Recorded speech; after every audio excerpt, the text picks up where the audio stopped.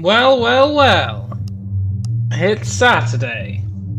And today, we're going to take a break from Hitmanning because I just noticed in one of my vaguely regular browsings of the store that Creeper World 4's out. What the hell? I can't believe they've done this. So we're going to check it out.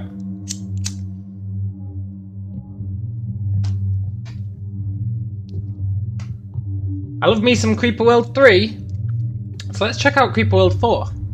It's 3D. Ooh. What's that gonna mean? Who knows? Let's go to the Farsight Expedition. The eve of humanity's greatest journey. Is that it? Okay. Let's do it.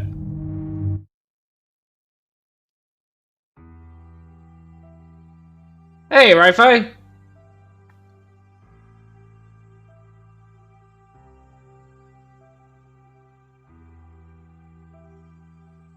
Wow, Creep World 4's got an intro thing.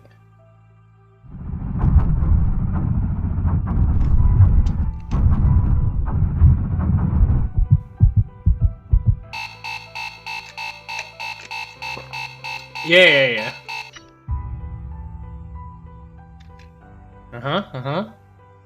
Oh, this is interesting, sort of.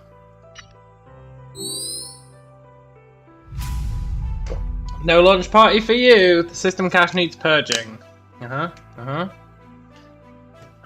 Enjoy your sim time. Okay. Reply. Oh, what? Oh, look at that. This is quite neat, actually. Somebody has to be useful around here. Maybe I'll also inspect the Jovan drive while I'm there. You know, the thing made possible by my grandfather and the only reason we're here. You all enjoy your party while I make a difference.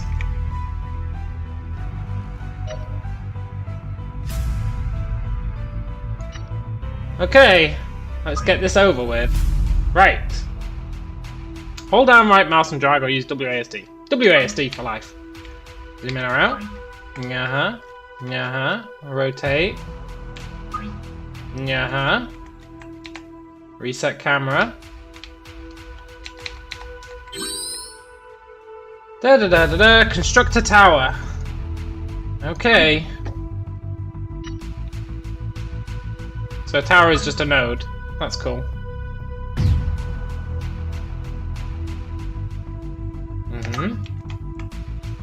Activate experimental soylent fields. Yeah, do it.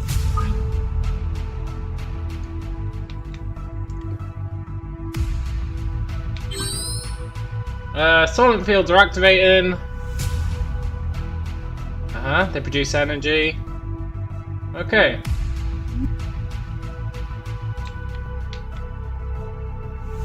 Wait, do they produce energy? Uh-oh. Brace for impact!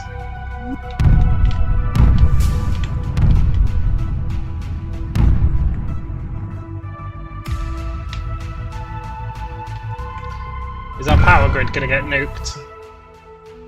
We don't know what caused the impacts, they weren't normal meteors. Move the lab. Okay. Like that.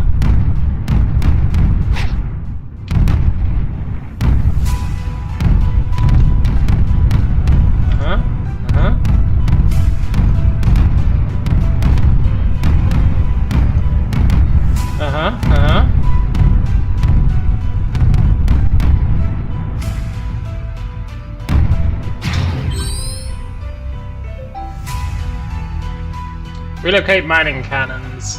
Can do, maybe.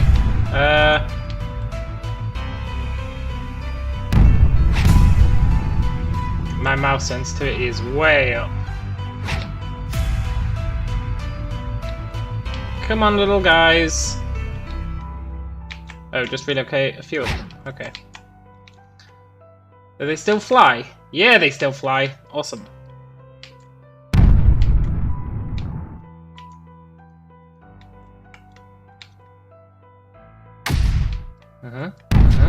Oh, he has to be in the green, right?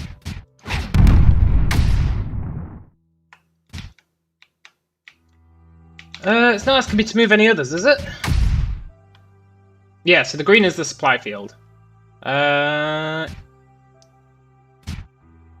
it. I will not leg it. You need to know that your grandfather, blank. Whatever. Screw our grandfather.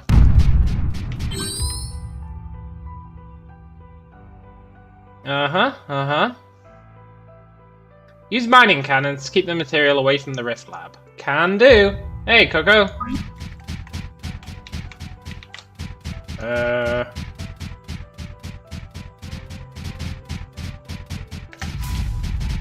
Maybe that's fine. Should probably build a tower up here, to be honest. How's my day been? Fine. Haven't really done much. All I've done is go to the shop. But it's been fine. Ready to jump. Oh, that was quick.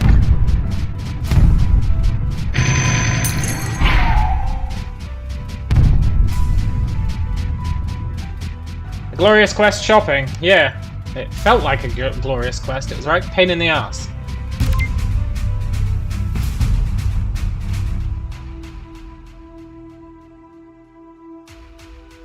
Wow, everyone's times are way off. Look at that.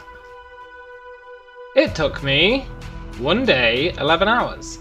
Unless that's minutes. 1 hour, 11 minutes. No, definitely not.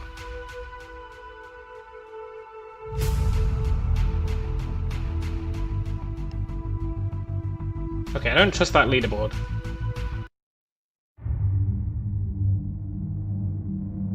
How's things going over there? You heard somewhere that Britain's got a vaccine. I don't know, man. I don't keep track of that shit.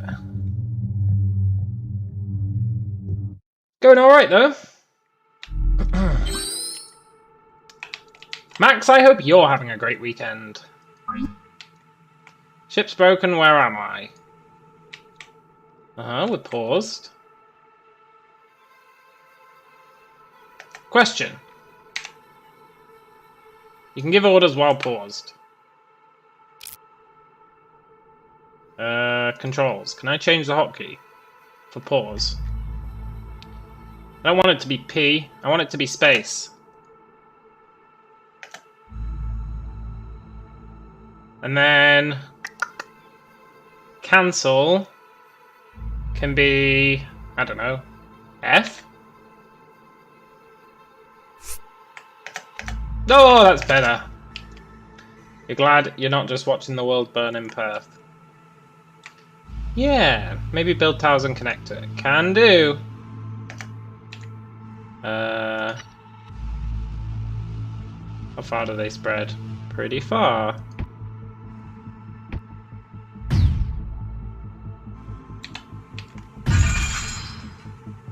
What is it? Install and execute 142 archive, sure. 702 Yarans have passed since last. Sing praises to the founders, all who hear. We sing praise to the founders in tongue of ancient. Let all hear our words of praise. Great. Cannon enabled where none was before. Nice, nice. Is this going to be our cool, what do you call it?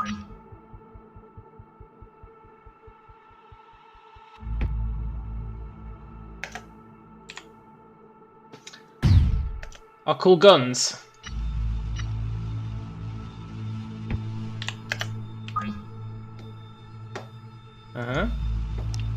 There's another thing to the east.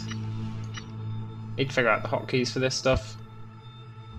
But for now, let's make our way over here.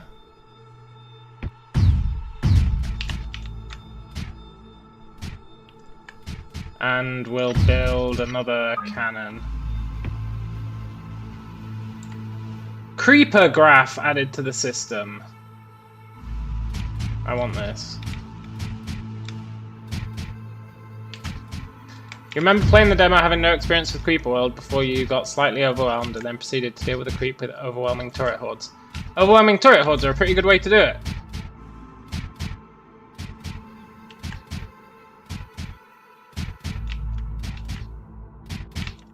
So it's spreading from... Oh shit, it's coming up there. I need another cannon.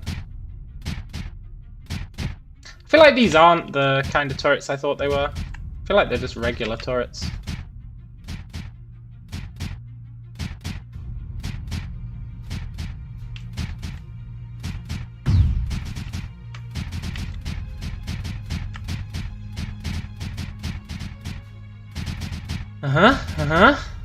We're not producing enough. What you call it?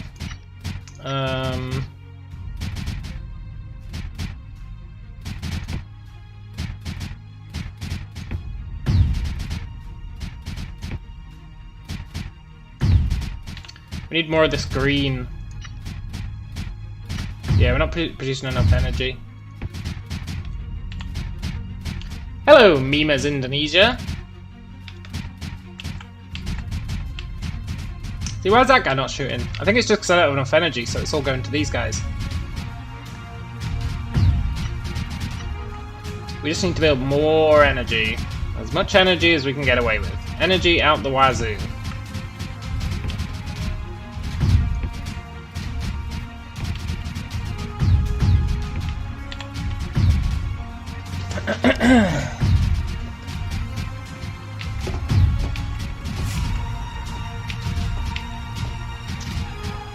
Generating... Well, we're not using that much energy. I don't understand why these guys aren't firing.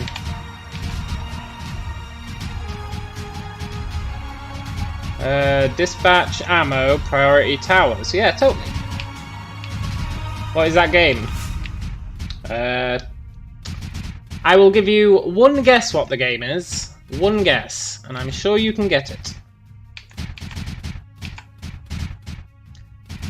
Unless you mean what kind of game is it?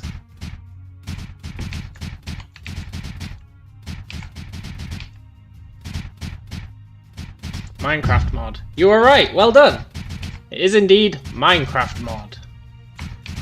I need to get over there. It's stealing all my stuff. Look, come over here. You've got ammo. Maybe.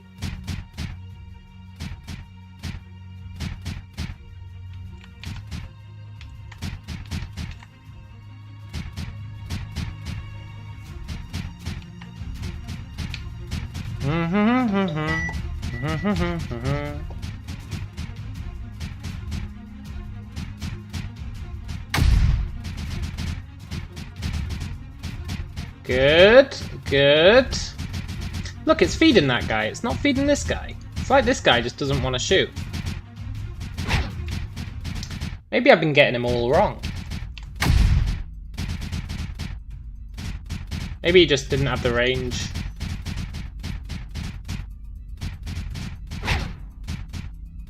Why are we blasting the ocean? Because the ocean is evil. The ocean will destroy our base. It spawns from these things. And it destroys anything it touches. It's the creep. The creep of the namesake.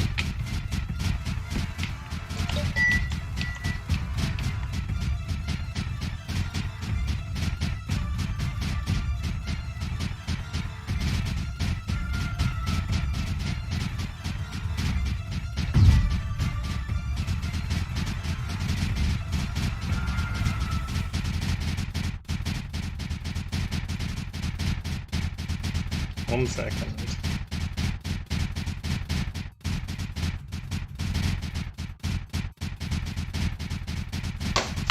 Right, we need to get over here, which means we need to super blast this creep. Or we need to kind of jiggity, jiggity, bibbity, bibbity our way around. Laser can shoot water. Totally. I mean, we're doing fine. I should probably build a turret over here.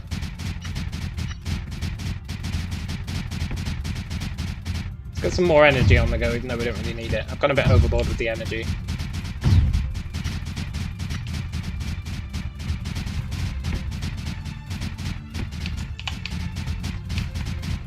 Dee-dee-dee-dee-dee-dee.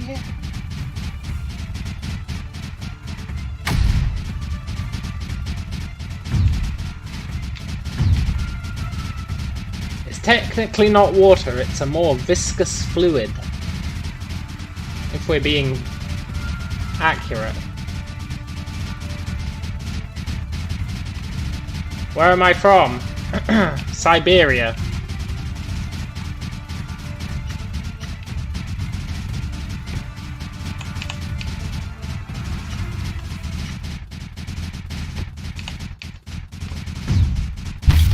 No, screw these guys. No. Come on, turrets. You can hold it back long enough for me to build another turret. I believe in you. No. How a Siberian have a US accent? I fake it. I think having a Siberian accent puts people off. What are you talking about, Coco? I totally have a US accent.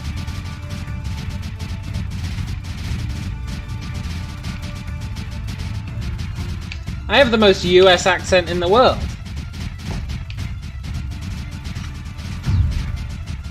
Please build. I don't want to move one of my current turrets. I sound like a British man. Oh, I've been getting it wrong all these years.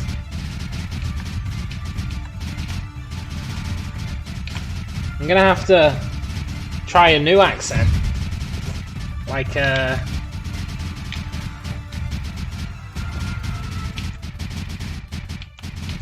don't know. I just want to get over there. Scottish is more guttural. Yeah, that's true. Try an Indian accent. No. The Indian accent is too great to pollute with my impersonations.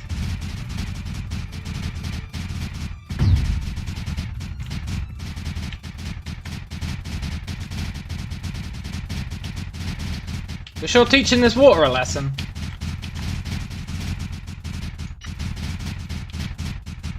Need more cannons!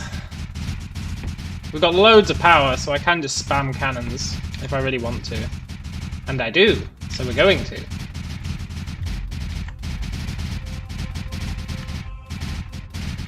I've progressed slower than you. Well, it's not a race, Coco. It's quality, not quantity.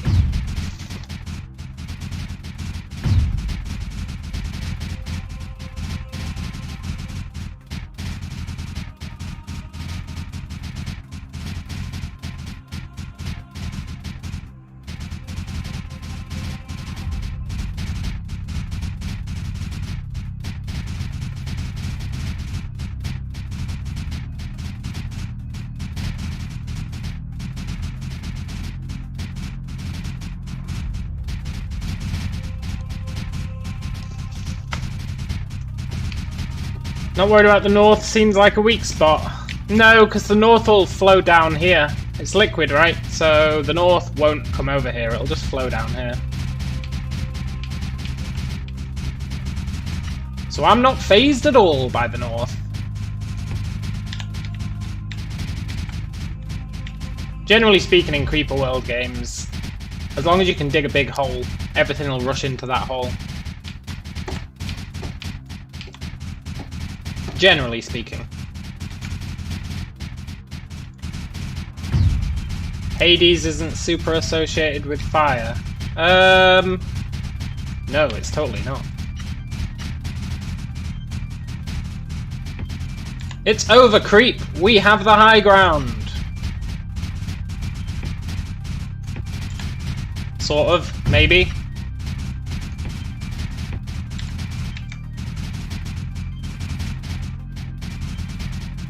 Come on, guns! Please build before that creep gets here.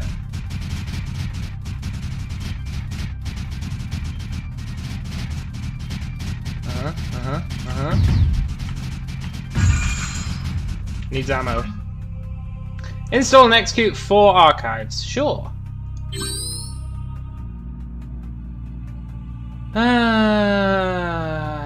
Look, I don't care about your story game. I'm sorry. I know you might have put a lot of work into it, but I just don't care about it. What did it give me?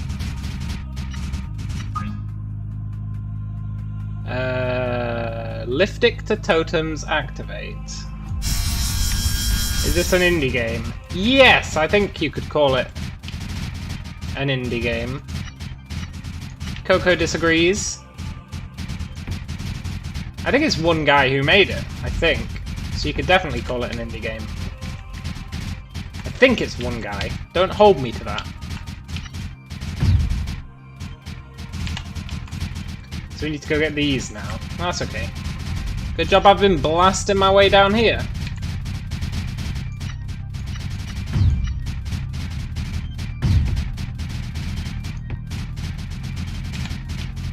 I get from Steam. I think you can get it from Steam. I got it from GOG.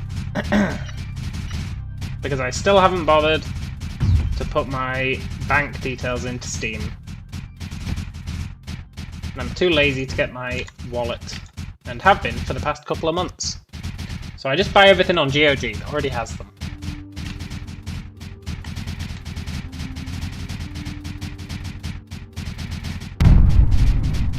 No!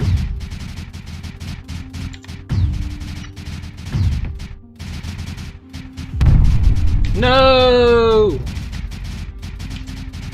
Look, I don't need no Steam Unlocked. I don't know what that is, but I'm assuming it's dodgy. I wonder what that is. I kind of want to go get it. Steam Unlocked isn't a very safe sounding name. You're correct, Coco.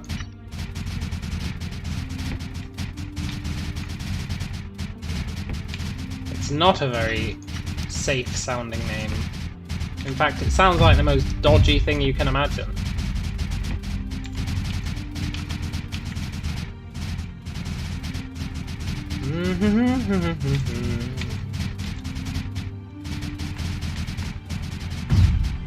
Feel bad for this turret, he's not getting to do much. Here, come up here.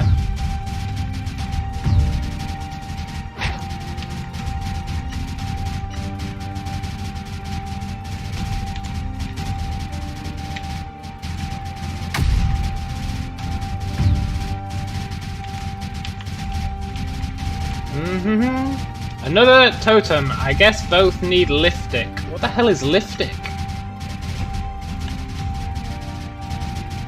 Looks like Liftic, whatever that is. I guess it's a resource?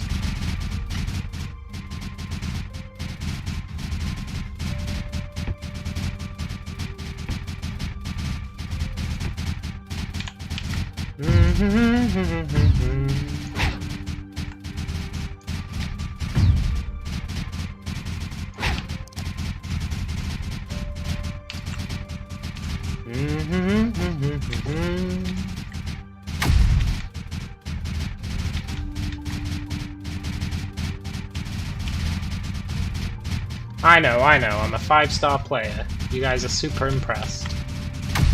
It's okay.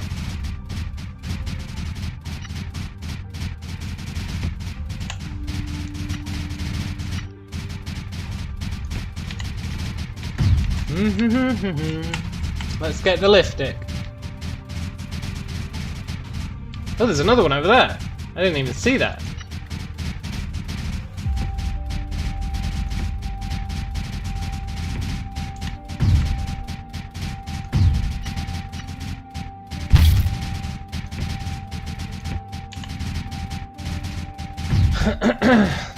Look, Mima's Indonesia. Are you some sort of paid shill for Steam Unlocked or something?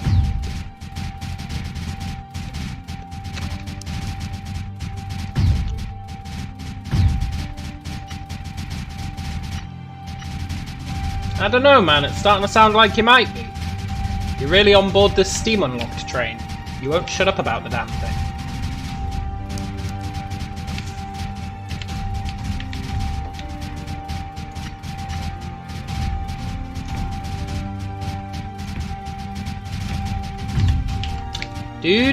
Do, let's build some more cannons.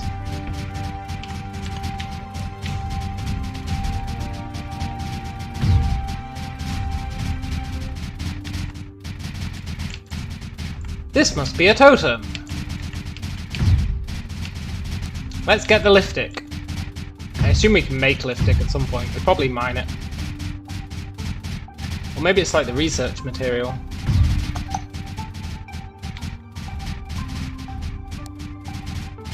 Oh! Ooh! Is that a shield?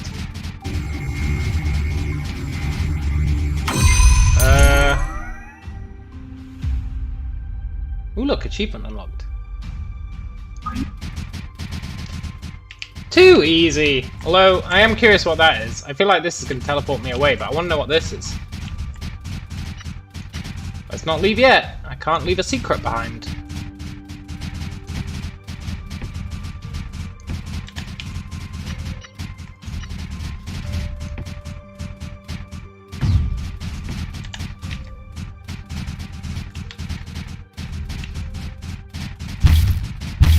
No! Oh, woe is me. Me is woe.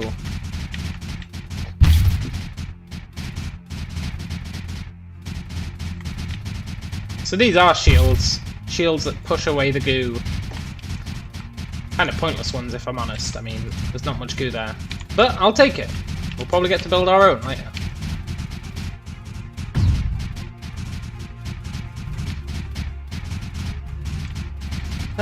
Look, some of you guys come up here.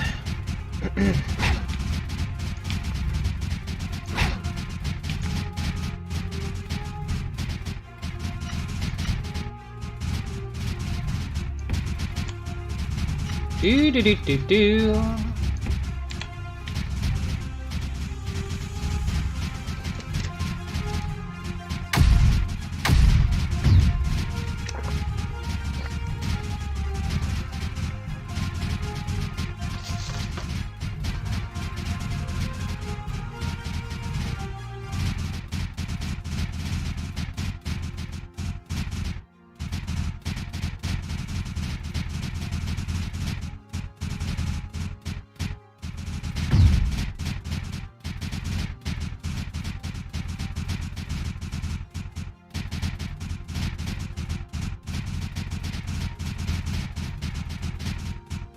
One second.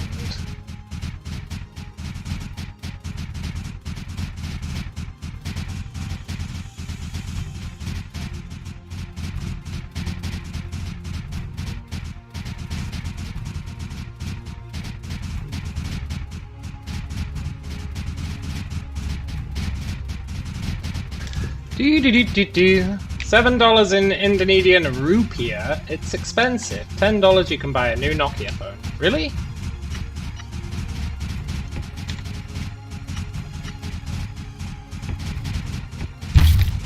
God damn it. I just want to see what this is. I don't even need it, I think. But I just want it. I'm greedy. What can I say?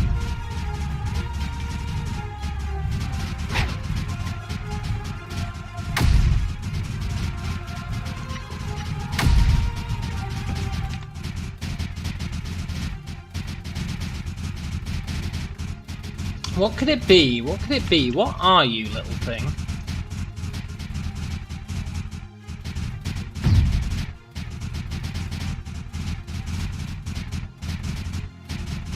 I feel like it doesn't do anything. Okay, let's press the button. Rift jump. I don't know what that did. I don't know what that did. 2 levels down though, I'll take that.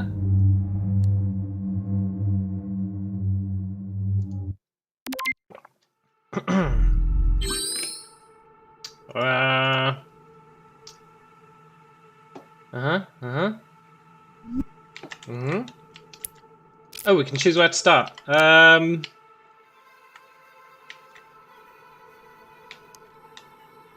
what that is.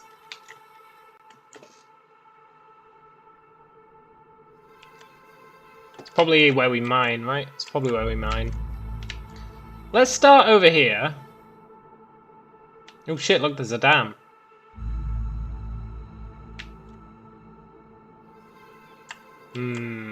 Let's start all the way over here. I do indeed use OBS.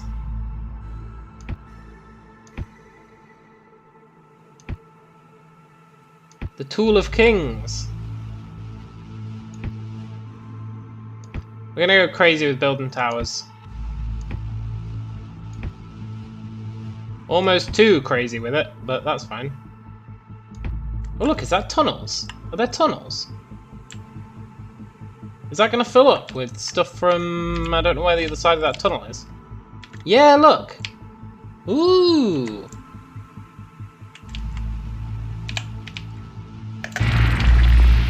New concepts! I like that.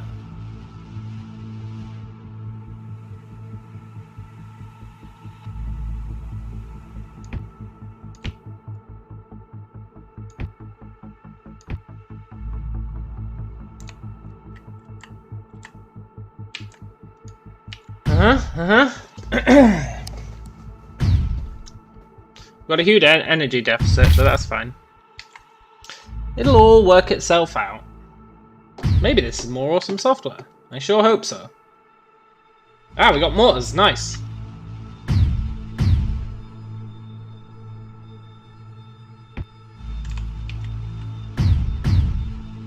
Do do do do do do do do do do do do.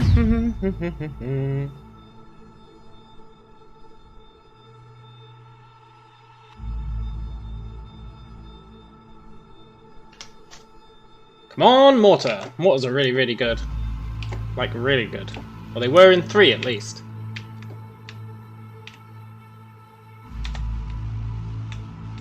This dam is gonna break. Ooh, does that dissolve? Oh, I love seeing new stuff. I love seeing new stuff and a dissolving wall. That's pretty cool.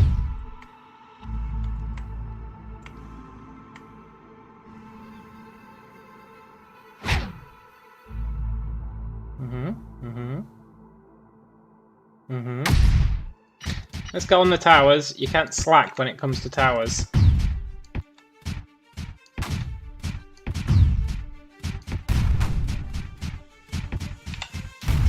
Let's build a mortar over here. Yeah, look at that mortar go! Crazy good.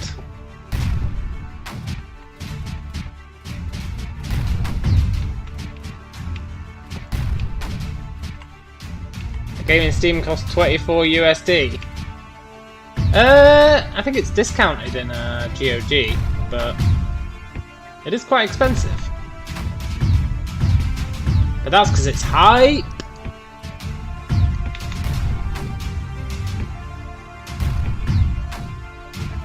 In Indonesia, you can buy a house for 24 USD.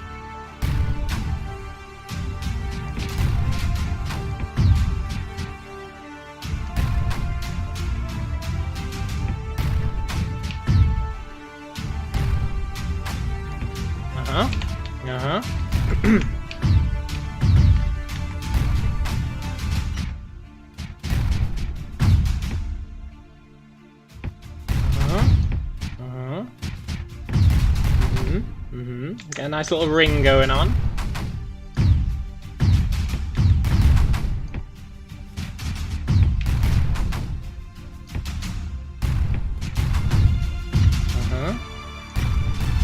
Get some more mortars.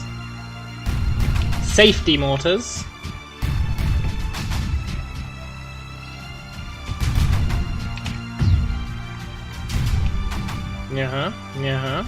Move him down there.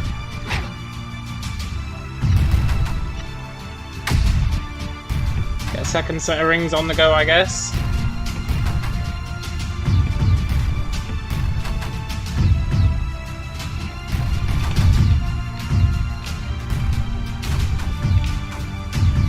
More lifting. Okay. God, these mortars are so great. They're really, really great. I love a good mortar. They're definitely the MVP in this game. At least early on. You do need a few cannons to clean up after them. $24 you can get an RGB mouse and keyboard, man. And you can still save $4 for Starbucks. It sounds like the pricing is way squiff in Indonesia.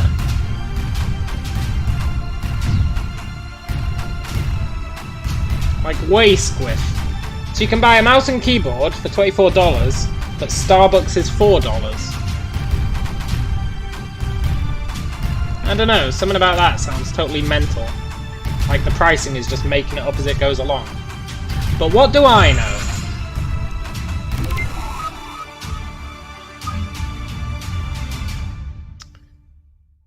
I was expecting more Cult Virus Joy, instead I got combat software. Ooh. Yeah, 5 coffees for it. RGB mouse and keyboard.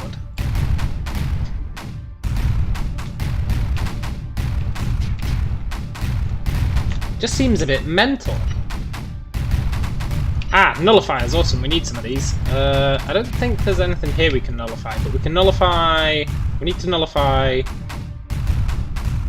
Yeah, that guy. That's what's spawning the goo.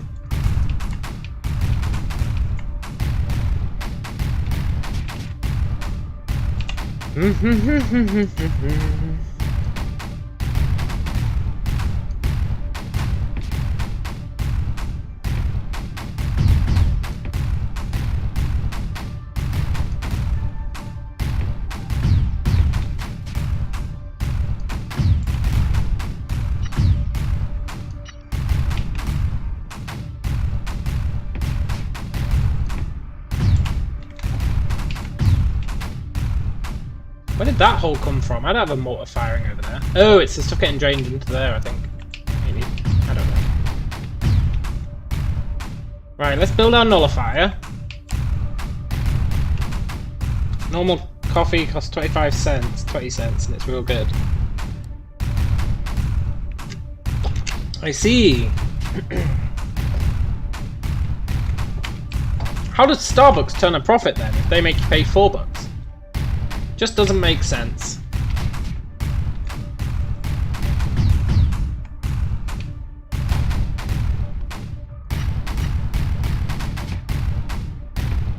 I like how my stream has become a discussion on the economics of Indonesia, but you know what? I'm okay with it.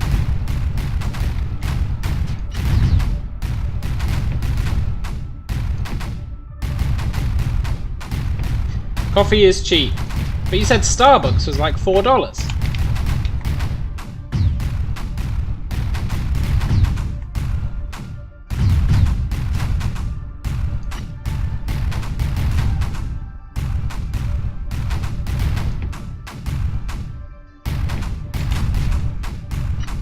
Let's build our nullifier. Can we build it there, or do we have to build it down here?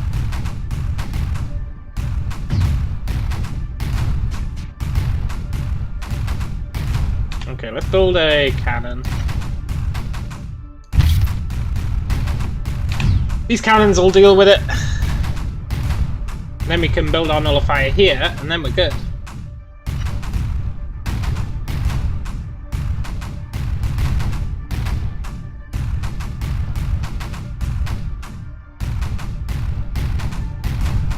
Come on, little cannon.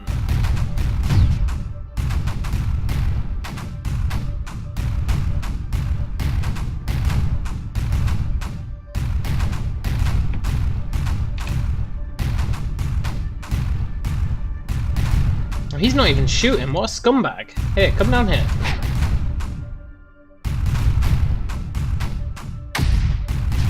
What do we get after mining water? Who knows in Creeper World 2? This game's thrown me for a loop. We get to create our own water. At some point. That attacks the other water. Water versus water.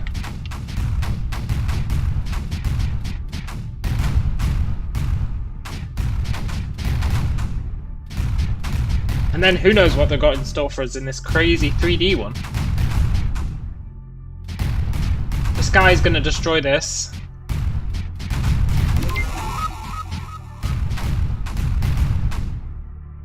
Maybe it's not a realistic game, but you love I play it. Yeah, totally. Wait, does that not permanently nullify it? No, that's new. It doesn't destroy it. It just like... So if that and you have to keep feeding it energy. Those sly dogs. In 3 it would permanently destroy it. In this it just temporarily disables it. That's interesting.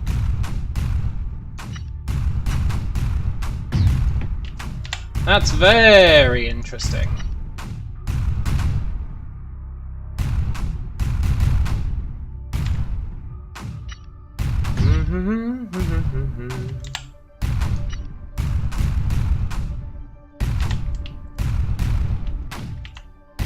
Is there another one down here? No.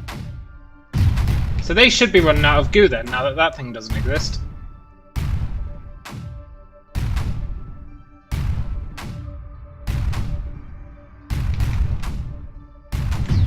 Probably have a new thing later on that destroys it. Yeah, probably.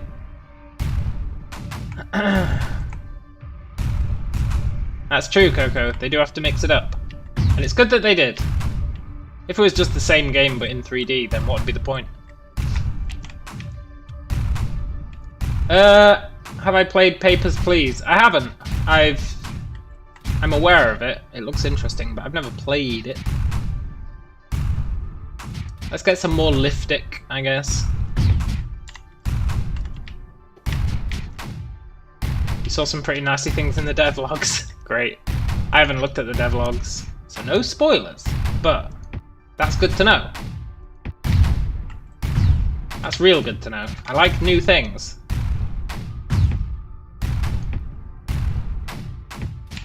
I tend to get bored with games when they don't have new things anymore.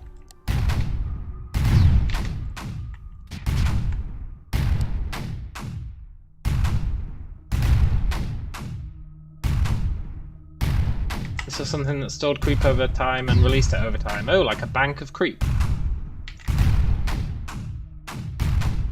Right, let's get these totally pointless shields.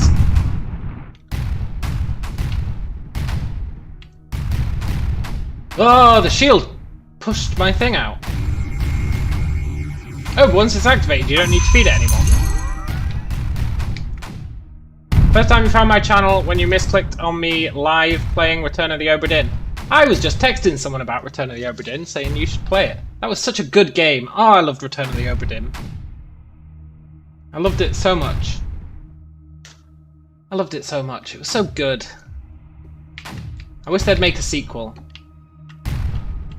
The re-return of the Obra Dinn.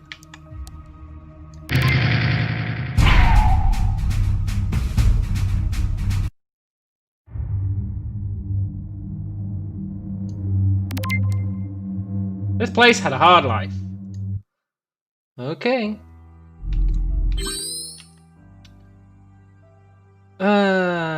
Soylent offline. That implies I can't create power. That's got to be wrong. Don't lie to me, game.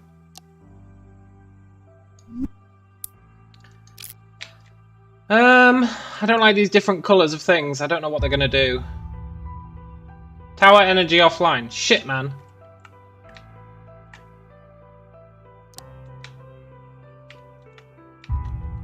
Are these generators? Ah, this will be teaching us about generators. Okay, cool. Cool. I can live with that.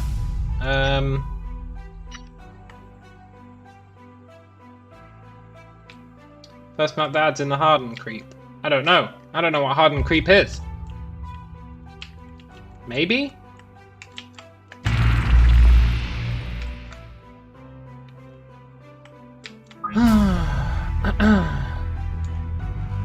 Creep emitters identified. Resource terrain located. Enabling miner. This terrain looks like it was made for miners. Rotate a miner with O. Okay.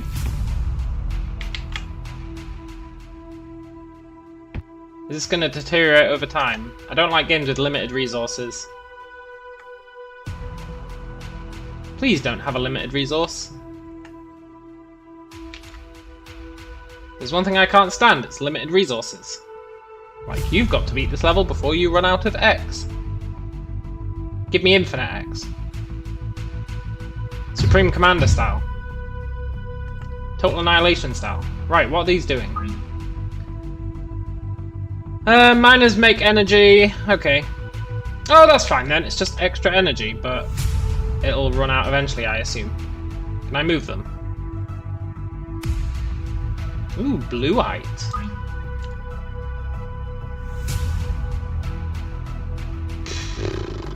What?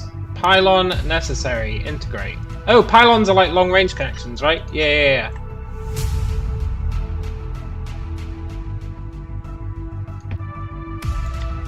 Nice, but they don't generate energy.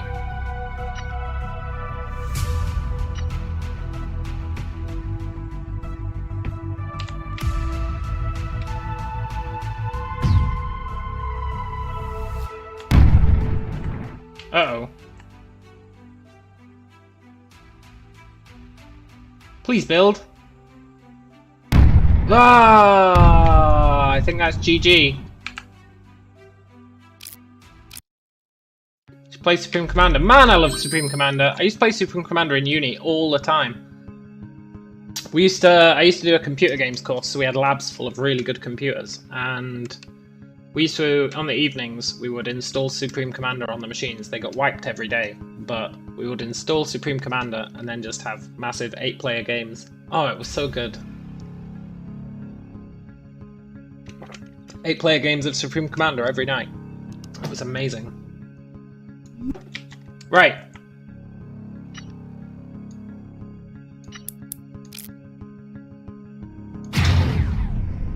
Let's do a bit better.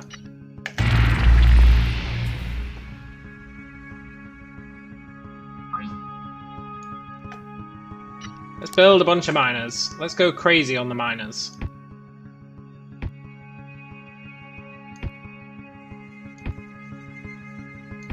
Well, okay, not crazy, but let's build a few.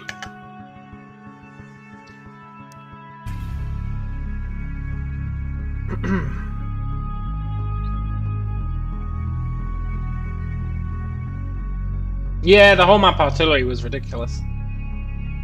I used to just build as many shield generators as I could. It was really the only way to deal with that. Just build like 100 shield generators.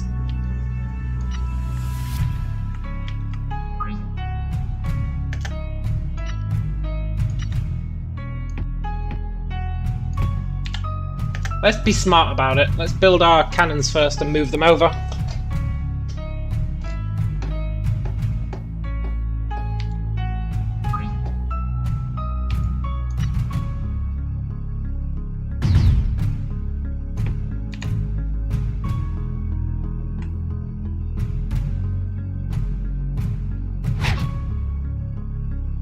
You used to be into RTS games, but you can't really play them good now.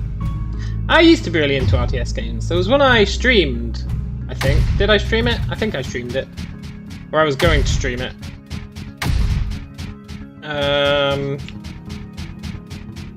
What was it called? Can't remember. It's really good though. I was going to stream it again recently because DLC came out. I can't remember what it was called.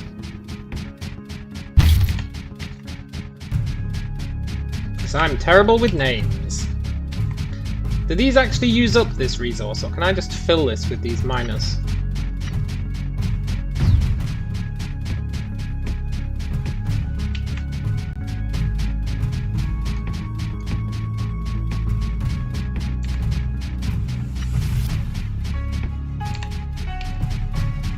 Nowadays you're too slow and can't keep up. Well, I never play them competitively. The last RTS I played competitively, so to speak, was Battle for Middle-earth 2. I used to have fun with that.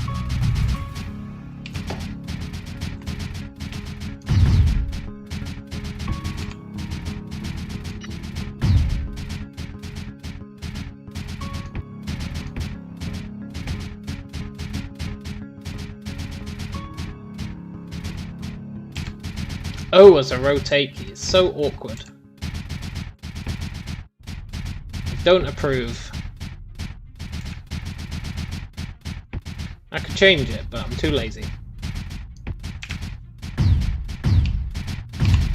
Oh, you can't keep up in the shitty campaigns. Damn. That really is a new low.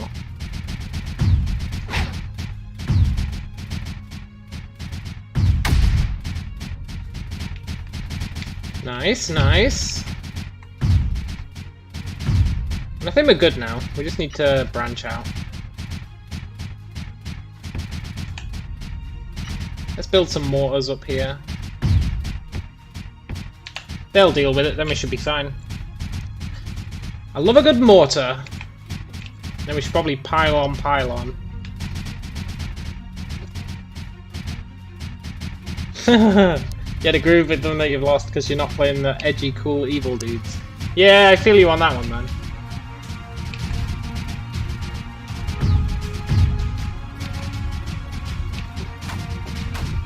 Go mortars! Mortars are so ridiculous.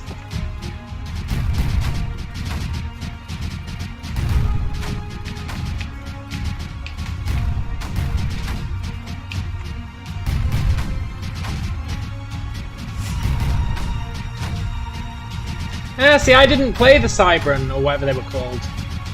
Because they had the worst shields, and shields were like my go-to thing. I played like the angelic kind of dudes. Because they had the best shields.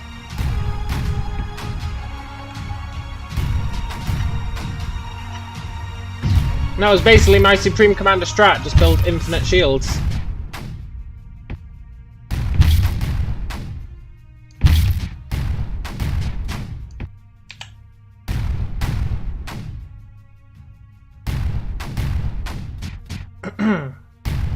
I got that other game that they released, but I never really played it.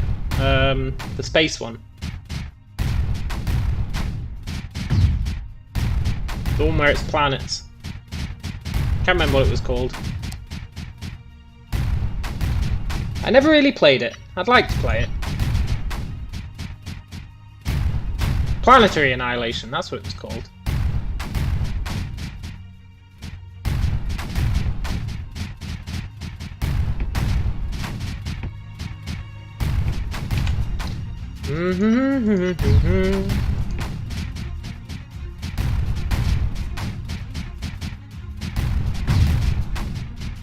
Uh-oh.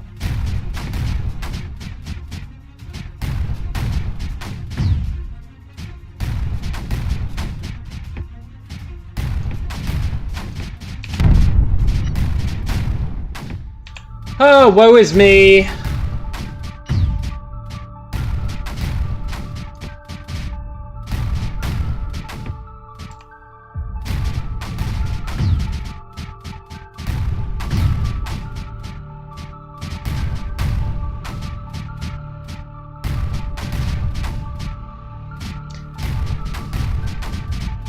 The best strategy in Supreme Commander was early on, build a troop transport, put your commander in a troop transport, and just fly him around the enemy base, circling it. If they didn't build anti-aircraft, they were instantly dead.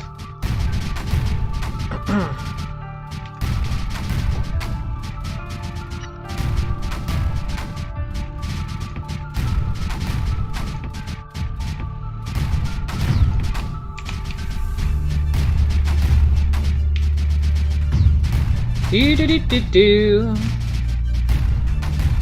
I should probably build a nullifier for that thing if I'm honest.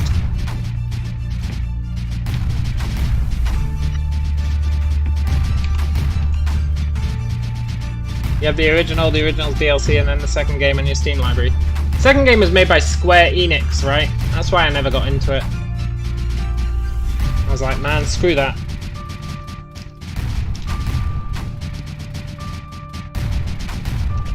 Not that I've got anything against Square Enix, but I don't think Supreme Commander is their kind of game.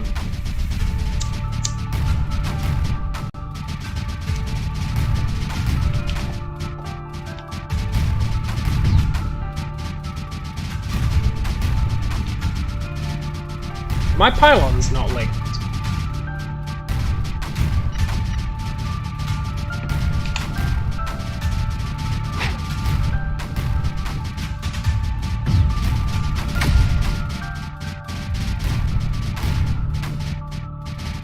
Yeah, you did have a main character. That was because it was Square Enix, right? And they were like, let's put story into the game and have protagonists, and it's like, that's not what you go to Supreme Commander for. You go to Supreme Commander to blow shit up. You don't need a protagonist.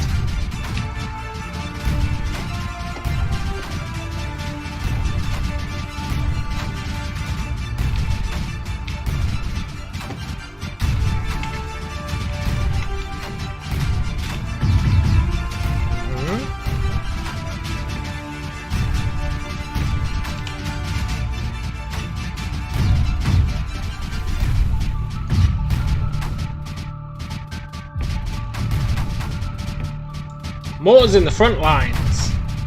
It's a weird strategy, but it's one that's gonna work.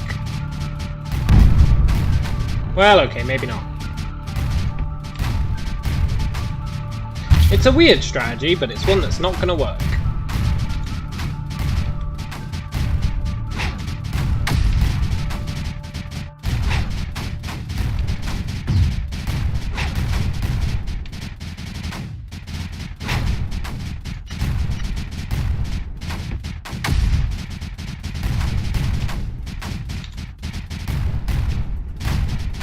Nice, nice.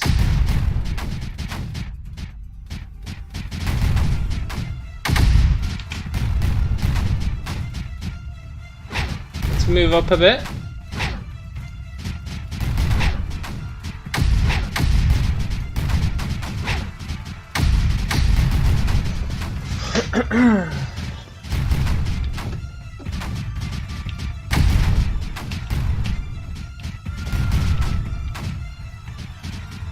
I feel like I need more mortars.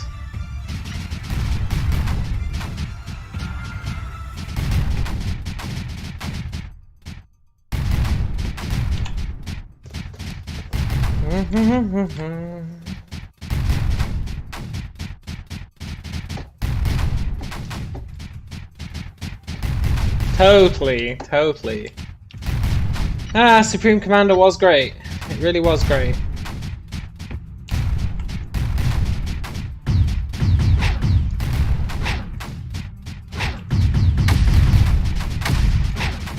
Let's move on up.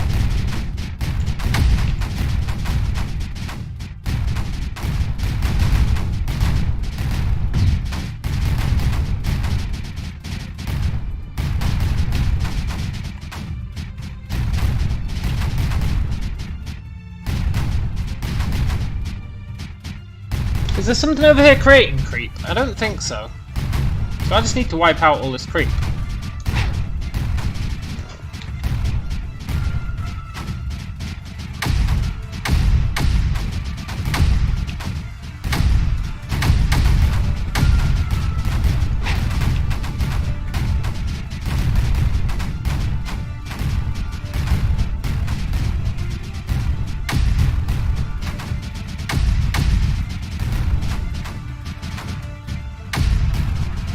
Nice. Let's build a pylon.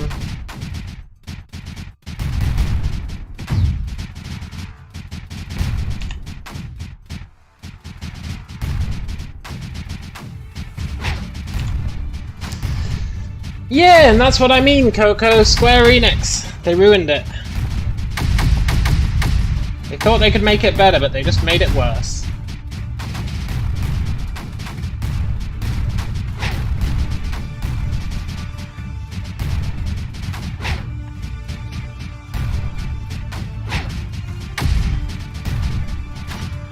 Build some more pylons.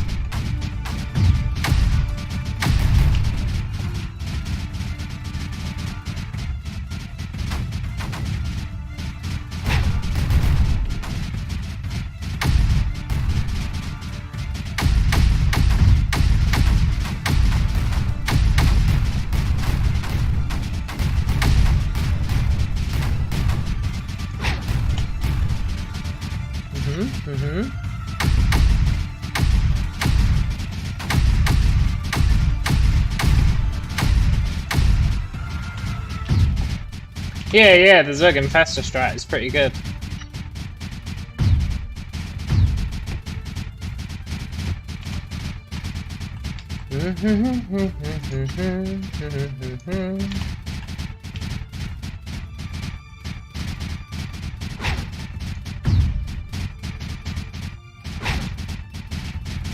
I have any more guns anywhere? No, I could build some more, but I can't be arsed. Okay, guys, come up here.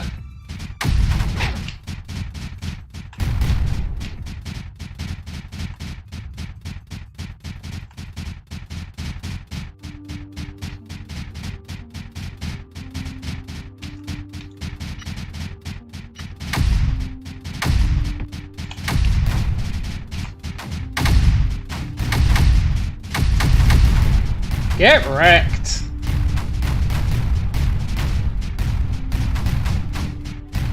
This is what I'm talking about. Okay, they're out of ammo, but that's fine.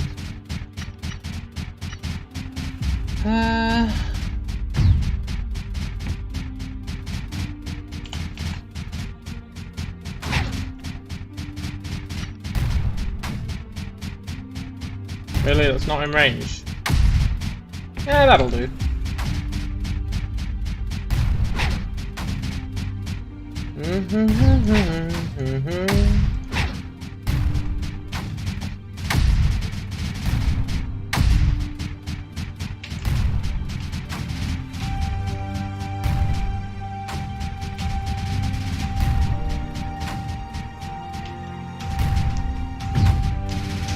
Yeah, I don't know, Coco. I don't know. I was never huge into StarCraft, except when it was first released.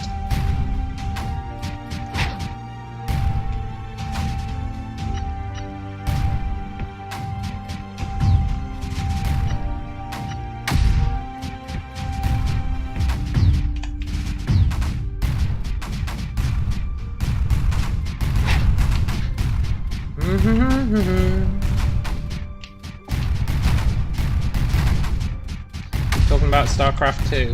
Well, I was never huge into StarCraft 2 either.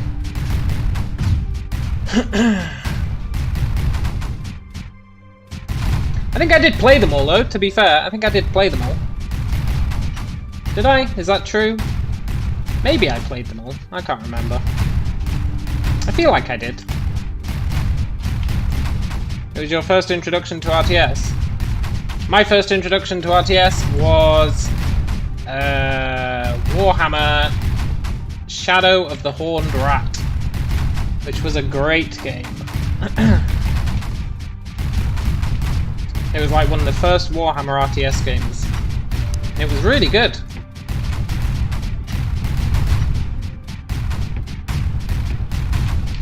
They seem to have that tunnel under control.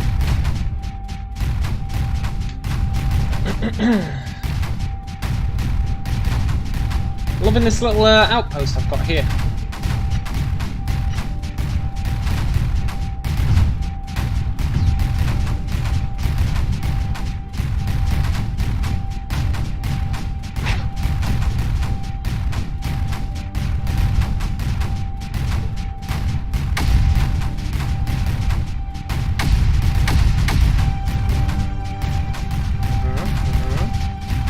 Age of Mythology was indeed a spin-off of Age of Empires.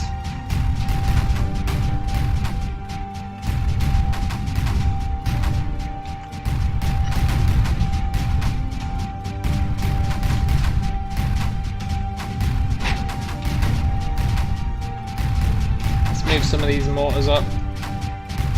The ones at the back aren't doing anything.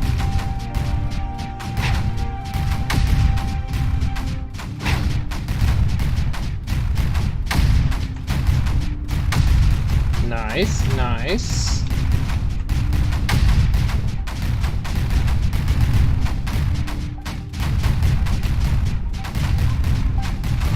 They've only got one guy left.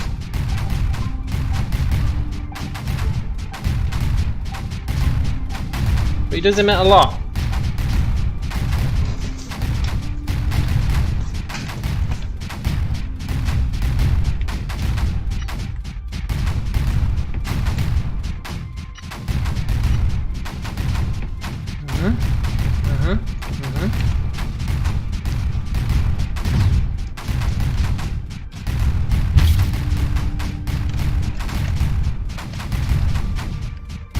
Yeah, I don't know, Coco. I never played it. Never played it. Right, we need to get this totem, and whatever this is.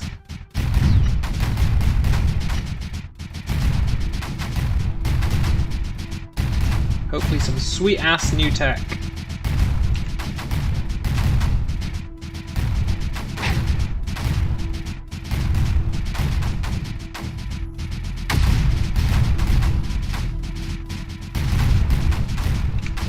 Nice, nice.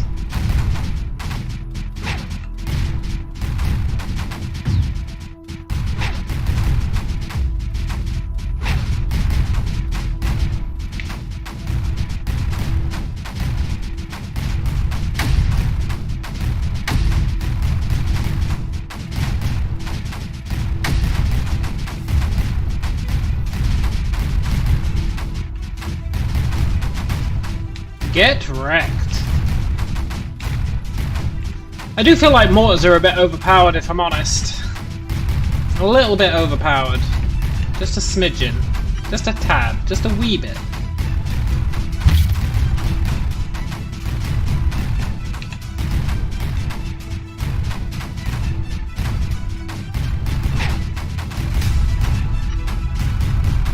And again, these are the early levels.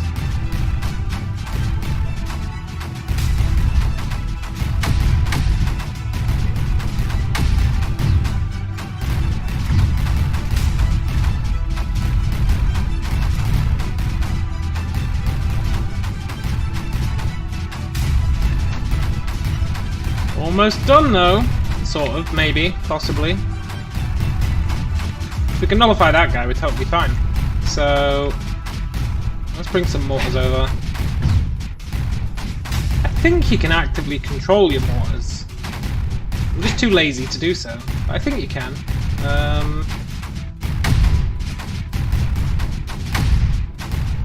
Maybe you can't.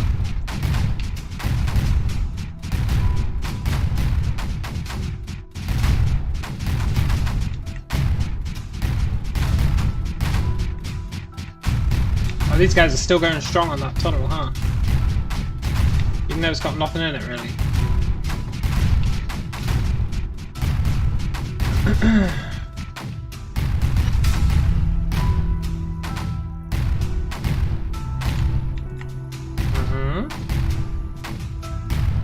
Move them up. Move them up.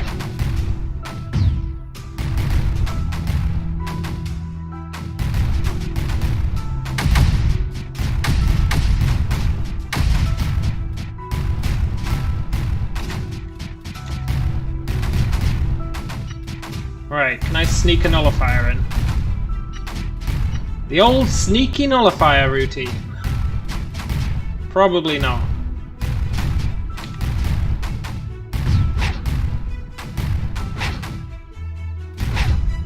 That'll help.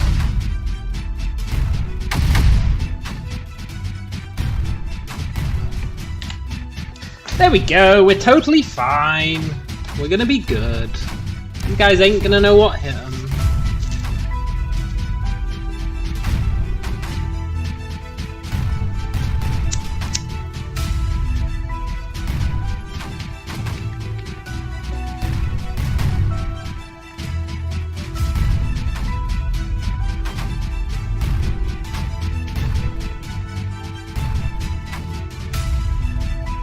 Here, you guys go and have some fun.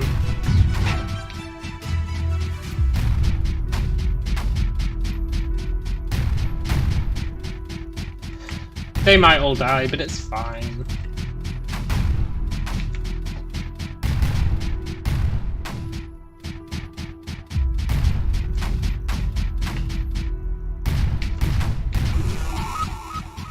Objective obtained.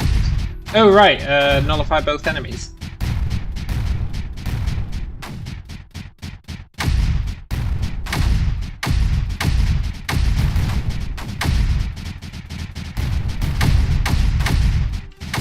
Excellent.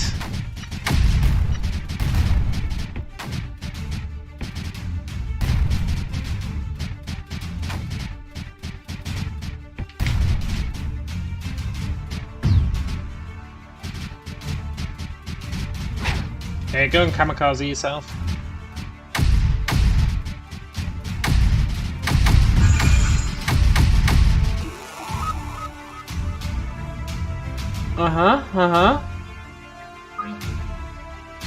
Challenges identified. We're happy to render assistance. Silent fields reactivated. Thank you.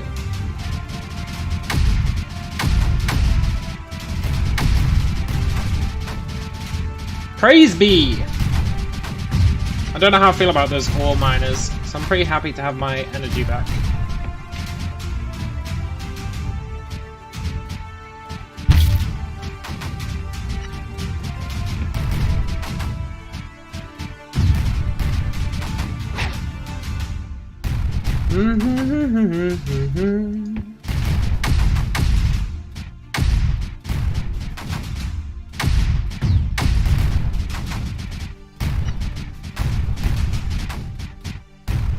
And that should be this level done. Theoretically.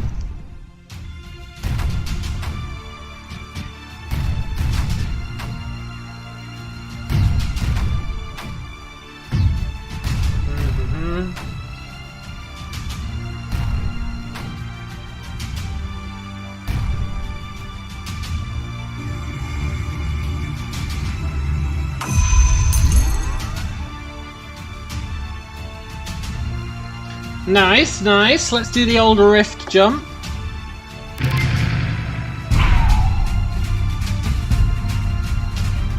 I feel like these times are way off, like, seriously.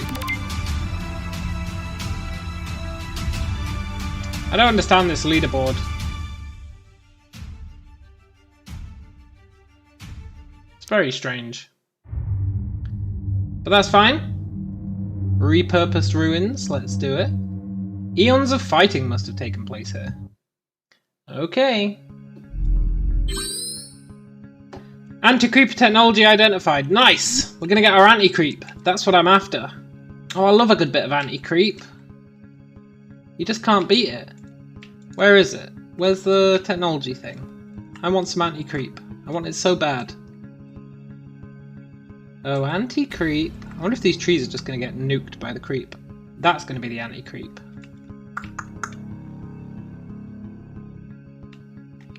Maybe that's anti-creep? No, that's probably what you mine to get anti-creep. Let's spawn right next to the anti-creep thing. Sod it.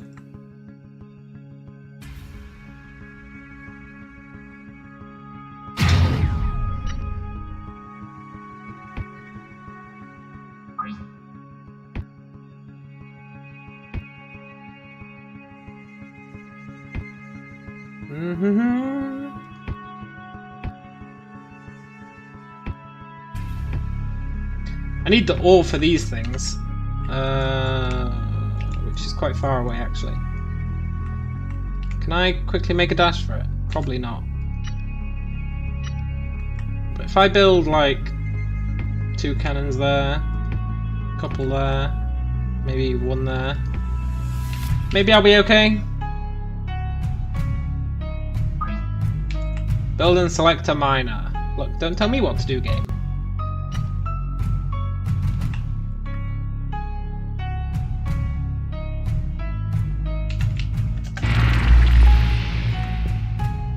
I think that's us dead.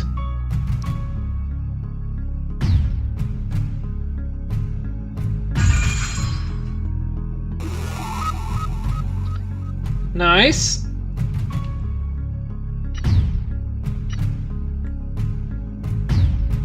I do think that's us dead though.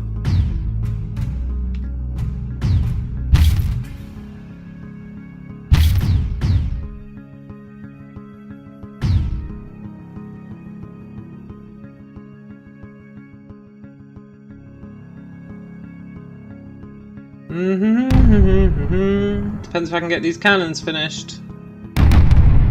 Nope. Let's not build there to begin with. Let's build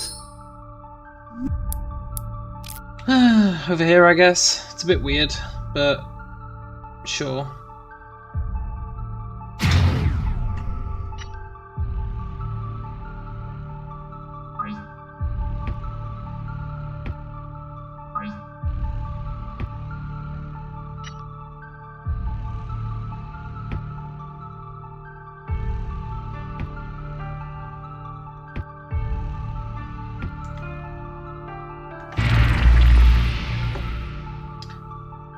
Ooh, nice! My very own free shield generator. Maybe it's not free. I feel like it is free.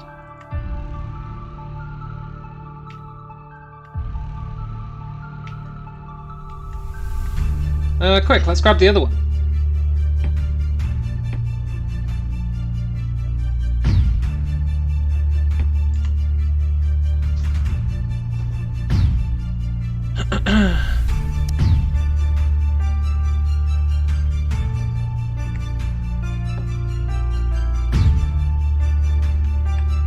Get out of here, creep. You're not welcome.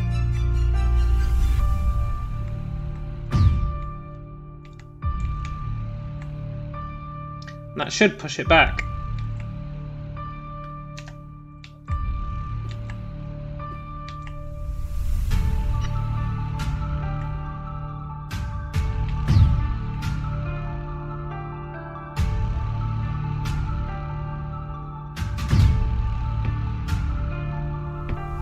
Very cool.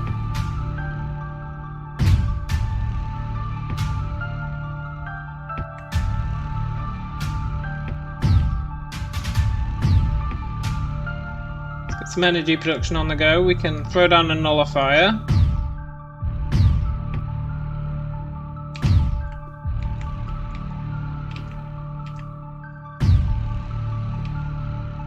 Getting over there is going to be a right pain.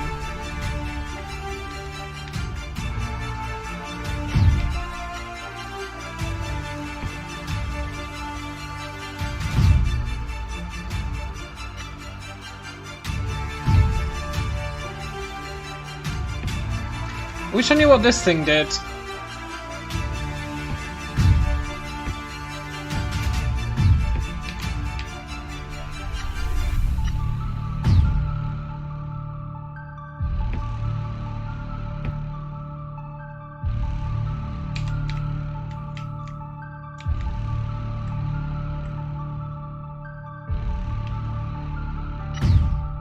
Here, cannons, you can chip away at it.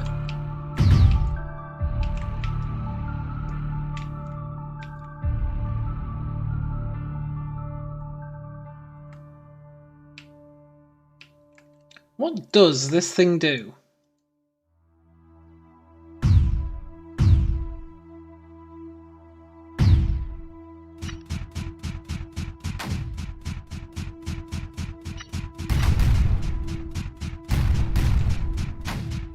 I actually have no idea, and it hasn't told us.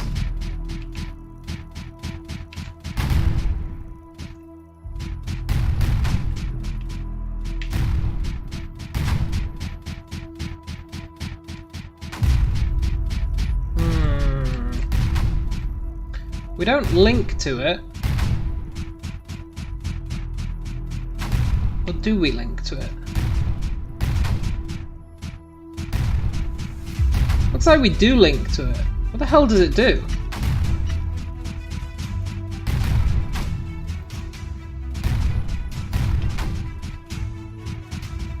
I don't know.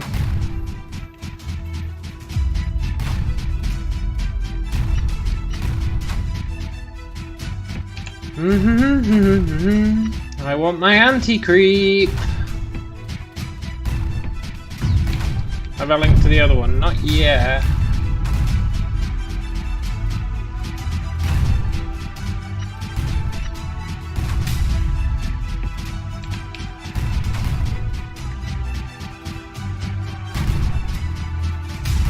Do you reckon I need to be linked to both?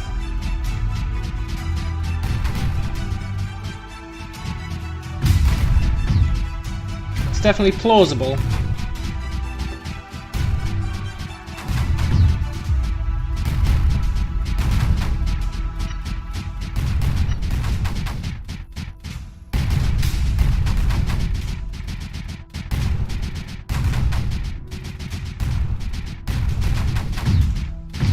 I never selected my mine, I know. Change it to blueite ore. Is this even generating any energy? Will it tell me?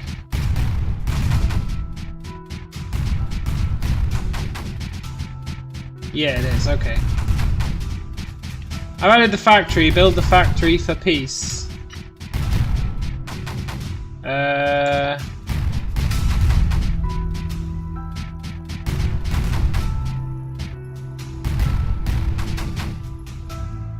Yeah, okay, I'll build a factory.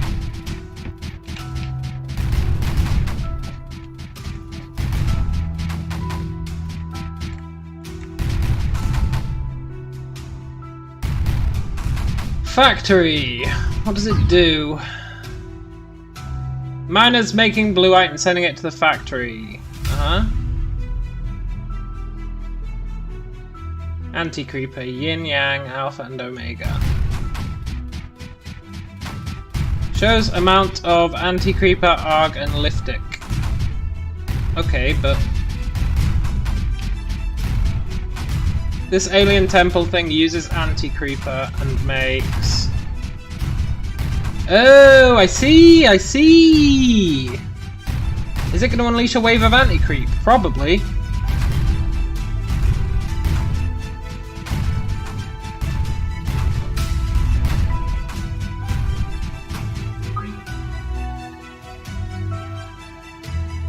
Yeah, okay. Ooh, robots.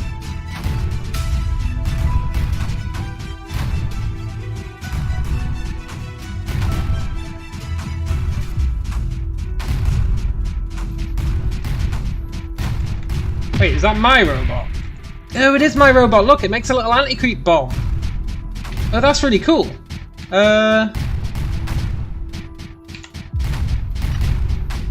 Let's get another one of those on the go.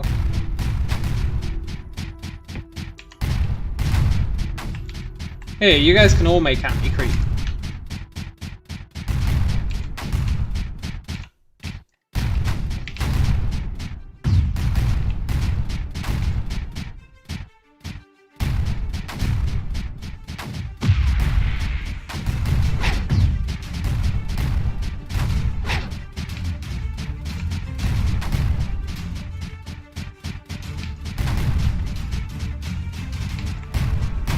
Oh, that anti-creep is nice. Look at him go.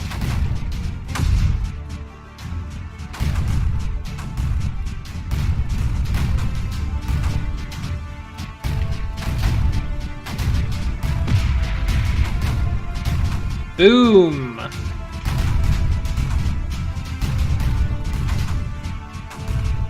It's like a mini nuke.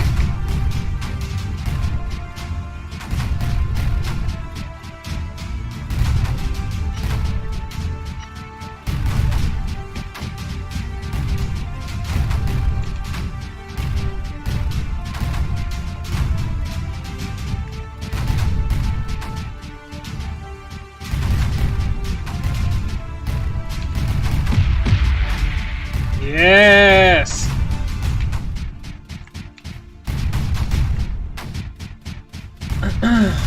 The robot feels inadequate. Yeah. Let's build some more.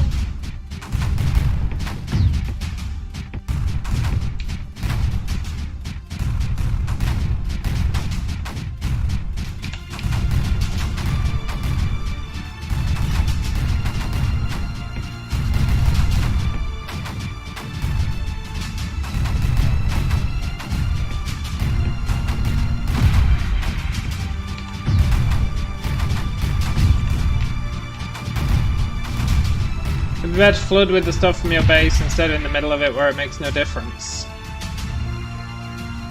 I mean, technically, it's gonna do exactly the same amount of damage wherever it hits, right?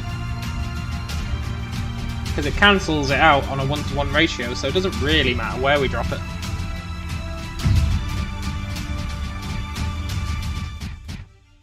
I'm content with it for now. Once I actually start cranking up production.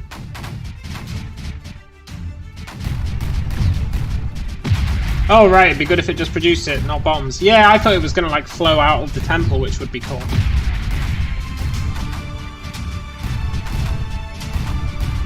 I guess I'm happy with these little bombs, but I'm assuming we'll get our anti-creep spawners soon. Oh no, my lighter stopped working. Oh, this is truly disastrous. This is the end of an age.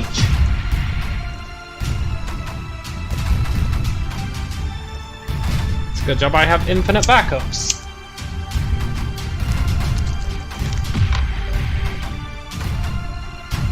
Ah, this anti-creep is cool.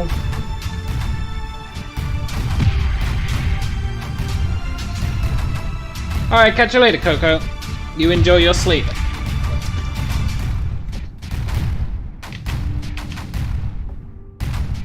Thing is, as soon as I get anti-creep, I just become obsessed with anti-creep. Because it's so freaking cool. And don't get me wrong, little guns are pretty nice too. But they got nothing on anti-creep.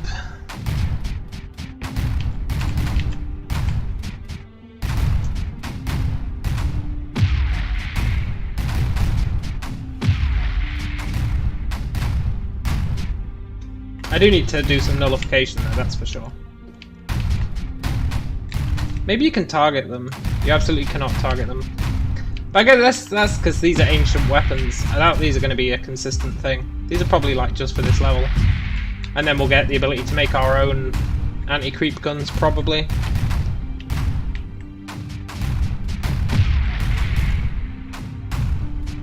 Look at it go, purifying the land.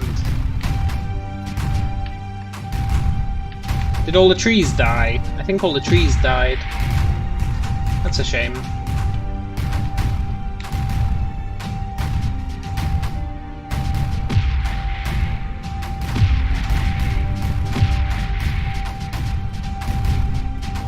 Nice, nice. We're starting to out-creep them.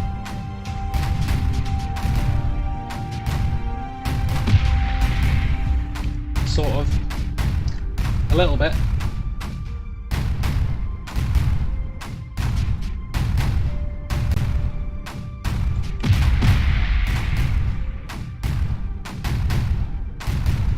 I can build even more, right? I can go totally crazy with it. Although we've actually got an excess, so there's no point building anymore.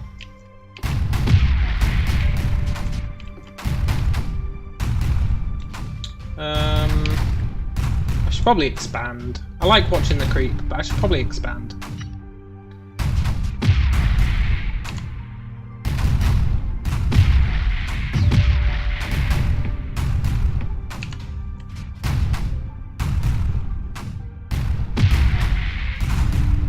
Build in the anti-creep.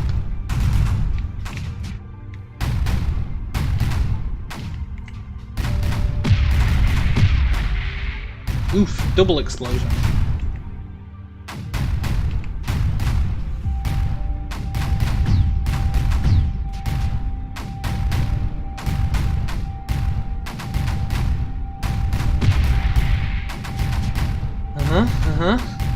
This is incredibly satisfying to watch.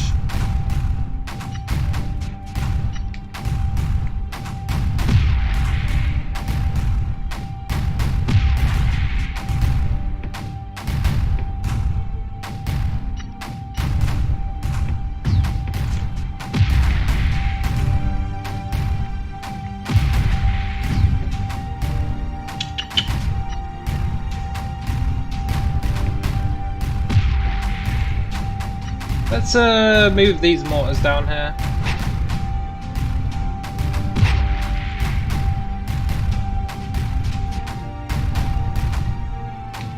Get some cannons on the go, maybe.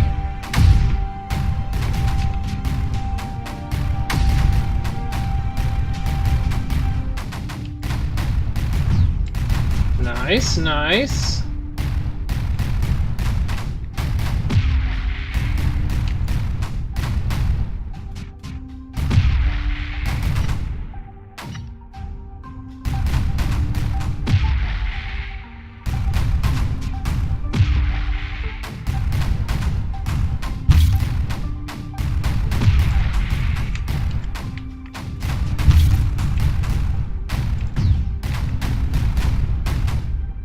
Oh, my cannons got destroyed.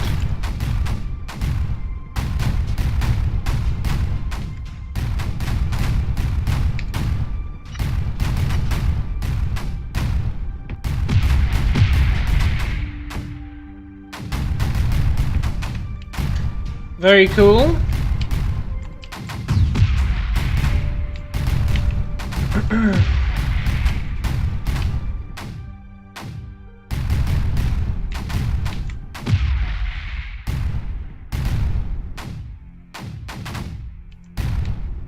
Got a power deficit.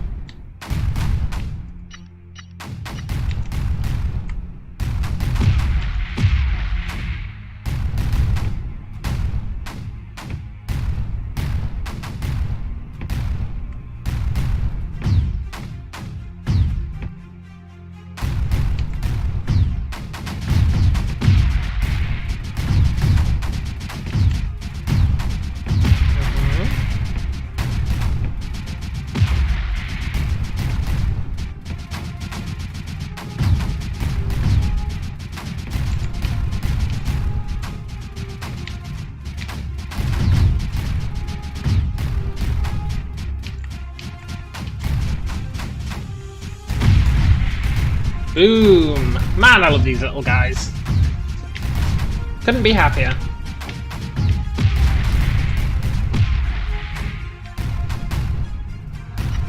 Let's creep forward a little bit.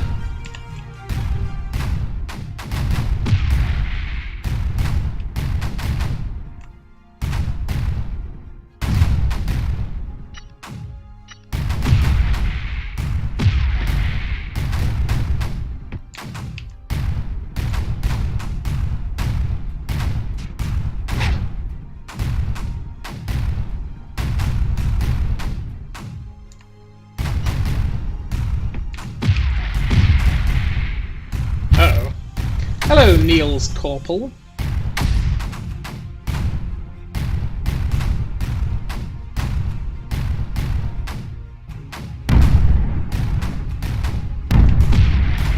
Well, rest in peace, Mortars. You had a good life.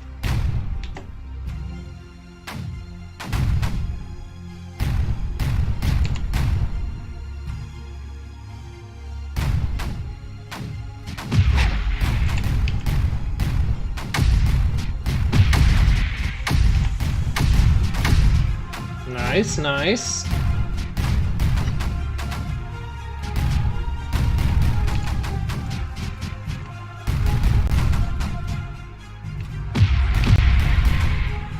Could probably nullify that if I really wanted to. Wonder if I could just yeet my way over here.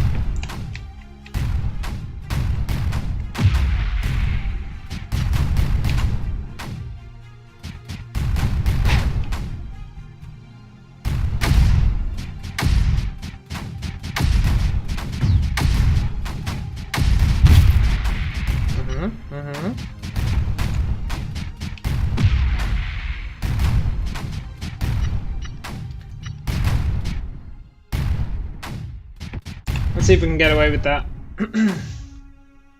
Probably not.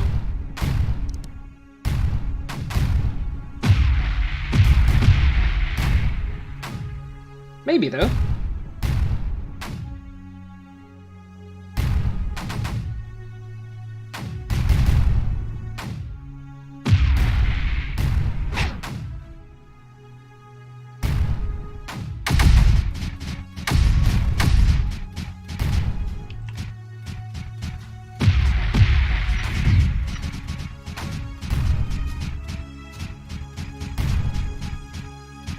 Yeah, I thought I wouldn't be able to build these portals over here, that's fine.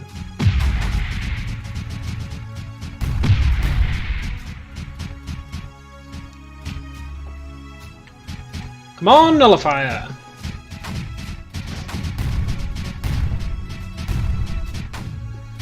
It's one less guy to deal with. Nice.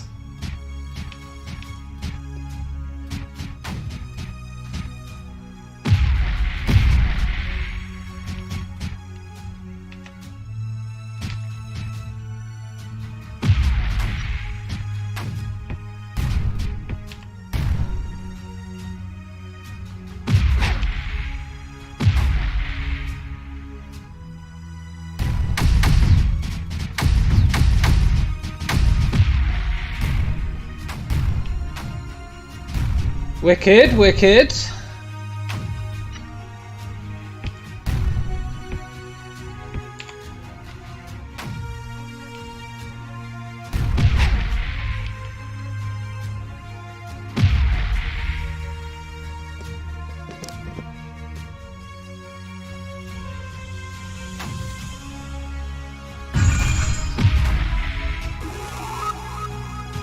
Technology for anti-creeper unit found.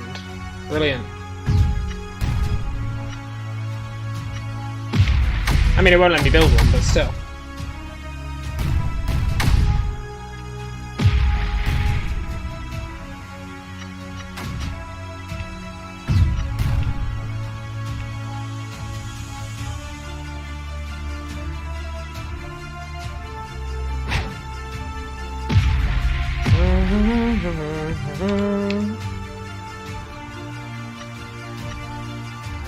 Let's get some nullifiers on the go.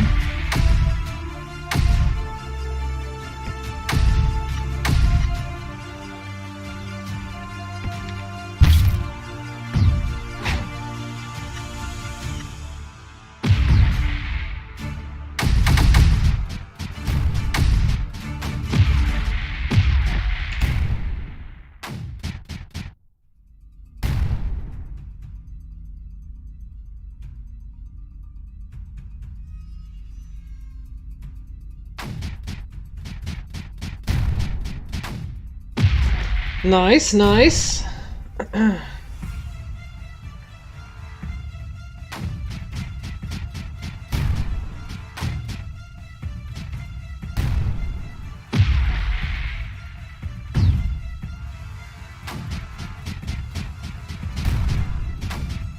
Oh, I see. Those little robots run towards creep and then they get damaged by it and blow up. That's how they work. Interesting.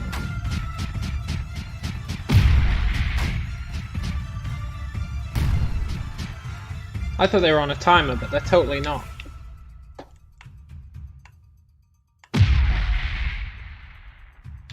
Right.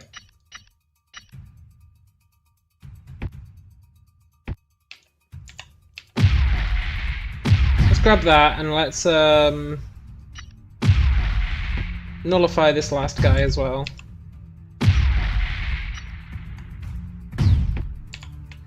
There's no way he's surviving this. Every time he spawns, he just gets himself creeped. Well, then again, look at that. I'm gonna have to bring my guns over.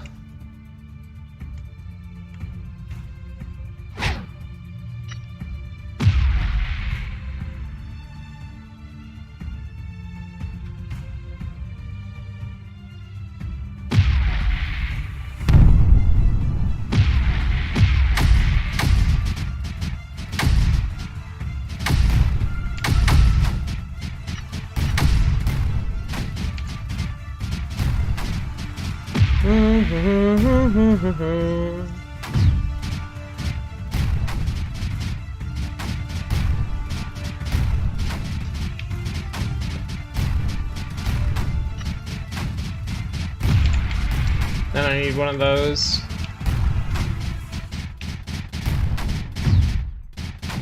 Nullify the last guy, build the totems, job's a good one.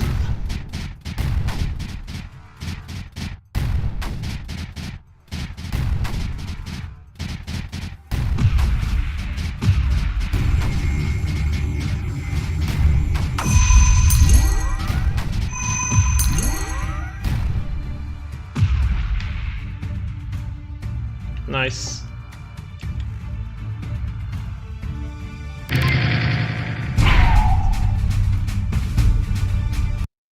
I'll take that.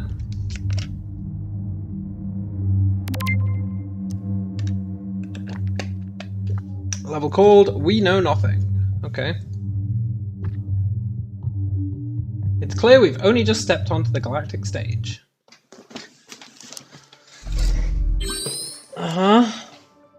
Terrain analysis inconsistent, EM spectrum inconsistent, isotopic analysis partial, oligon density match, conclusion not Mars. Okay.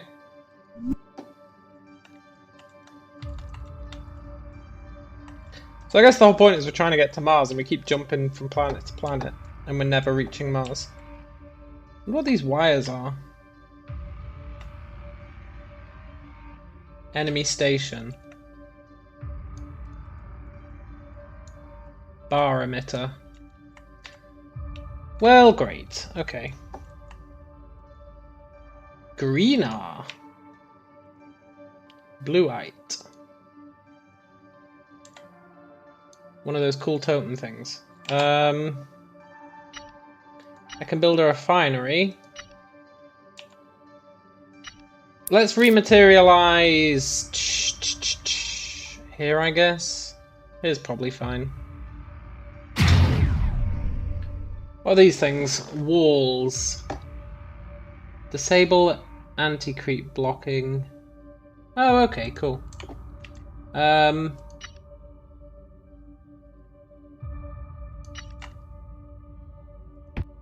Let's get some power first up.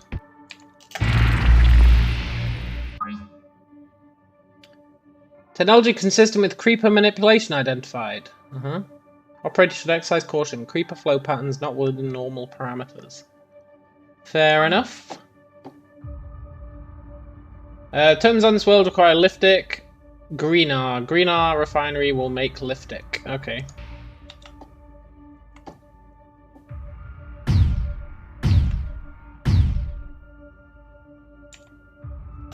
Very cool.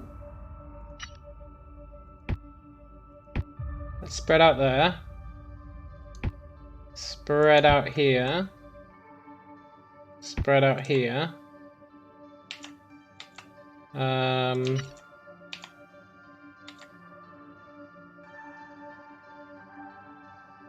Build a factory.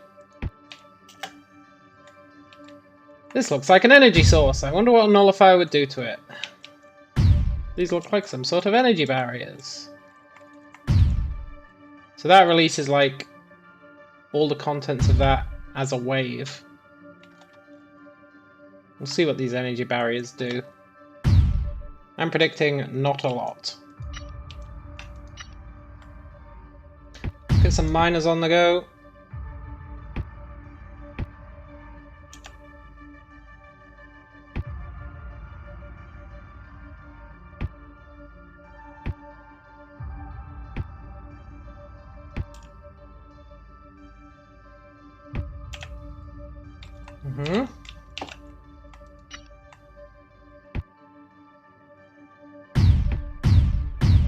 Let's also connect up to this greenite, I guess.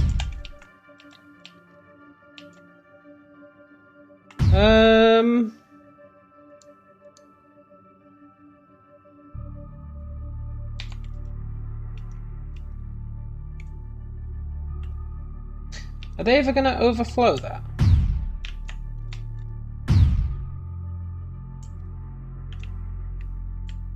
It must do, right? At some point.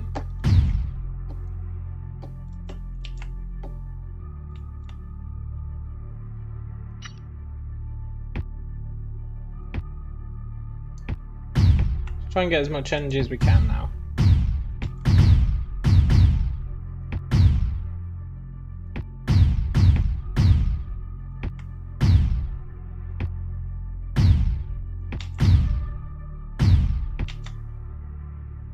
I'm not sure what I need liftic for.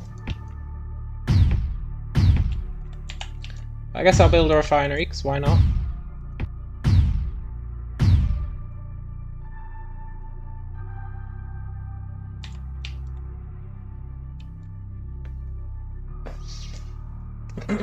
Oh, does this one just pump it out? That's really nice.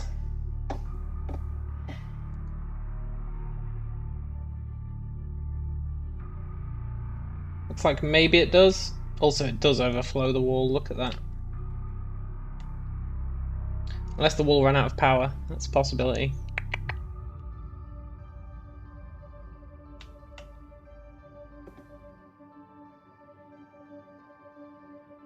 Uh-oh. Quick, build some mortars.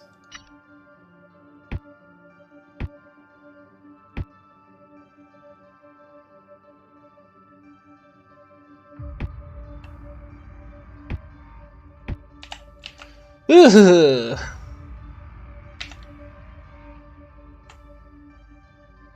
I'm sorry, little temple. You're just not going to be able to cut it. Oh right, I should switch these to be blue-eye. Once these mortars are built. Yeah, let's do it now.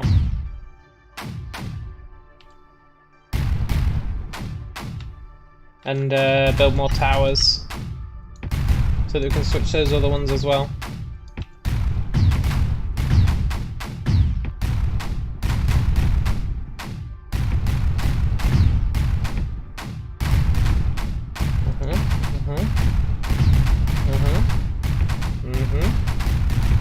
Nice, nice, nice.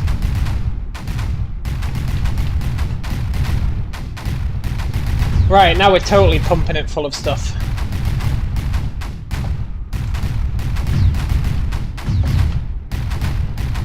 That is a lot of creep.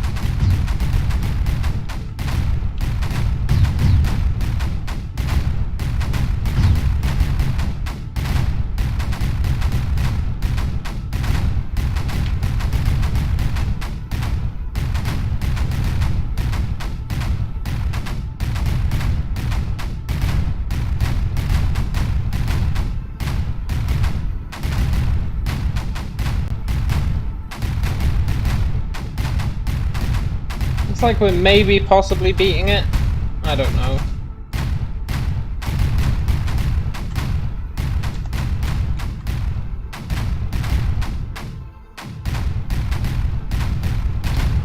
I would like some towers right on the forefront of this.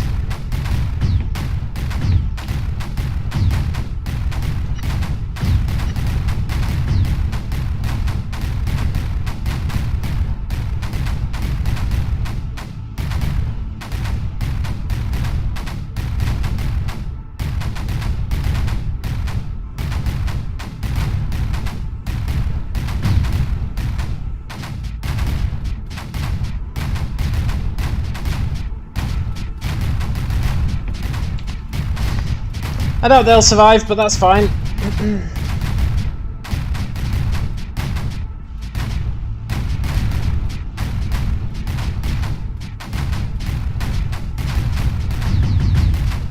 Why do I need the green stuff?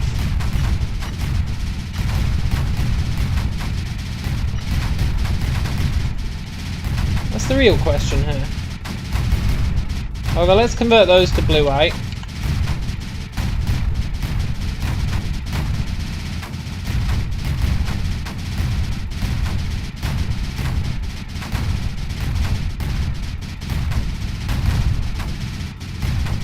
I want to be pumping out as much blue-white as possible.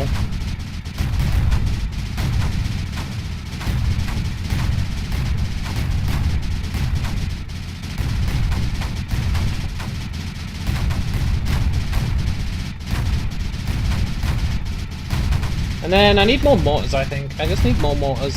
Mortars are great.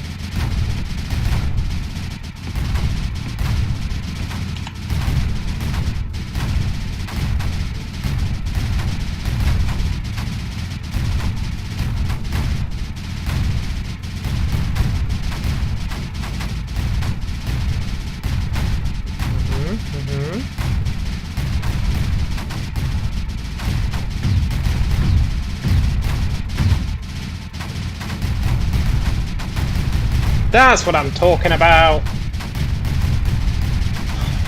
Now we've got some mortars actually doing work instead of being shitty like these ones at the back. But we'll move these forward in once we've softened this up.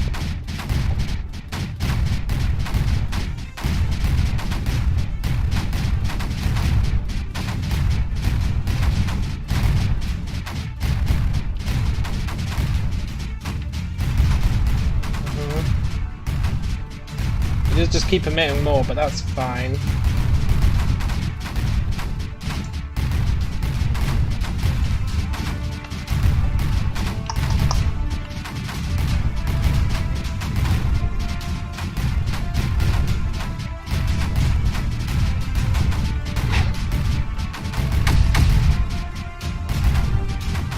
Let's go crazy.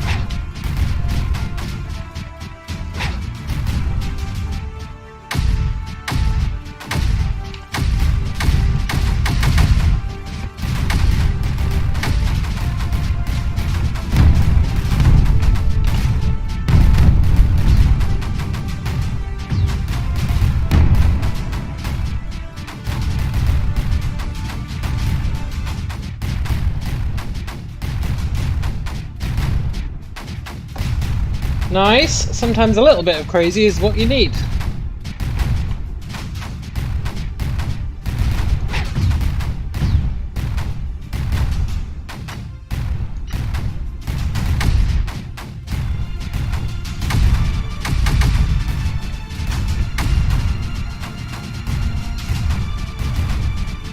This is going to be the next group of crazies who we're just going to send YOLOing in there to die.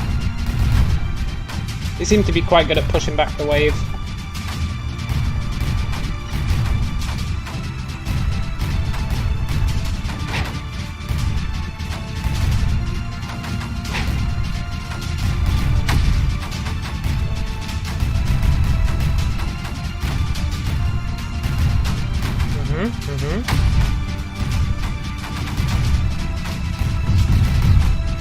And if we can get to this thing, that'll let us build a shield.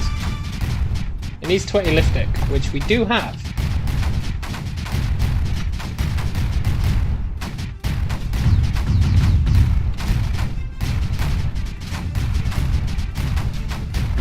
Let's get these guys some ammo.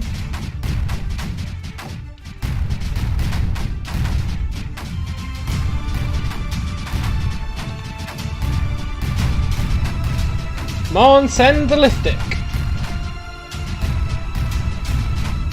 Please?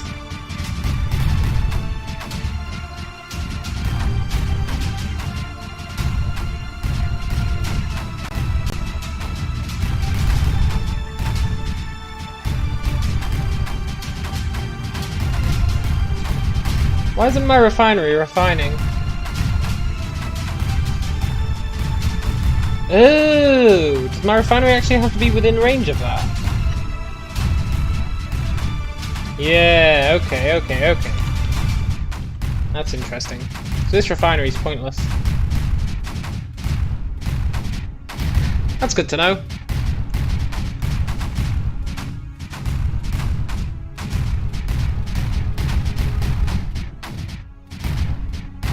At least we're holding it back, though. At least we're holding it back. I wonder.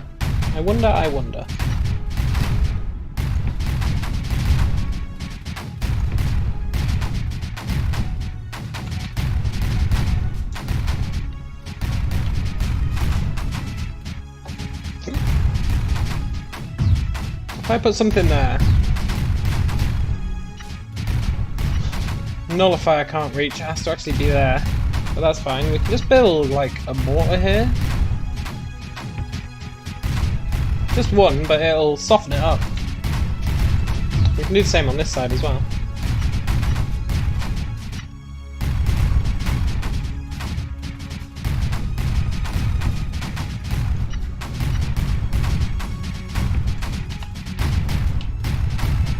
Nice!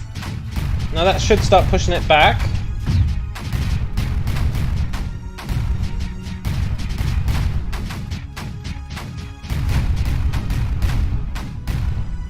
I mean, it's sort of nice. It's going to make these edges a lot more concentrated, but...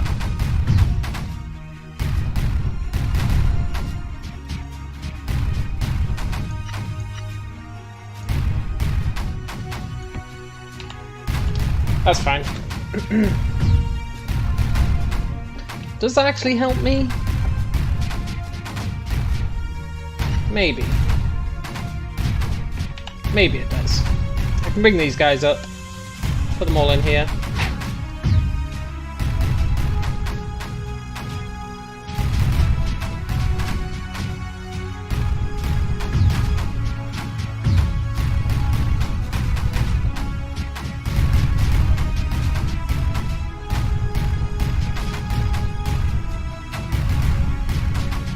Good. The motors on the side are working.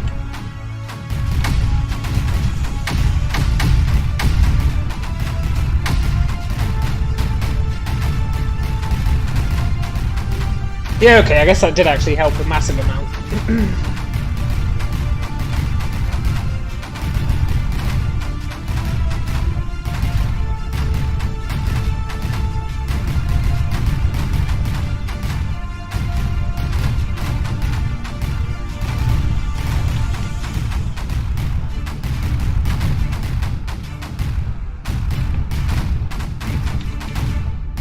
Let's build even more mortars. Let's just go mortar crazy.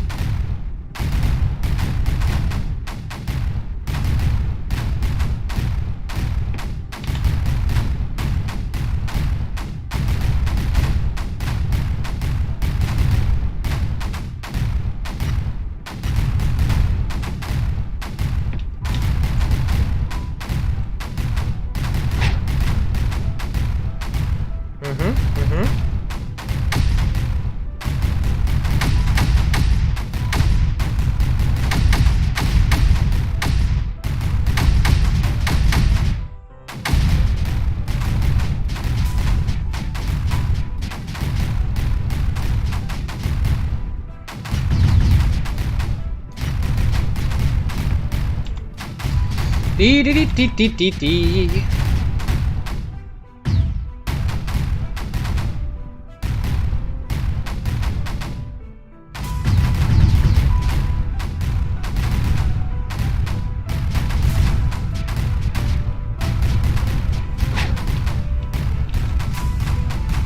Oh, look at that! Nullify him, quick! Oh, nullify him, quick!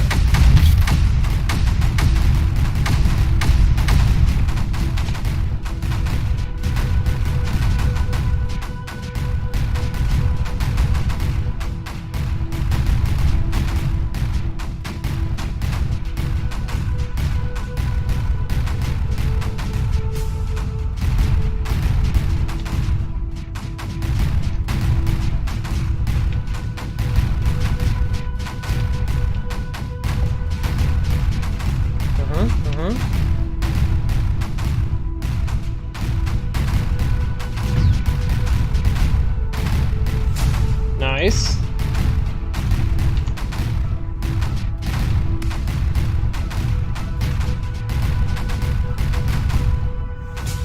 Get nullified, you son of a bitch.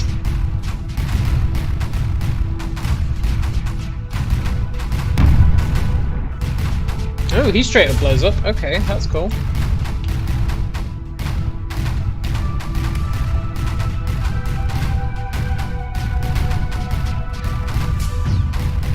That means we've basically won, right?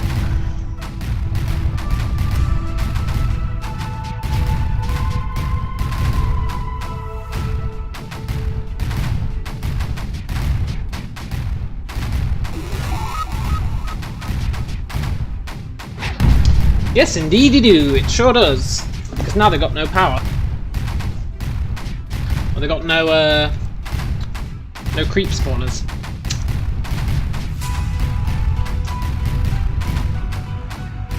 I'll take that. Now it's just a slow march to victory up here. It shouldn't actually be that slow.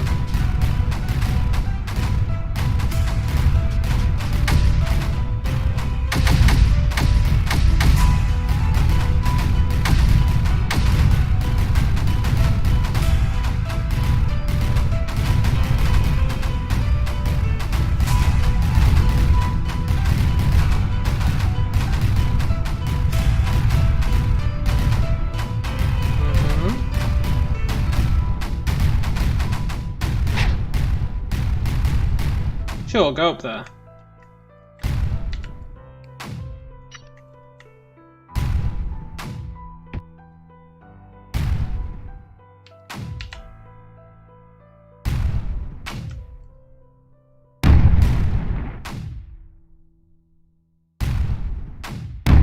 Well, I should have seen that coming.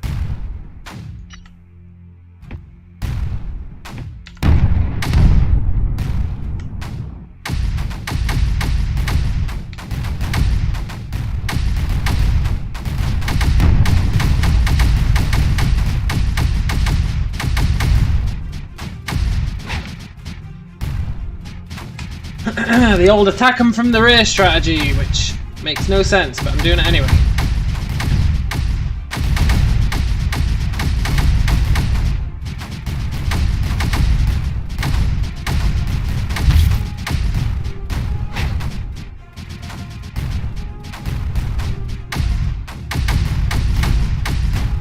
For some reason that creep seems to be being drawn this way. I don't understand why that is.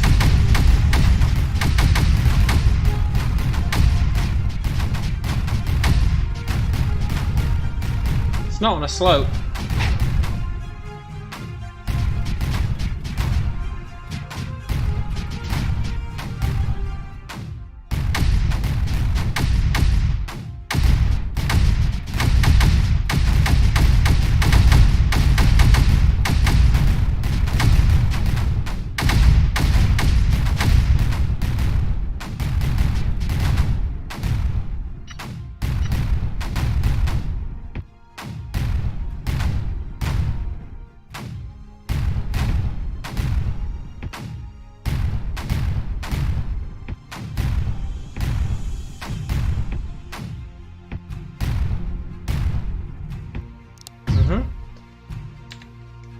Oh look, we're starting to reclaim the wall.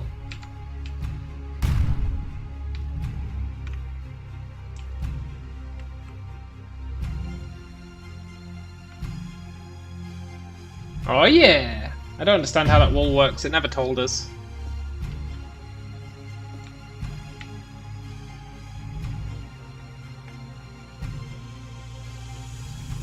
Looks like we've won though. The anti-creep's just gonna spread out and kill everything else whilst we do this.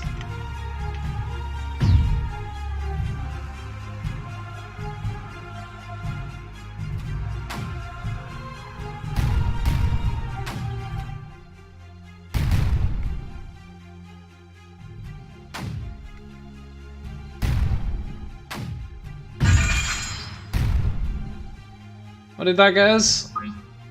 Additional modules loaded. Journey begun just. Stay path and all becomes clear. Praise be to the founders. Praise be to the founders indeed, whoever they are.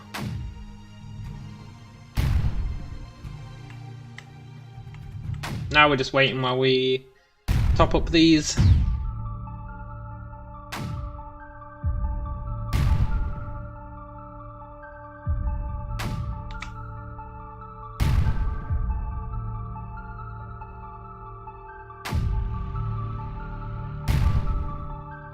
Nice, nice.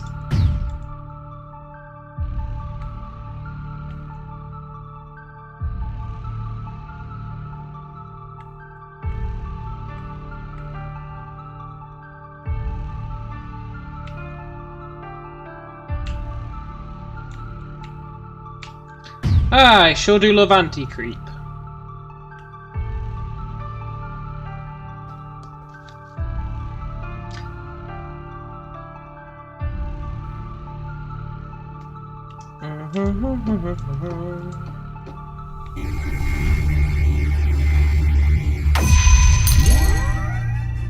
Wicked.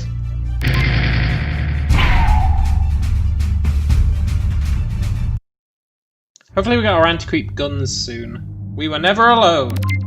Things are only getting worse, and it has been that way longer than humans have been sentient. Fair enough.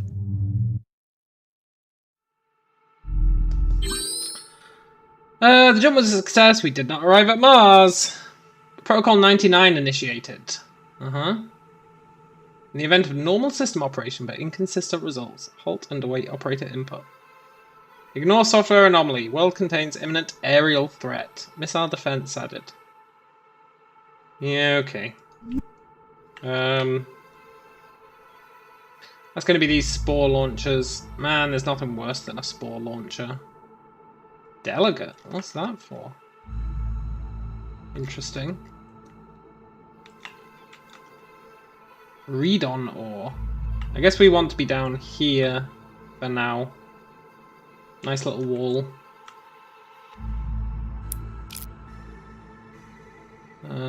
Yeah, we'll build here. Let's get some power on the go. An opportunity to converse. This world contains a delegate.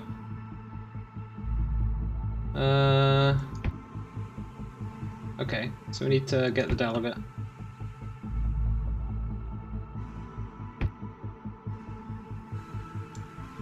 It appears to track the amount of creeper-covered terrain that is reclaimed.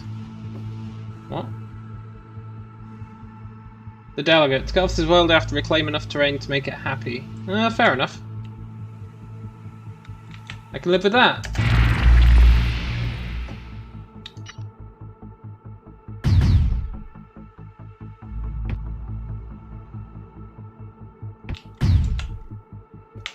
Read on ore. When sent to the factory, ARG is produced. It looks like I need ARG to power missiles. Ah, great. Okay.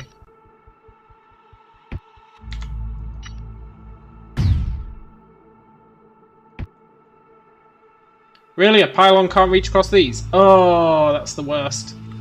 Hey, Ultra! I was really hoping a pylon could reach across those.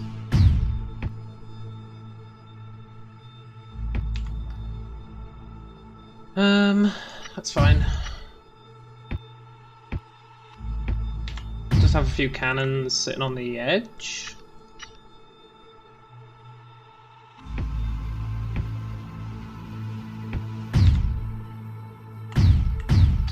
And let's build some ore miners.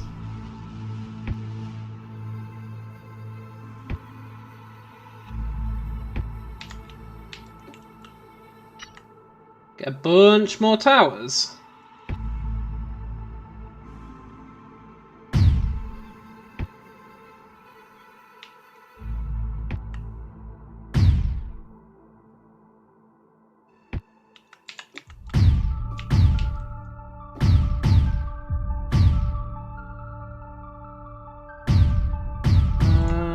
I'm a little worried about these missiles. When are they coming? 2 and a bit minutes. Okay. Great. That's really bad.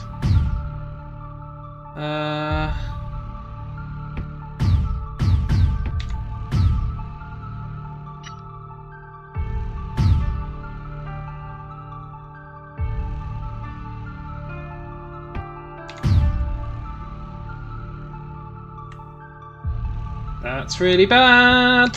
Hey, Mo Yanto. Never seen this game. I think it was just released. I loved Creeper World 3. I think 4 was just released. Right, we need this red stuff. Turns out I don't need that refinery, but whatever. Then we need some missile defense.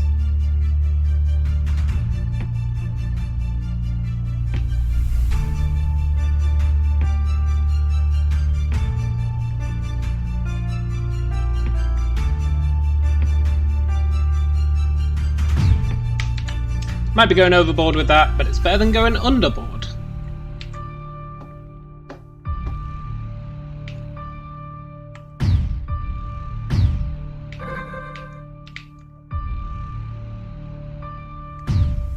One minute to launch.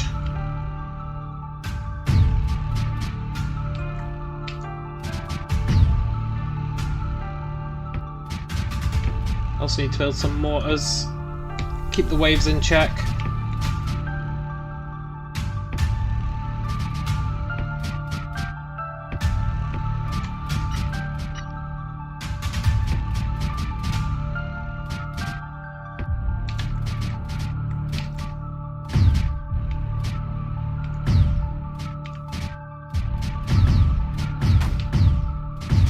Please don't fire a spore over here. I forgot to build this missile launcher.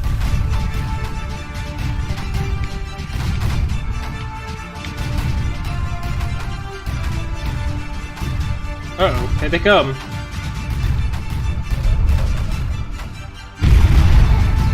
Jesus Christ, they're fast! No, wait, that's just where it's gonna go. Oh! That had me shitting myself.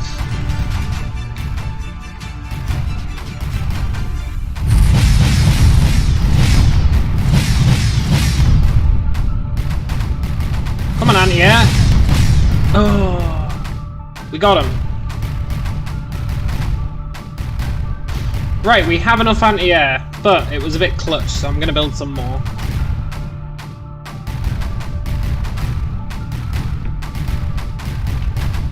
It had me on the edge of my seat.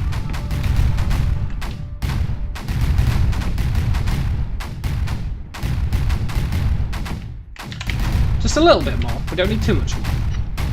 But as we expand, we'll need to build more as well.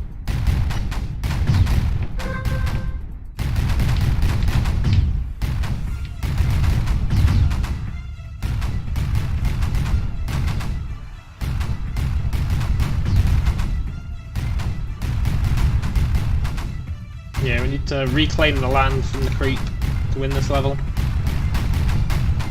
Shouldn't be too bad. This is just the missile tutorial.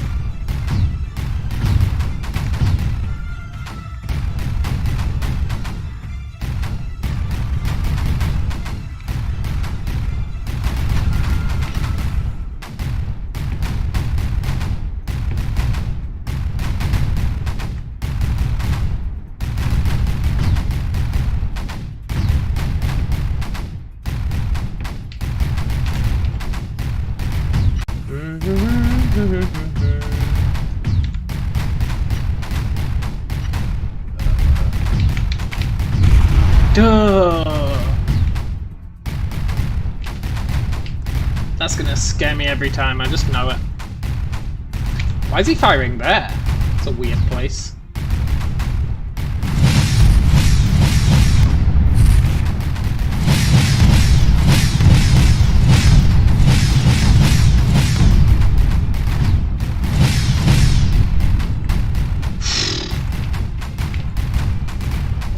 Nerve-wracking, that's what that is. Nerve-wracking.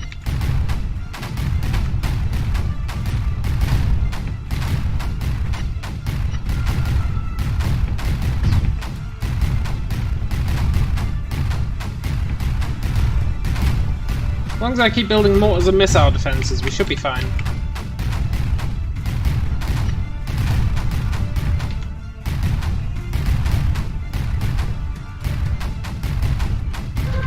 Shame we've not got much in the way of anti-creep to work with, but...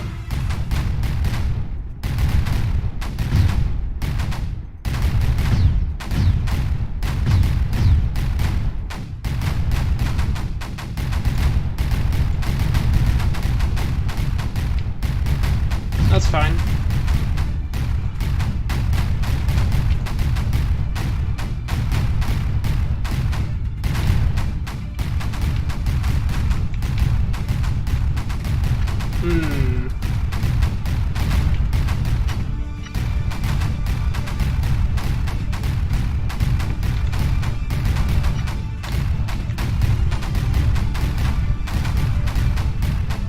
Just a nice slow and steady march forward, I guess.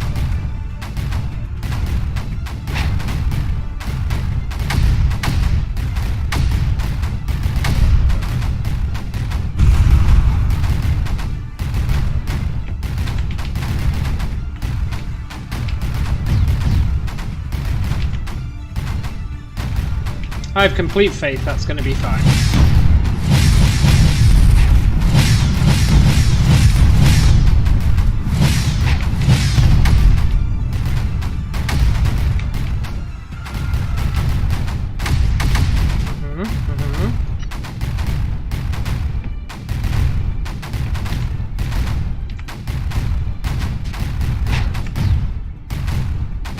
Let's nudge these guys forward a bit.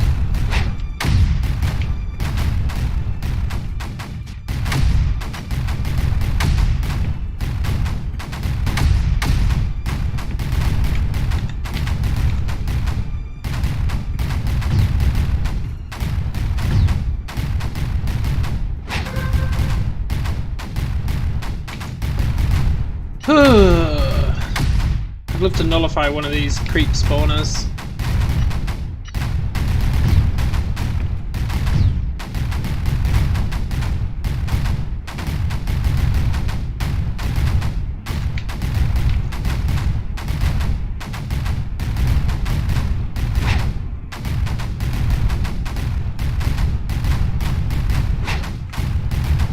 Come on.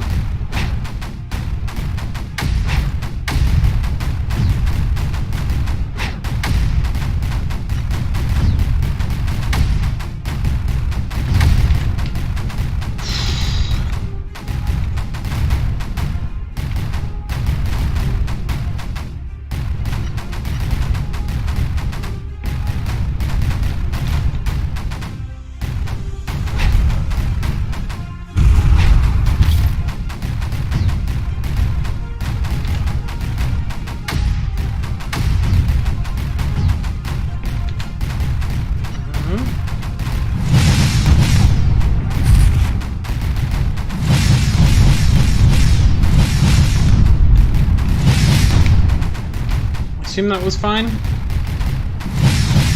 Totally.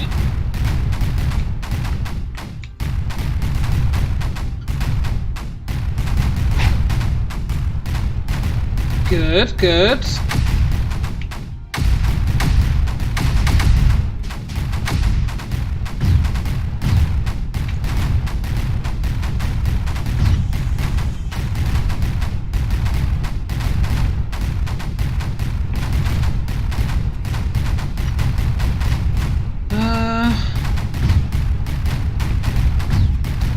I think I'm going overboard with the missile turrets, but that's better than the alternative. Once they've got ammo, they don't actually cost us anything unless they fire, so we're better off just spamming them.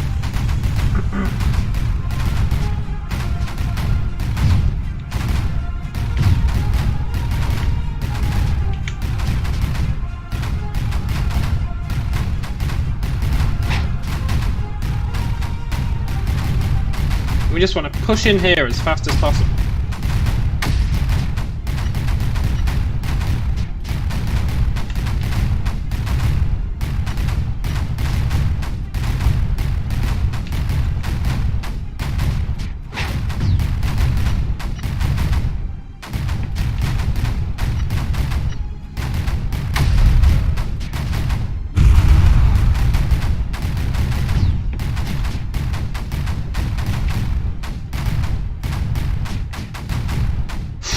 They're really focusing this area.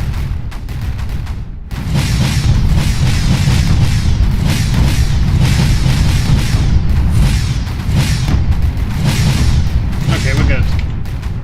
Good, good.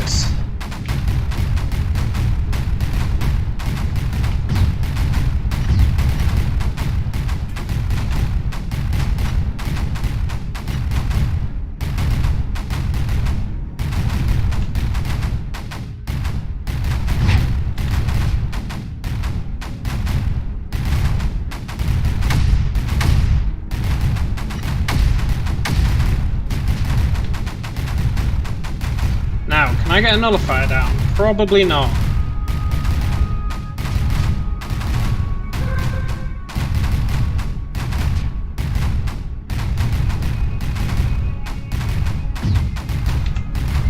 Probably not, but maybe if I build a cannon? Not been building many cannons, but they're good for this, where you just have tiny bits of creep that you just want to chip away at.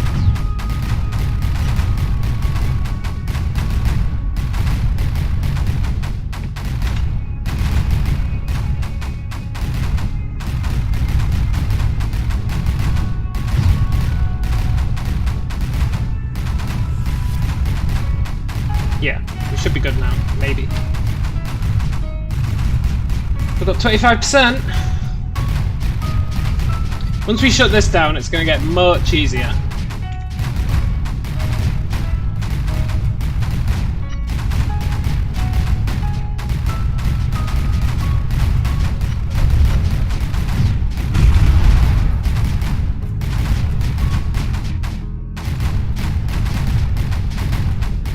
Okay, that one's fine.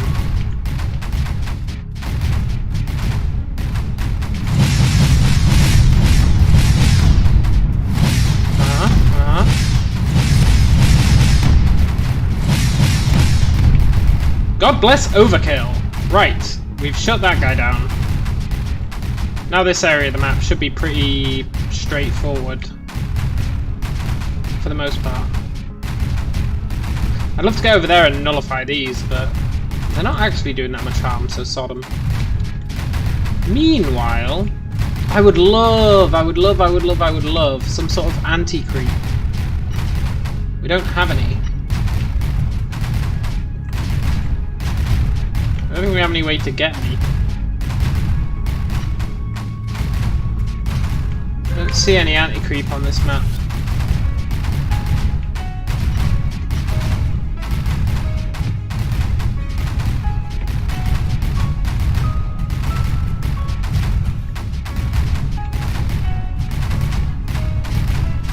Right, let's build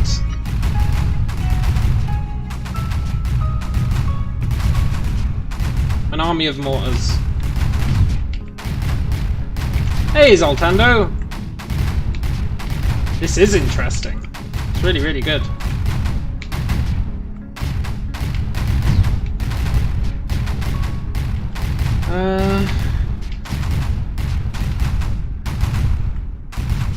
That one does 1,000 every 16 seconds. So it's like both of these combined. We're going to build this army of mortars, and then we're just going to send them up here, and they should hopefully plough us all the way over there.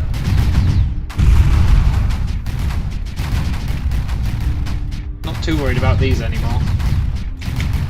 Although I should probably build a few more missile defences further ahead.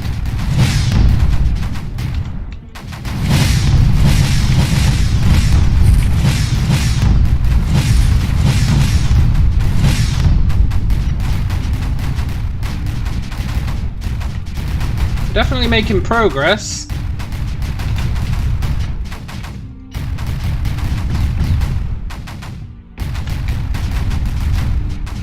Hey, you guys, come over here.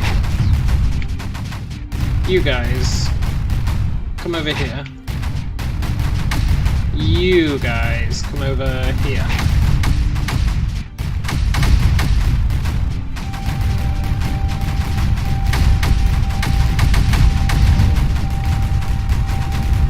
And you guys...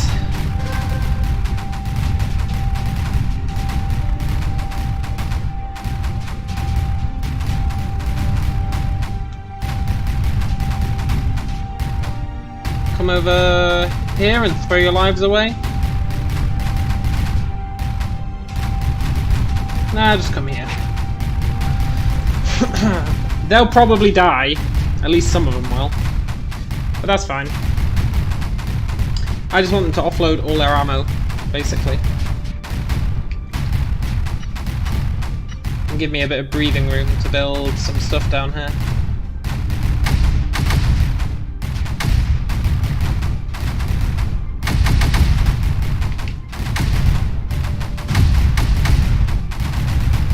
Maybe they won't die though. Maybe if I actually give them a tower. Maybe that'll be totally fine.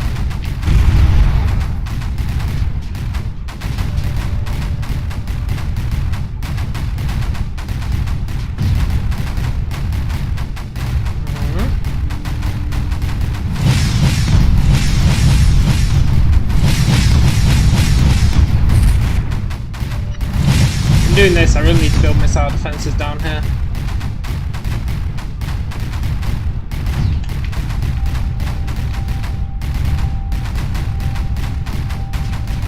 You guys at the back. Come up here.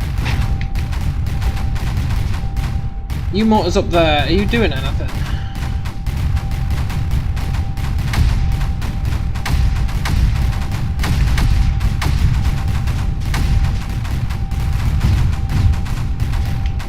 Not really. Come down here.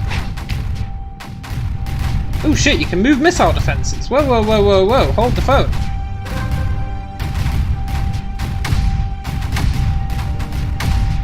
I mean, I didn't want to do that, but that's quite interesting.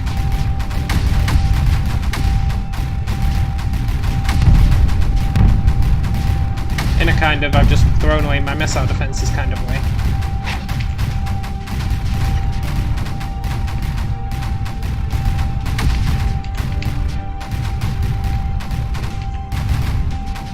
That's pretty good though, because that means I can just move some of these back missile defences up a bit.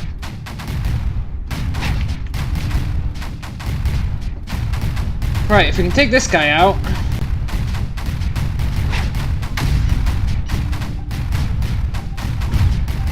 then we should be sitting pretty.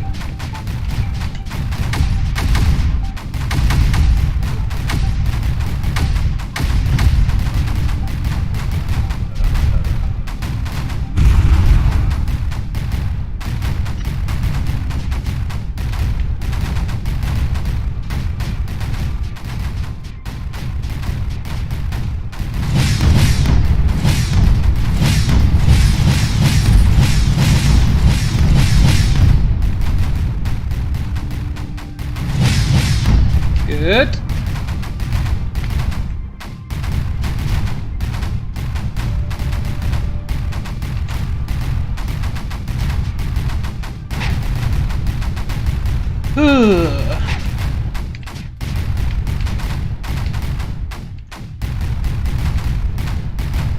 Need to build a nullifier.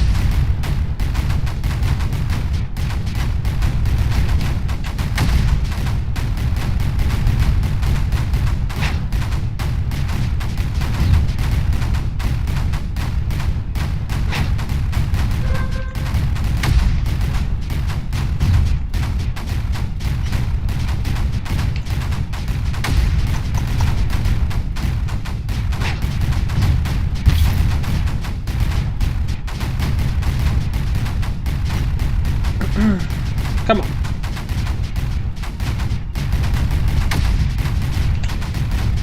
There we go. He'll keep that clean. And then... oh, I have to build it there.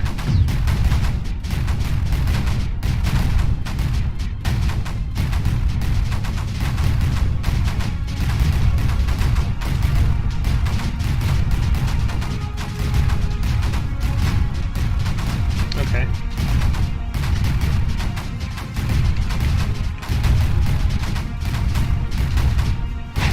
Bring some more folk across.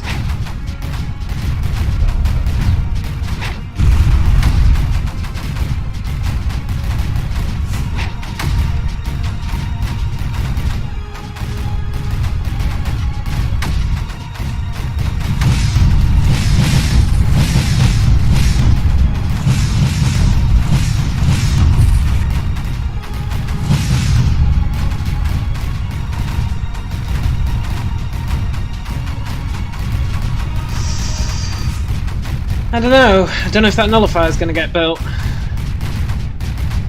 Just one bit of creep has to touch it and it's gone. But we are doing a good job of cleaning that up.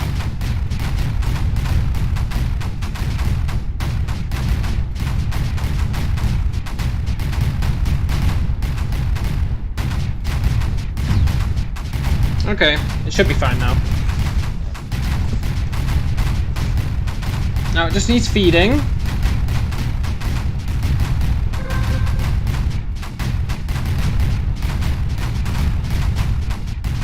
Good, good. Right.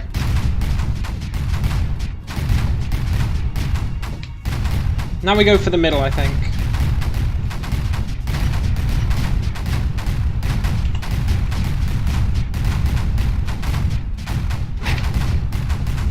And with that in mind, I'm going to build another hit squad, but it's going to be cannons.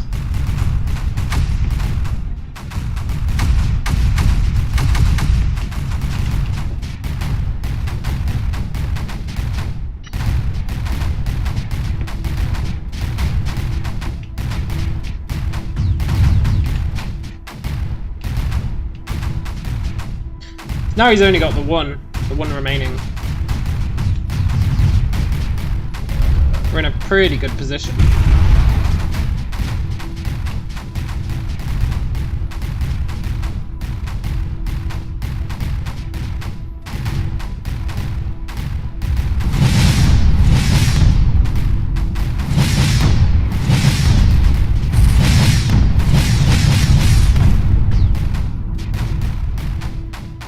Someone get that guy. Thank you. Whew.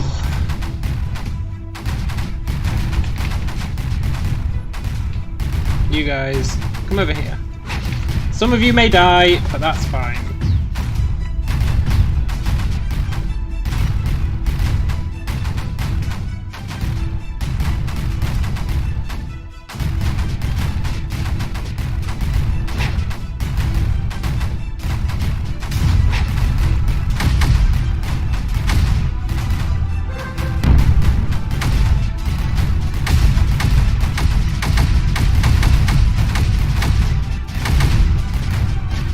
Good, good.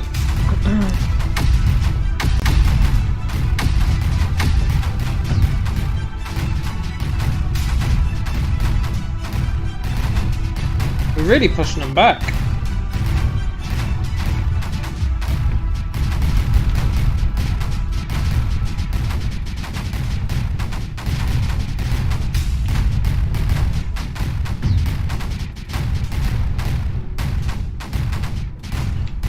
I'm not convinced that helps us hugely, but it does a little bit.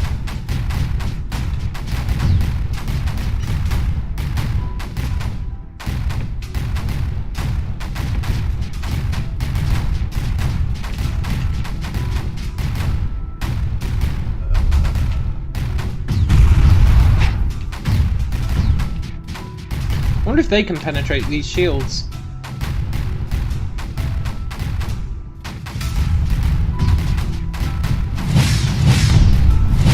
Yes.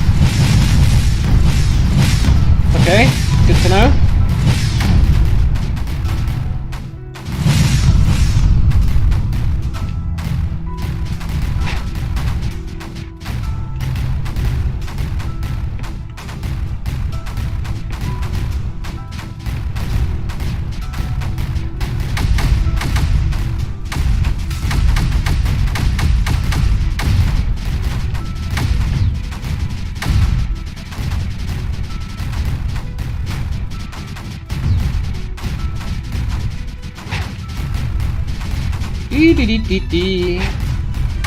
And if we take that guy out, they've got nothing left. Is this a war game? Kind of. Except you're not really fighting against... you're fighting against the creep. And the creep is just this goo. It's very much a defensive game. Defensive... I guess it's aggressive as well. Mostly defensive. This goo is spawning and trying to take over the map, and you've got to stop it.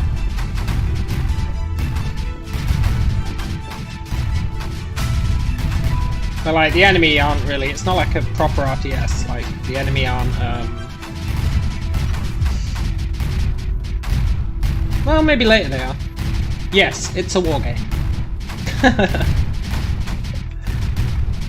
Close enough. It's close enough to a war game to be justified calling it one.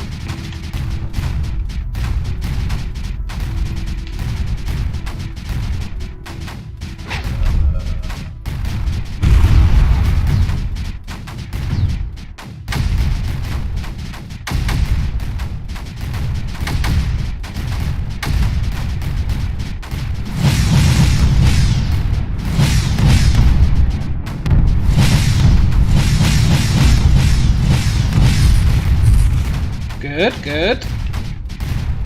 And we just want to push up the center and grab that, basically.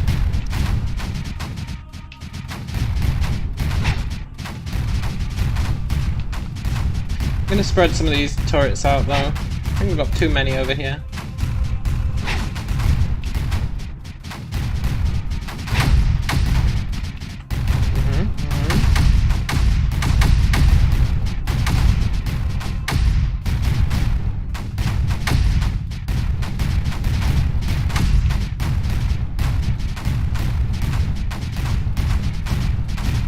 This thing's brutal though, every time it spawns loads.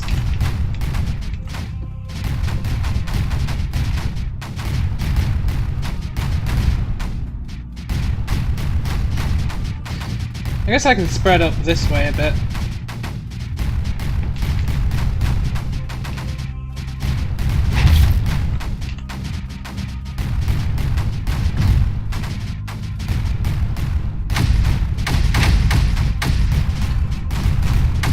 And I can really move a lot of these guys. Come on. Come on, guys. Let's make a big push.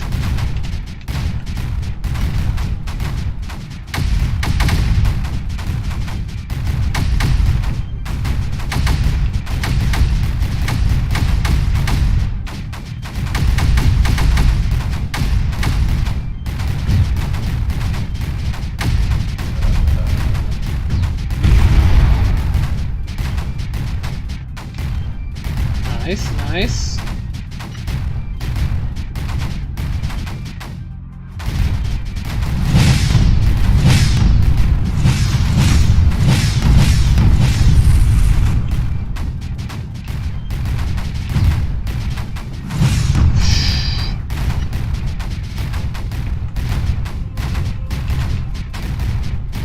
Man, I hate those spore towers.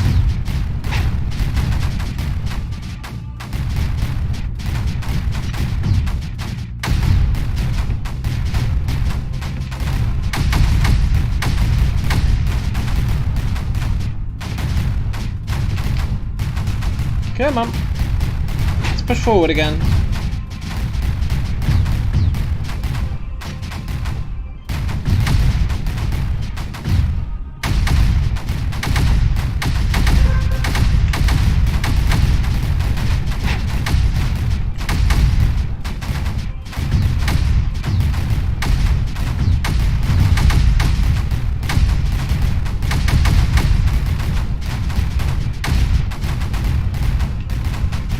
Nice, nice. If we can get close enough, we can actually take out those spore towers, which would be really nice.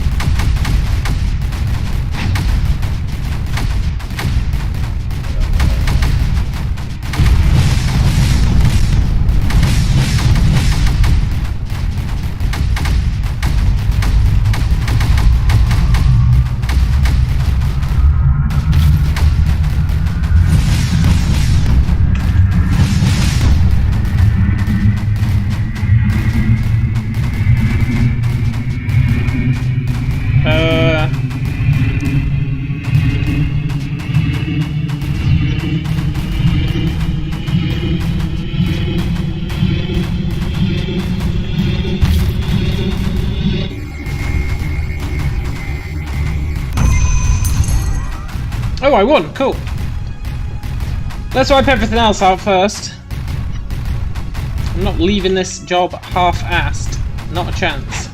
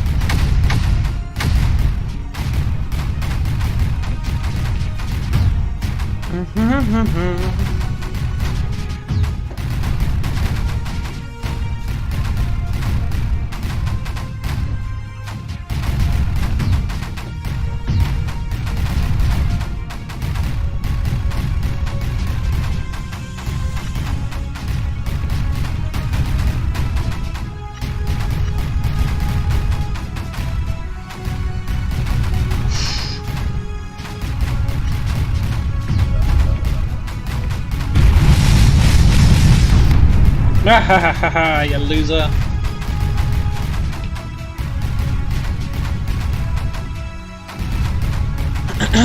Let's take this sucker out.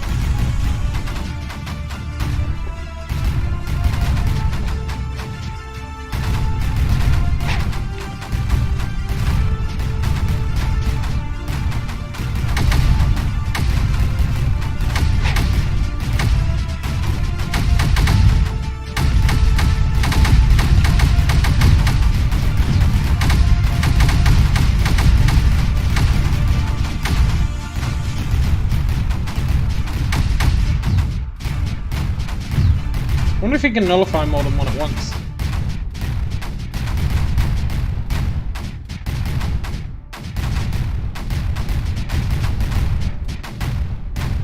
No. Okay.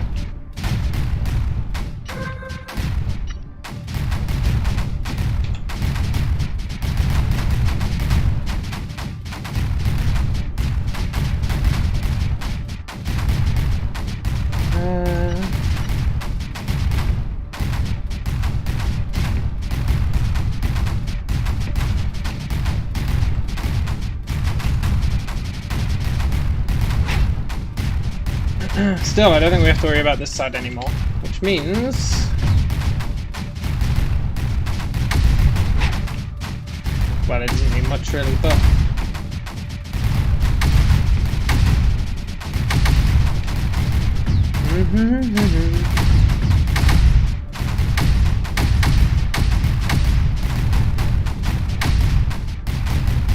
almost get close enough to this guy to nullify him, which is what I want.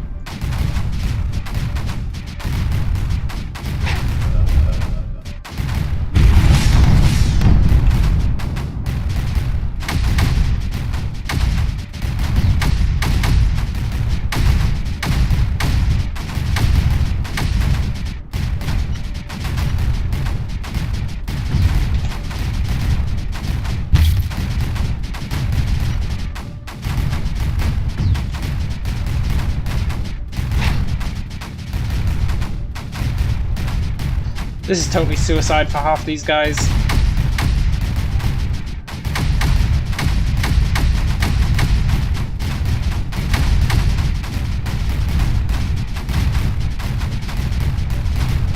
But worthwhile suicide.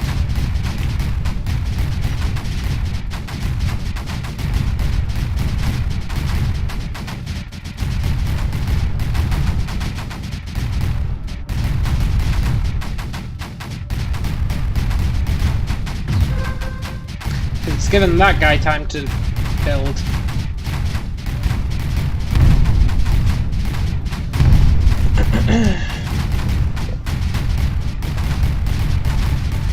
And now he will hopefully nullify that, and then we'll be good.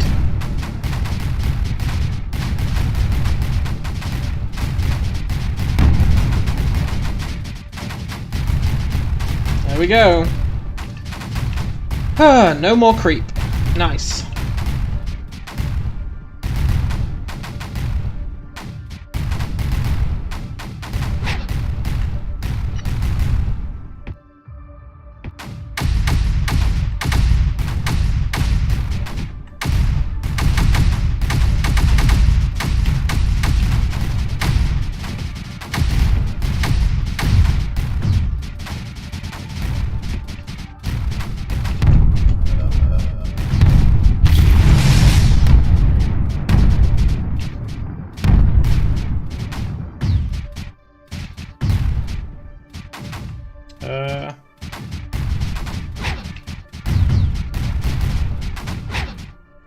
Oh, right, it's coming along this.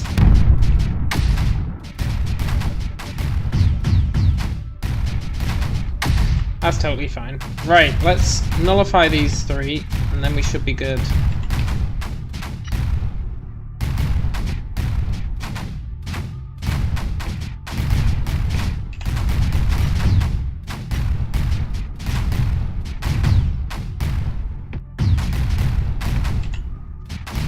There we go.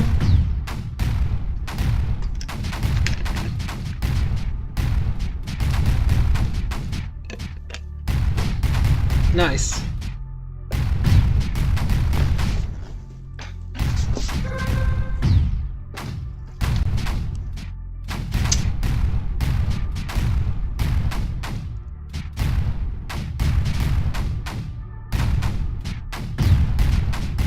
They are going to fire in, what, 45 seconds. That's fine.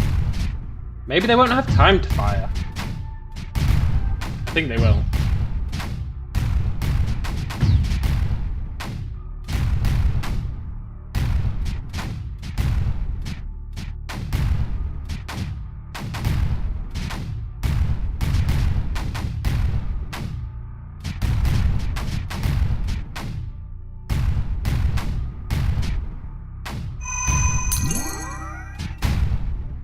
Oh, one of them can get all three. Huh, interesting. Okay. Nice! Mission accomplished. I hope we get our anti-creep gun soon. I really hope we get anti-creep soon.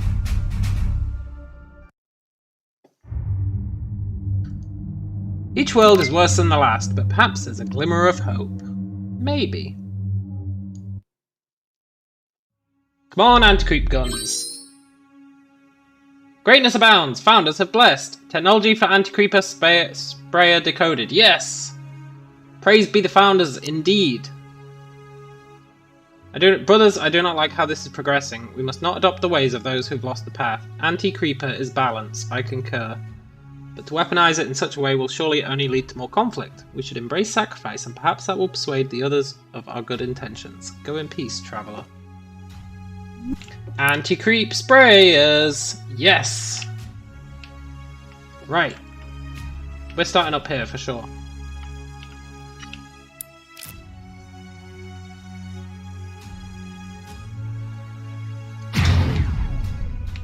Have they got spores? Priority notification. Crimson Creeper generation detected. Crimson Creeper is hardened and resistant to known weaponry. Utilize anti-creeper. Okay, so Crimson...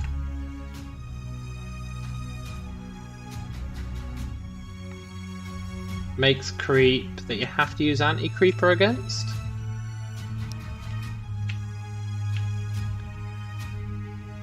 This structure has a similar mechanism to the anti-creep temples I've encountered.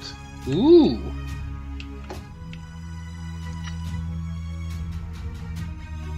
So we need at least one missile defense.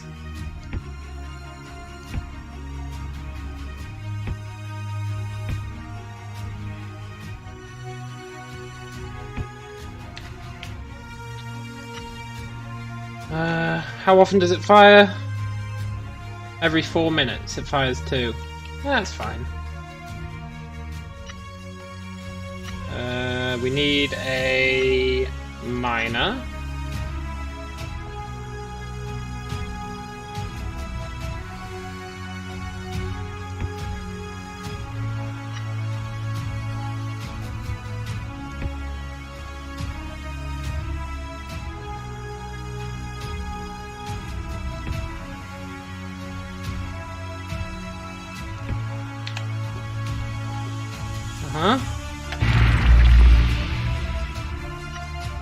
And then we're going to need a missile defense. We'll build 2 because it fires 2 every 4 minutes. Why risk it?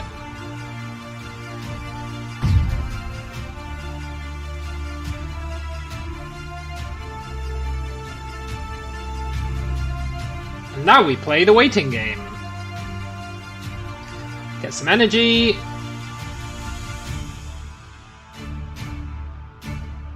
I should probably try and build down there actually. Whilst I can.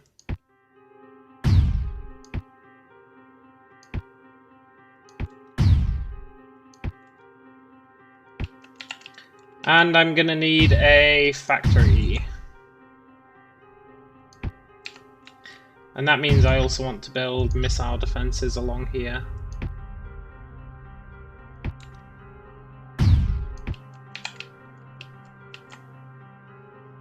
Uh-huh.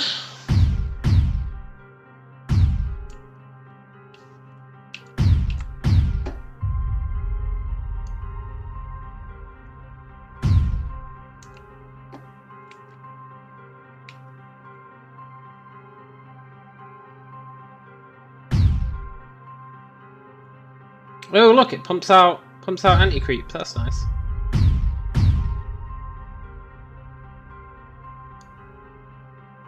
Anti-creep source. Good. Wait, does it use anti-creep or does it use energy? Oh, it uses ammo. Oh, that's really nice. That's really, really nice.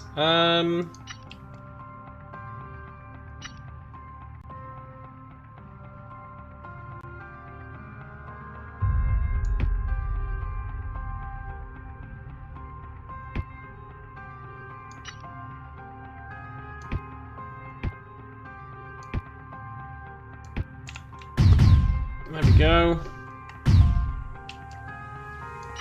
And then you know what?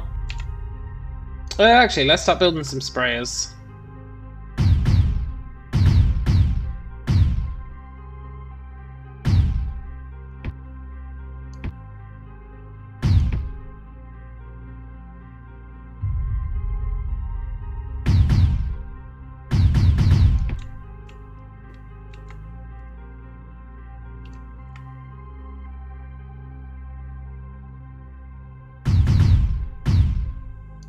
This might be going a bit overboard. But I'd rather go overboard than underboard.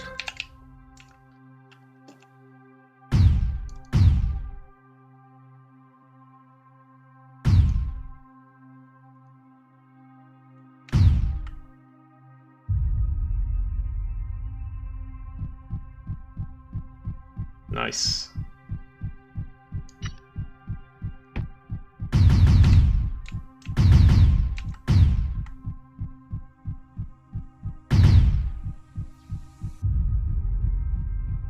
These guys gonna start spraying?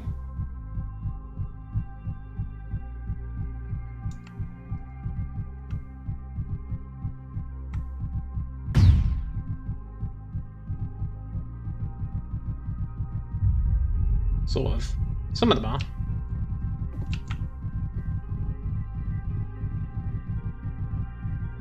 Am I gonna need missile defenses over here?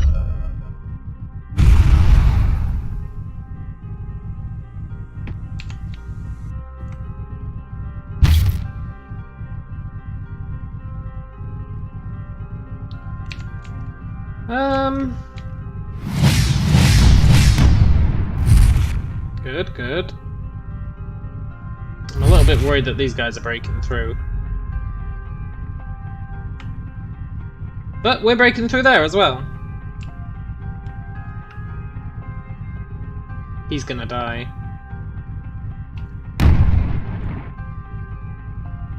And then he's gonna die. At least when they die, they drop off a bunch of anti-creep.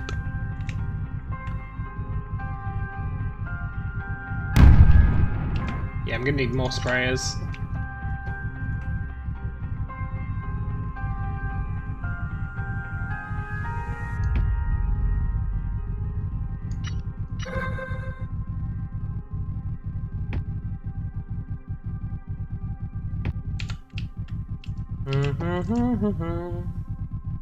We're doing okay down here, though.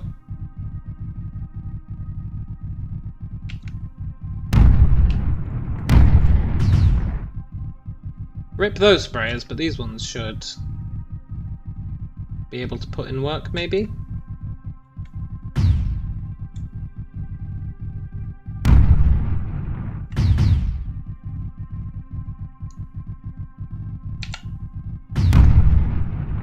Yeah, can you move forward?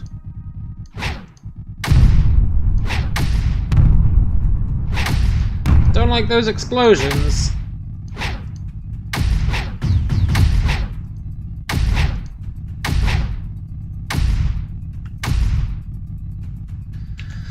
Yeah, it's starting to impact on there.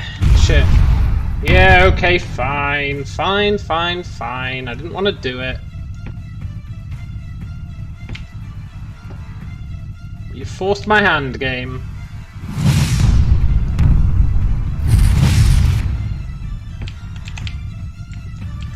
You forced my hand. Didn't want to spam you with mortars, but I will do.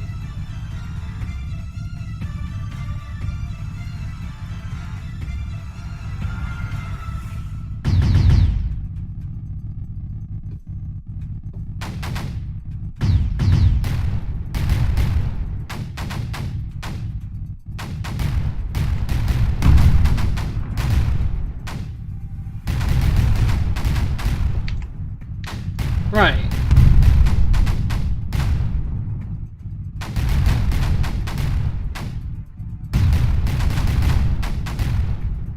Always on, that's what I want. You guys always be on.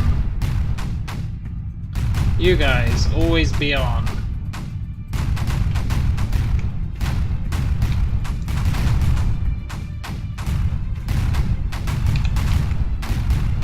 That's better!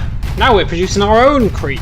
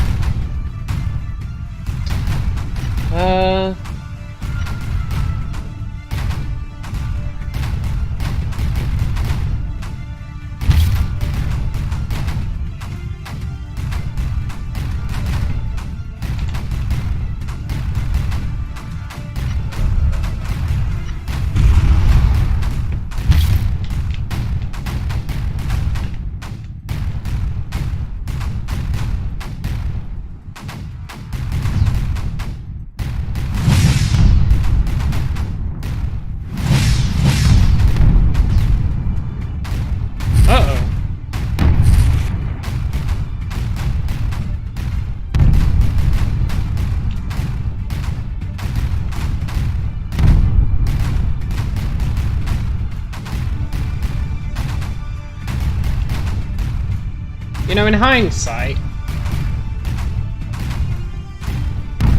not building mortars at the beginning was a really bad idea.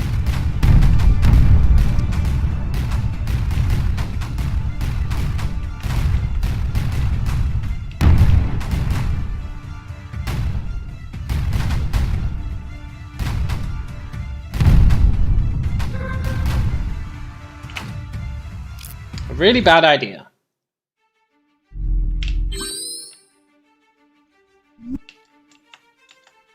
Right.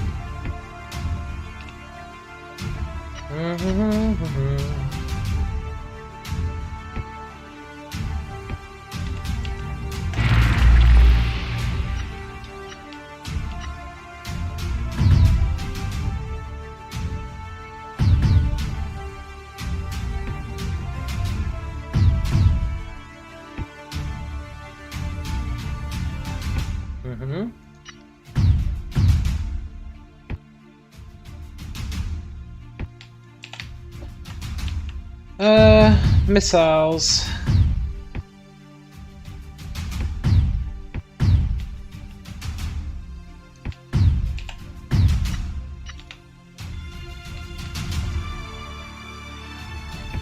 Towers. Mortars.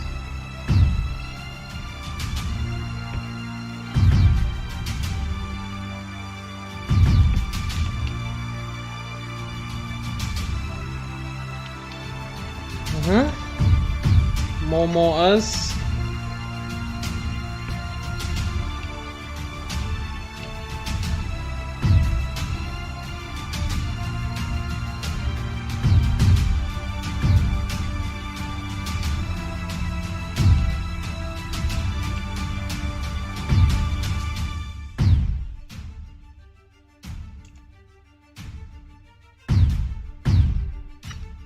Factory.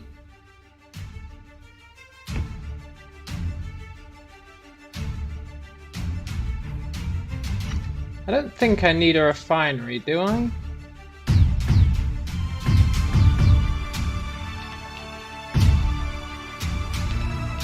No.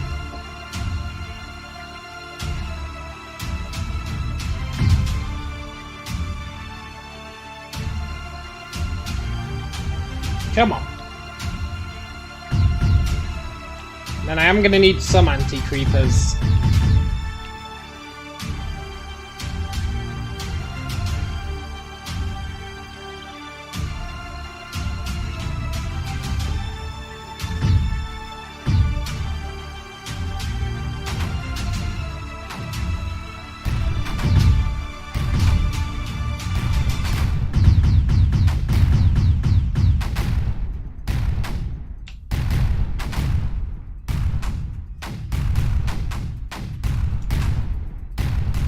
Well, that's interesting. Why are they not getting built?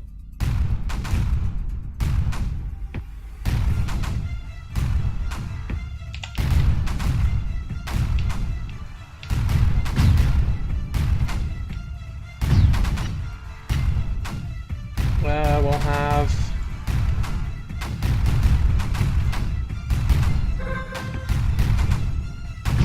three sprayers there. One on each of these.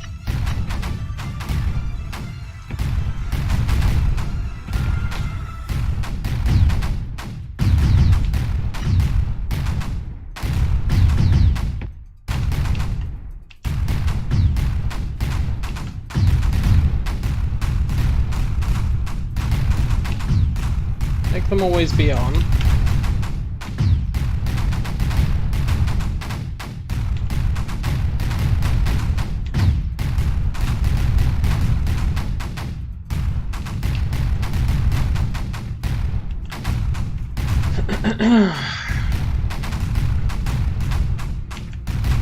see how our creep levels do.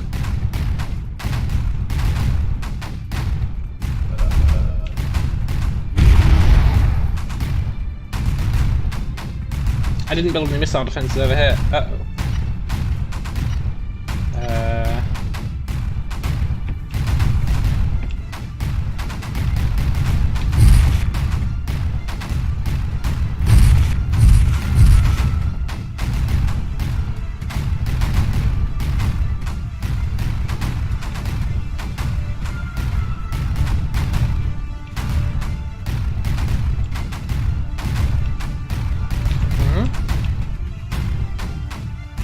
'Good, good. So the mortars can destroy the blue stuff, and then the anti-creep can destroy the red. What am I shooting at? The blue. The creep. The creep is coming for us. We need to make sure it doesn't get us.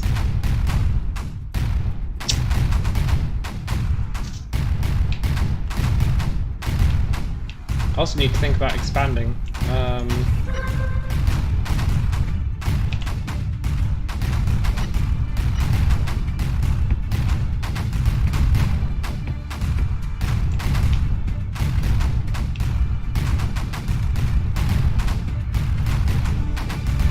50 every half a second.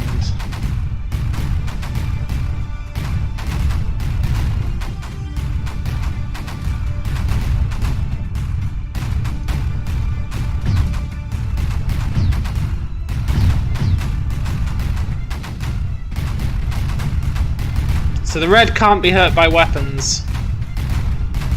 Like they are billions, but without the art department. No, not really. This one's all about fluid dynamics.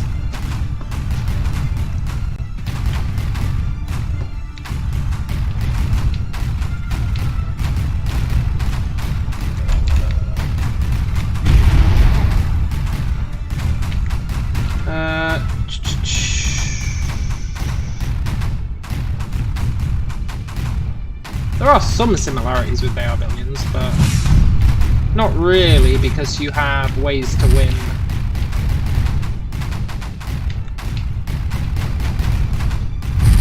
See, look, why is he nuking himself? I guess just to top him up.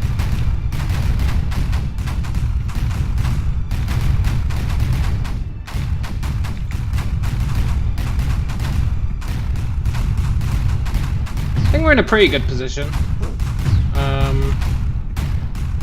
We've got the mortars dealing with all the blue.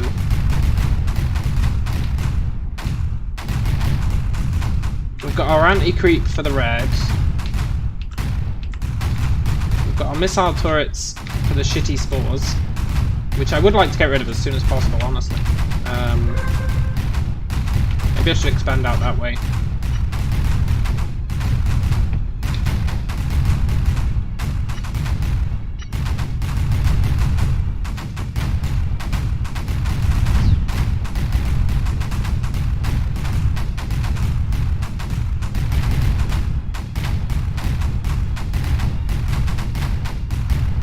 I'd like to build this wall back up.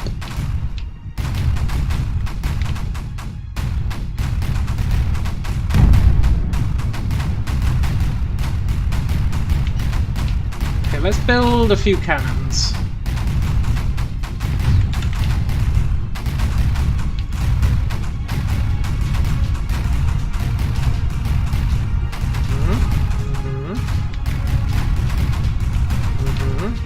Build another sprayer, to be honest. Maybe another 2.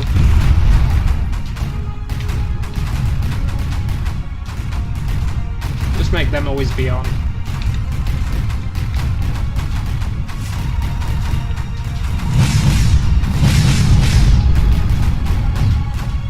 Nice, nice.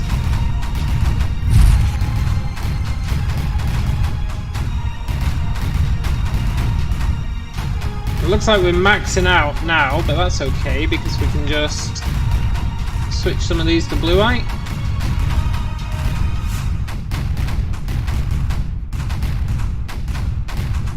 We'll hopefully top that back up. Looks like it is.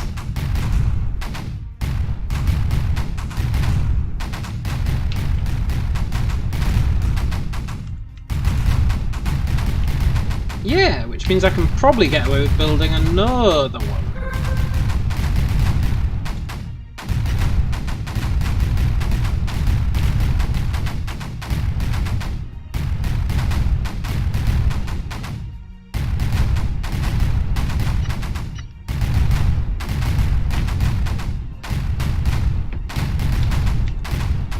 Maybe move our sprayers forward a bit. Maybe not, though.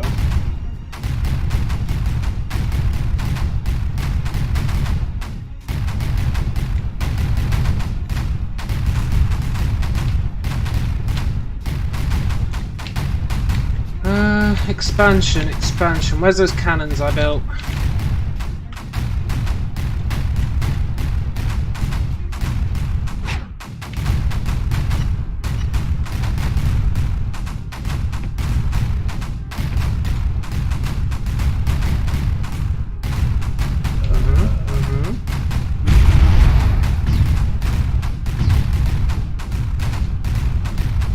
Oh, he's got 2 spore launchers.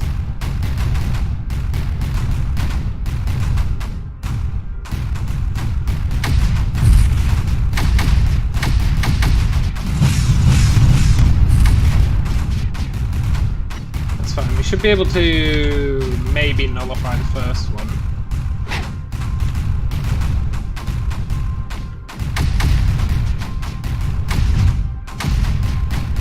You, come over here.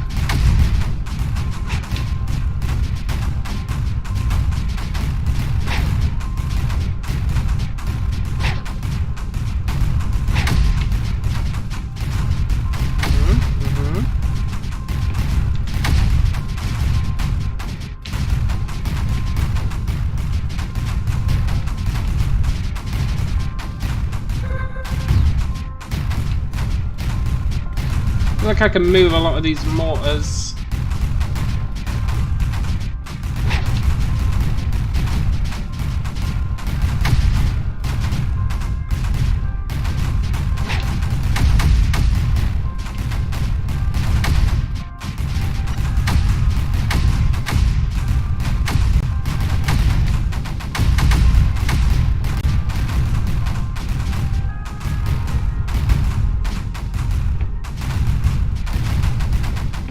Let's get some more ore.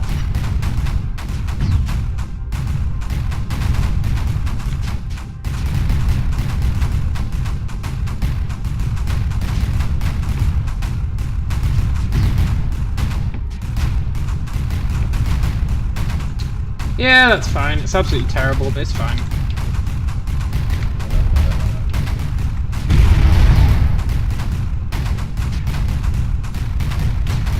More ore means more anti-creep.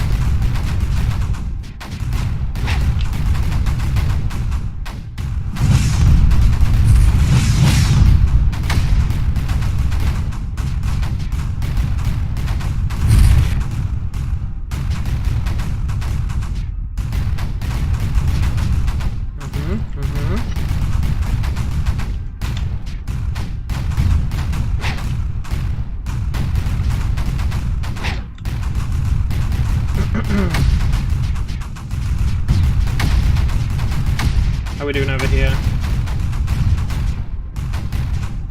Fine, I guess.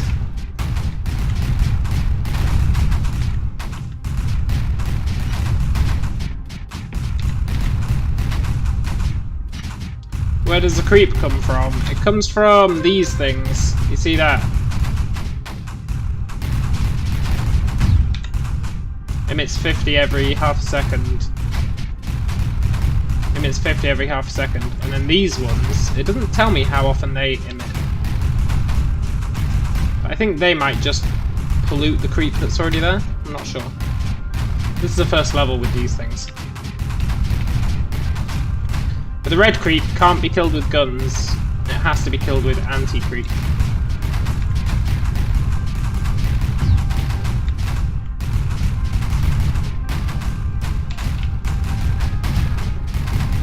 Which is fine, because we're making a shit ton of anti-creep.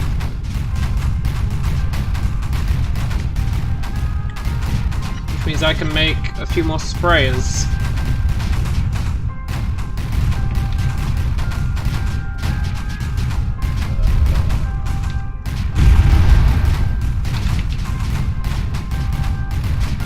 Missiles. Shit, I need more missiles.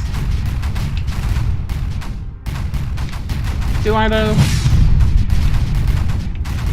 Yeah, probably. I should have at least one.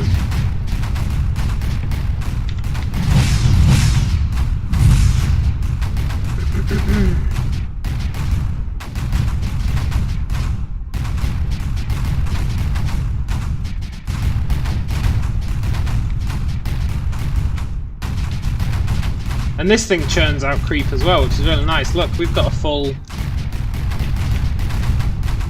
We're actually starting to stack up on creep quite nicely. Anti-creep, that is.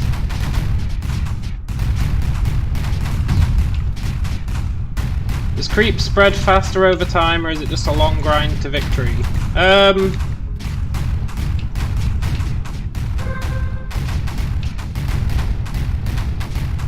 It spreads...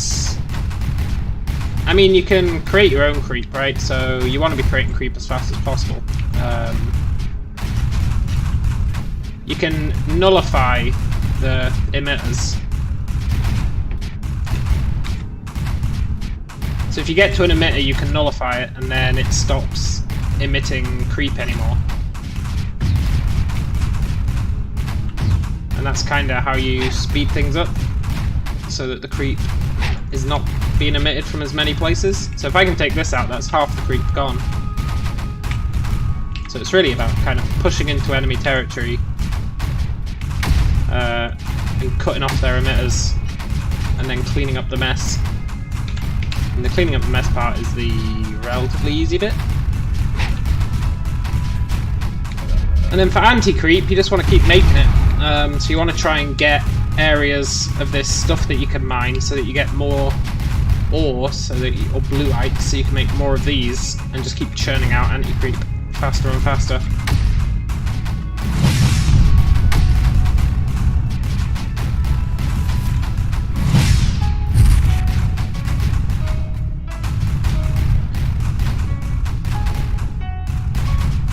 Did my nullifier die? Why isn't he nullifying?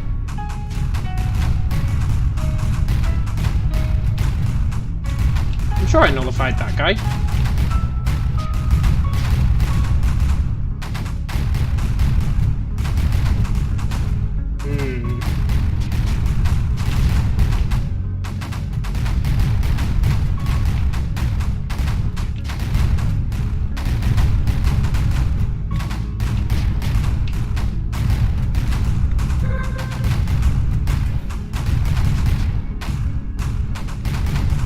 Oh yeah, energy might have been it. Good call. Good call! Let's get some more.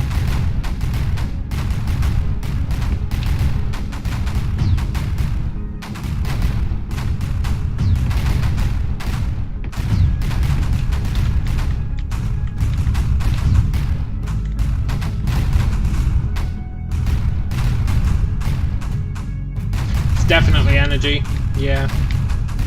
Here, one of you make energy. In fact, two of you make energy.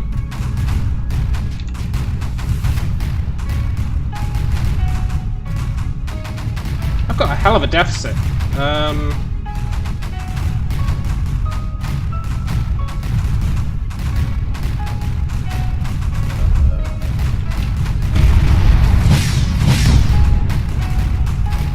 I mean, these spore things aren't that bad, honestly. It's just annoying. Would I taste the creep IRL?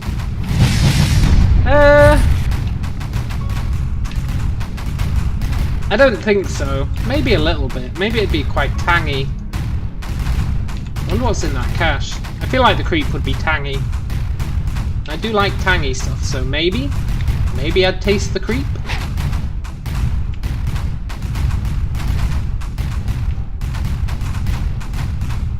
You become a creeper then. Who knows? Nobody's ever tried it.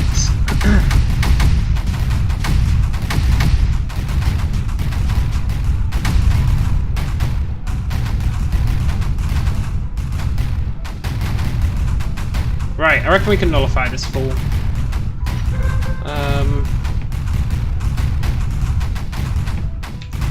If there was a TikTok challenge, then I definitely wouldn't do it.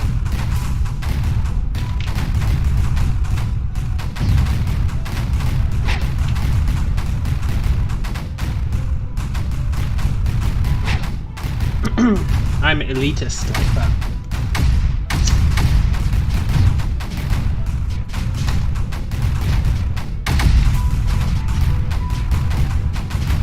Right, let's get this fool out of here. Can't be dealing with him creating loads every half a second.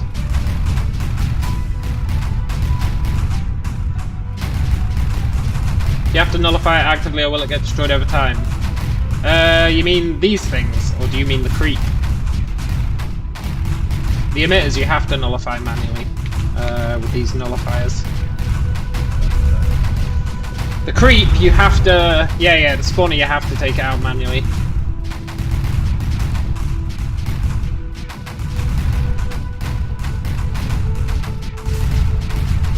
Will it spawn positive creep for you? No.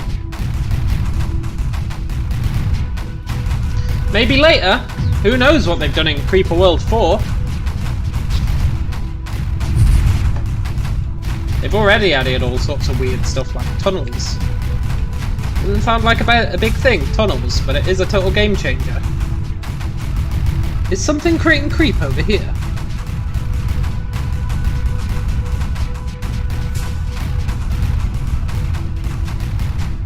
No. Never heard of this game. It's great.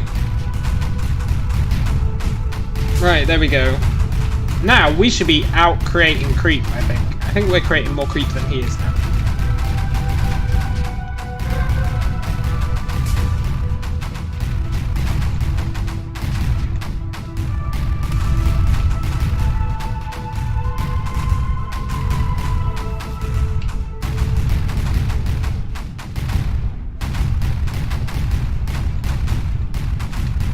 And we can go up here and grab this. Not that we need it, but we'll take it.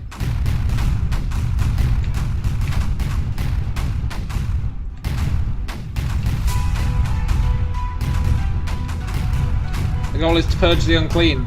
It is, yeah. Or maybe we're the unclean and they're trying to purge us.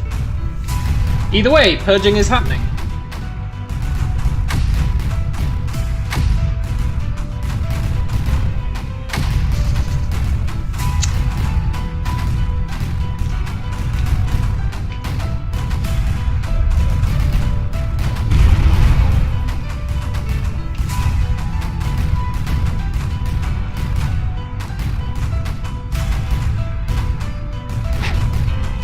Come on, missile turret.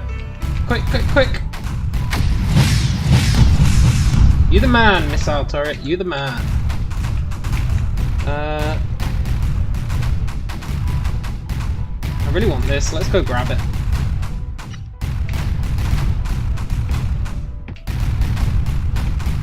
Yoink. Creep destroys your buildings. Yeah, it's really annoying.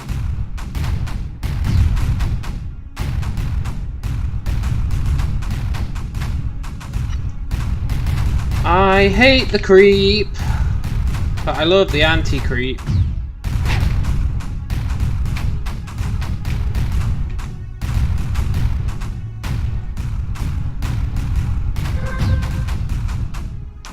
Eventually we'll unlock the terraforming building. That'll be good. Does the game have some kind of story? Yes, but I don't really pay attention to it. It definitely does, though. See? Founders would be proud. I think I've identified a weakness in the Creeper. Ooh. Prophecy says the Creeper will prevail, but we shall continue in other lands. That's not a weakness to the Creeper. That's just saying run away. I believe this discovery might be the key to unlocking these other lands. Data on the discovery is forthcoming. I hope all remains well with you. Blah de blah. An age of 8,000 years.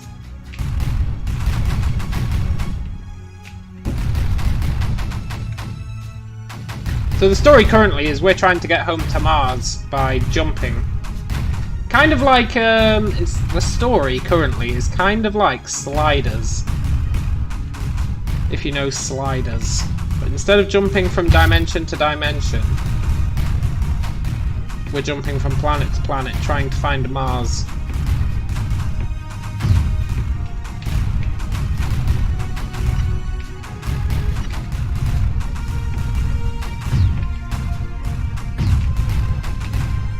I feel like somehow creep is getting spawned over here.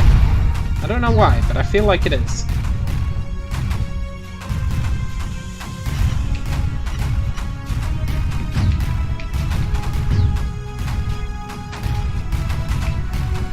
What's the resource for building stuff? You got a bunch of them. You got your energy, which is for building. You've got your anti-creep, which is your anti-creep. You've got your ARG, which is used for missiles, and you've got your green stuff, which is for these shield generators. And probably other stuff later, but I'm not really sure.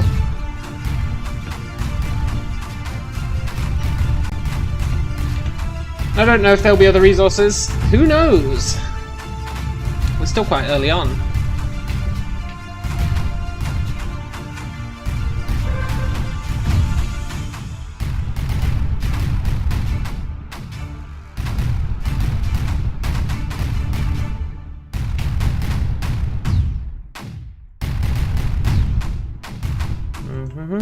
I could probably move these guys, to be honest.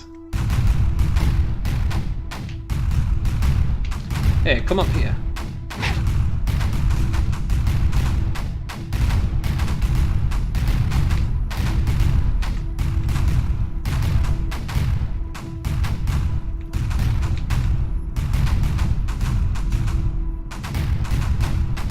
Once that's built, we'll start getting the liftic, and then...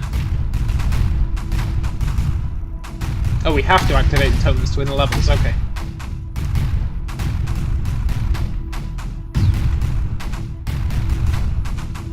Go, my anti-creep.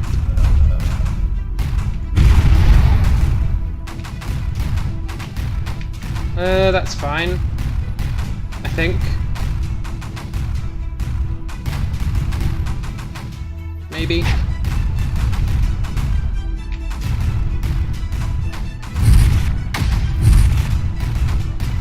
Yeah.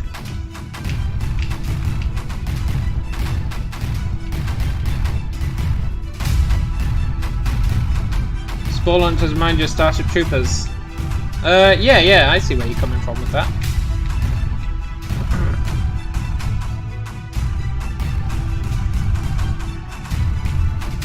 Let's get a pointless totem.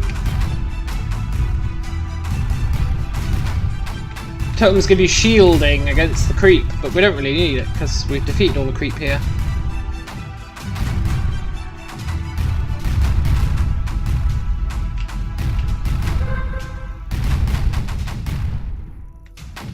I feel like he just can't compete with our creep production now. It's quite nice, actually.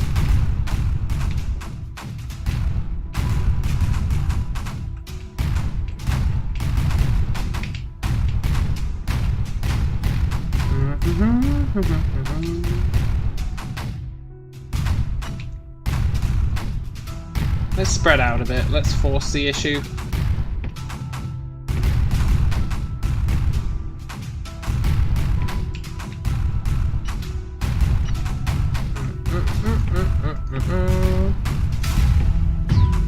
I love a good mortar.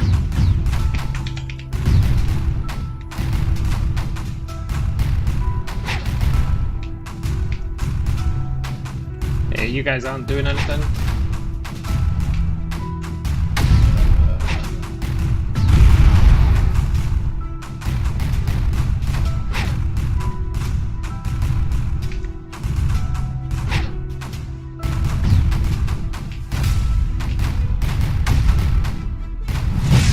Nice.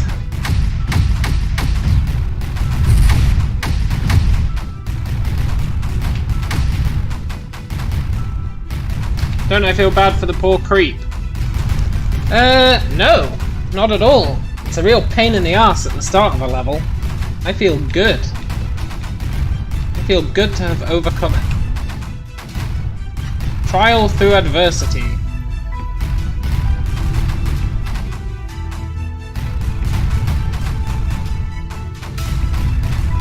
I feel an immense sense of satisfaction at watching this creep getting beaten back.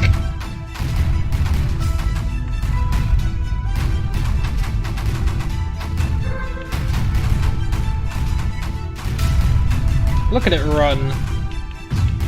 Get out of here, creep. It just wants to hug me. Well, it's not allowed. It had its chance and it blew up all my buildings.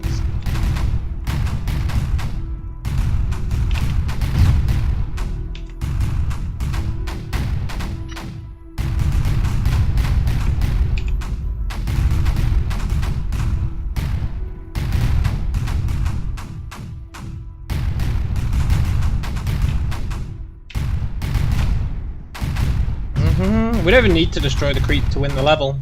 We could let it live. We could let it live, but we're not going to.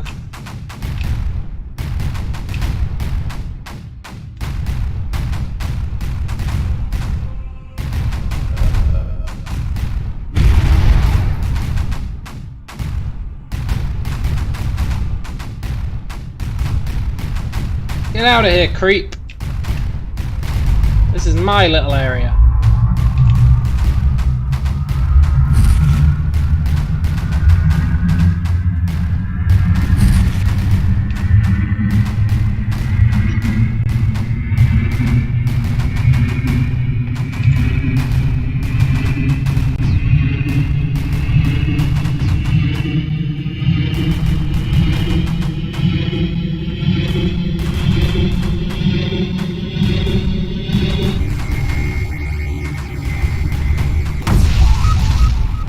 Oh yeah, that did absolutely nothing for us.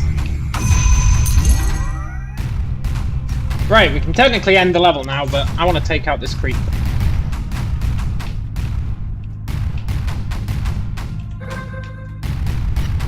With that in mind, let's go nuts.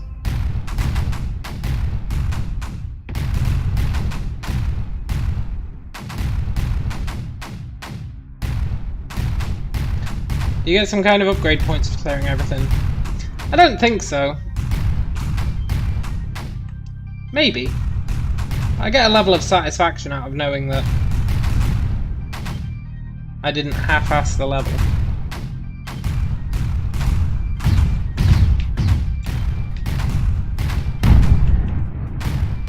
No, not my little tower.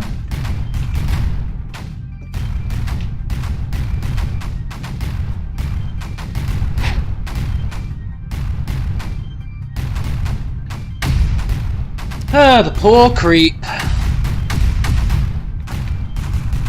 It did just want to be friends.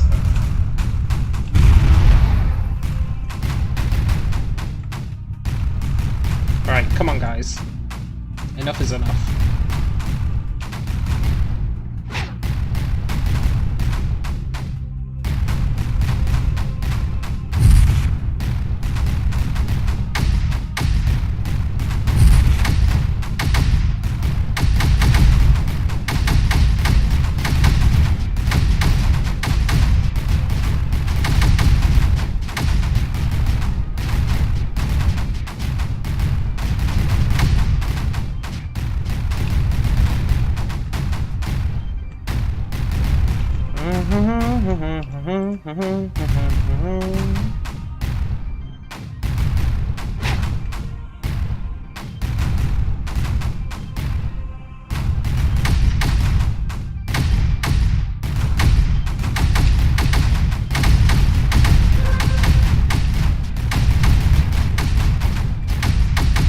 Poor little bugger.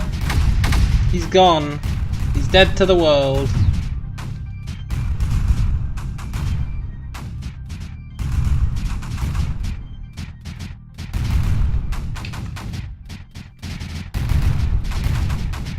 Finally take out this annoying spore launcher.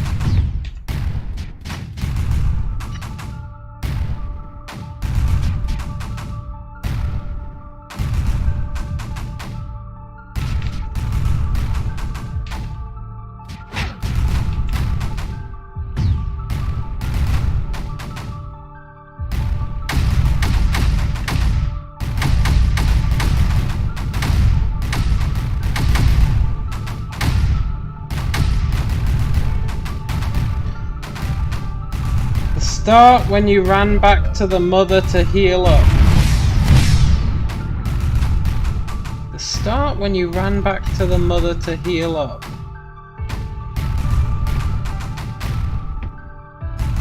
You're talking about Kingdom Come. Yes. There's a message missing there that I can't see, but you're talking about Kingdom Come. It was kind of funny. I agree.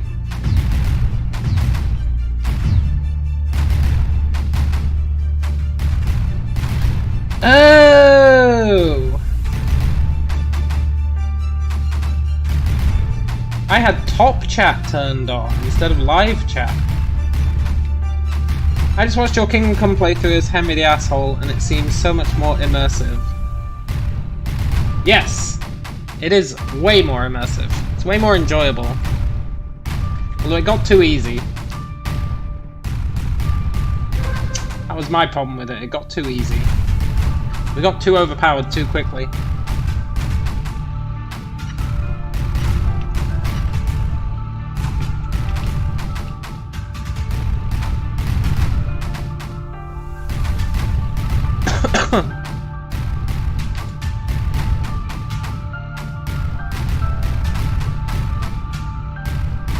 Yeah, no, you're not a bad person. It made me laugh. It was hilarious.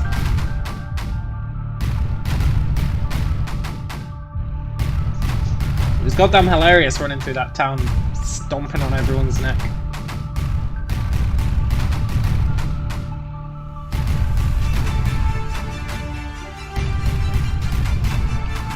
There's something satisfying about watching our anti-creep push back his creep.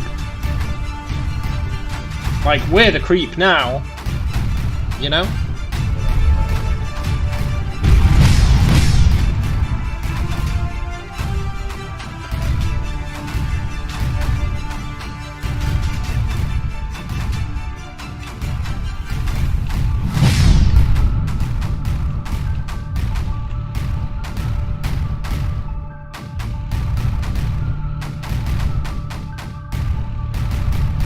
Poor bastard. You've probably known your whole life and everyone thinks you're a fine lad and then 2 eyes in your head connect and you go batshit crazy. Totally. Did you reach the bit where we do the DLC, where you do that intro as Teresa?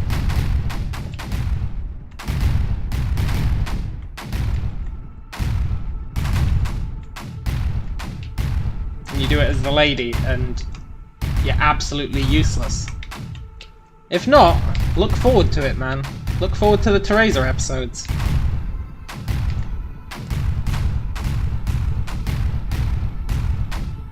They are next level.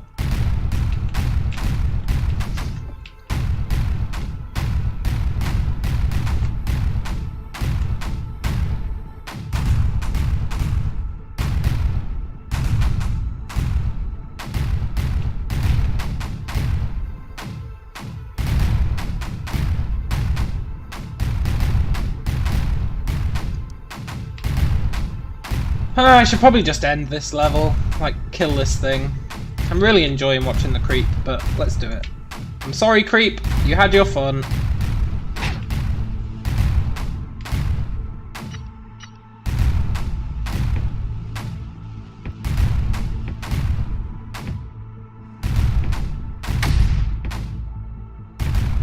It'd be funny if some kind of movie would reimagine the story this way.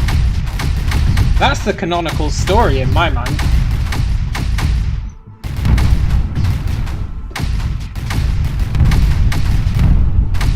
Oh my god, the creep is winning because I moved all my stuff away. Whatever. Here, some of you guys go back.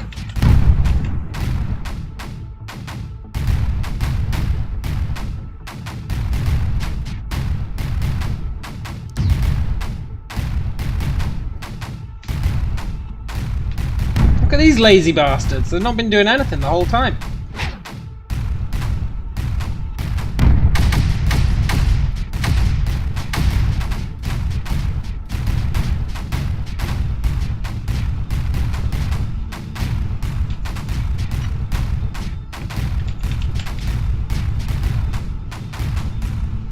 Same with you. Join the fight.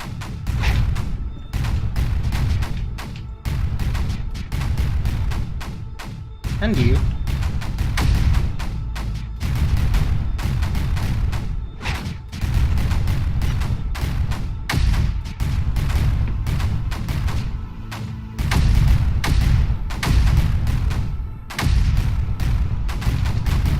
Maybe that's why people in the Middle Ages died so young. Maybe. People just kept going crazy.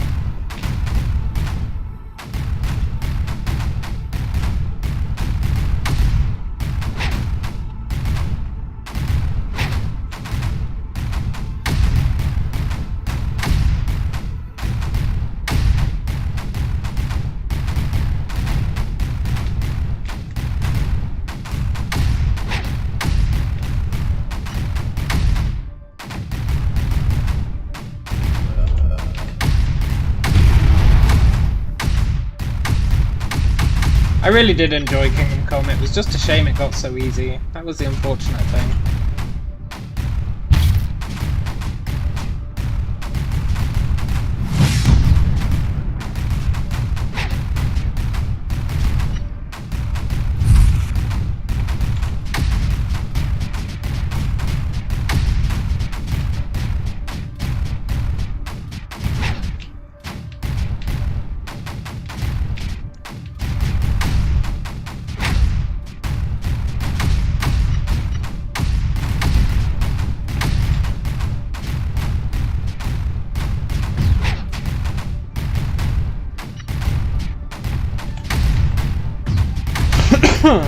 You're still waiting for the CK3 ruler designer playthrough. Oh yeah, that's right, the ruler designer's out now. That's a good point.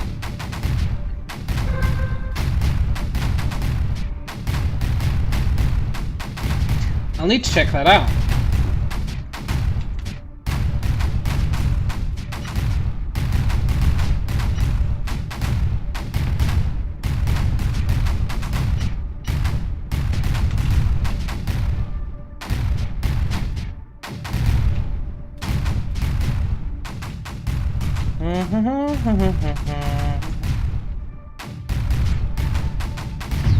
You can see in the bottom left here what the different layers are of everything. So you can see the layers of creep or anti-creep versus the terrain. It's pretty useful. It's more useful later when you're terraforming stuff, but it's still pretty useful now. If you're wanting to know how you're progressing. What is creep? Now there's a question. I don't actually know. I've never actually paid attention to the story in these games. What is creep? What is creep? Creep is that sinking feeling you get when you realise that you've forgotten to do something really important. Tide Pod gel. Maybe. Tide Pod gel? Yeah, maybe.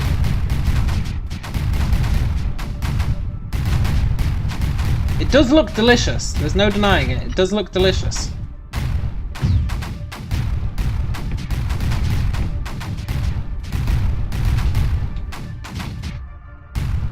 It's like Astroglide. What the hell is Astroglide?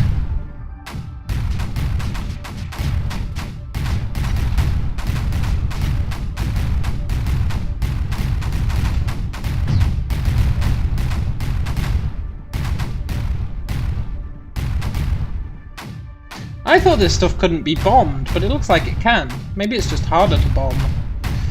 Definitely looks like it can be bombed. The red stuff. It said it couldn't, but I think it was lying.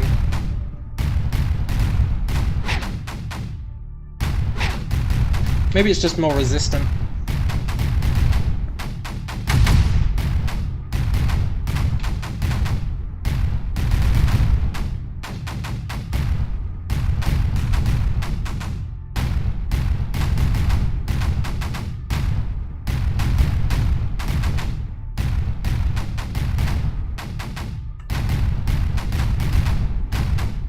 Still got loads of creep.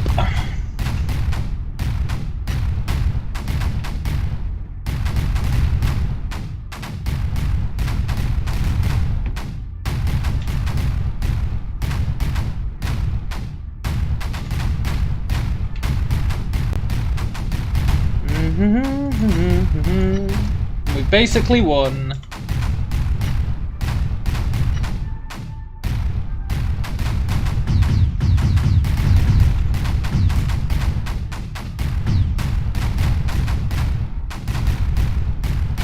Yeah, spew out that creep.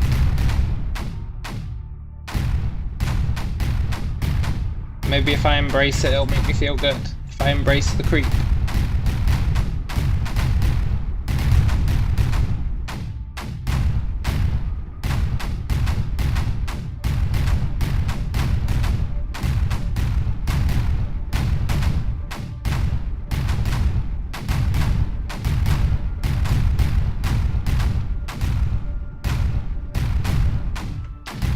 Creep, creep, creep, creep, creep. I kind of miss the little robots that exploded and gave anti-creep. They were great. They were like kamikaze robots. I just want to build a nullifier here. There's too much creep. Ah! Here. You guys, come and deal with it. Half of them will probably die, but it's fine.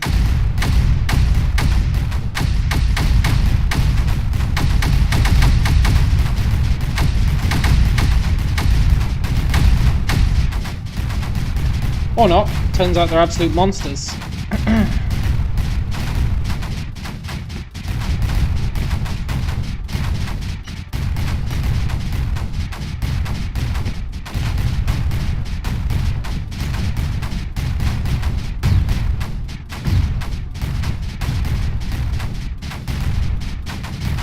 Victory!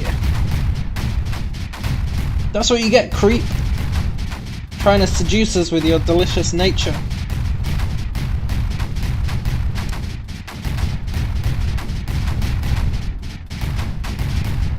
Now we're just piling on it. It's not even fair, really.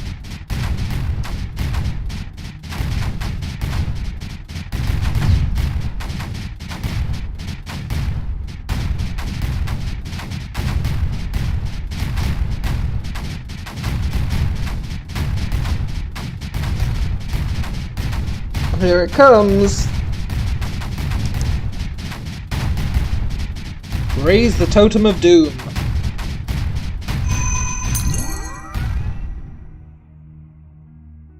Done, let's jump away, see if we can find Mars. Keith Carlson says, wow, I remember when Creeper hit Armor Games as a Flash game. This version looks great. It is great. The leaderboard's a bit whack. I don't really understand the leaderboard. But that's fine. Serious.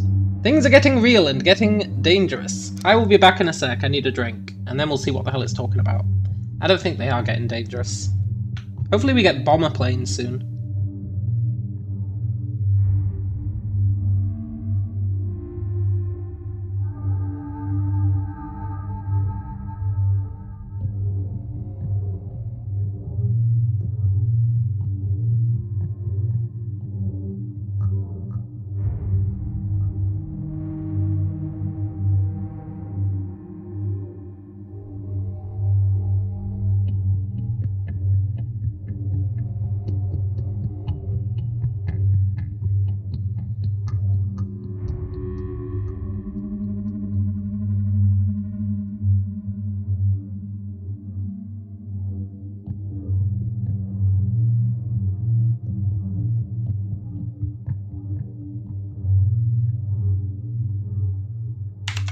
I have returned.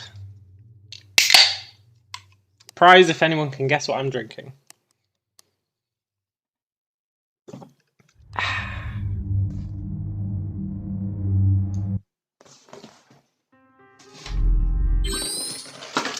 Mother needs family whole. Praise be the founders. See the story, it's like, what does that even mean? Friend, our efforts have failed so far failed, but fear not, the others have led you astray. Listen to them no more. A great flood of negativity surrounds us on this world. It has been brought here by a misunderstanding. We must work the soil until we can establish a dialogue with its creator. The terp has been added to your construction menu. Nice! Oh, I love a good terp. I'm so glad we got the terp. Nothing better than a terp. Secure the high ground for superior tactical advantage. Nice. We got the terp. We got the terp. I love a good terp. What do these red lines mean?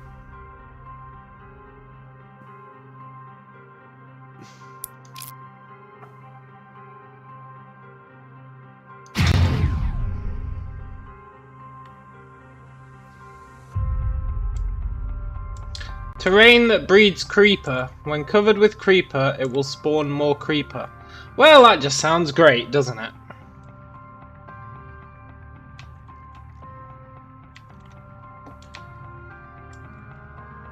When covered with creeper, it will spawn more creeper.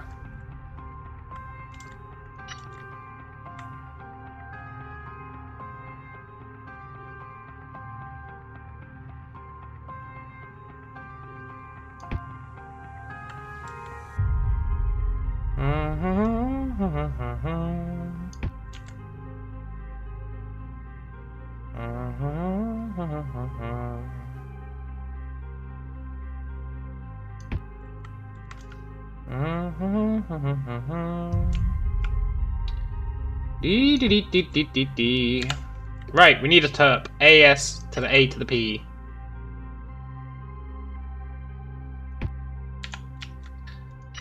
We should also get some miners.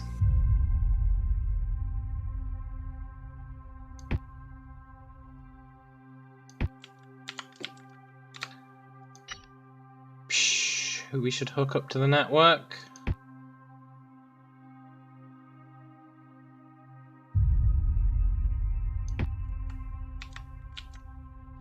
Yeah, totally.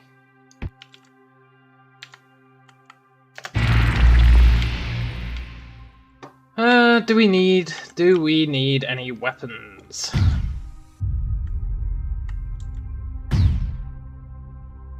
Possibly.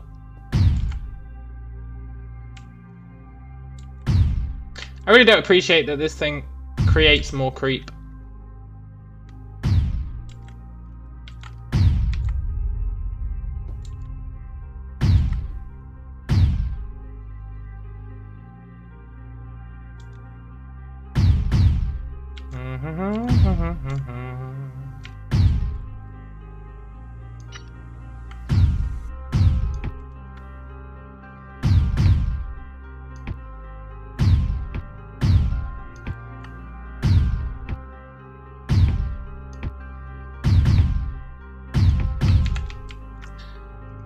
I'm gonna build a couple more terps. It might be a bit extreme, but I want them.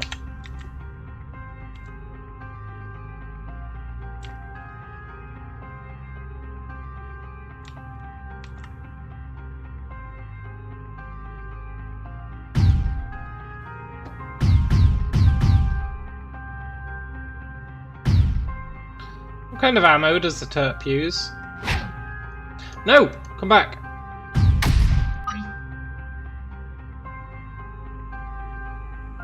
Uh-huh.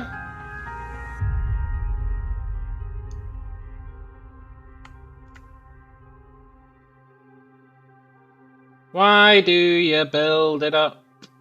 Buttercup baby, just to let it down. Is there an undo?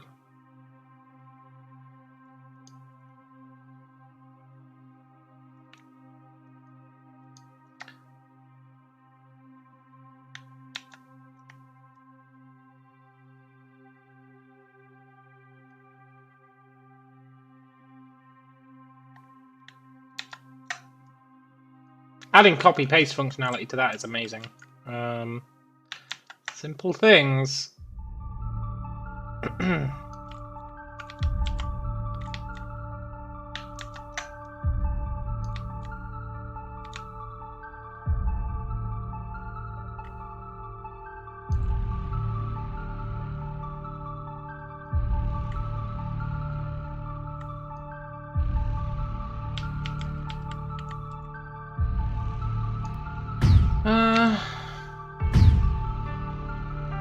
How do I get out of terraform mode? Ah, okay, there we go. You can do it, terraformers. I believe in you. Sort of. Meanwhile...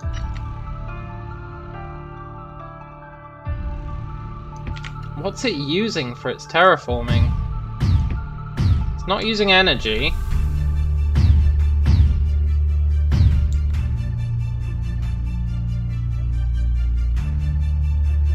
I actually don't know what it's using.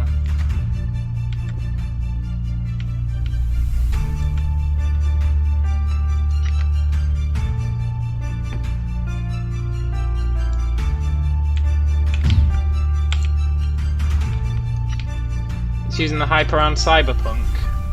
Well, there is a lot of it. There's no denying that.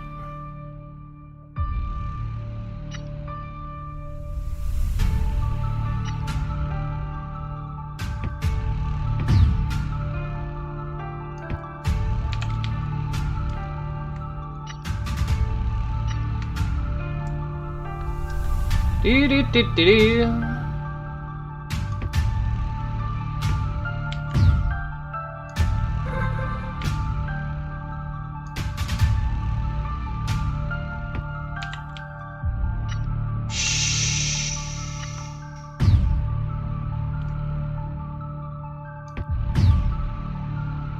Breach? What? Where? Uh-oh. Uh-oh. Uh-oh.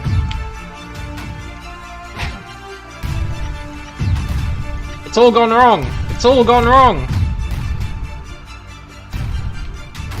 I didn't build a single defensive unit. Well, okay, I get it. I guess I did. Mortar, come here. Ah, this breach is nothing to worry about.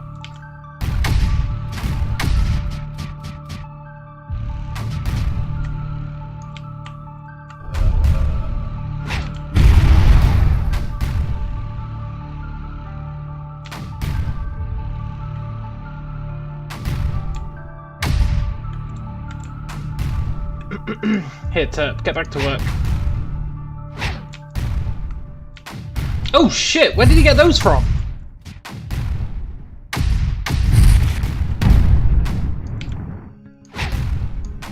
Oh, I didn't see he had missile things. Oh, I even thought in my head, you know, it's really great that he doesn't have missile things on this map.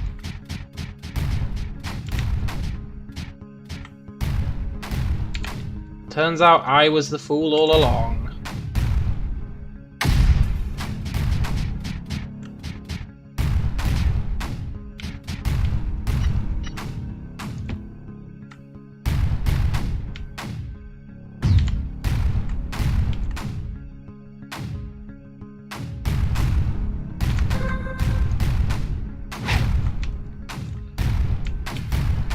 Ah, great.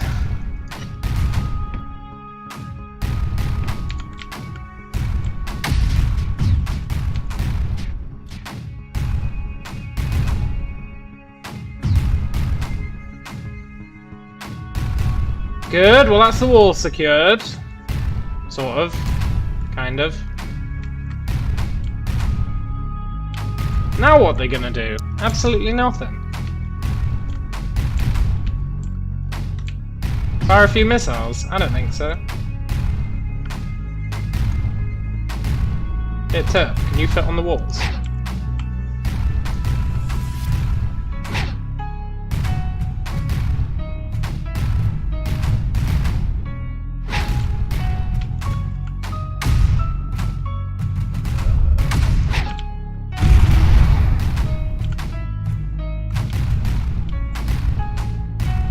Uh-oh. Quick, give it ammo! Give it ammo! Oh my god.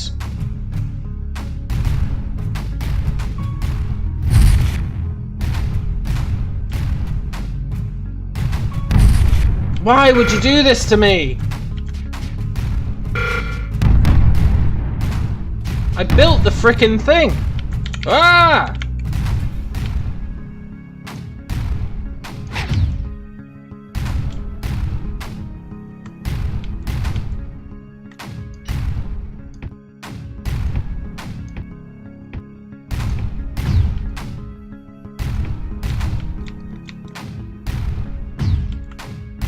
Just goes to show there's no justice. No justice, no peace.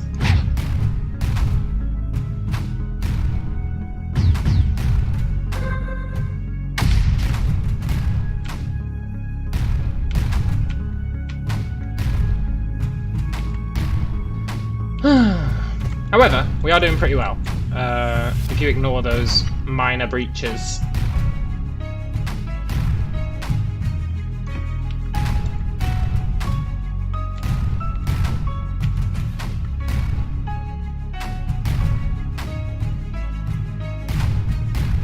See, look, we're doing fine. We've got walls. They're trying to get in, but they can't.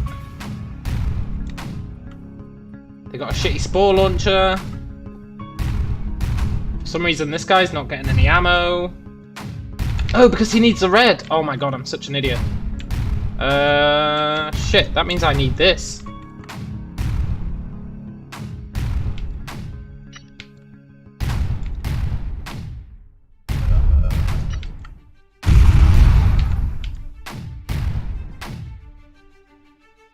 Okay, look. There's a slight problem here.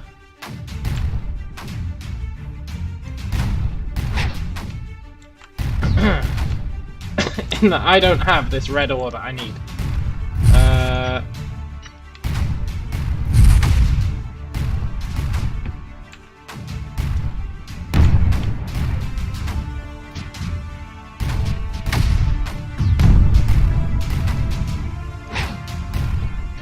Just a slight problem.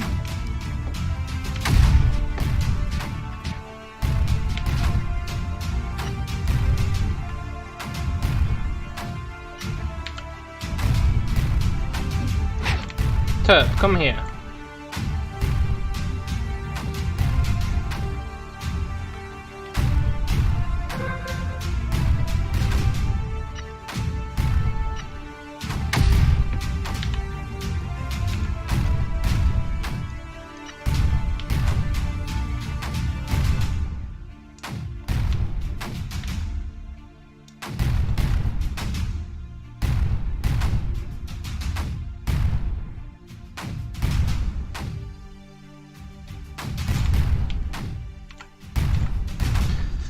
I'm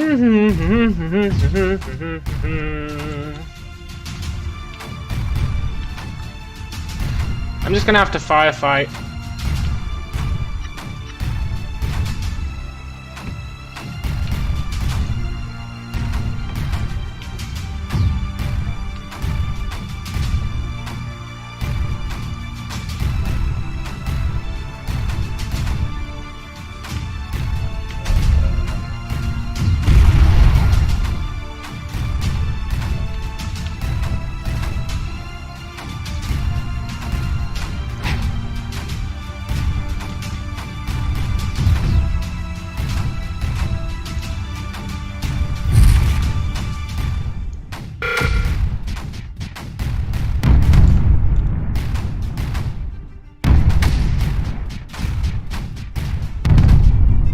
That is incredibly annoying.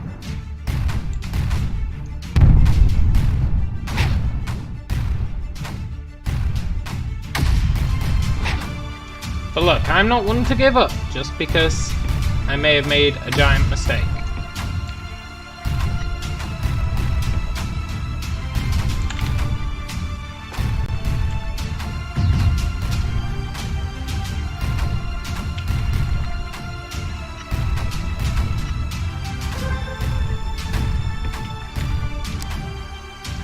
The Turp is gonna save the day.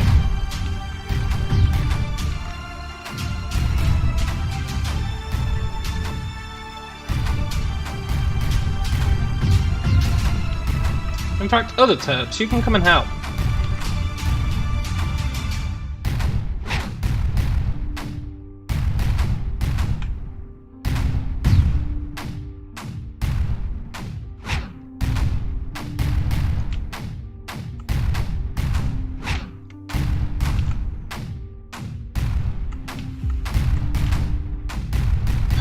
Where are the missiles gonna go next?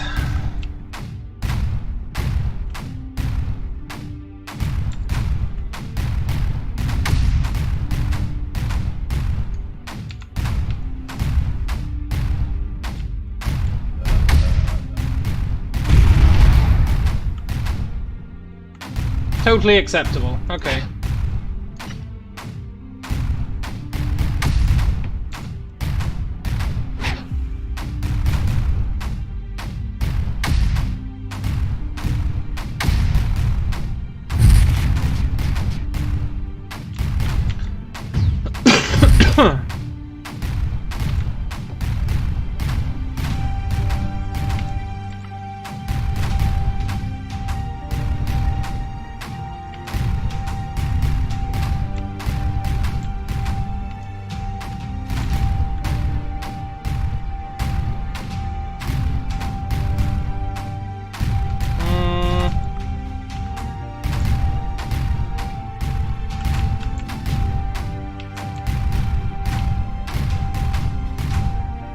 Come on!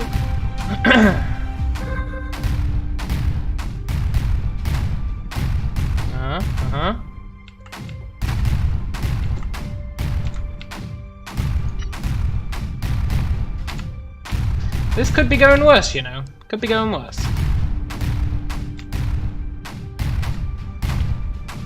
Really, I just need to get my hands on that red stuff.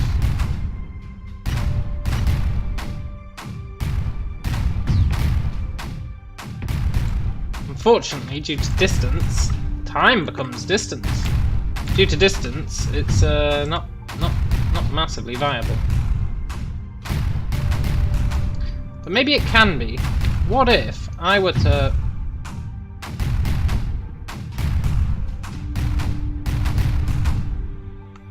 purchase Krusty Burger?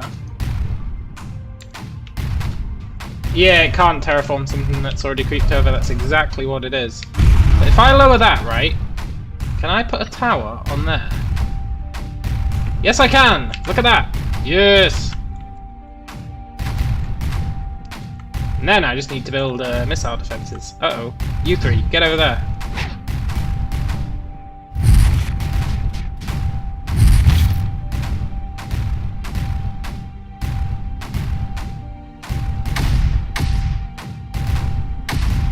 Oh, nice. Wait. Oh, nice! My missile thing got some. Huzzah! I actually got some. My devious plan worked. Right, now...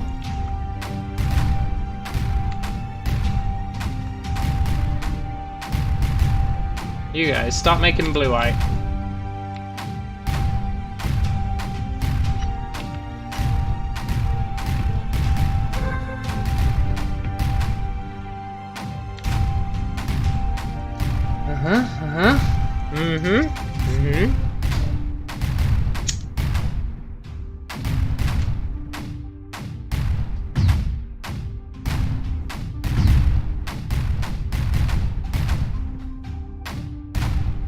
I wonder what that means.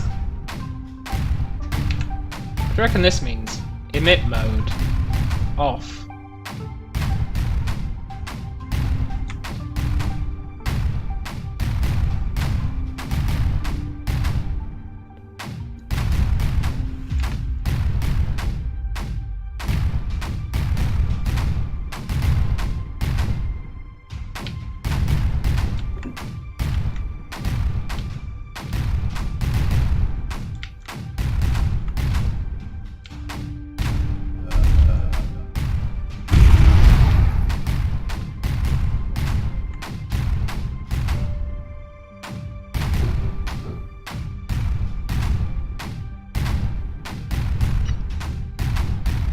I guess I need more than one missile launcher.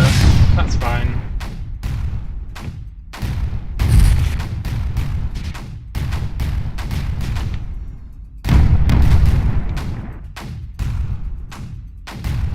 Look, you guys were supposed to destroy the creep, not bring balance to it.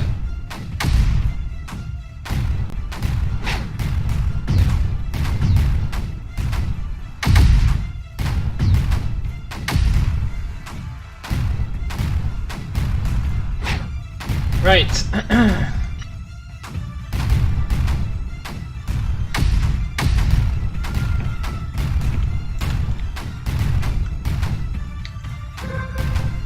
They and Anakin got their orders switched, totally.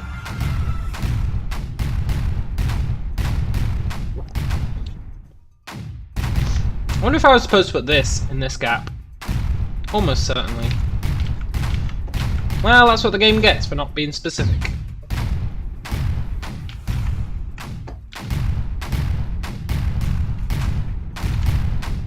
Right, I need more mortars over here.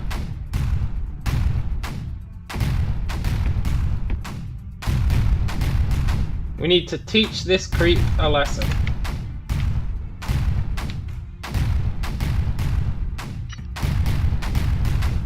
A lesson it won't forget in a hurry. Which means building an absolute metric ton of mortars.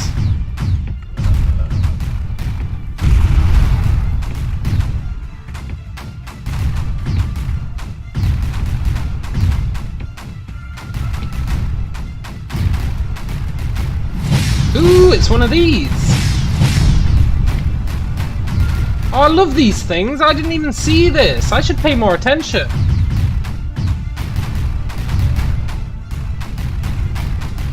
These things are great!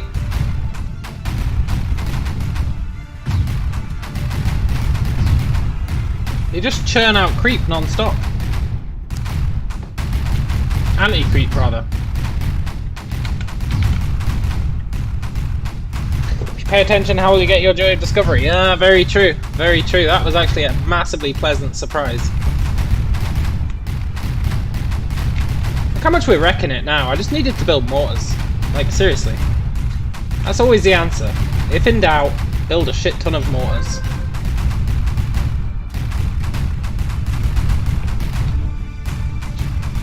In the later game, it probably won't work, but in the early game, mortars are where it's at. They absolutely decimate.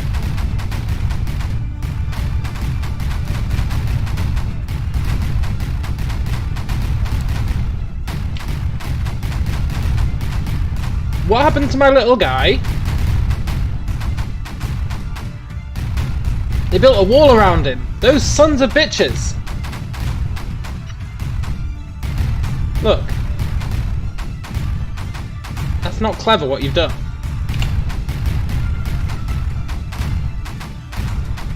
There we go. Wasn't getting any more ammo for my missiles.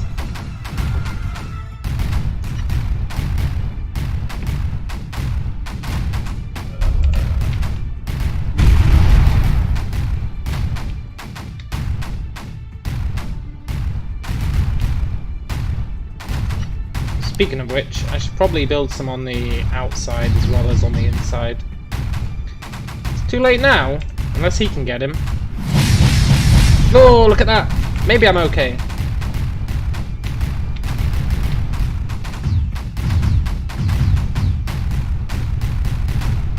Look at it go, it just churns out the creep. The anti-creep. It absolutely goes nuts with it. Give it a few mortars to back it up.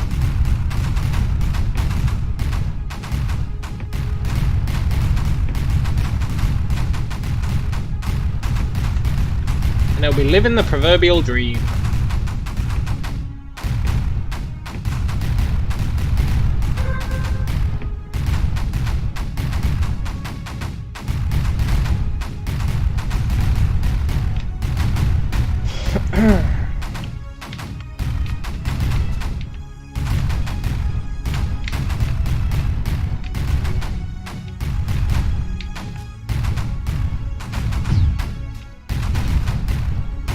Living the proverbial power shortage, yeah, you're not wrong.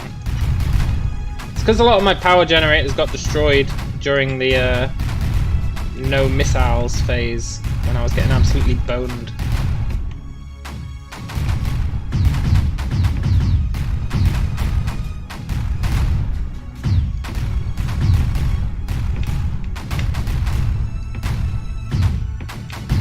That'll help.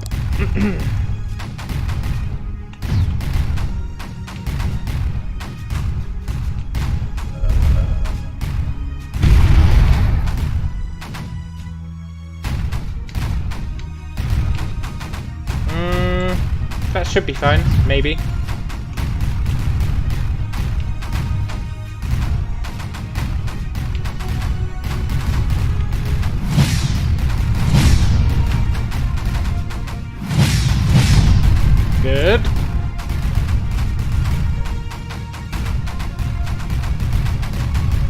do still have a deficit.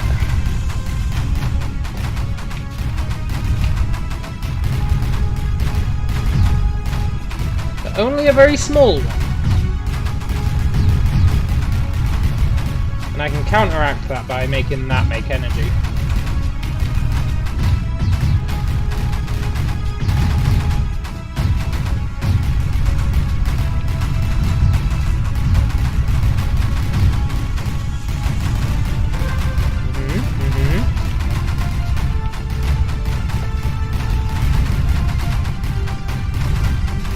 We've got a serious ammo deficit.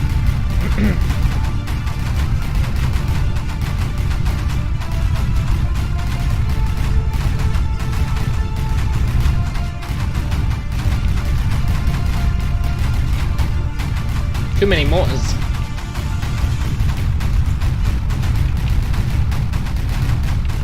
I know that might sound blasphemous, the concept of there being too many mortars.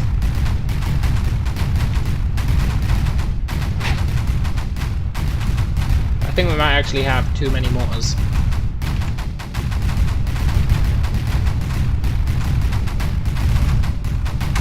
What are the green crystals for? They are for these things. You make liftic, and then you can activate the totems, which you have to do to beat the level. I'm not too worried about that just now.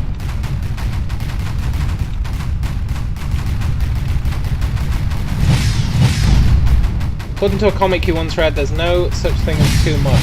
There is only fire and reload. Yeah. I mean, it's kind of true, because we want to be firing as many mortars as we possibly can, so even if all of these aren't firing, it's not the end of the world. It means we're using 100% of our ammo production. I am okay with that.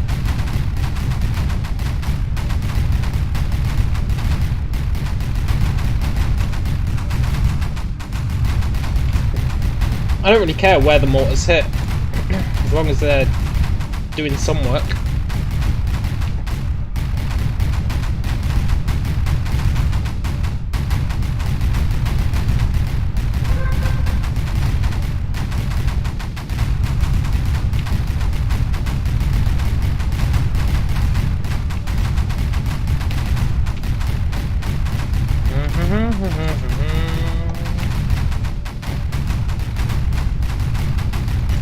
I'm gonna build a missile turret here. And that'll destroy them as soon as he fires them. And then I'm going to fast forward time.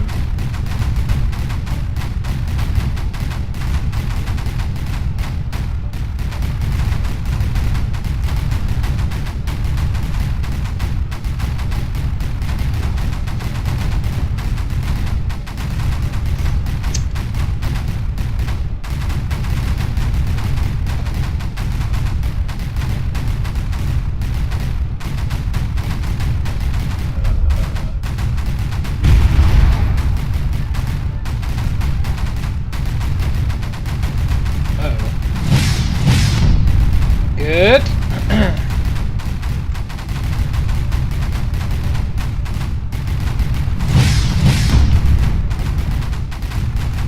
They should have added more than one missile launcher on this spore launcher, in my opinion. It's not enough of a threat. Also, this thing is totally killing it. Look at that.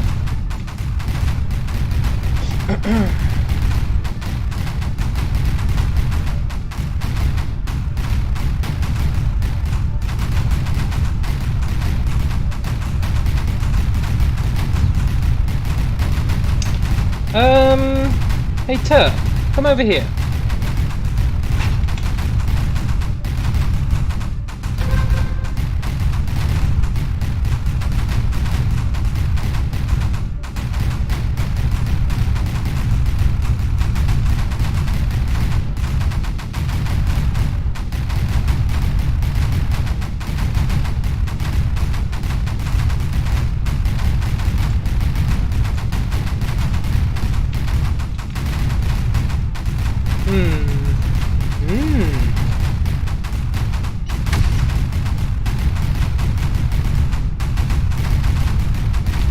to eke out as much power as I possibly can.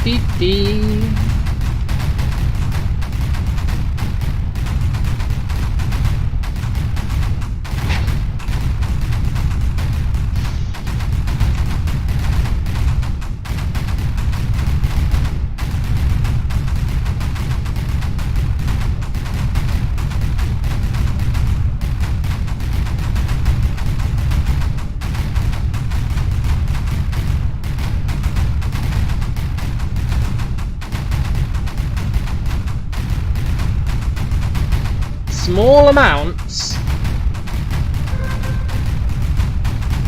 of anti-creep are not worth it. They're just not worth it. What we need is an overwhelming flow of anti-creep.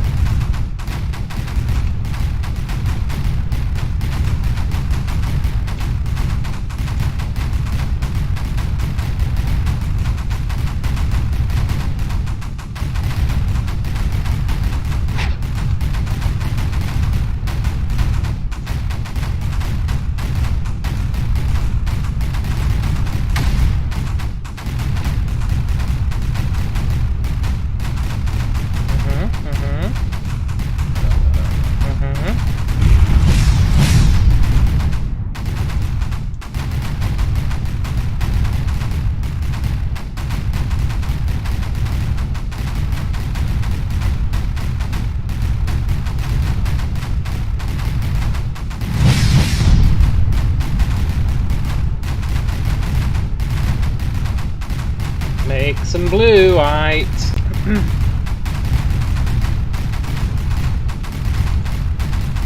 This energy deficit is brutal. Really, really brutal.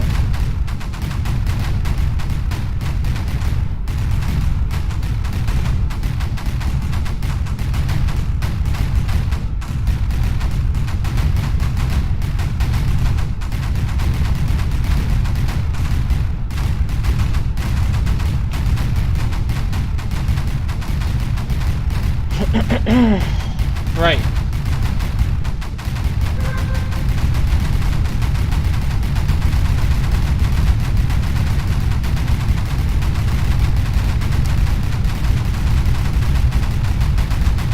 Now we play the waiting game.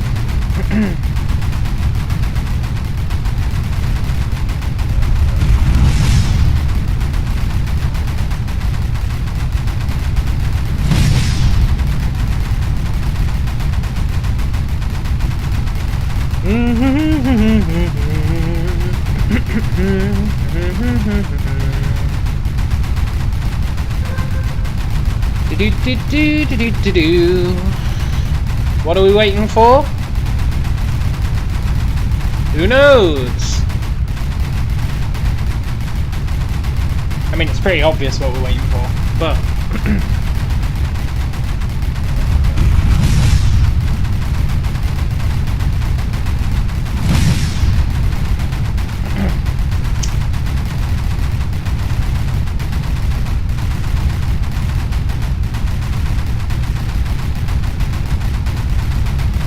we wait and we wait and we wait.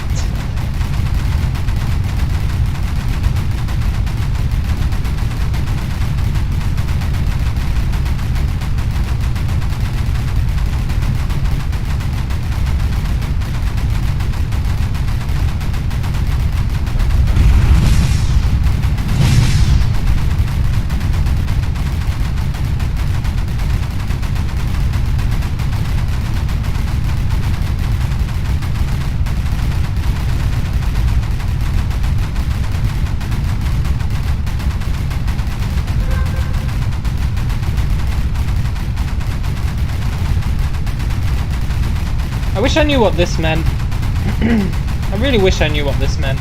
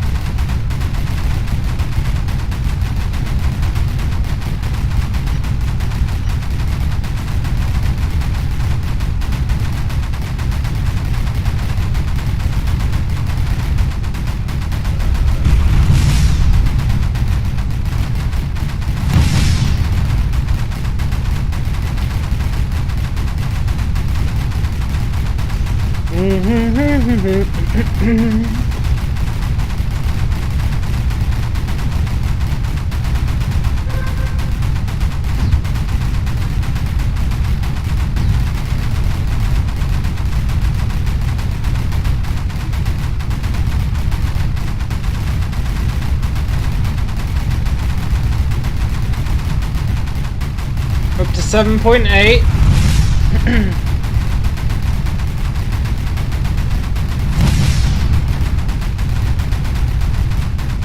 8.2.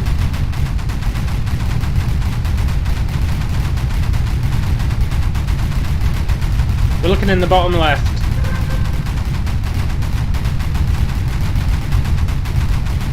We're filling up our base with anti-creep, and then we're going to break down a wall.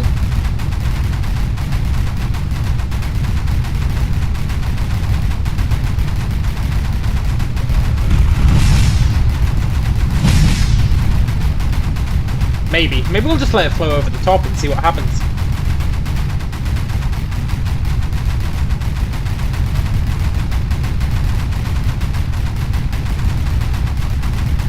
We've almost made more creep than there is, more anti-creep than there is creep.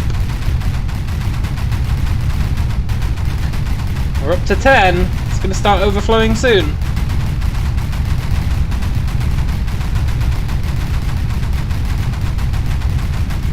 Come on, anti-creep.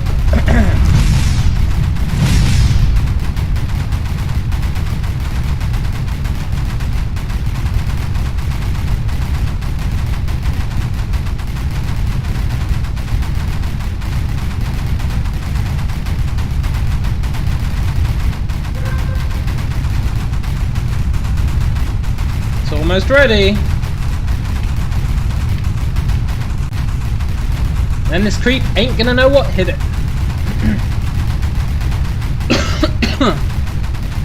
In theory. Oh, it's starting to overflow.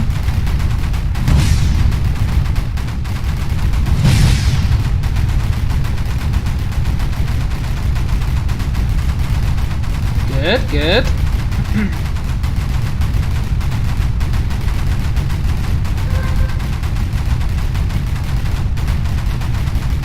We now have more anti-creep than creep.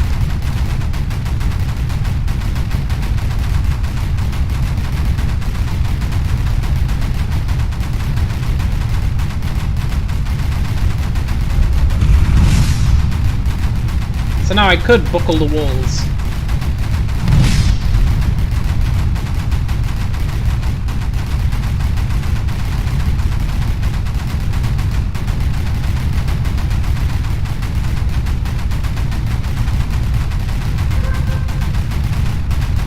Oh, it's starting to sizzle away at it, look at that.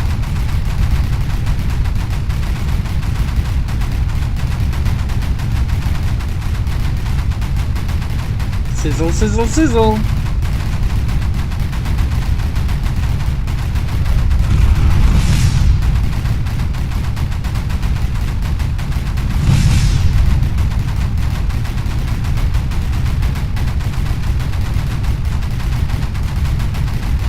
I wonder if it'll overpower it,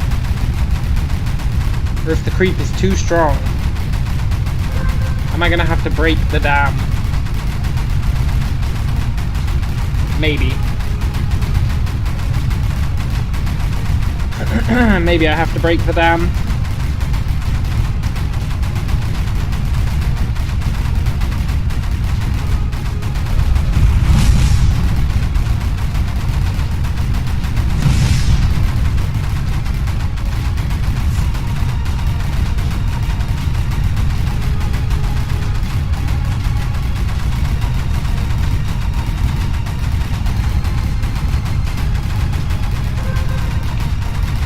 And again, over here we're doing pretty well.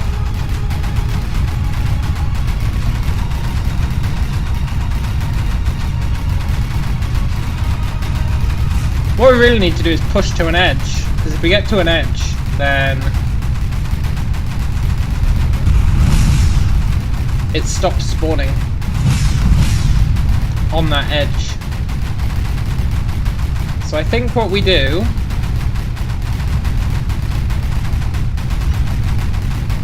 is we bring our terps over here.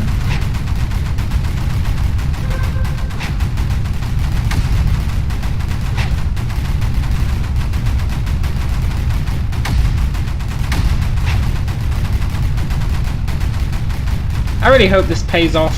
If it doesn't, then I'm going to be a bit sad. But I think it might. I think it might pay off. Terrain height 4.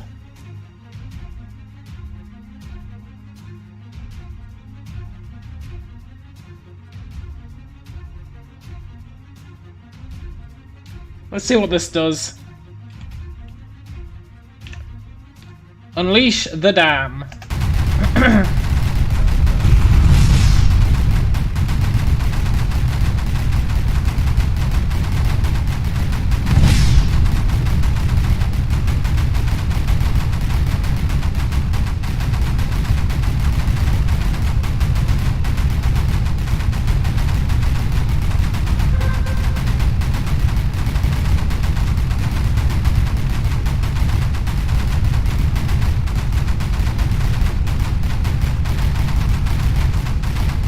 I feel like it's not unleashing it quite as much as it should.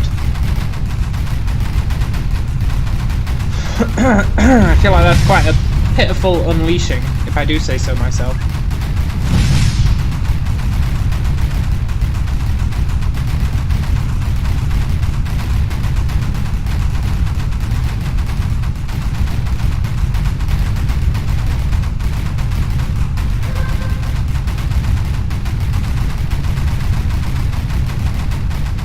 Maybe it'll gain traction over time.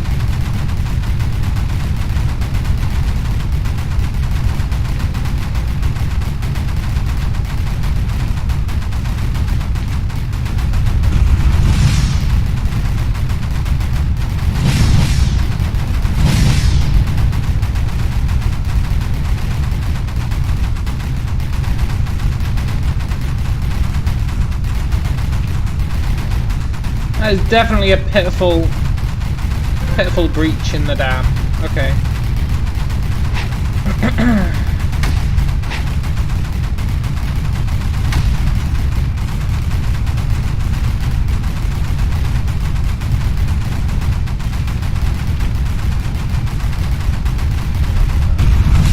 What if we open another one?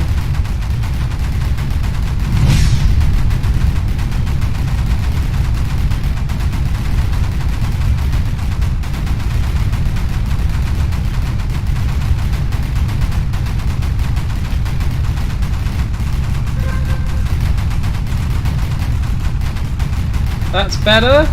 I feel like that's better. Is that better? Maybe.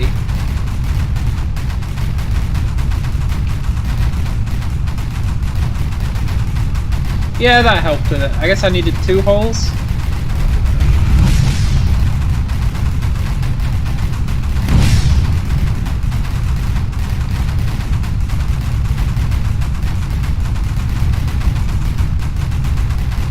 Come on, creep, you can do it. Push him back. Don't let the waves beat you.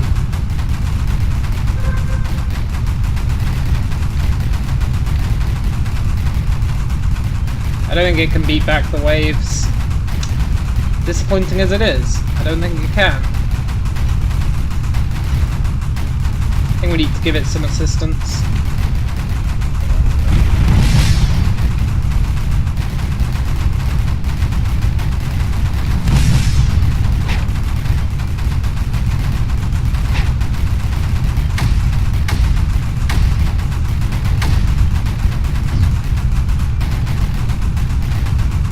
That's what we need. The more of this side stuff we take out, the better.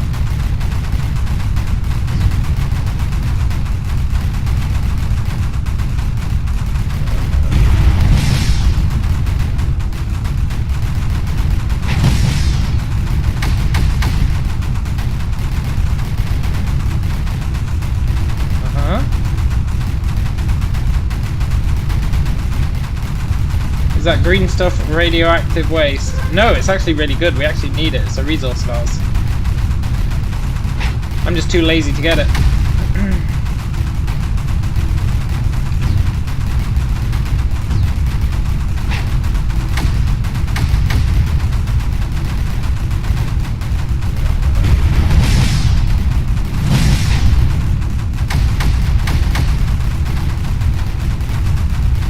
The trick here is we want to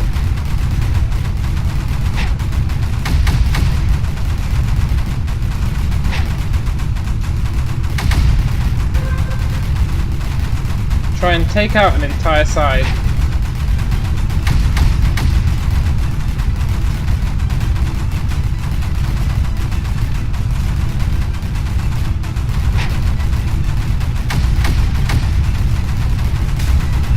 Because the more of this corner we take out, the better.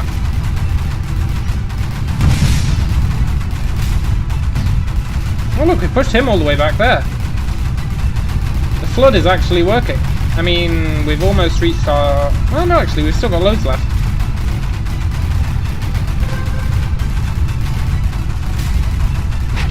Who would have thought my plan would have paid off? I mean, it's not worked as well as I'd hoped, but it has worked a little bit.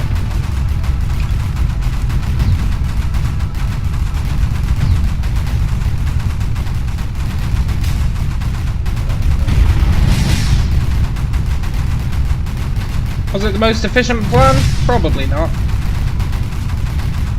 Am I happy with it? Absolutely.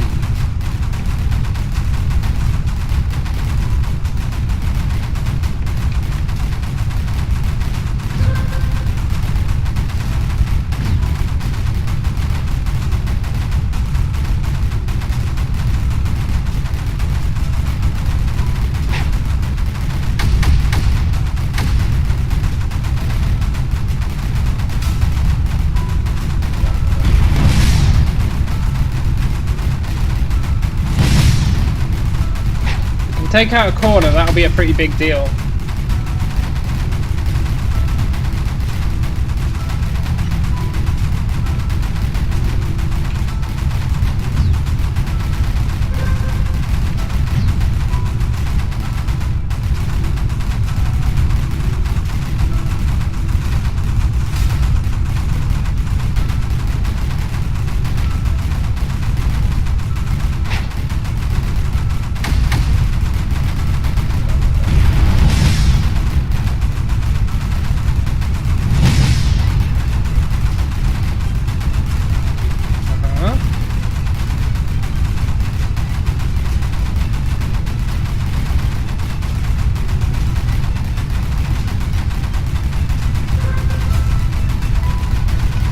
And this is also solving our energy crisis while we're at it, which is quite nice.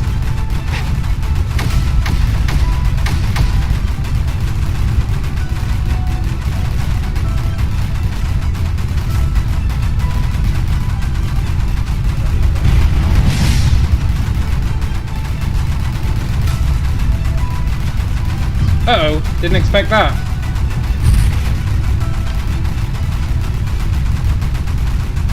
Fine, the creeps got it handled. I should probably nullify that guy, to be honest.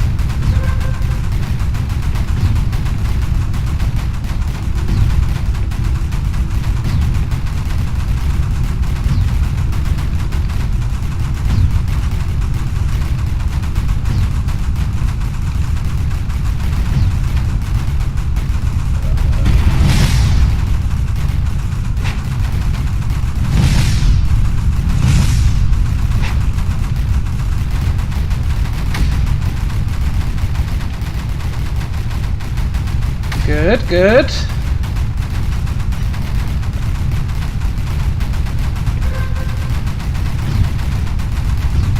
We are going to run out of this stuff flowing soon.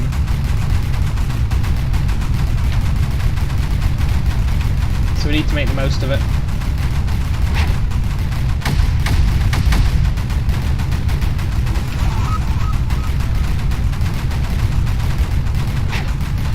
Really try and push it back along these edges.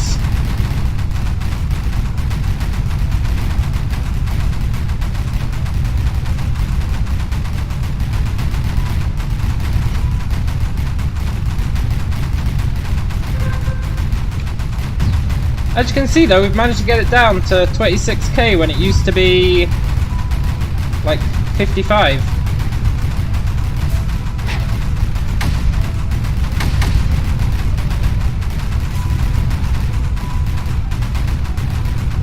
The more of these kind of runes on the outside that we destroy, or we cover with our creep, the better. Are my eardrums made of steel? The drumming is headache inducing. It's not that loud for me, I'm sorry guys, I'll turn it down a bit. Is that better? Is that better?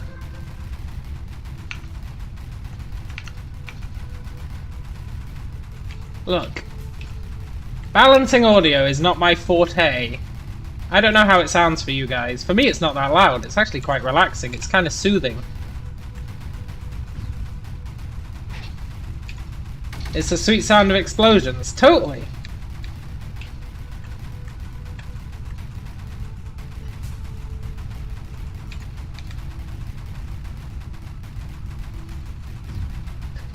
Do do do do do.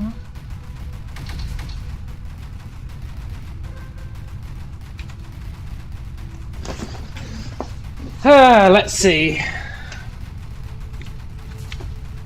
We've got him down to 28k. I'm not happy about that.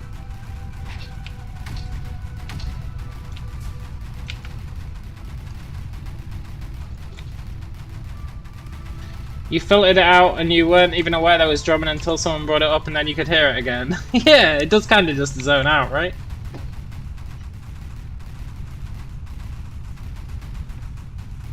I quite like it. It's very soothing. It makes me feel like I'm making a difference. Even if I don't think the mortars themselves are actually doing a lot. It's the giant flood of creep that's paying the bills. Well, I guess these ones are.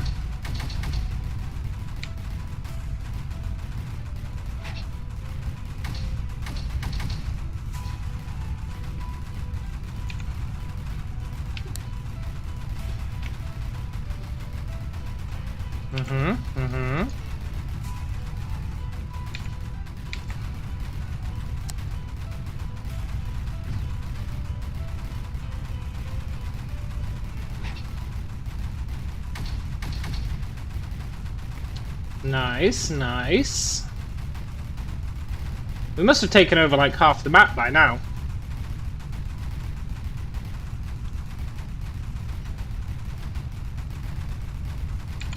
Which is braggable.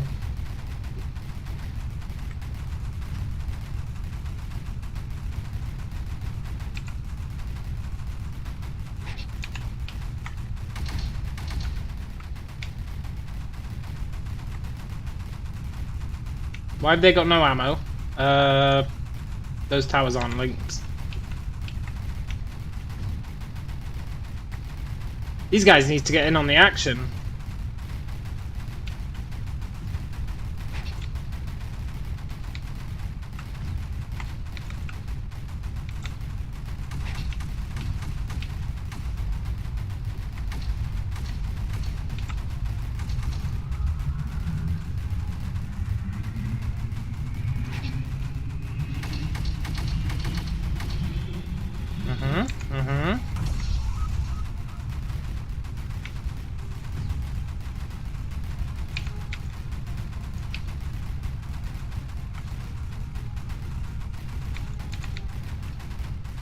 He's down to 18k.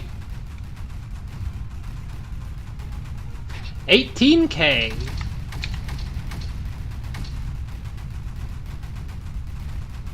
Well, okay, he's up to 20. But still.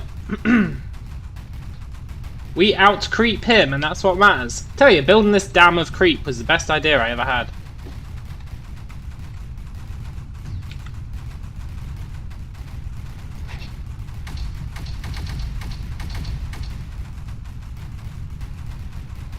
Closely followed by sending in an army of mortars to help out.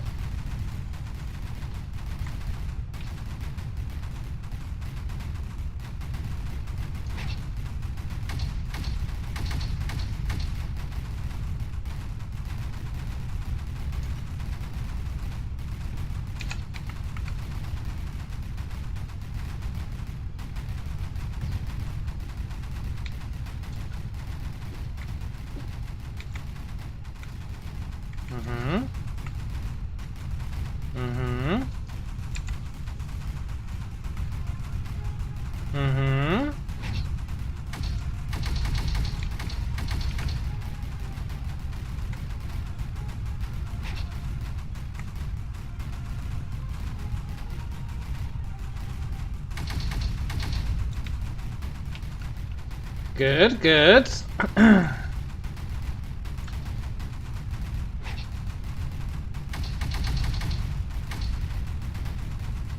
Almost got him limited to one side of the map. One lonely, lonely side.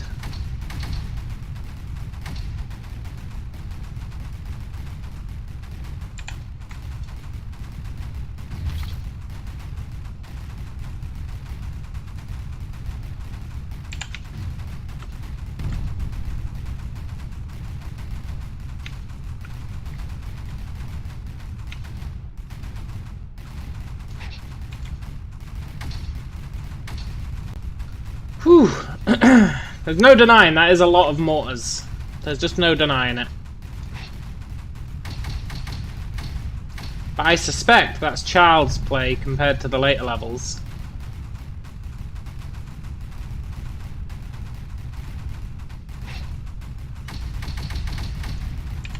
So I'll have to make sure. Oh my god, they're kicking my ass! And what's that missile turret doing there?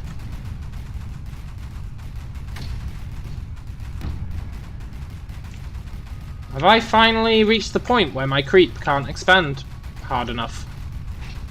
It's been a long time coming.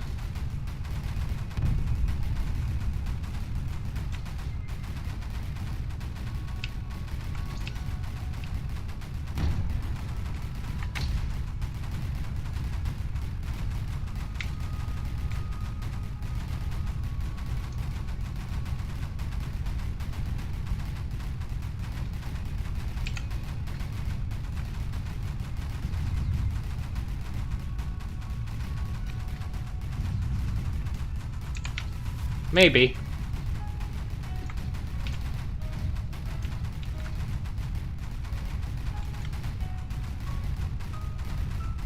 Or I just can't provide the ammo fast enough, that might be it.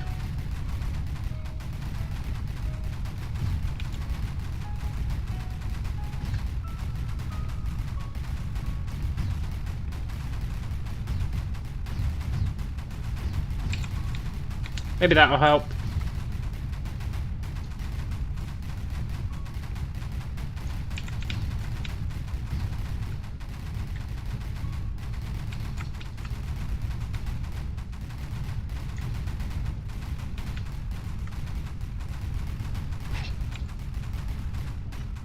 Come on. Cannons.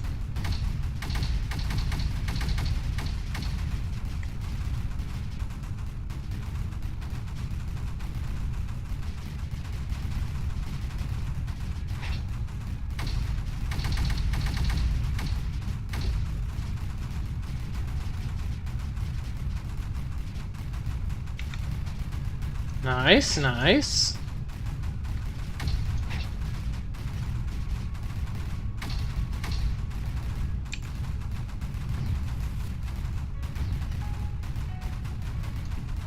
Yeah, I think it was just my ammo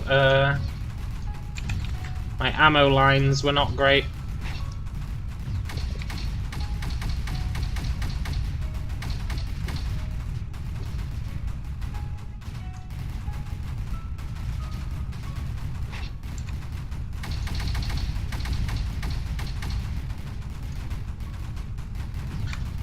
Suffer not the creep to live.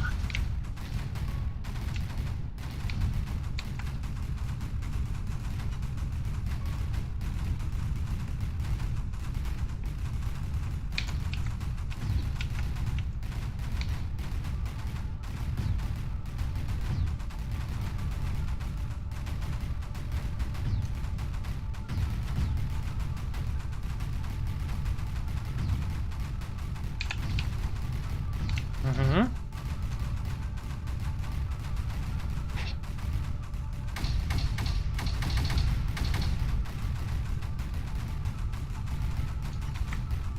Mm-hmm. Mm-hmm.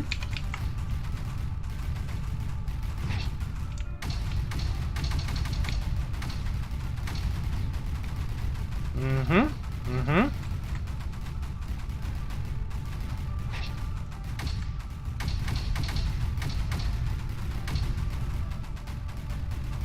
Good, good.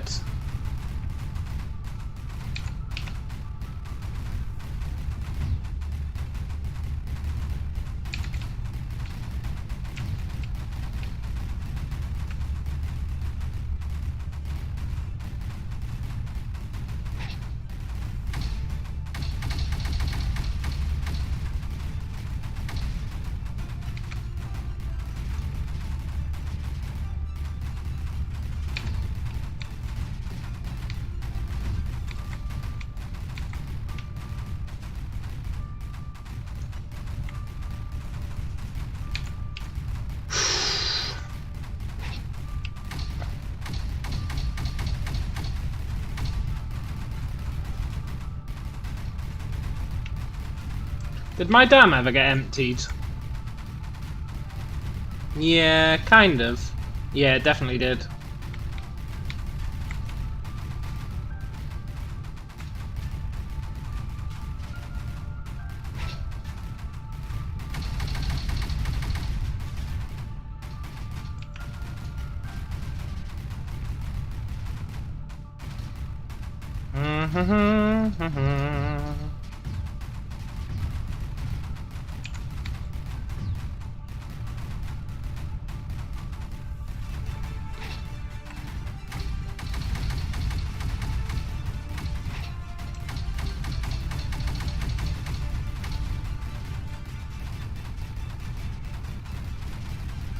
Poor little creep bastard. It never stood a chance.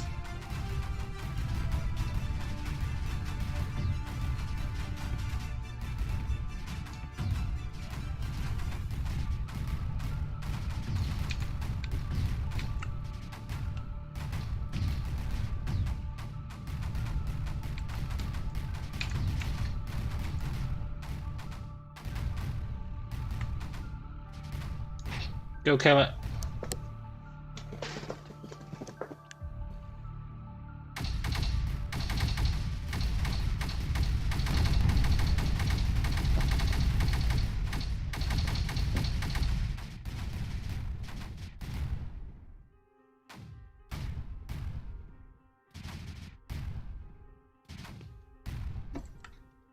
Rest in peace, creep. And then I reckon we can just digest this. Democracy achieved, totally. Can we naturally digest this? No. Our creep isn't enough to deal with it. That's fine. Let's achieve some more democracy.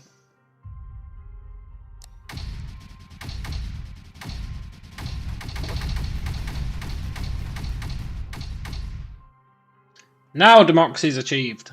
Right. Activate the totems. Well, I guess I could. What do we need? A refinery down here.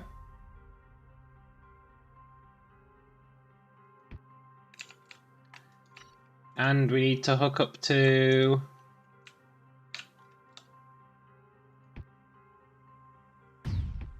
that guy. And we're already hooked up to that guy. Success!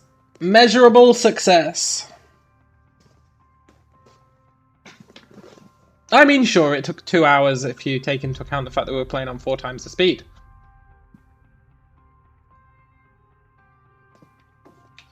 But I still consider it a victory.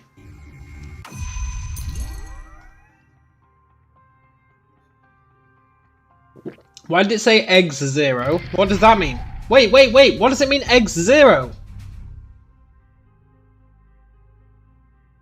Eggs 0. What does it mean? What does eggs 0 mean? No eggs, well, yeah.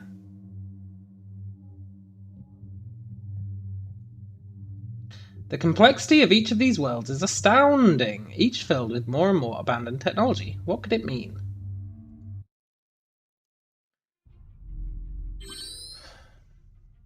Mother must return. More modules necessary. Acquire. Praise be the founders.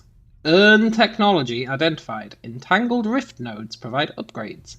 Add to units for superior tactical advantages. Excavate buried urns with TERP technology.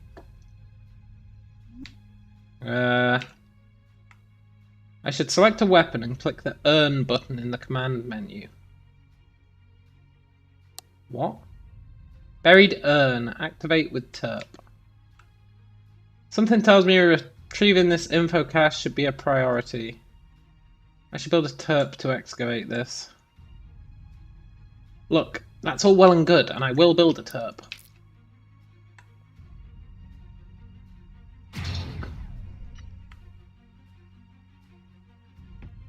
But first things first.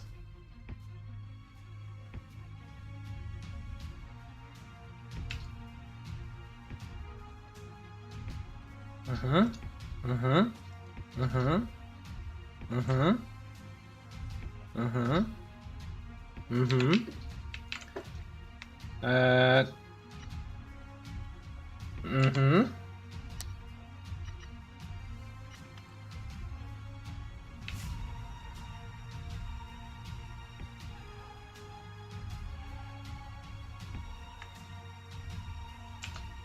feel like I should have placed them the other way.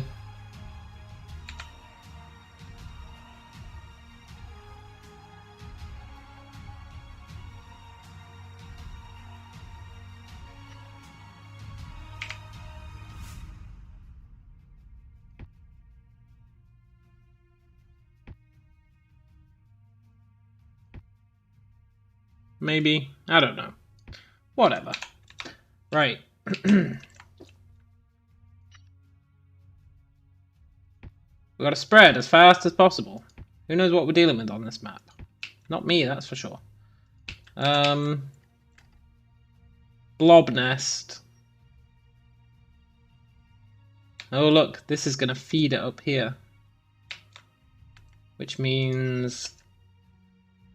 apparently there are Easter eggs embedded in the game. Oh really?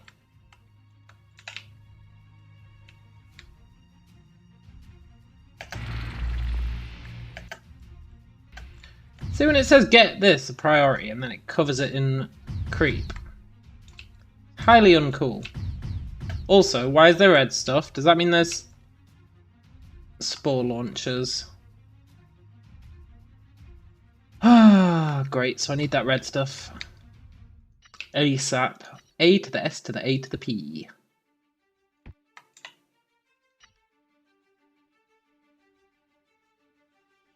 But I can grab it from here, so that's fine.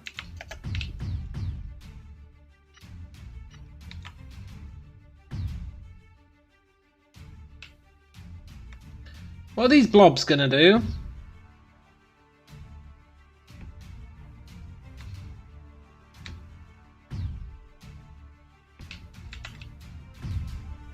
I should select a weapon and click the ERN button. In the command menu.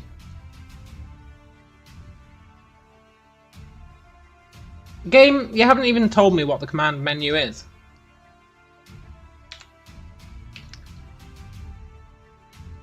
ERN. Want. None.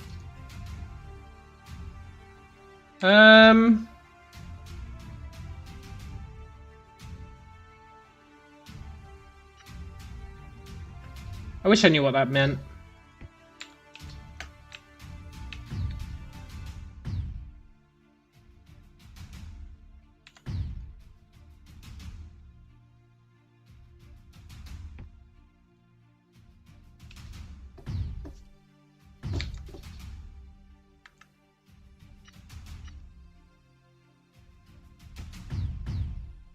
It's fine, we'll set one to want and see what it does.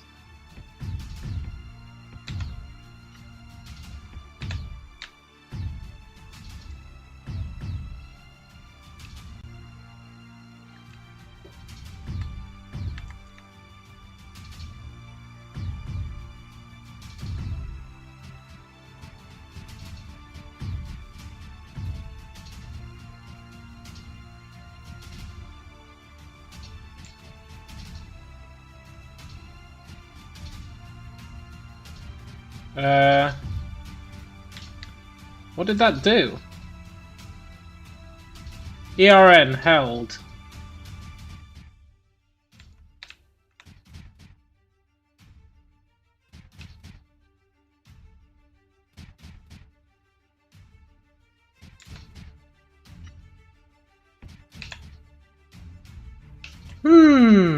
What does it all mean? Oh, he fires much faster. I see. Very cool.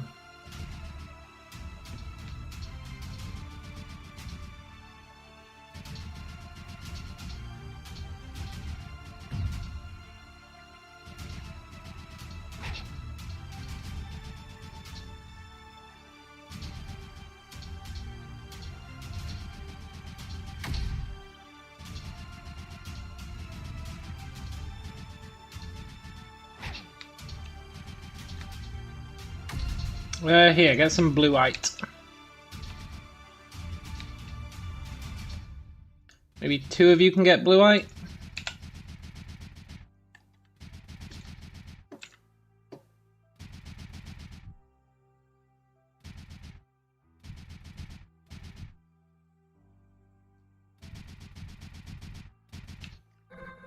Maybe a whole bunch of you can get blue-white?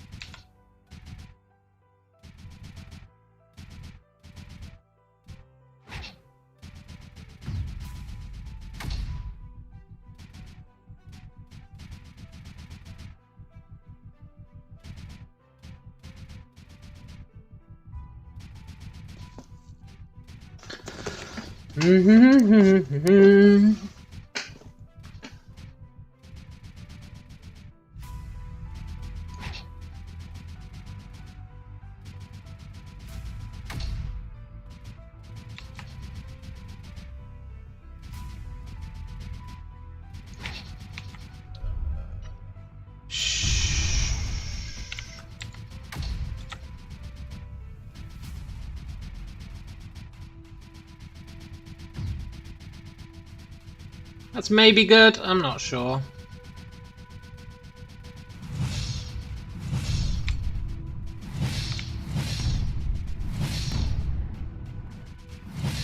Oh, I did remember to build them, thank God.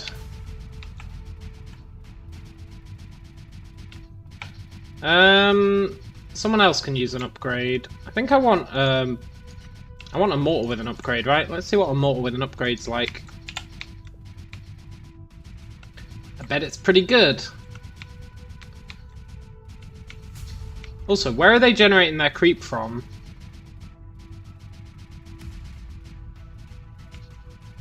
And what are these bugs doing?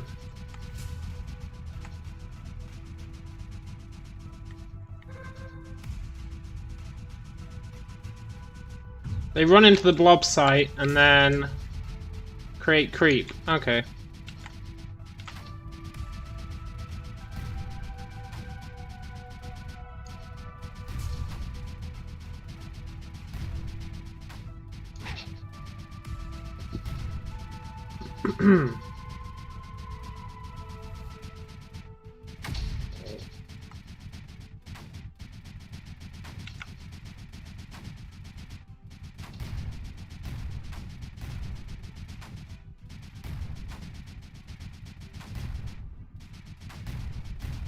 Hmm. It's hard to judge the effectiveness of this mortar upgrade.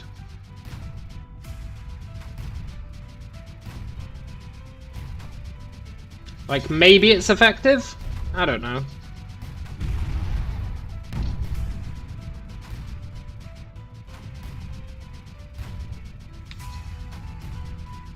One thing's for sure, I need more mortars.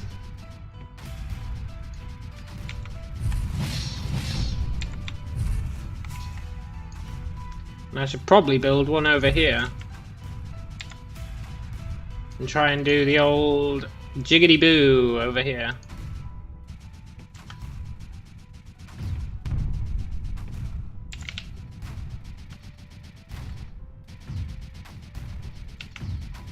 Because it said I should prioritize getting that, and I totally haven't.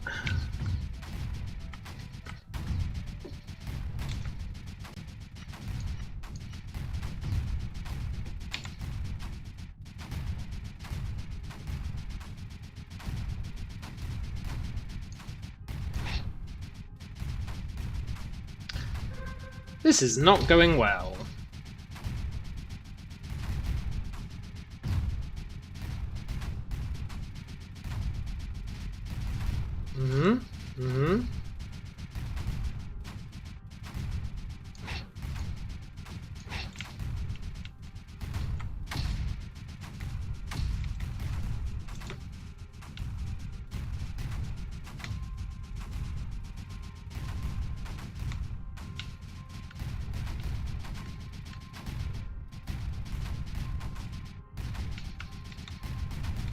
Ho diddly hum! I should have got that. I should have got that really early.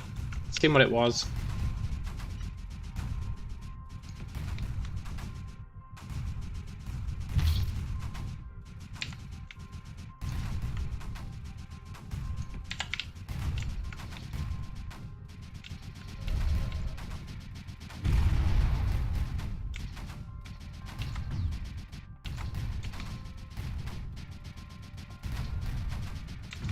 Please be okay.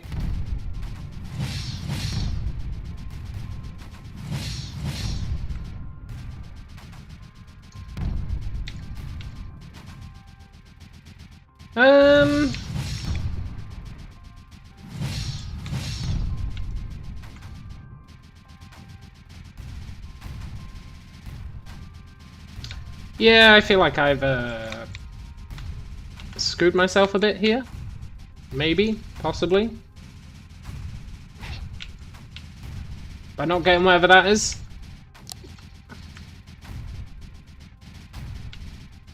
I mean, the game thinks it's important. Whether it is or not is up for debate.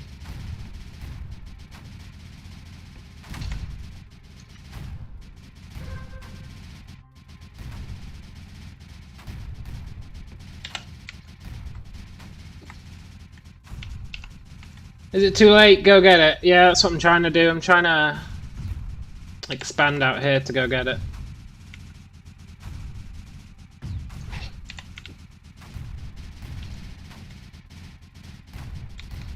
We'll see how that pans out.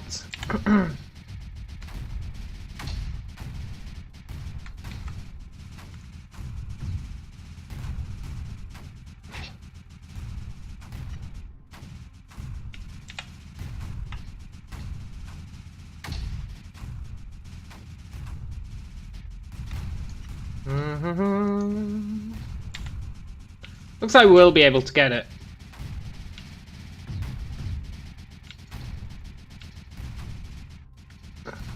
That's just ridiculous.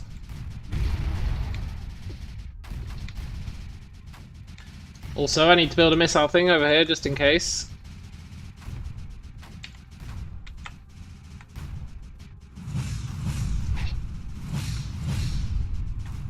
I should probably build another cannon, like here. Good, good.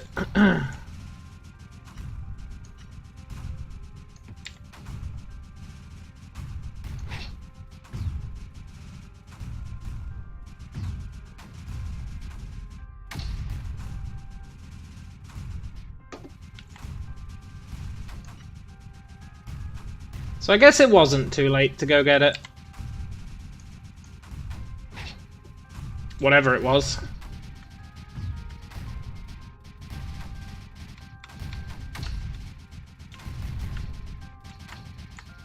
Here, I would really like you to have one of those things. The spirits have shown their favour today. This info cache contains the schematics for an ERN portal. Build the ERN portal immediately. This portal performs global upgrades via the use of ERNs. You can upgrade energy and other implements. I advise you to undock any ERN you placed on a weapon and use it for more peaceful purposes at the ERN portal. Upgrades at the ERN portal. I don't know. I kind of like having them on the weapons.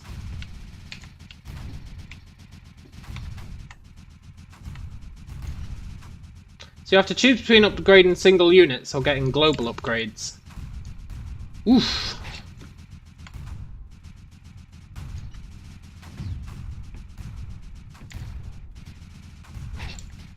I feel like you probably want to keep one for like units at your bottleneck.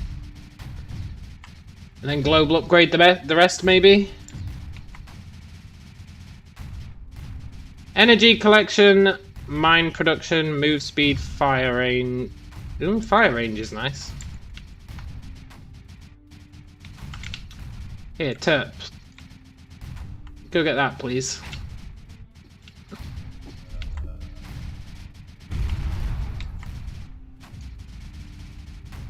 Fire range is really nice. Fire rate is probably pretty good as well. I'd rather have range than rate though, that's for sure.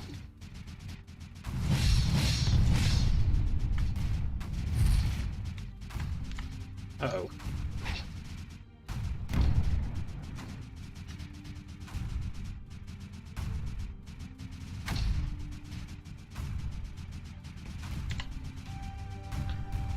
Because range will help with the missiles as well, which would be nice.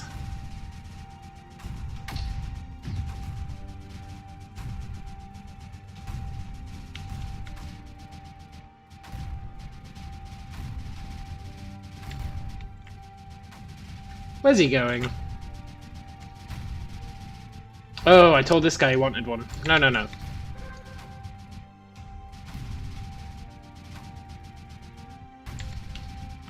Fire range, right.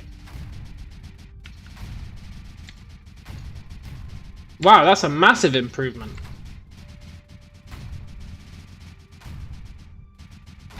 I think.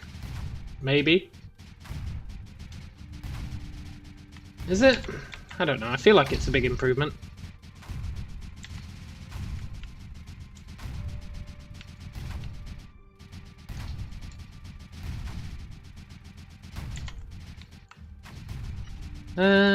Right, I want to build one of these up here. Can't have that happening again.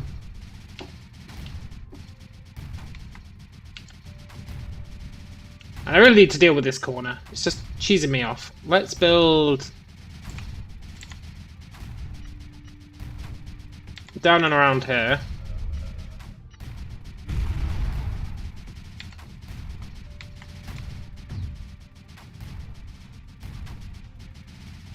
He's found my weak point.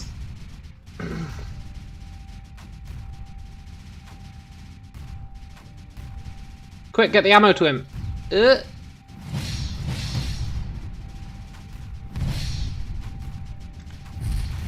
Too slow.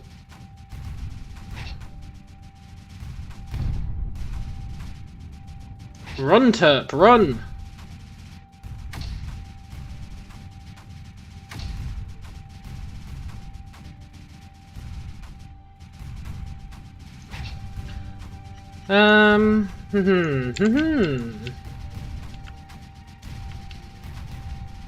You know what? We're actually holding our own here.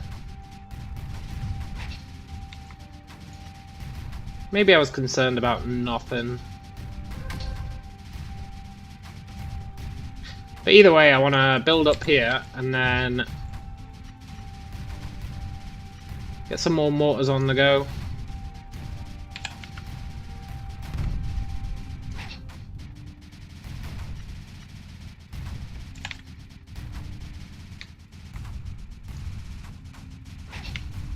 Mm-hmm.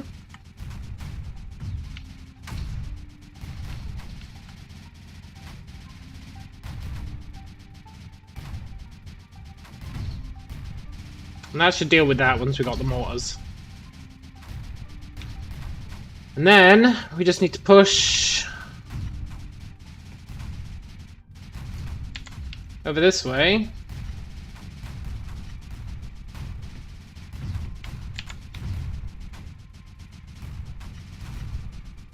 Which we can totally do.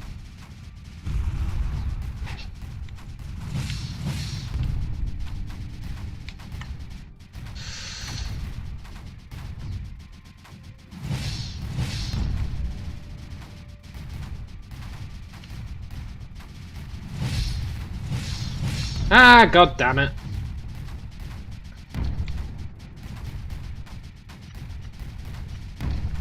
I really thought I had enough missiles, you know? I really thought I did.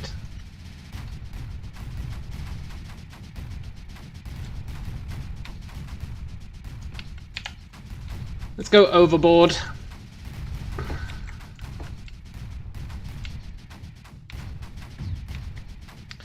We're clearing back this area quite nicely, which I'm relatively happy about.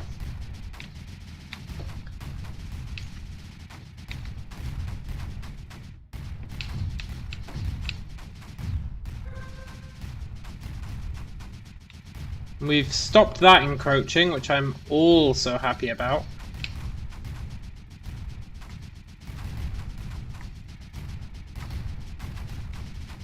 Seems to be leaking off the map, which is a bit mental.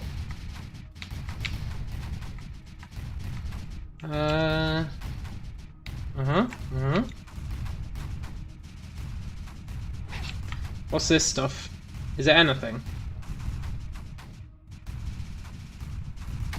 Oh look, it says land. What does that mean? Land? I mean, it's all land, but it doesn't say it for anywhere except this specific place. Look, in the bottom left. Nothing, nothing. Land.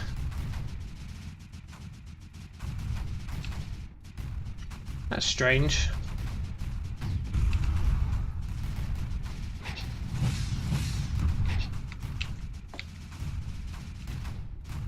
Missiles, please be in range.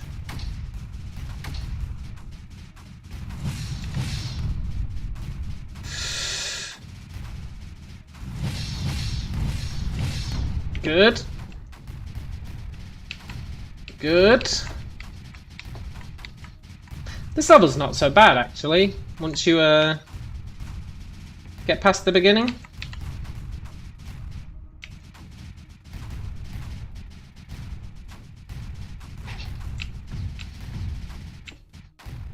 Once you blockade this,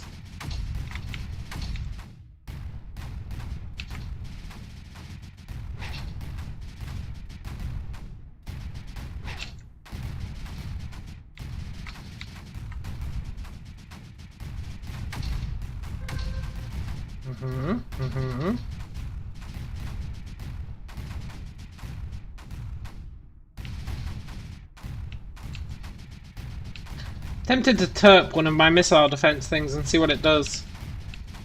Probably just increases their range. When I say terp, I mean use one of these upgrades that you get from the terp.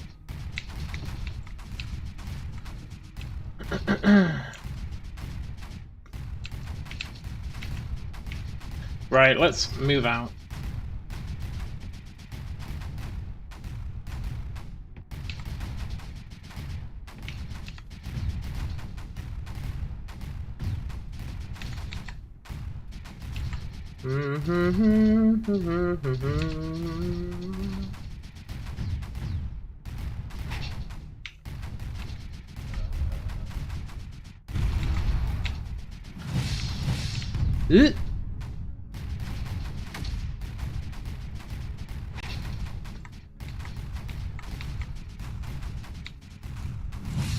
That one should be okay.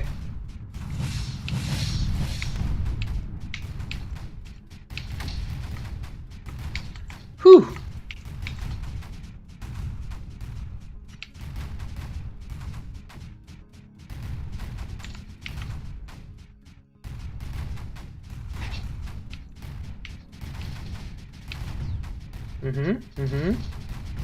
Let's move this guy up here, and he should absolutely lay waste. Same with this guy here. And maybe this guy here? Our 3 upgraded dudes.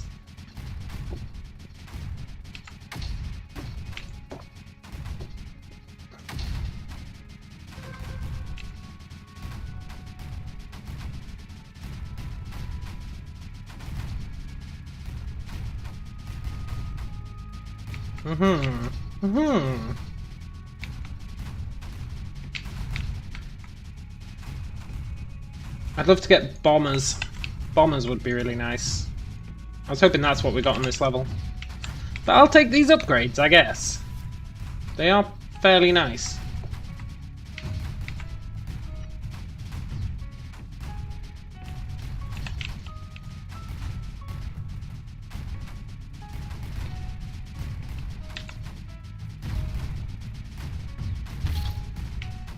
What we really want to do is block off this bottleneck as well.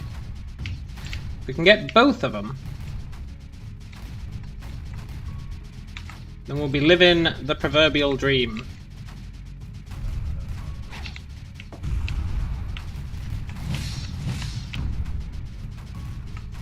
Yeah, that's fine.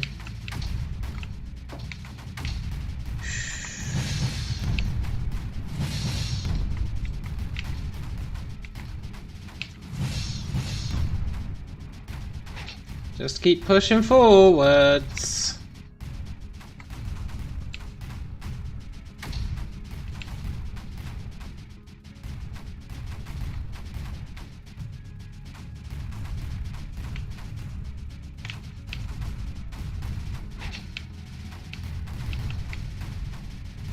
Here, Terp, come and grab this.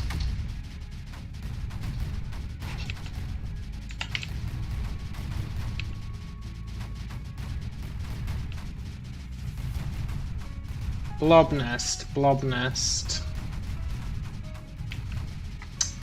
That sure is annoying.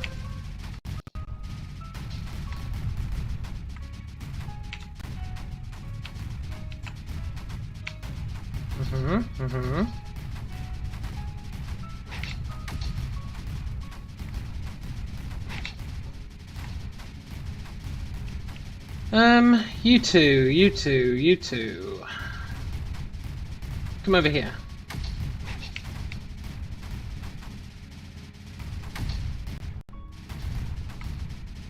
Let's get a missile defense over here as well.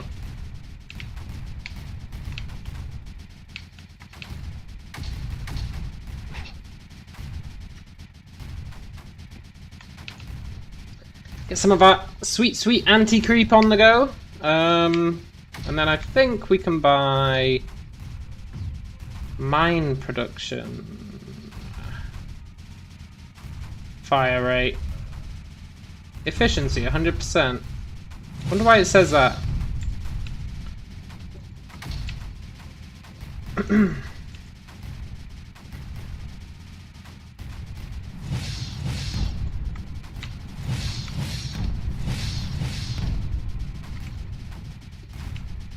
Good.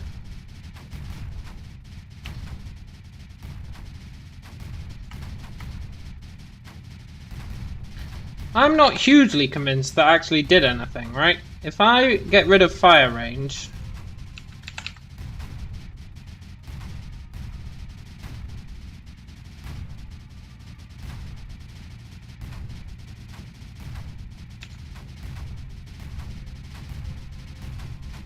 Okay, it goes to 2 to the right and 1 down of that post. Now if I add fire range...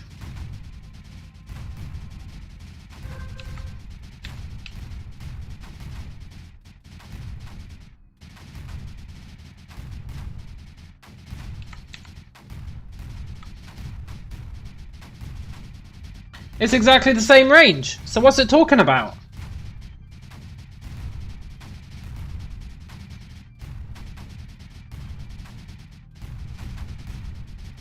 Unless it doesn't show you the upgraded range.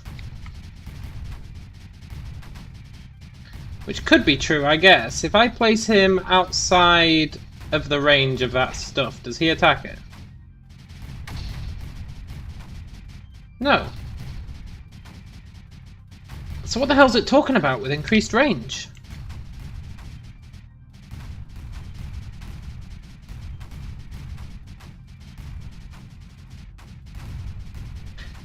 Oh, maybe that's what the efficiency thing is. Maybe you have to wait for it to go up, so that you can't just keep chopping and changing them all the time.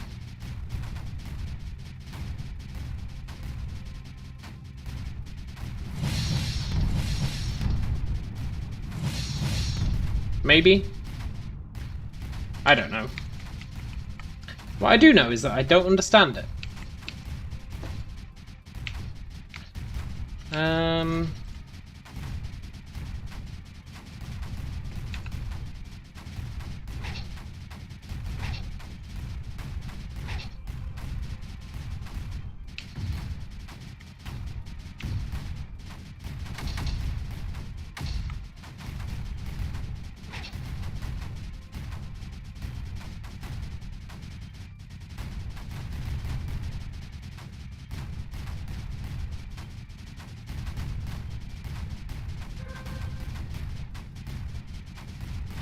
Maybe it has increased. I don't know.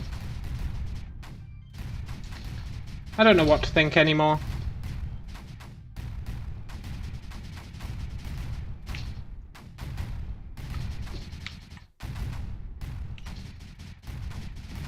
We'll do some tests with it once we've beaten the map and there's no creep left.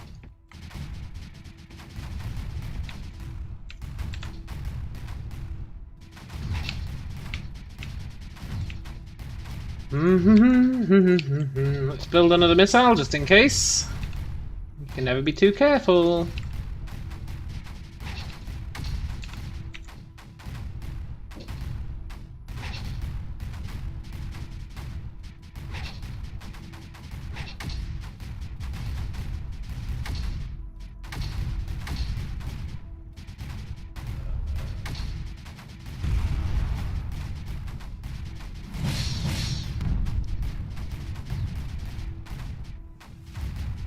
Uh-oh.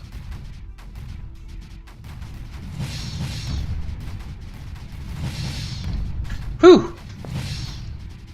was a little bit worried there.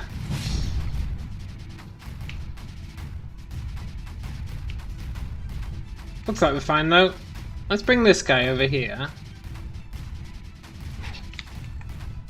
Let's bring these guys over here.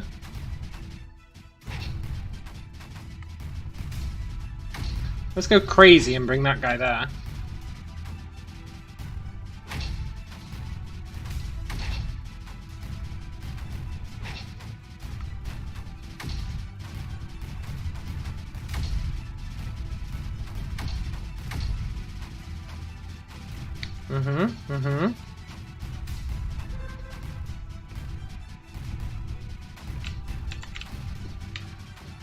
Whew.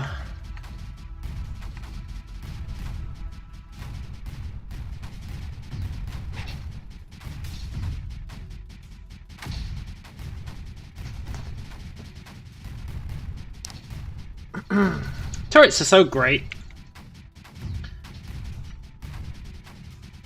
I always hate on them in favour of mortars, but you know what? They're really not bad. If you give them a chance, they're really not bad.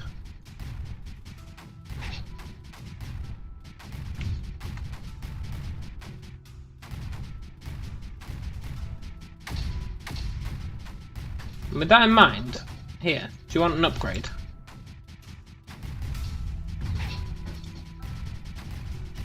Now, how are we going to get in there?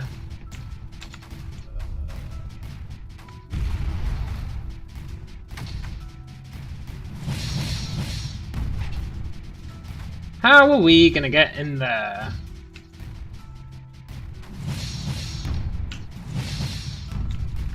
Brute force, I guess?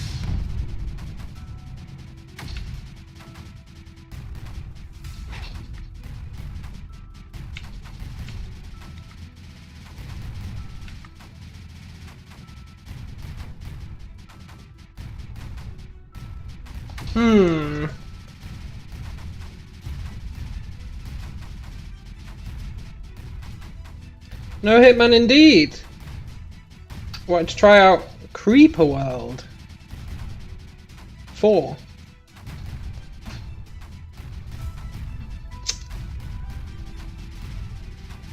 I'm trying to figure out how to crack this egg.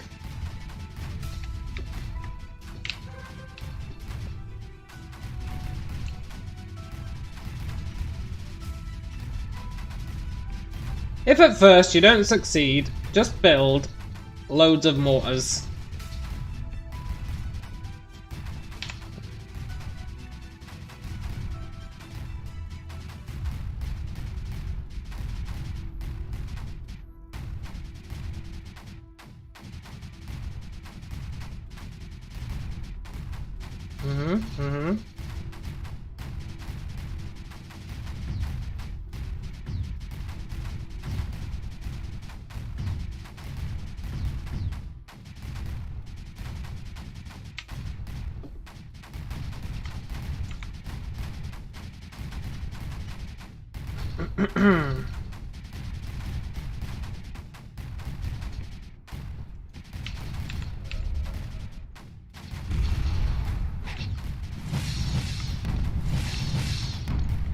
Come on guys, you're our expeditionary force. And you're definitely not going to die.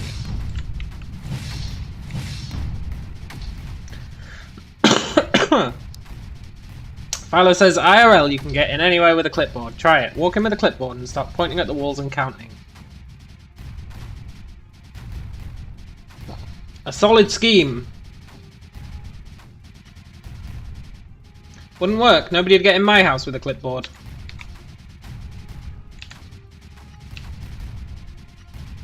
But I guess you mean more official environments. In which case, totally plausible.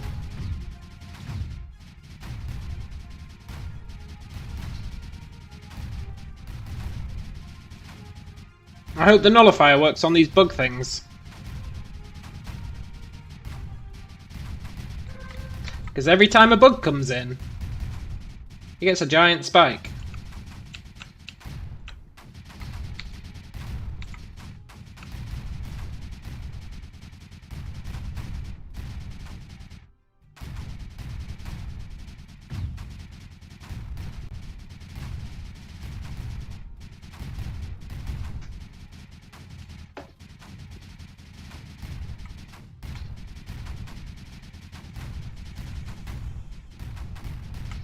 You two, join the hit squad.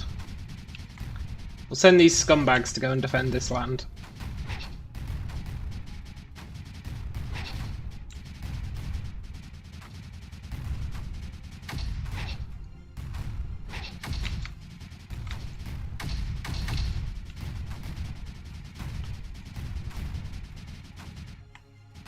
Oh good, you can nullify it. It doesn't delete it though, which is annoying.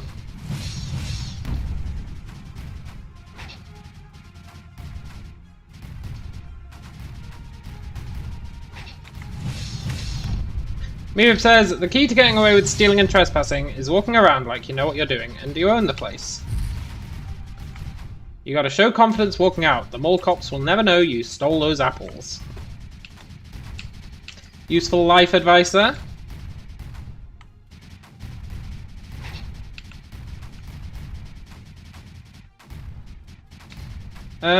Super mortar, come down here.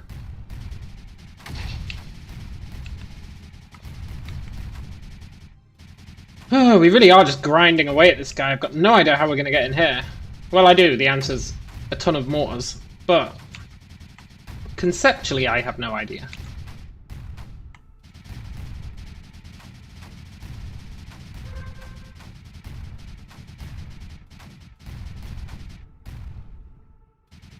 That guy's real low on ammo.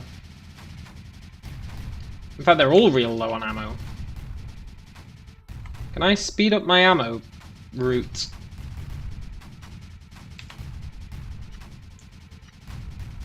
Probably.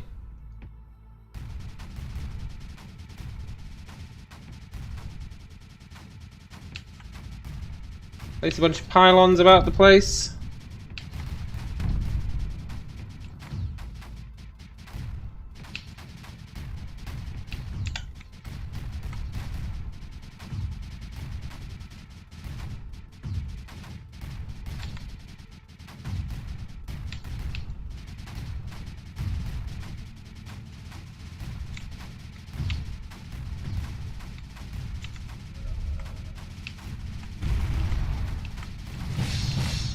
Much better! I need to make sure I maintain a pylon infrastructure.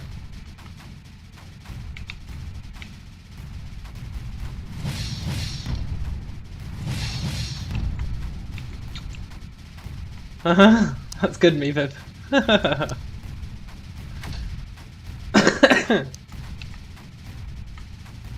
That's a good disclaimer. Right, you mortars. You guys are the Suicide Squad.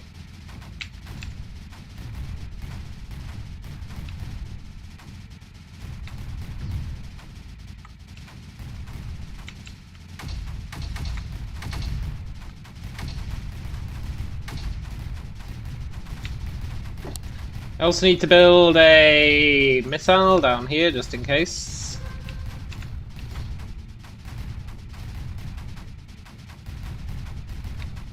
And then I reckon we can actually kick the shit out of this guy.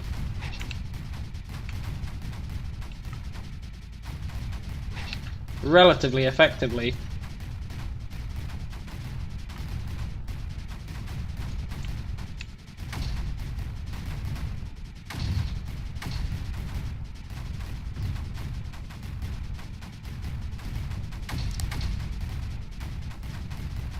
Especially if I build a nullifier right there. And hope it doesn't get trashed, which it shouldn't do.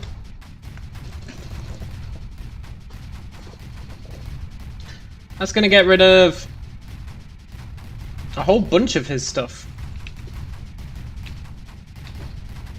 Then he's just relying on the shitty bugs.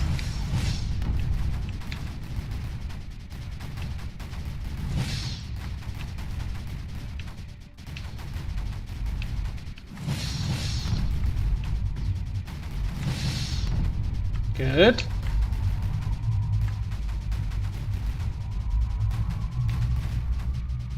I can nullify that as well.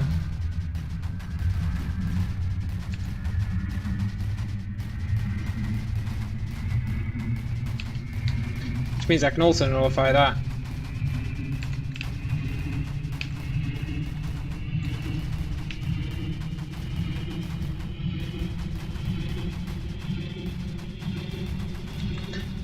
Why are they both nullifying him?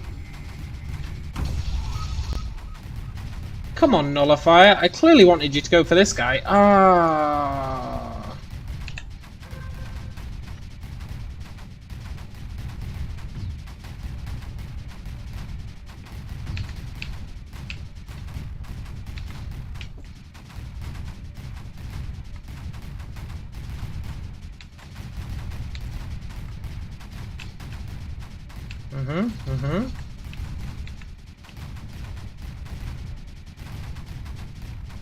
So he's only getting powered by the bugs now.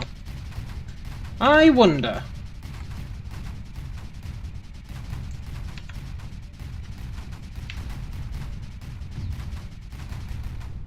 Oh, I can't build a pylon there.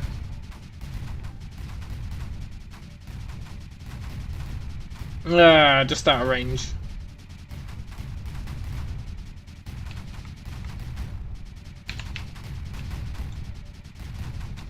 I really want to take those scumbags out.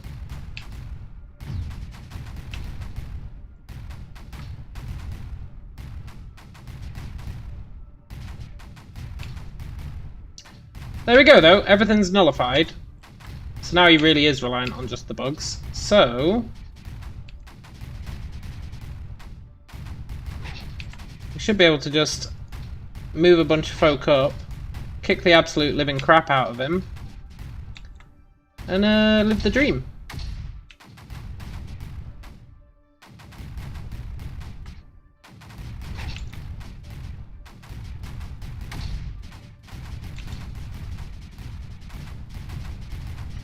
If I build a pylon, like here? No. When did this game come out? It's a good question. Hey Rain. I am indeed living the dream.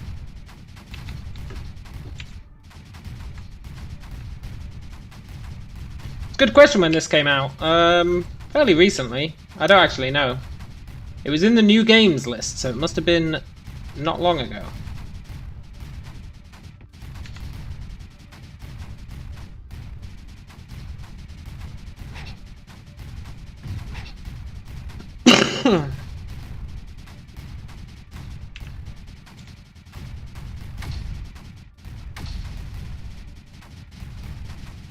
Nice, nice. Now we can maybe do the old sneakaroo around here.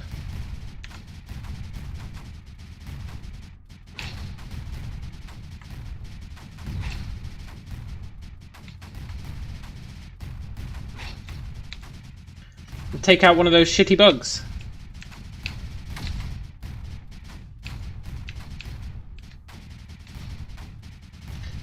Mevib says, hey, you're the highest viewed Creeper World streamer that's live right now.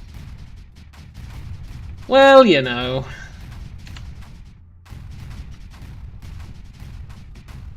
I'm sure it's not that popular a game. But that's just because people don't know its greatness.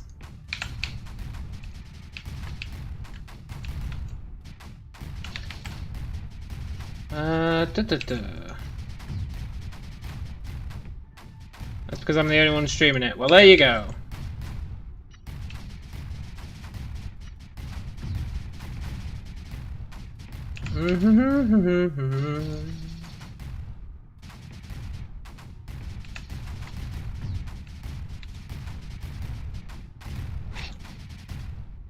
Everyone else will catch on soon enough.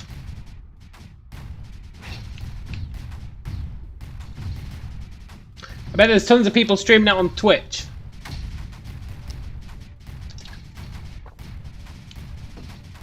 I feel like it's the kind of game people would play on Twitch. Don't know why, I just get that feeling.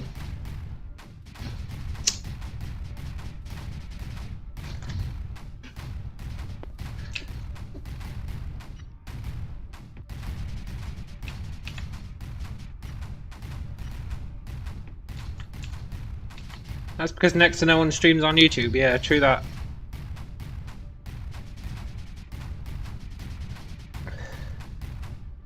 Right.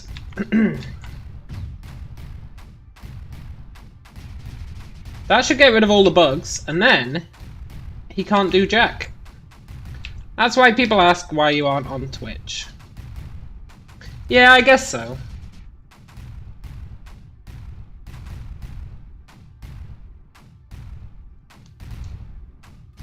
I guess so.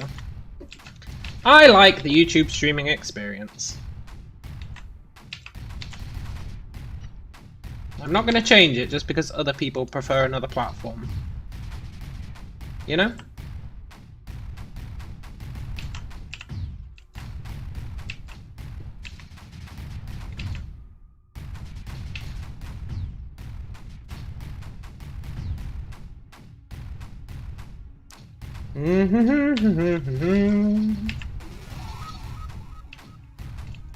Twitch is real stanky, I agree. That's the perfect word for it.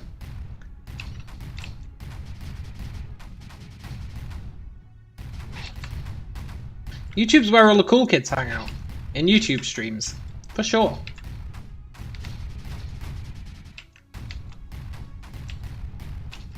Rain says, if you were on Twitch, you would never have met me. See? That's what I mean. All the cool people are here. Jeremy's here. Brian's here. I guess Mevib's here. Calback's here. Rain's here. Zoltando's here. People are going to get offended if I don't say their name. But you know, everyone's here.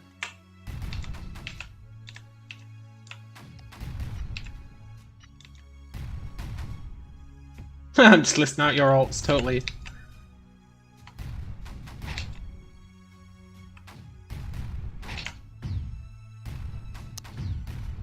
Coco was even here earlier, in a rare showing.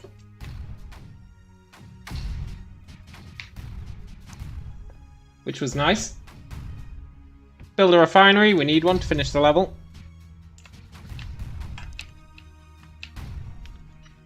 And we've won! Took a while, but... don't think I liked this level. Wasn't a fan of it. You got your smokes up in here. Me too, man. Me too. Living the dream.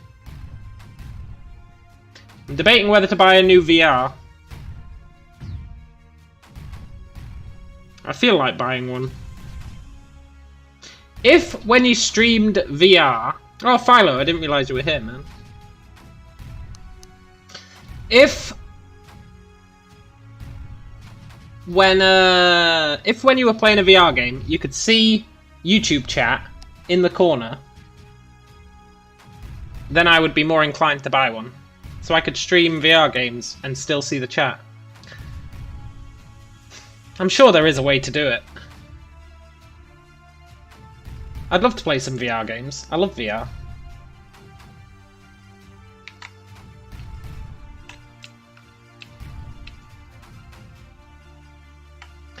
Now we just need to wait for all these to fill up.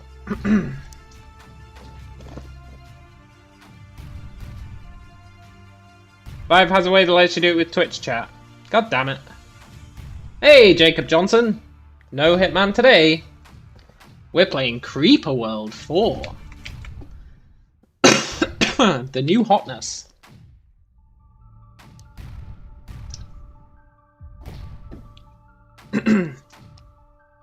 What's that?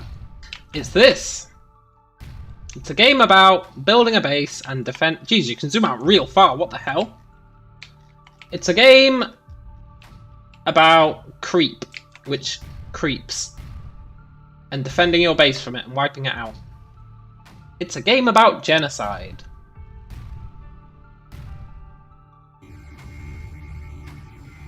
That is some wax scrolling. Except you can't scroll inwards and invert the screen. Yeah, man, wax. Wax is only the best game ever made.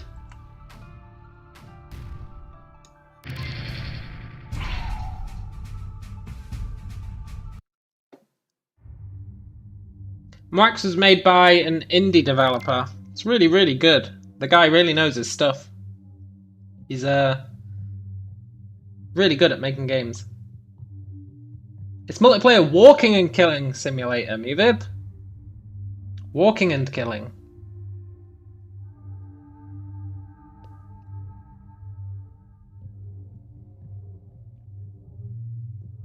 The world is being overrun by Astroglide, yeah, basically. I still don't know what Astroglide is, but I'm assuming that it is similar to the creep.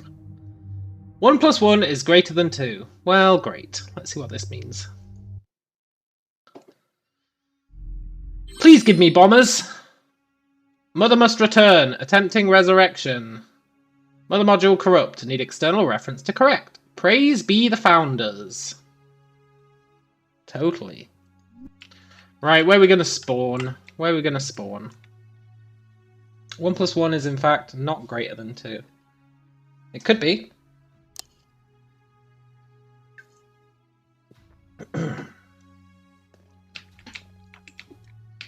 It could be. There's a blob nest. Where's that blob going? There's a blob nest, but there's no blob spawner thing, right? So what's the blob gonna do?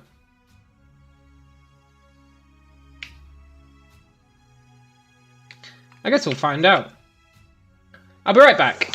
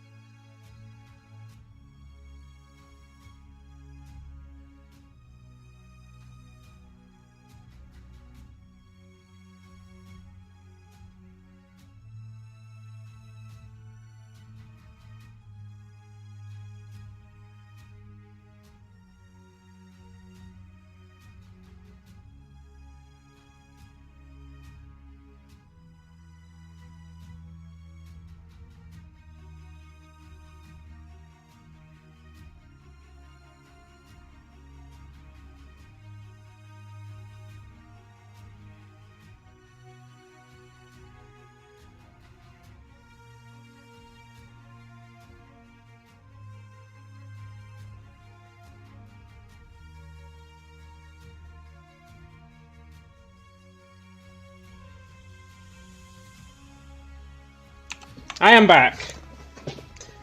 Yeah, sorry, Jacob. I was too lazy to post a link.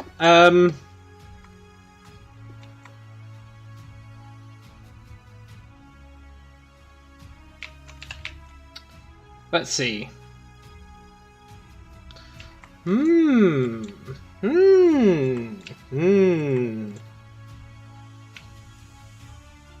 As much as I enjoy this game, I'm feeling Creeper Worlded out, but I don't want to end the stream. Are there any other games I could play? Are there any other games that have been released?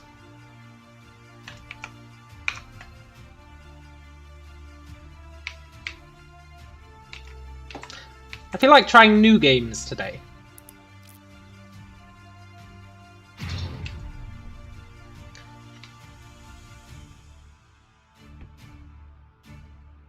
Return to my Frozen Soul route, so I can't play Frozen Soul again, man. It'd kill me. It was too difficult. It was too difficult a game.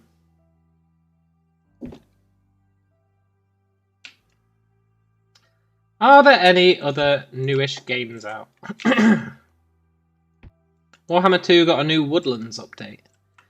Really? I want them to do a Chaos update. It's just like Dark Souls, man. It's just like it. It's actually harder than Dark Souls. Settlers 3. Settlers 3 was when the series went bad, man. I can't believe you said Settlers 3. Settlers 1 and 2 were great. Settlers 3 was where they turned it into an RTS instead of a... just a kind of resource management game.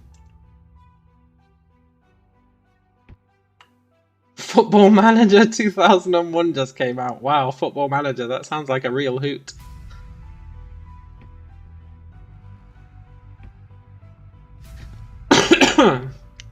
I did beat it in 20 minutes, Mevid, but I had the sweet exploits. Desperados. I never finished Desperados, did I? I did play it, but I never finished it. Wait, you should check my stream history if you want to see it, Rainwell.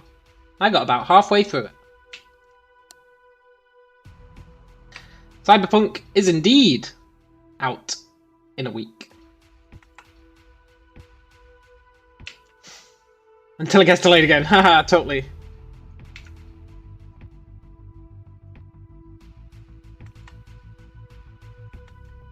I feel like people are only hyped for Cyberpunk because of Keanu Reeves. I don't know if that's true, but I feel like it is. Kind of like how people were hyped for Oblivion because of Sean Bean.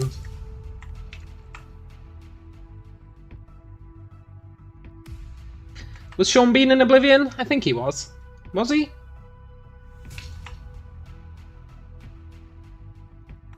Yeah, didn't he play the guy at the beginning who dies? Is that true? I feel like that's true. Maybe it's not true.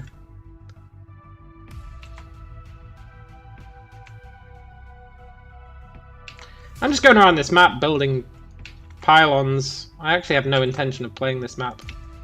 I want to find another game to play. Patrick Stewart was Uriel. Yeah, that's right, that's right, that's totally right. But Sean Bean was in it, I'm sure. I'm sure he was.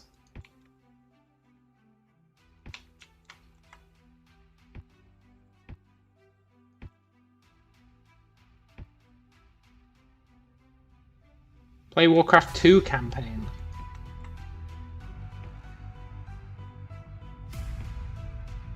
And he dies at the end, totally. Name a movie that Sean Bean does not die in. Go. A movie that Sean Bean does not die in. I've got one.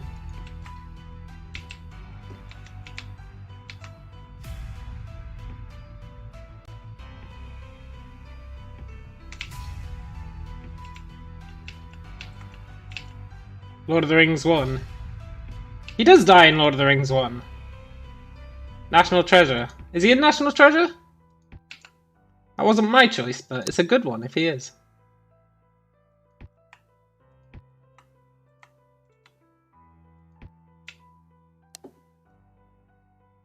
Just going around the map, building pylons everywhere.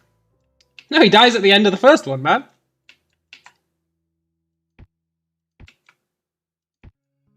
He throws his life away protecting some stupid hobbits.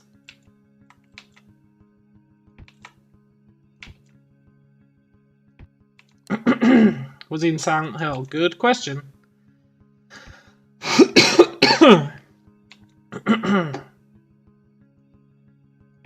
My answer was The Martian. He didn't die in The Martian, right?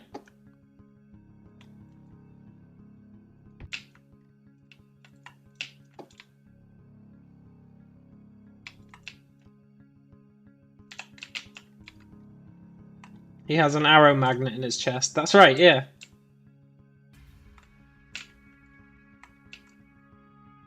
And then Aragorn comes in like, "Don't worry, Boromir, I'll save you," after he's got 3 arrows sticking out of his chest.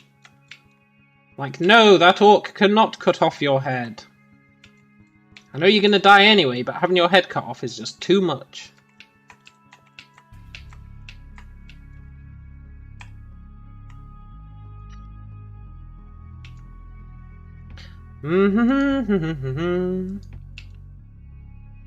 He didn't die in any movie he wasn't in. I think it's safe to assume that in movies he's not in them, he plays a character who already died. Hey, Jeremy!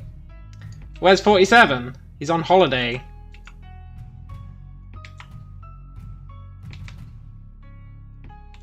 Jeremy, maybe you've got a good answer. We've been playing this game for how long now? 6 hours. And I feel like something new. Are there any games that have been released recently that you would like to see? It is an open question to all.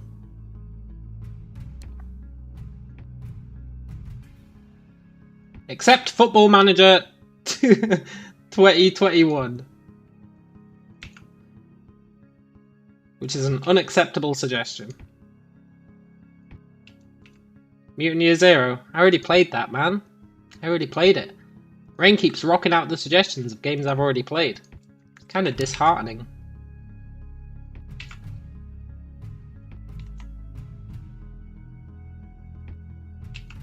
Play Mountain Blade Spore Band Bloodlines.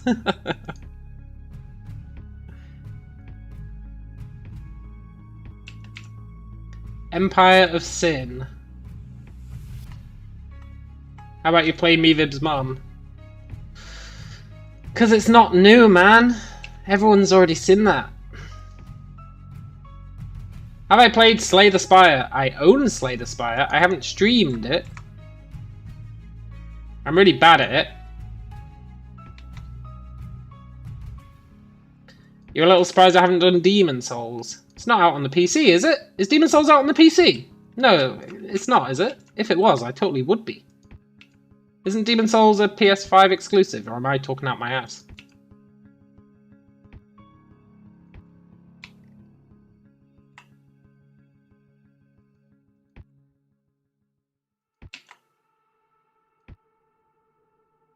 Not sure. PS5 only, yeah. They'll probably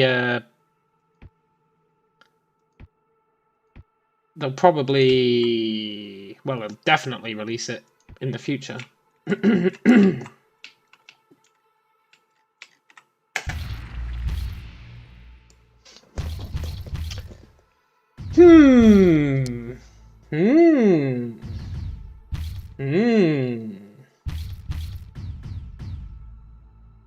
Play Hades. Play FIFA 21.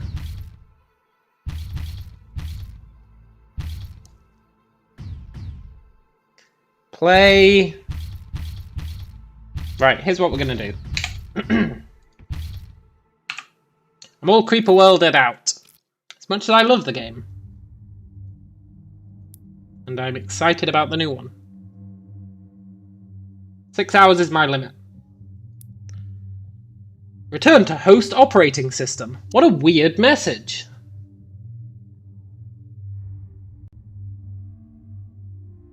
I don't know why, but that strikes me as a really weird message to have as an exit message for a game. A game where you can build railroads. Oh, I've got a game where you, well, not a game where you can build railroads, but a game where you buy trains and drive on railroads. It's set in like the Wild West. It's pretty good, actually. It's called something.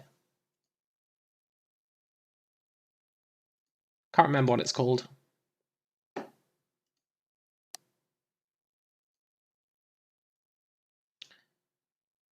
No, you don't manage a railroad. Well, you kind of do.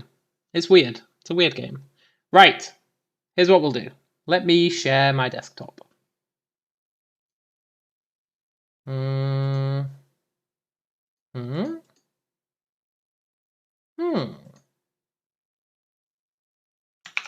It's got to be a GOG game. Because I don't have my bank details on Steam.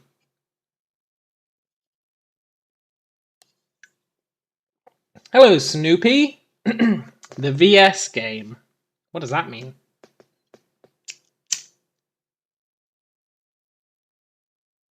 You are a bird.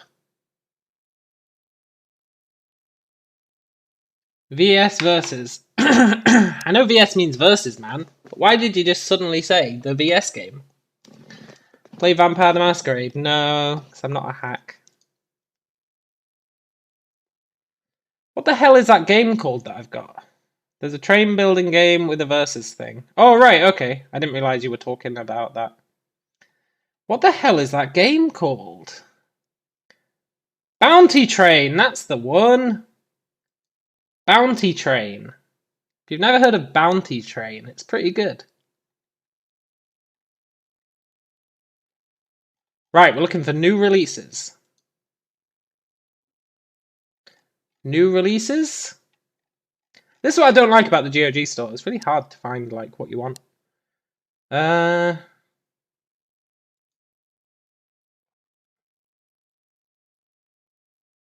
the weekend sales games. I'm not a big fan of sales. I know that's a weird thing to say, but I'm not a big fan of sales. I'm like, if your game is good enough, it doesn't need to be in a sale. I know that's a weird philosophy, but it's one that I live by.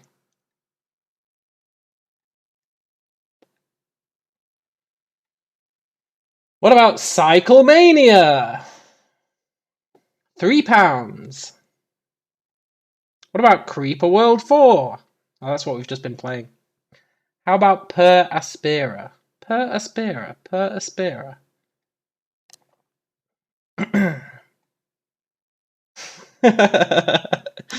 Did we say that at the same time, Neven? Bad reviews, Per Aspera. What is Per Aspera? I don't hold much faith in reviews. I should probably update the description now that we're not playing Creeper World. See, I've got well good. I'm always updating the description nowadays. I don't just leave it. Creeper World 4. No, no, no. I update it. And then I don't update it afterwards, so no one will know we were playing Creeper World.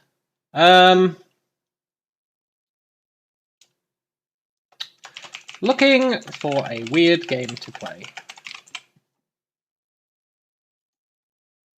There we go. Accurate. And I'll never end up changing that after the stream, which will be a bit disappointing for anyone who wants to find the Creeper World stuff. Try that Avernus one I just scrolled past. Avernus. Avernum. Crystal Souls. Wait, I want to see what this Per Aspera is. How the hell do you search?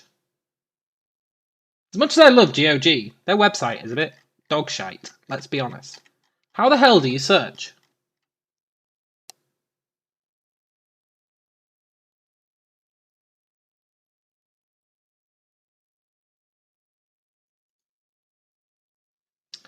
Search your games. I don't want my games.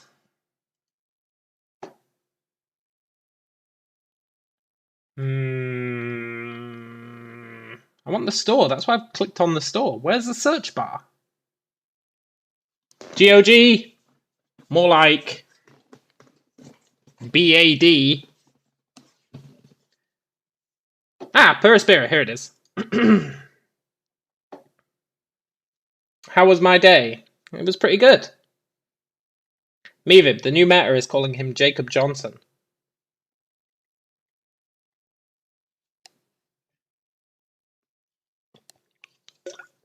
Perispira is a planetary simulation game that combines hard science fiction and base building and takes the experience planet-wide. Step into the role of AMI, an artificial consciousness, with the prime directive of terraforming Mars for human colonization. Features: balance a complex well of resources to build interconnected structures that span the entire planet. Customize your planet with branching research trees that allow the player to tailor their terraforming plan. Develop new technologies steeped in real-world science to create a thriving interplanetary civilization. Cultivate relationships with your human colonists and ensure their continued survival. Can you kill them all? Can you kill them all and turn it into like an AI planet full of robots? That'd be sweet. Hey, Moritz!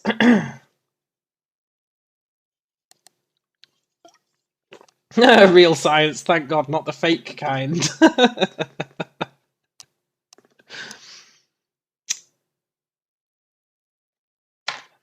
Just play RimWorld to do that. It's not the same, though. You know, I was going to make a game once.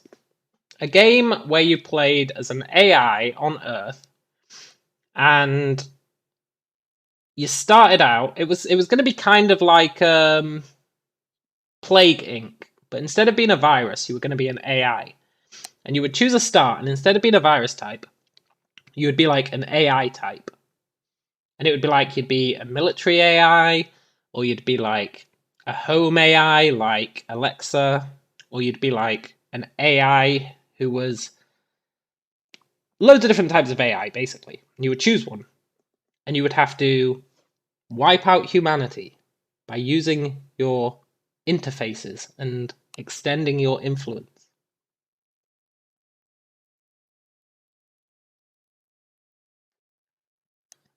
Execute Order 66, totally. And I think that'd be a really good game. I'm just too lazy to make it.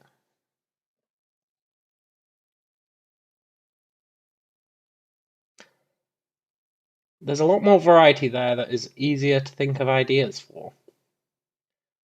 Oh, you could be a computer virus. Yeah, you could be. You could be.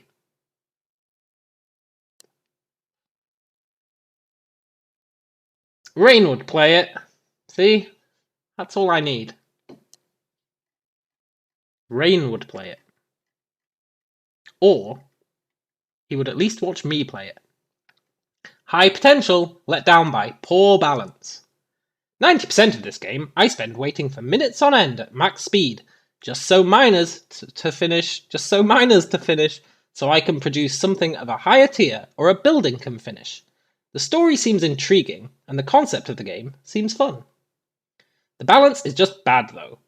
Regardless of difficulty selected, the only challenge in the game seems to come with the RNG of which resource nodes you get. The UI/UX is also clunky, with selecting buildings you want to select is a chore in not highlighting something else too close. Maintenance drones don't prioritize buildings based on their state of disrepair, but just fill buildings up to 100% before repairing the next building. There aren't view tiers for seeing specific building types, so often finding mines and factories to upgrade is a chore. Terraforming the planet costs about as many resources as simply maintaining your existing base. There's no alert for when your buildings are destroyed, and there's no wait to auto-rebuild when meteorites destroy them. If the meteorites destroy a colony building, you just lose the colonists and there's nothing you can do. That seems reasonable, let's be honest. Even if you could manually move colonists to a different building, it would take too long to do. This feels like a rant of points, but I feel like I haven't begun to scratch the surface of minor issues this game has that just build up. It's quite disappointing, as the characters are actually interesting, the story seems exciting, and the concept of the game itself is something I'm highly interested in. It just lacks balance and polish. Not sure why the balance is this bad, though. I don't know, you can't trust reviews. Where's the resurrection device for my meteorite-slain colonists? Yeah, totally. A meteorite hit my colonists and they all died. What's going on? Bad game.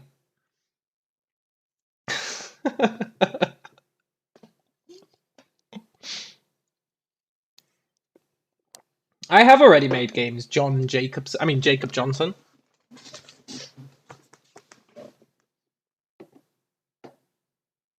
Finished making games is another matter. But I have made games. Quite a few of them. I'm not trying Perispera. Not tonight. It does sound interesting, but it sounds like a game that would require real dedication to get into. What we're looking for is something weird. Something weird. Is game development my job? No, it used to be. It used to be, back in the day. And then I kicked it to the curb. What about Diggles, the Myth of Fenris? That sounds good.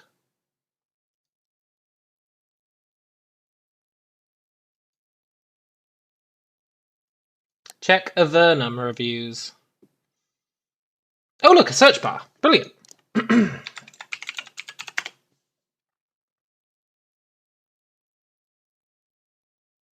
I hate you, GOG. There we go. Avernum, Avernum, Avernum, Avernum, Avernum. I assume we're talking about Avernum 3, Ruined World, which is cheaper than Avernum 2, Crystal Souls, which is kind of weird.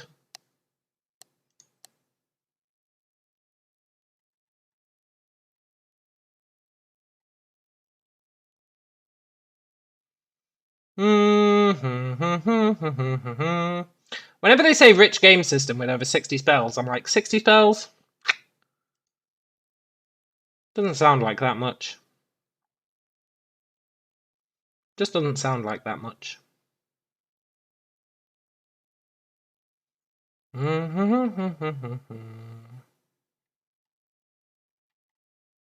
Maybe I'm spoilt.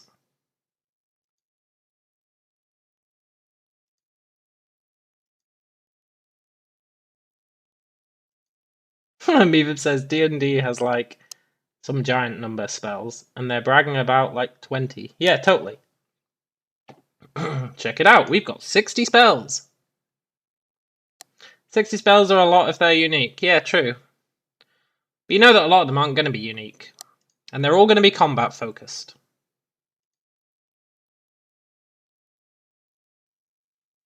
What kind of filters can you do?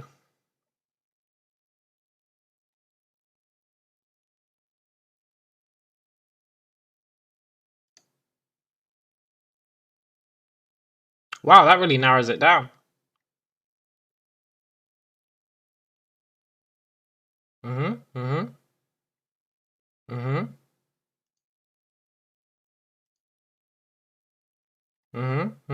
I guess it's language support, which is fair enough. Songs of Styx. Do you remember when I played that and the guy came in? And I was total hating on it. I was total ripping it because it was a little bit buggy. And one of the guys who made it came in. Came into the stream. It was funny. And then the game totally stopped working because I built a statue. And I was ragging on him for it. Hey, he was a good guy, though. He was a good guy. I wonder if they ever fixed that statue bug.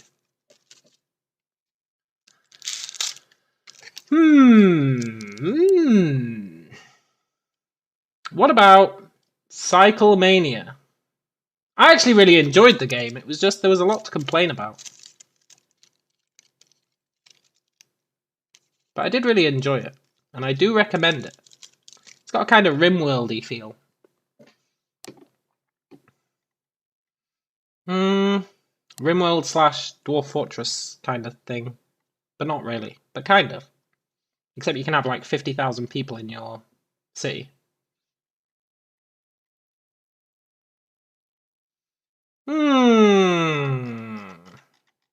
Underwhelming. The new releases tab. Underwhelming. What is Diggles, the Myth of Fenris?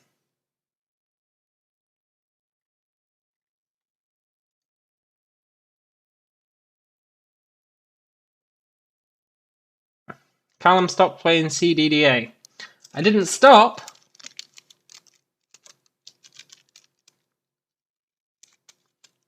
Well, I guess I did, but it's on hiatus. I want to play CDDA again. I want to do a playthrough with the magic system turned on. I want to be a cyborg wizard mutant. I love CDDA. Is that a gnome in a diaper? Looks like it. I guess it's a dwarf. Oh,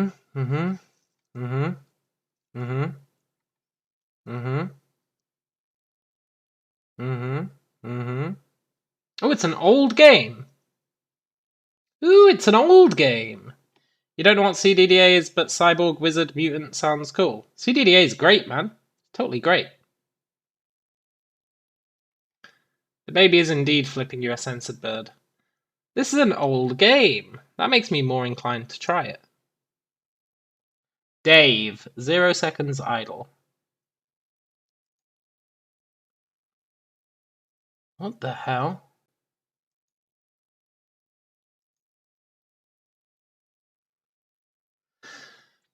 We might have to resort to the Microsoft App Store. That's where all the high quality games are.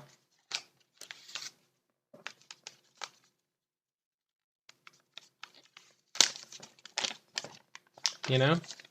That's where we found Frozen Soul. Go back to that one shitty company. I feel like all their games were literally exactly the same. Except for Frozen Soul. I feel like we've worn them out, but we might be able to find another company.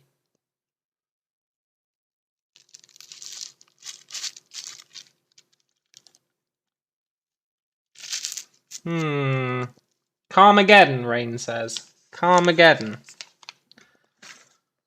I do love a good bit of Carmageddon.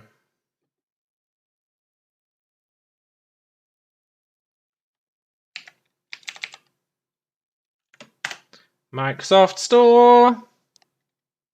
Search Minesweeper again. I could see what's in the what's it called? The Game Pass. I have the Game Pass.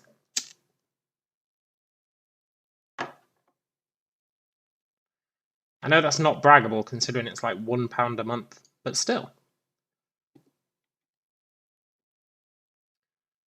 Search Minesweeper. Try Doom Eternal. Ooh, that's an idea.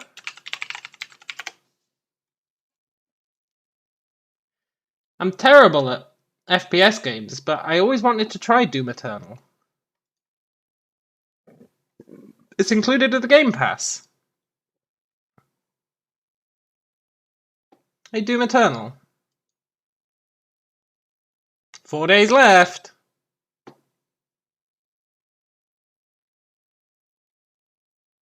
Doom Eternal. 1 star.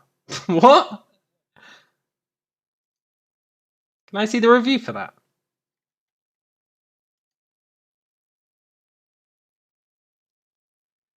Edition account required.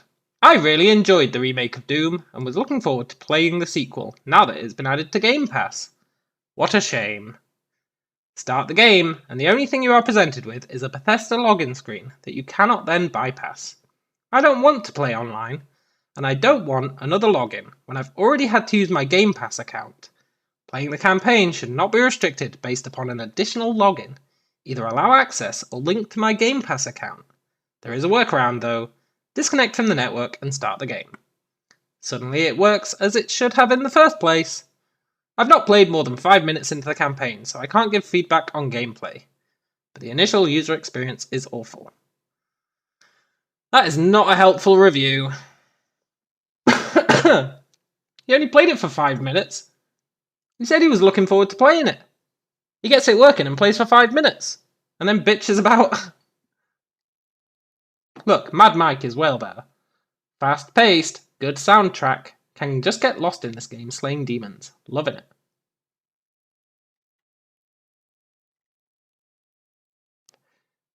What I don't understand is it says there's 1 review. But there's clearly 2. There's something going on here. Shenanigans are afoot.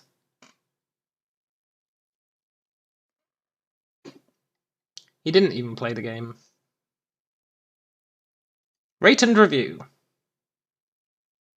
5 stars. Add a review.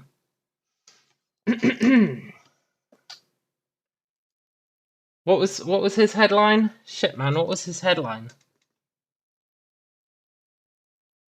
Bethesda.net account. Sounds like a fun time. I haven't played the game, but it sounds like it would be really fun to try out. I hear there might be somewhat tedious initial user experience issues.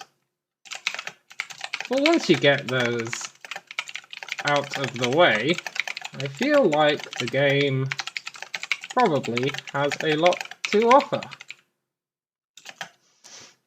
I imagine if I went to the hassle of figuring out how to run it without requiring a Bethesda account,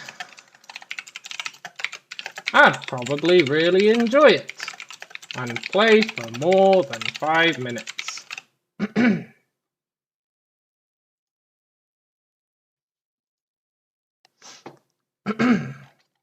Right. Error?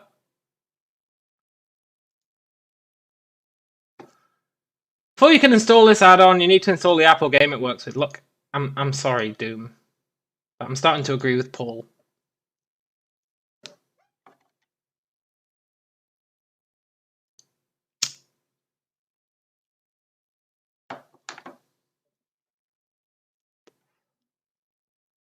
Hey, look, I got up to 3 stars, all by myself.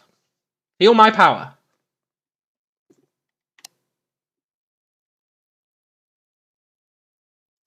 Go on, then. Meanwhile, my hard drive might actually be full. That's what it might be bitching about. Too full for Doom, anyway.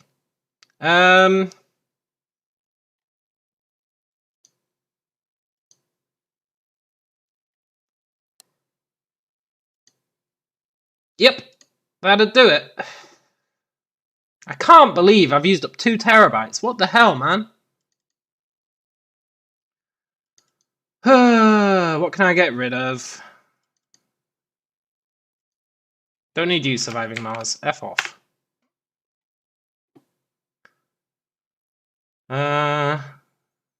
Don't need you, Pathfinder Kingmaker. I hear you're not a very good game.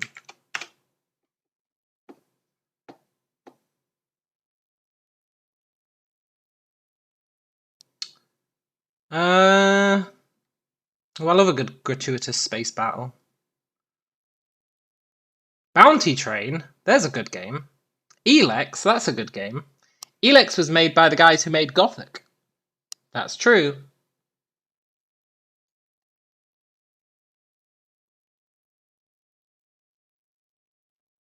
It's like Gothic, but in a sci-fi world, where you get a jetpack.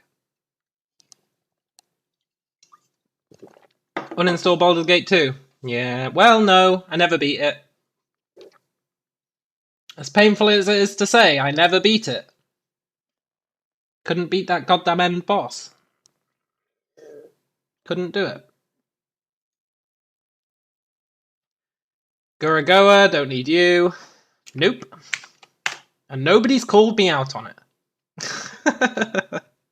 Nobody's called me out on the fact that my Baldur's Gate 1 and 2 solo monk hardest difficulty goes all the way up to the end boss and then stops. But it is an impossible fight. It's an impossible fight. I soloed it on Legacy of Baal difficulty.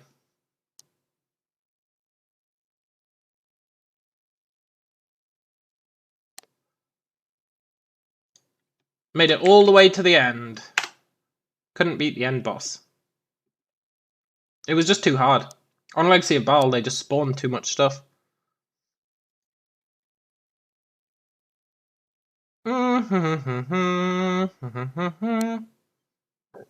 Someone left a comment on my Fallout video the other day.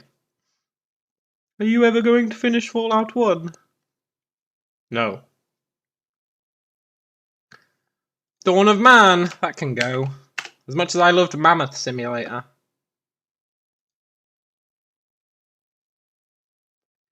Icewind Dale 2, we did beat that solo on the hardest difficulty.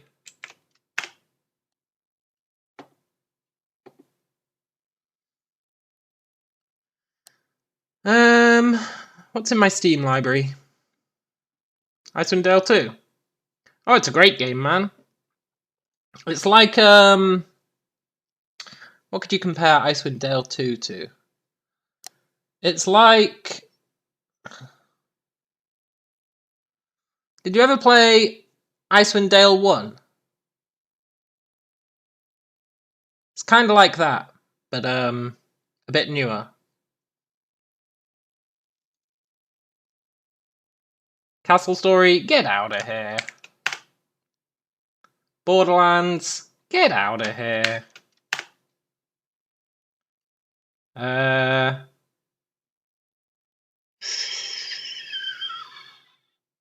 You never played Icewind Dale 1?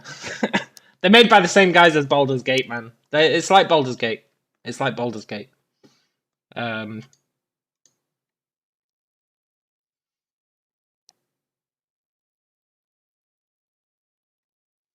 What else can get out of here? What the hell is Jabia? Oh, Jagged Alliance, back in action. That's a good game. Left 4 Dead, I haven't even installed you. What the hell? What are you doing there?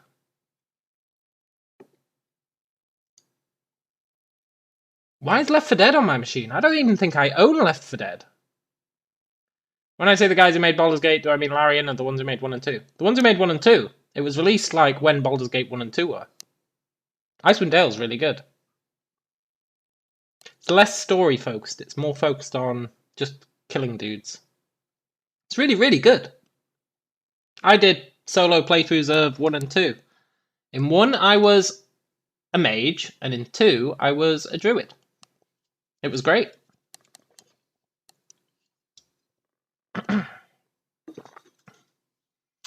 No Man's Sky. I really want to check out No Man's Sky. It's been patched a lot lately. And in Baldur's Gate, I was a monk. Correct.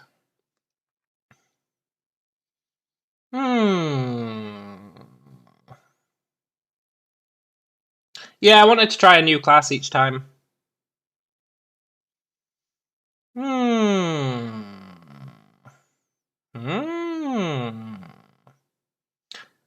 I can get rid of the Surge. As much as I enjoyed it, I don't think I'll play it again.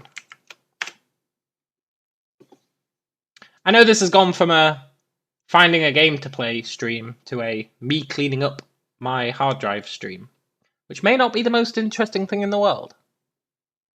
But it's happening. Torchlight 2. Get out of here. 3 Kingdoms. I did not enjoy you. Get out of here. Shogun 2. You can stay. You can stay.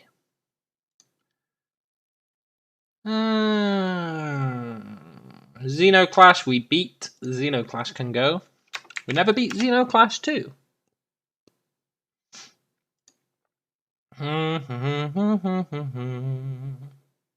Xenoclash is great, man. It's like a first-person beat 'em up.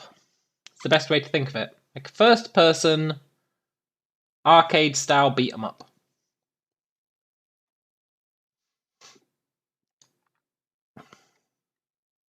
Like side-scrolling thing. I'm not very good at explaining games. Xenoclash is great.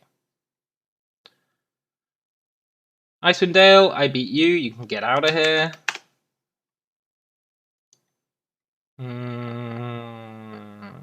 GTA 5, you can go.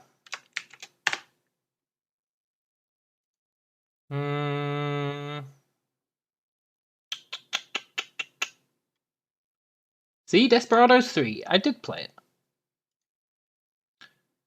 Anno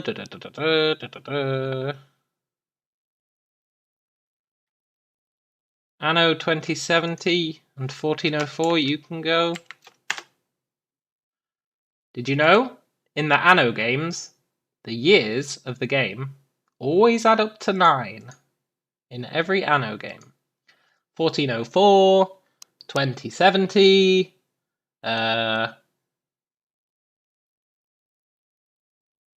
yeah, they always add up to 9. I don't know why, but they do.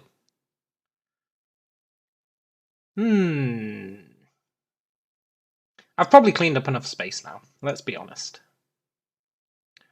Have I? 300 gig. Yeah! Right. Back to looking for a game. I don't know about Doom Eternal. I don't think it's weird enough. We need to...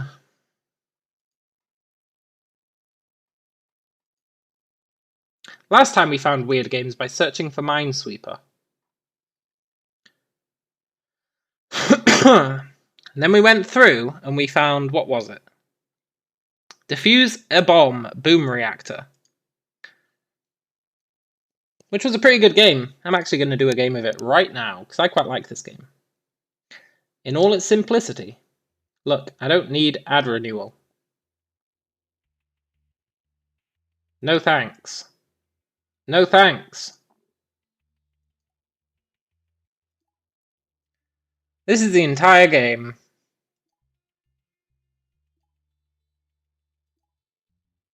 This is the entire game. Gets quite hard though. See if I can beat my best score.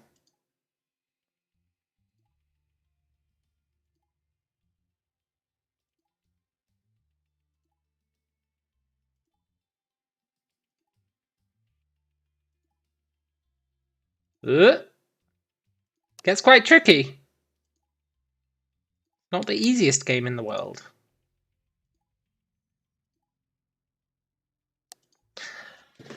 I like to think I'm probably the best player who's ever played this game. I think that's a reasonable statement.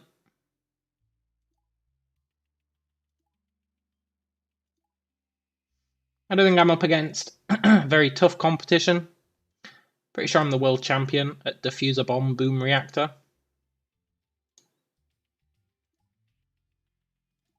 No one's ever called me out on it.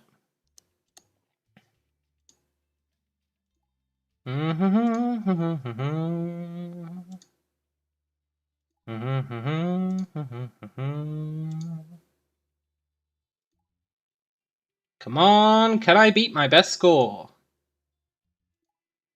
You left for like 5 seconds, what is this? It's Defuse a Bomb Boom Reactor. Oh! See, it's not that easy. It's not that easy. It's not an easy game. But I don't think anyone in the world has beaten my best score. I firmly believe it. I believe it with all my heart. With most of my heart, I believe it. But I'm not trying again, because it's really hard and it's actually quite stressful. Get out of here, Defuse a Bomb Boom Reactor. But this is how we found Frozen Soul. Because we played that and we went, that is a terrible game. And we went, let's see what else they've made. And we clicked on this. And this is all the games they've made. And there's Frozen Soul. The best game ever made. And then we tried... What else did we try? Jurassic Safari Hunt, which was alright. Building Destroyer, Drive and Crash. Show you Frozen Soul. I could try and beat my world record. The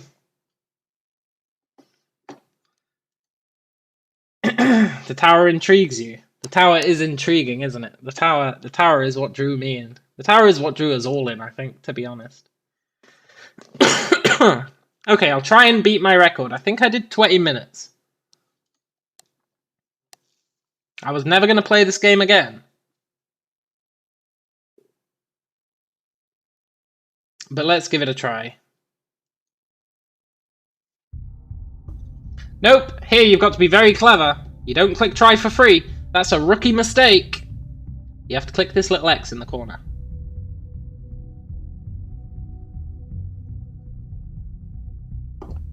Right.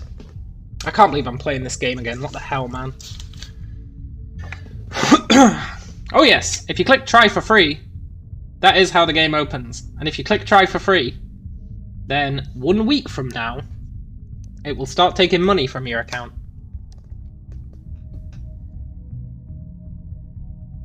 But as long as you click a little X in the corner, then you're good. Right, 20 minutes. I don't have a timer. I've always wondered how speedrunners... Oh, it's super sketchy, man. It's super sketchy. That's what makes it so great. Before I play through it, I will give you the blurb. Wreckage of the helicopter, mountains, snow, and it's cold, so freezing cold. I think I'm doomed.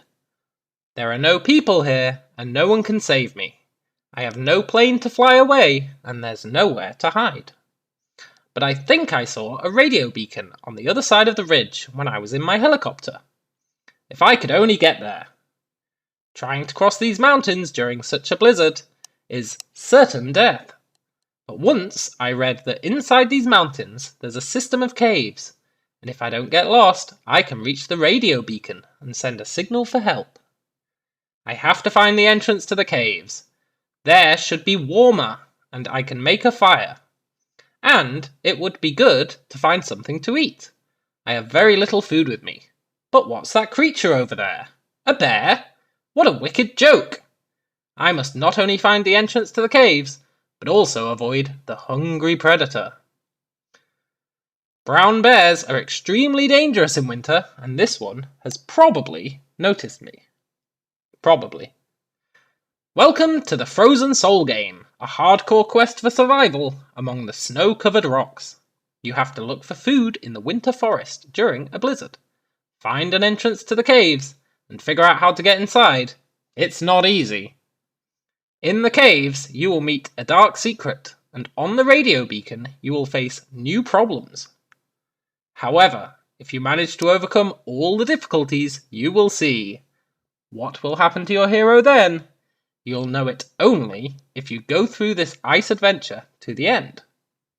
Frozen Souls is large detailed locations, intriguing plot, and difficult tasks. Atmosphere of hopelessness. Search for food, tools, and the right path among snow and stones. Sounds pretty good. Does it not? Also, I need to turn my audio back up because I turned it down for Creeper World because people were complaining about the explosions. Sounds cool, let's start. Right. How about some old school Oregon Trail?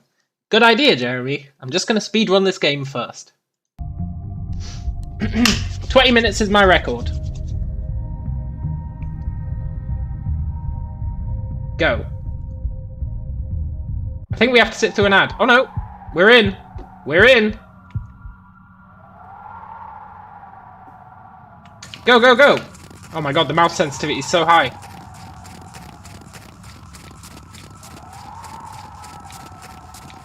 There's a radio piece somewhere around here, but you can just ignore it.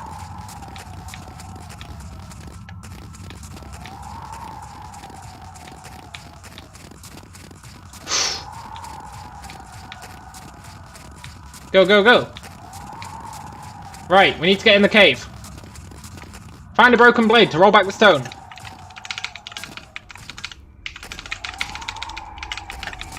Please, come on. I don't want to find the broken blade. I know you can just glitch it out.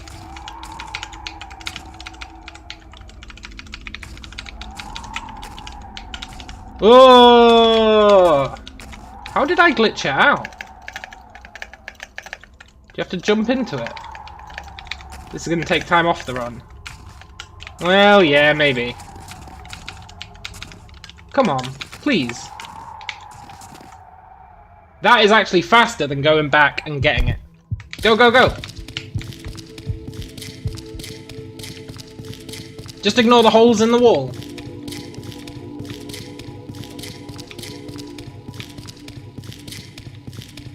Right.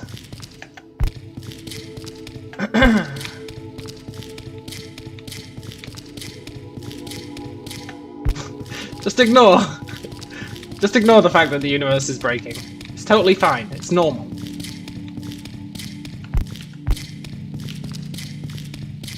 We've actually got 3 different speedruns of this. We've got any percent, beat the game. We've got death, like get yourself killed, which is harder than you'd think. And we've got jump into the void, which is jump into the void. Right, we need to get the 5 parts of the transmitter. Now, I was worried about this because it started to feel a lot like Slender Man. Oh yeah, you can definitely do that, man. Shit, I went the wrong way.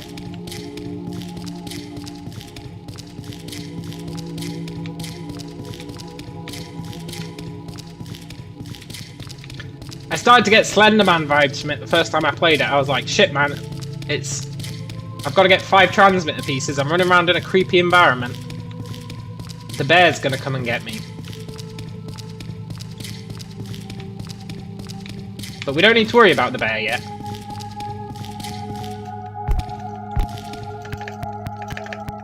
Go, go, go!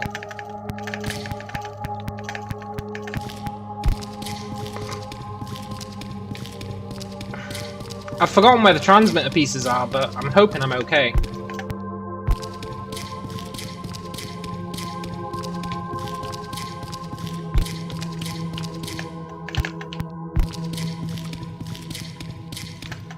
Whew. No way is it only 3 minutes. I'm definitely going to beat 20.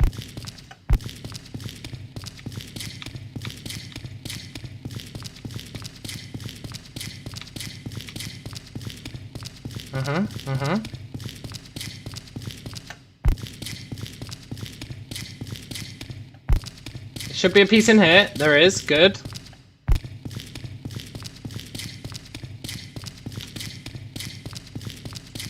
That makes that rock fall down for some reason. Grab the med kit.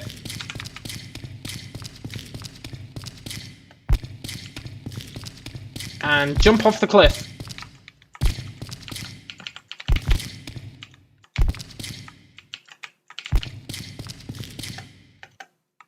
What? That's the fastest I've ever died.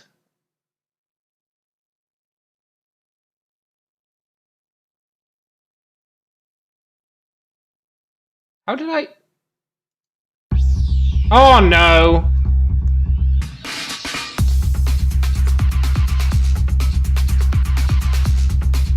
Four minutes is really good for death percent, by the way. I think it was my heat. We'll try again. This time I'll stay at the fire and get my heat up. I didn't think you could die to heat, but I guess you can. Maybe I'll do better on the stone this time. Go, go, go!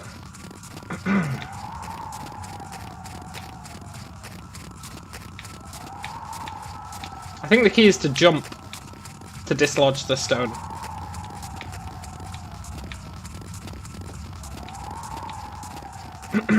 Can't say that for sure, but I think it is. Try this game. What, Parkour Simulator? I really wanted to try it, but it's not even made by these guys. Get out of here, Stone! Oh, that was well good! Right, get our heat up. Go.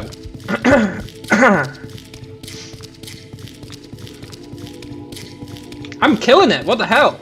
I totally wrecked that stone.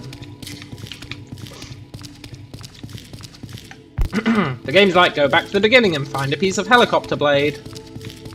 I also love that in the description it says, find a way into the cave, it's not easy. And it's so easy. You just walk up to it and jump.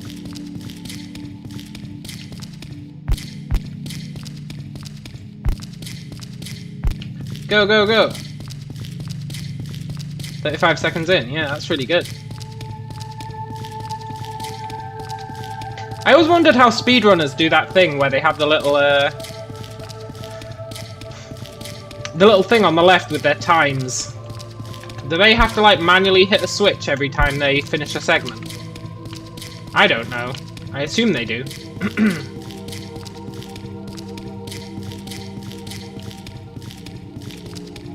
But you'd think that'd distract from the run, so I don't know what they do. It's a separate program that watches your screen. But how does it know? I mean, on some games it'd be easy enough. But some of the segments are really weird.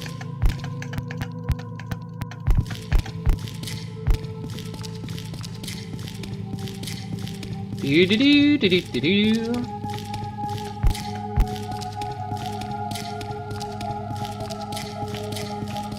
You can't even run with shift, it's really disappointing.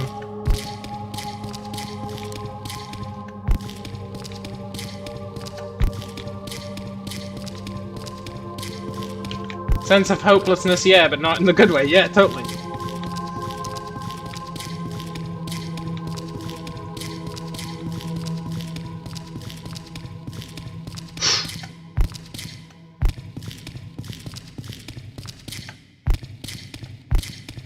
Go, go, go! Right, I shouldn't die this time.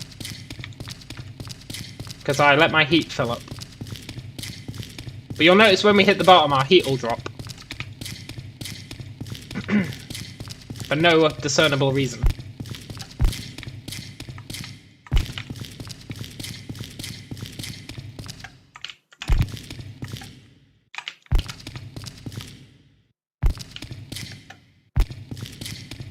Oh no, our health dropped.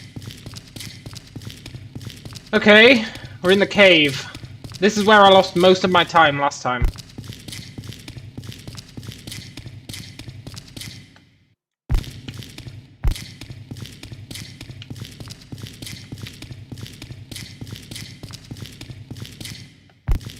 And I'm gonna lose time again because I don't know where the piece is. It does glow. What's up with the prison bars at the beginning? That is an excellent question. Ah!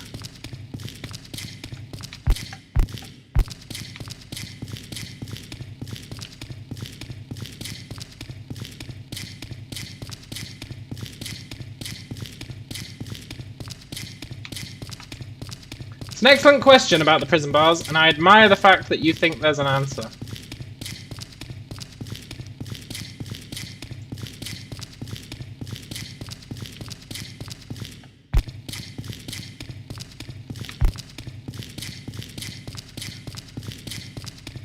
Whew!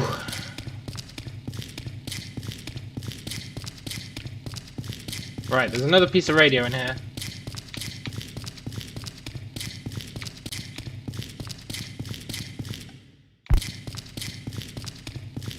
It'll be glowing. I think it's over here. There it is. Oh, we're doing well good!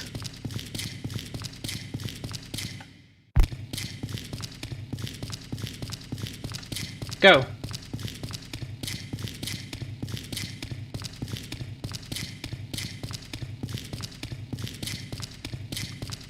Go, go, go.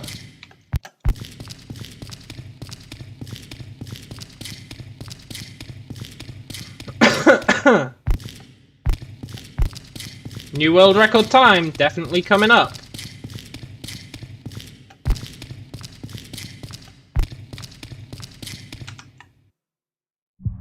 Go.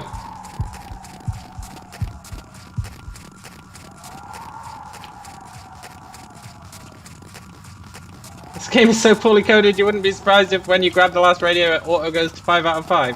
Yeah, totally. Except you need 3 bits of radio to even get to that area.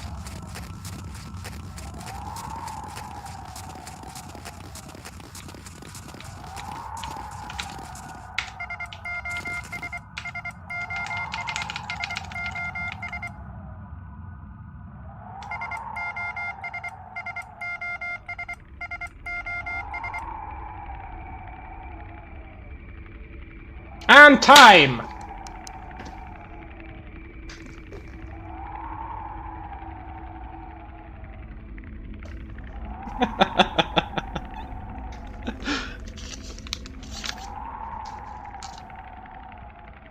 Six minutes, 3 seconds, 10 milliseconds. That's pretty good. That's like 3 times as fast. Which really says a lot for how much time I lost. Oh, come on, parkour simulator.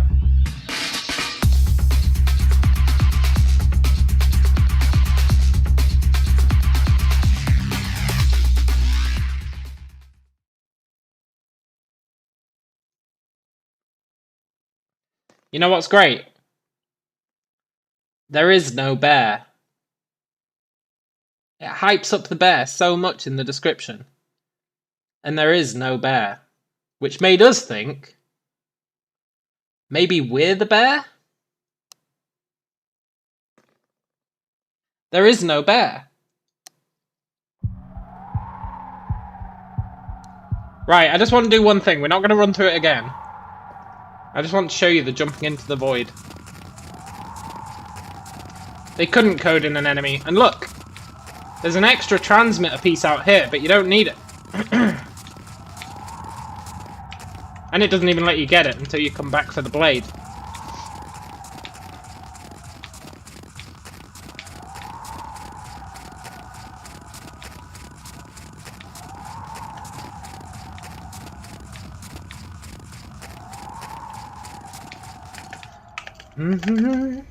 Yeah, so the trick is not to press E, you just jump.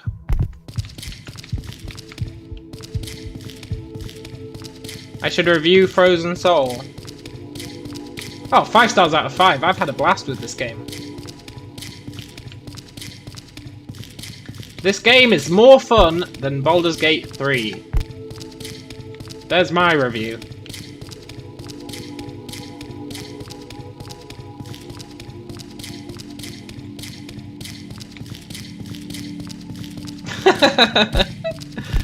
I think I genuinely got more fun out of this game than I did out of Baldur's Gate 3. That's a genuine statement.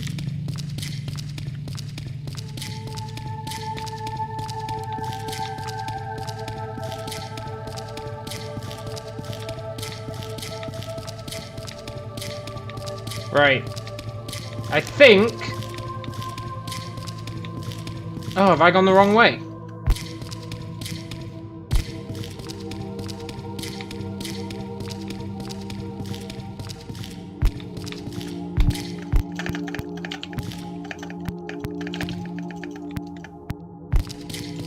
Well, this isn't going to be a void speedrun, that's for sure.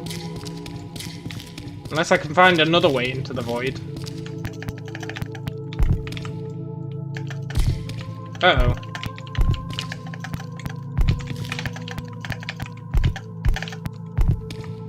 Oh, I've got myself caught in a wall! Please let me out. Come on, game, I don't ask for much. Please let me out!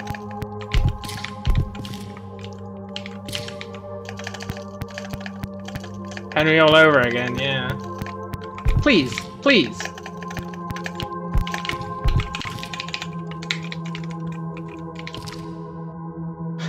This is where we died. I guess that's a new... Oh, come on! Not Subway Simulator!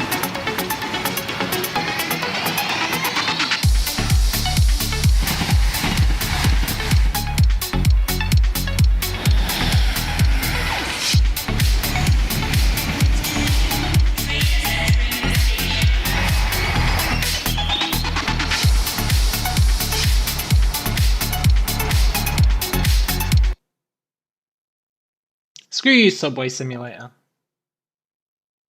And that's just when you pause. Can you believe that? What's the name of the main character? Joseph. Joseph Trebuchet. I'm getting into the void. I made a mistake. Not this time.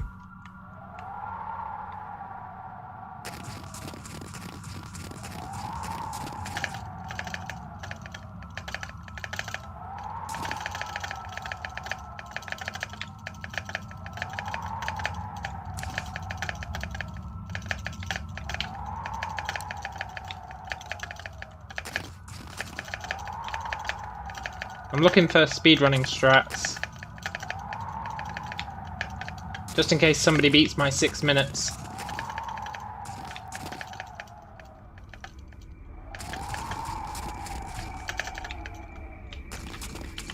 Oh no, I think I forced it further in. Oh, I've made a huge mistake.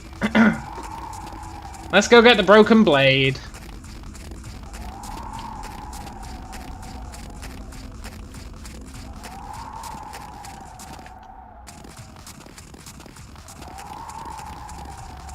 And the radio piece. Very important that you get all pieces of the radio.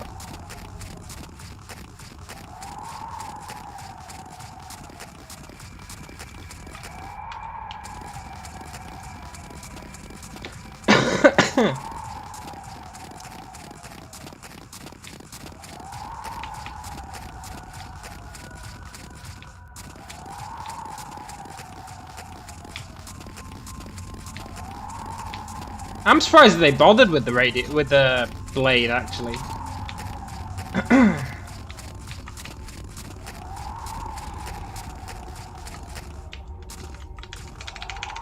Oh, I've mega glitched the stone. Come on, stone. What? Oh my god, I heard a bear! Did you hear the bear?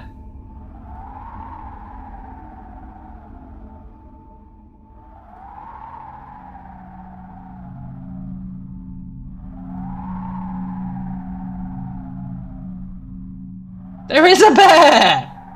A sound effect of a bear, at least. Look for the bear. Maybe it only appears once you get the blade.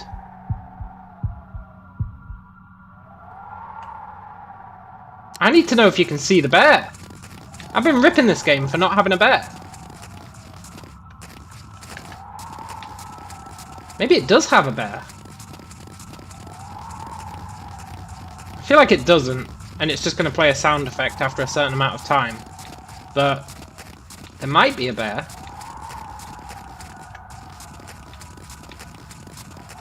I do feel like it's just going to play a sound effect.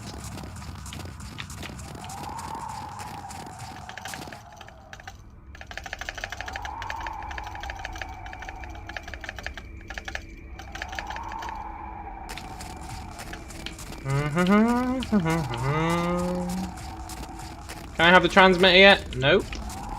Gotta get the blade first.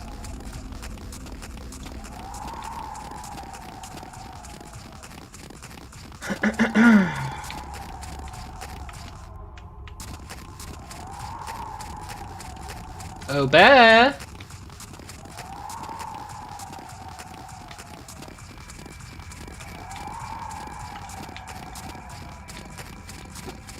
Right, it killed me when I was over by the stone. So if I go to the stone and then turn around, maybe it came up behind us. Possibly. I don't believe it did. I think it just played a sound effect. Oh my god, there is a bear! There's actually a bear!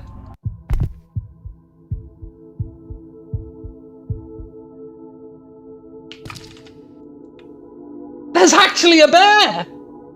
And I didn't roll back the stone. It just teleported me in when I saw the bear.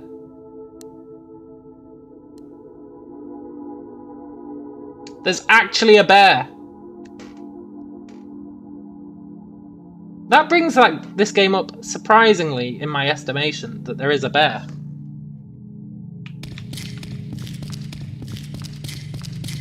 I actually didn't think there would be one.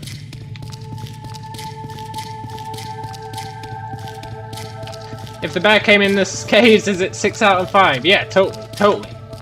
If the bear came in the caves, it would be Game of the Year. Game of the Century.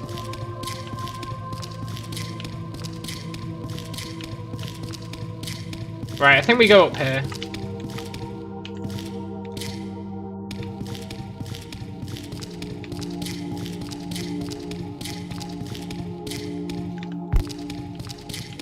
Game of the Millennia. Totally. Game of the Eon. How do you get out? It's like... it's up here, I think. Maybe? Yeah, this looks familiar. Maybe not. Maybe he patched it. I'm assuming it was one guy who made this.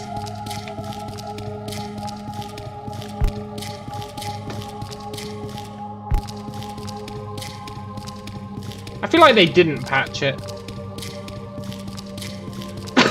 Maybe they patched in the bear. Yeah.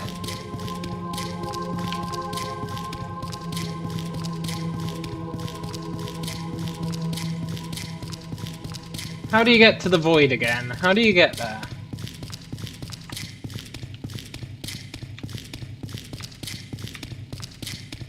It's in this area. There it is. There it is.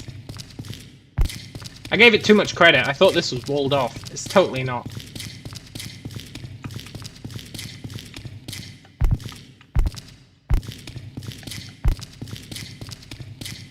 And that's how you get the void percent speedrun. You jump. But you can explore.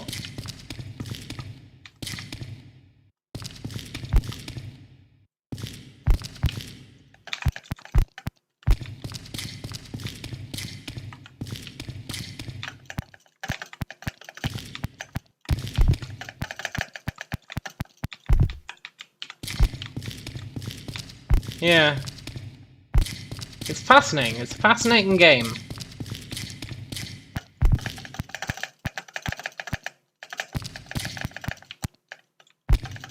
I know you can get up on the outside somehow, because you can get to the weird prism. How do you get to the weird prism?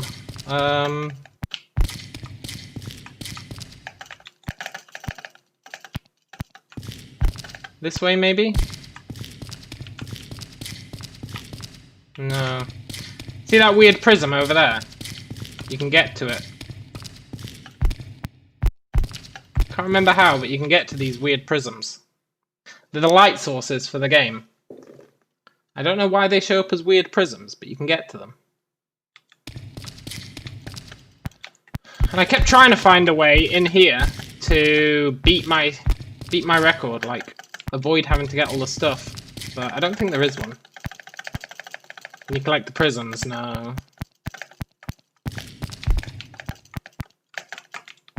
Like there, see? You can glitch it. As long as you keep looking at it, the collision remains. But if you look away and it despawns it, then you lose collision detection.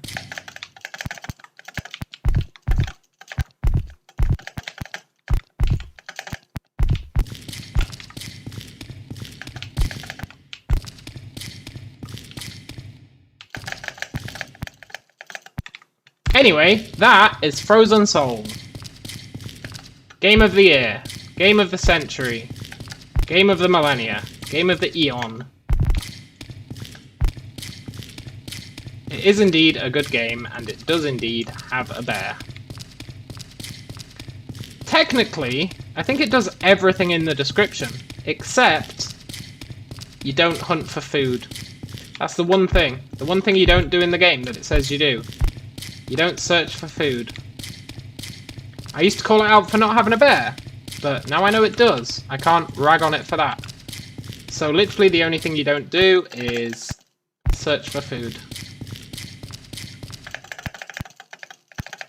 What if I just haven't found out how to get food? Don't say that, man. You give me nightmares.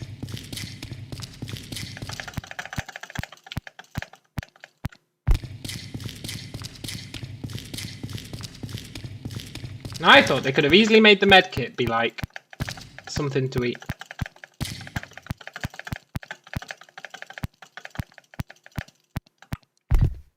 Anyway, that is Frozen Soul. Reviews. Life-changing.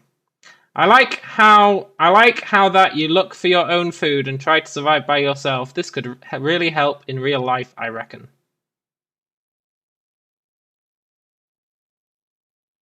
Mark, 3 stars. Maybe the developer will change to Myst-style gameplay. I really wanted to like this a lot. The overall idea and story is pretty good. Unfortunately, I don't think it works as a first-person game. It would have been much better suited as a Myst-style click-to-advance game. The reason for this are the graphics. They're a little better than Myst, but there are so many locations that are bugged and or just look terrible. The frame rate isn't great, and with no FOV settings, you can feel sick. The game from the outset becomes very quickly a search and loot game, mostly search. Each area is its own map, and you're having to find objects to progress. This itself leads you to looking at the areas in more detail, and you see the flaws in the graphics more as a result. It's a shame they went with FPS. I'd have continued playing otherwise.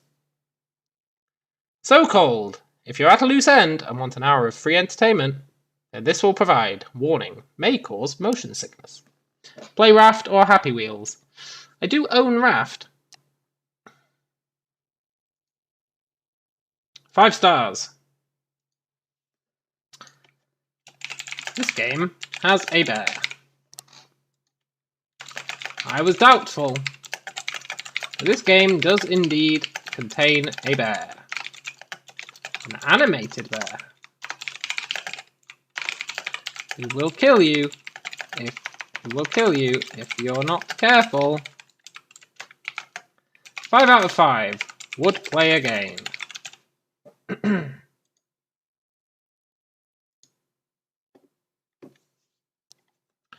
Nice.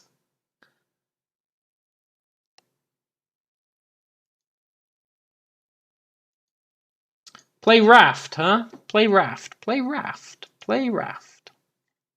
I do own Raft. I've played it for 12 minutes. I don't have Happy Wheels. Oh, I guess I do own Left 4 Dead. Why is Left 4 Dead installed? Whatever. Happy Wheel, just Google it. Happy Wheel, huh? Happy Wheel, Happy Wheel.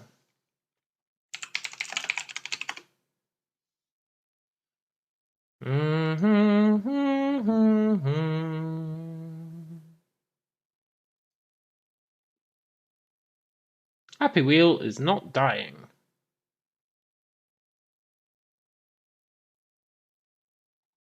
Good to know.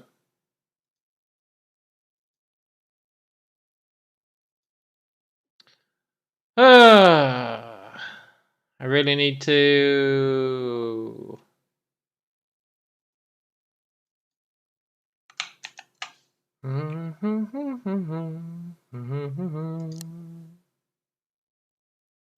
Edge.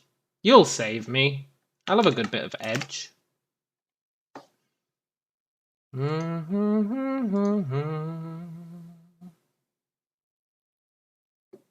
What is happy? Jesus Christ, that's loud! Jesus Christ!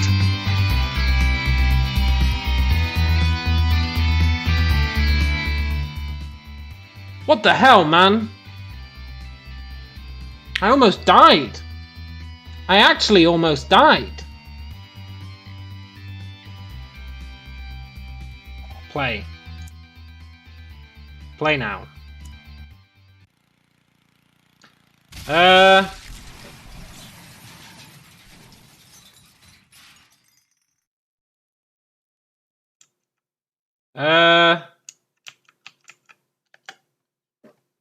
Right. Restart level.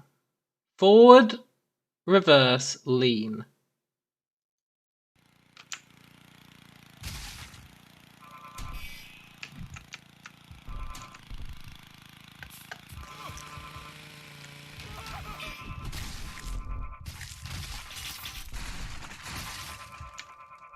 I feel like... No, it has to be beatable, right?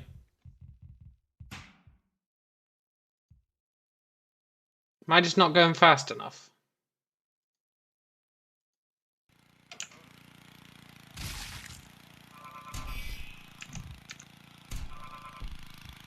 You can also search for different levels. Look, I'm not giving up.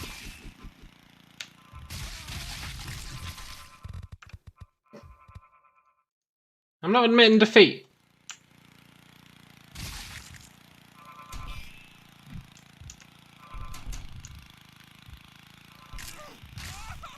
Come on, man.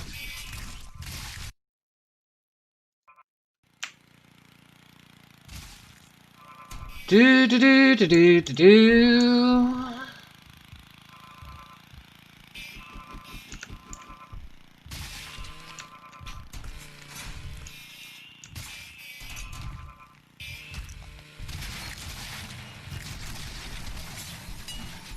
I feel like I almost made it. I feel like I almost made it.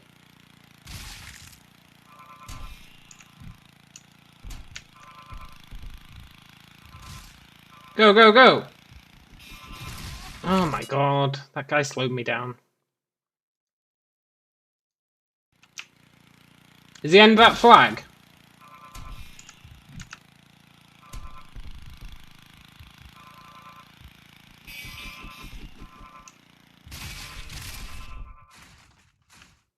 I needed my back wheel on the ground, I think.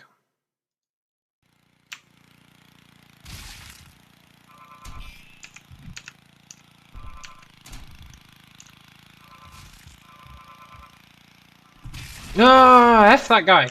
Press shift for a speed boost. Oh, really? That made this much easier.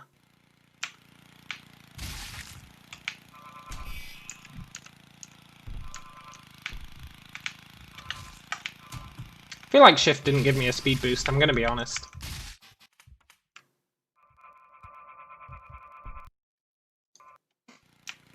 Try tab. Tab? Tab just pauses the game. Get out of the way! These guys slow me down, it's the problem.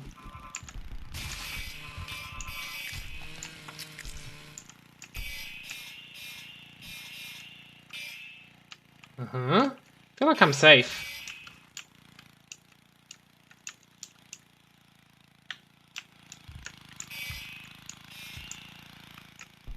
Come on, you stupid chain.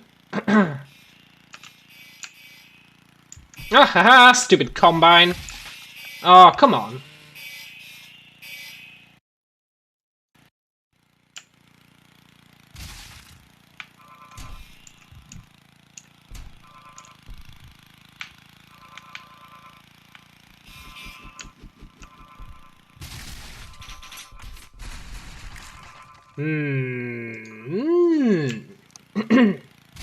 Maybe you meant to go back. Maybe that's the key. Maybe that's the new meta.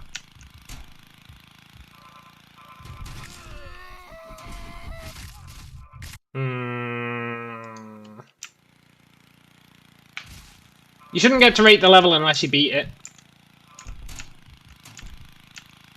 We've lost.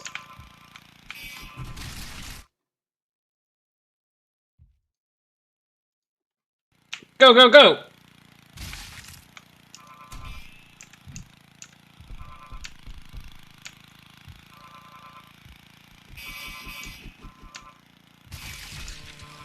Ah! I feel like it's very, difficult. That's the word. Difficult. That was a good start, though. Out of the way, man. Ah, and it was going so well. I feel like if my corpse reaches there, I should win. I know that's probably unreasonable, but I do believe it. Maybe shift is giving me a speed boost, you know?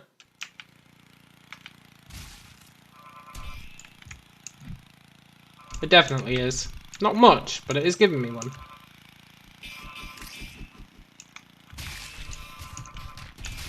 Ah.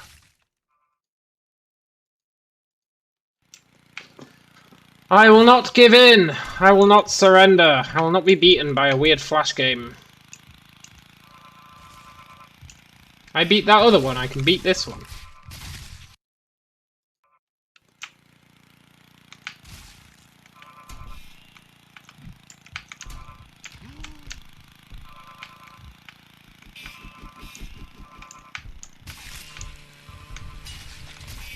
Ah.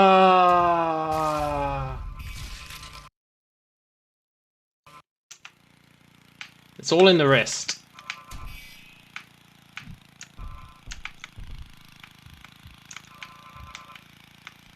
It's all in that stupid guy. There we go. Ah. Oh, come on, man.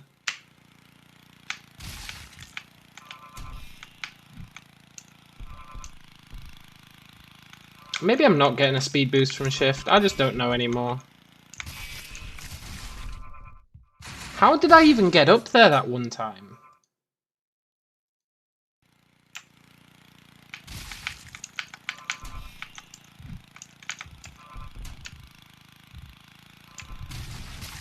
I wonder. Go, go, go! After Happy Wheels, there is also a game called Can Your Pet? Can Your Pet? Uh-huh, uh-huh, uh-huh!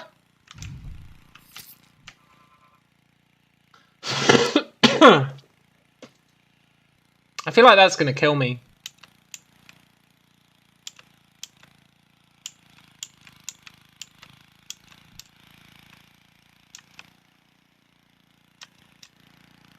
But what if...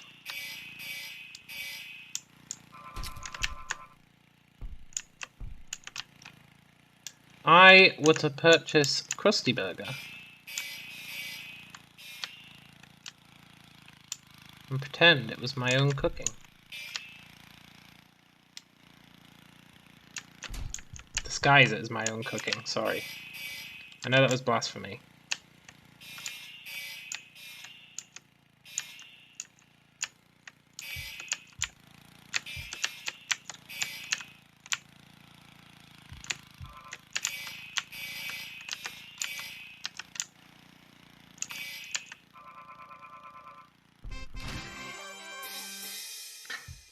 Look, I don't want to flex too hard, but this game's too easy.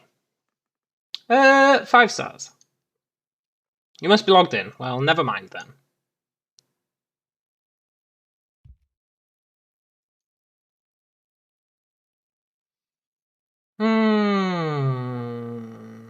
Try a new game. Yeah, totally. Totally. What the hell is Can Your Pet?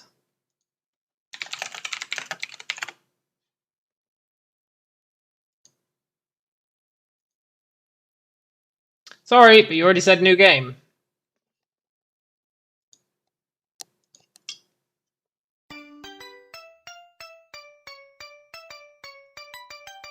Pet name. John Jacobson.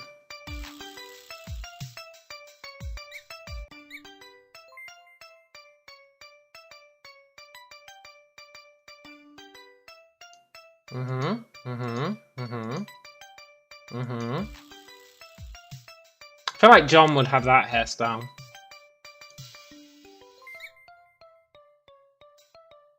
There you go, John.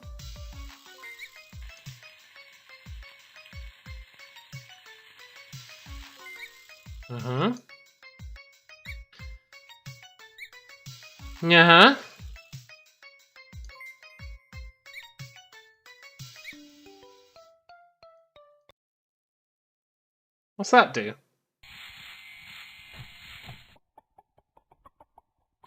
Johnny, yeah. Very good. Very good. I approve. First time I heard a naughty word was when I was I firmly approve. I heard it from the chickens. Big Granny, she went wild. says no Johnny. The chicken said on I speedran it, did I? What can I say? I'm the best speedrunner out there. That's 2 games I've speedrun tonight.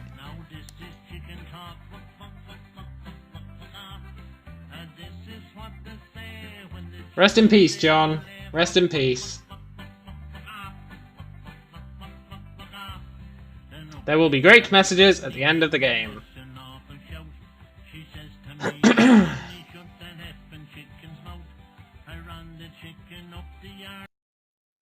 Right.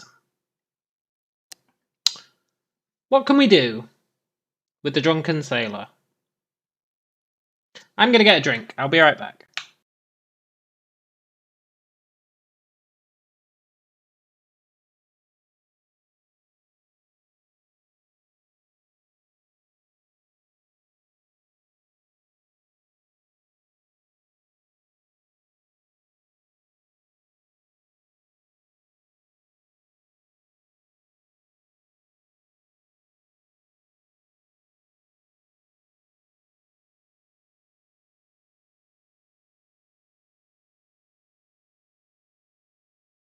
Look, I'm not playing Don't Shit Your Pants. That's old school. That's too old school for me.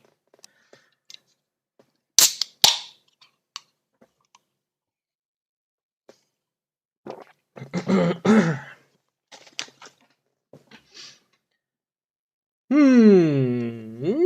kind of want to try Parkour Simulator.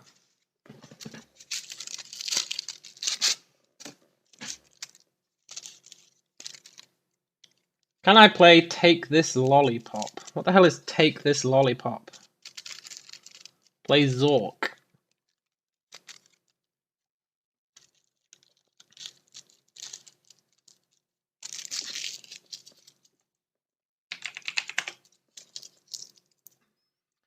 Text adventure.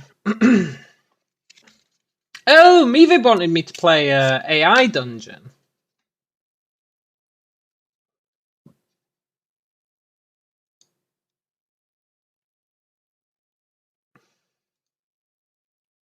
Yeah, AI Dungeon.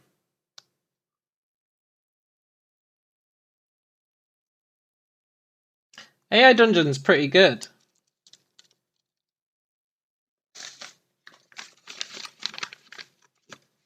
Welcome to Zork.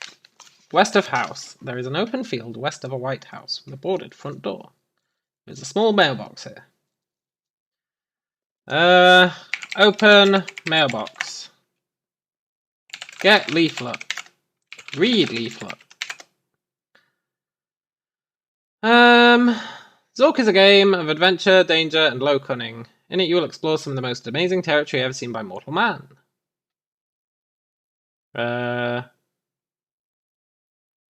Eat leaflet.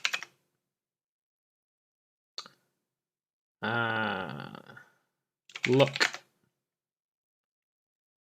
Go east.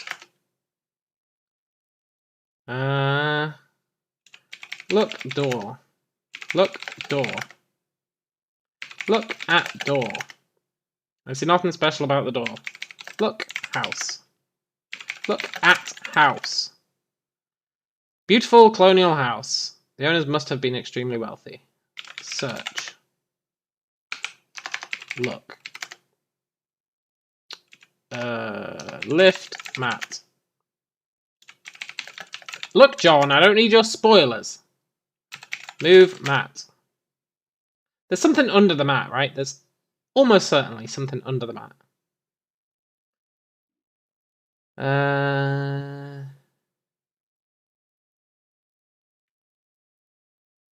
Moving the mat reveals nothing. Great.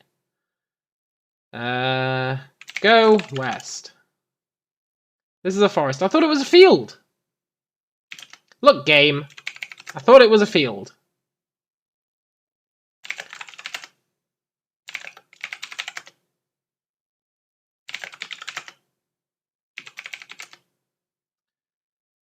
Look at leaves. Move leaves. Look, grating. Look at grating. Open grating. The grating is locked. Pull grating.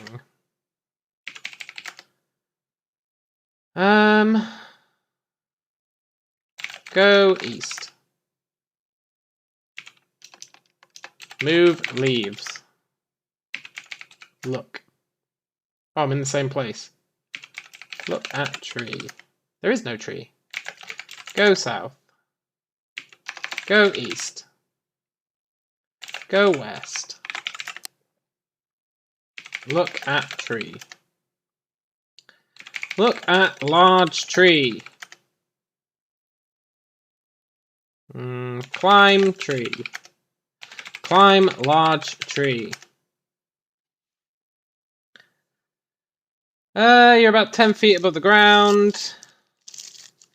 I'm totally gonna die. That's fine. On the branch is a bird's nest.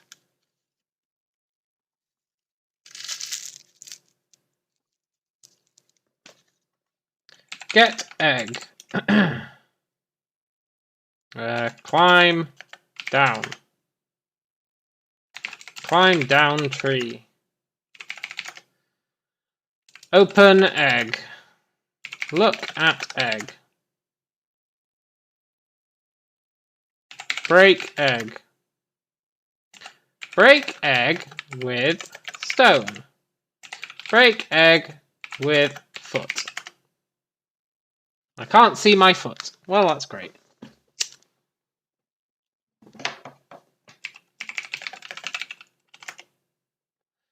Which do you mean, the tree or the large tree? Look at the tree. How do I say the regular tree? I can say the large tree. Look at the non-large tree.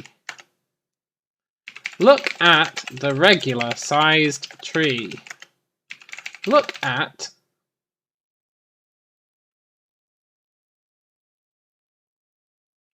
the tree doesn't work. He says, do you mean the tree or the large tree?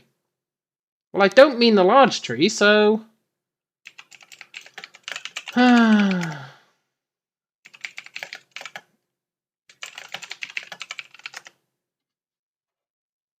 Look at the small tree. I only understood you as far as wanting to look at the small leaflet. Game, you're really trying my patience.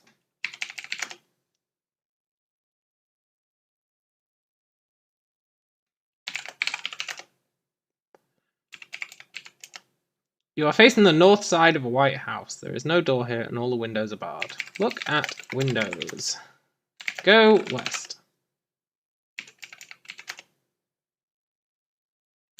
Go up. Climb house. Go south.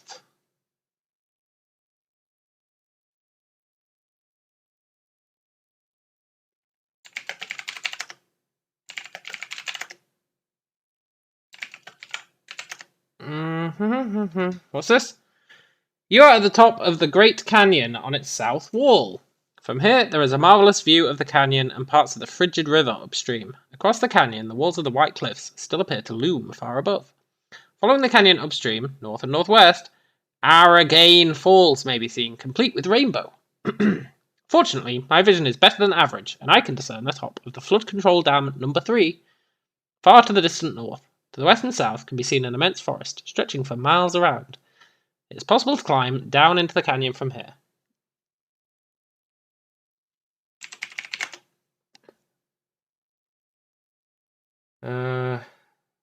Go northwest. Go north.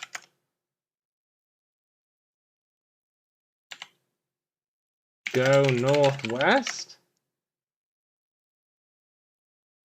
I don't want to climb down, I'll die. Fine, climb down canyon. Climb down. Go down.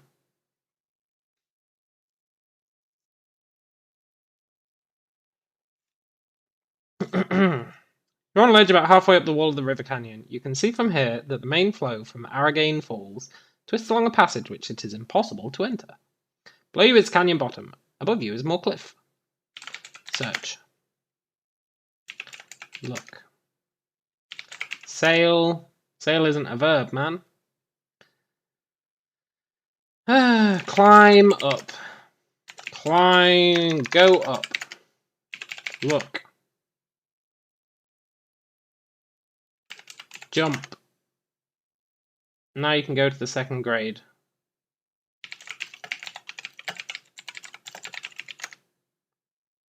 It's not a verb it recognizes. Play the weirdest game ever. What game's that?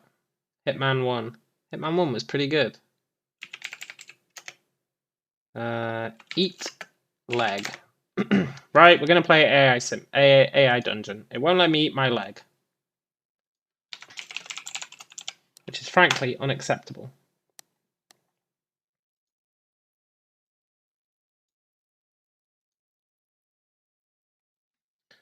Right, which do we want? Fantasy, mystery, apocalyptic, zombies, cyberpunk, custom, archive, or Halloween? Explore worlds.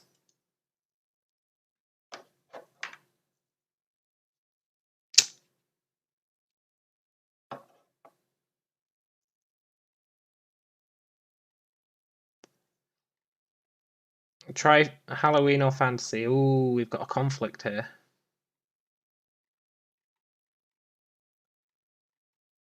I don't think there are any Halloween ones.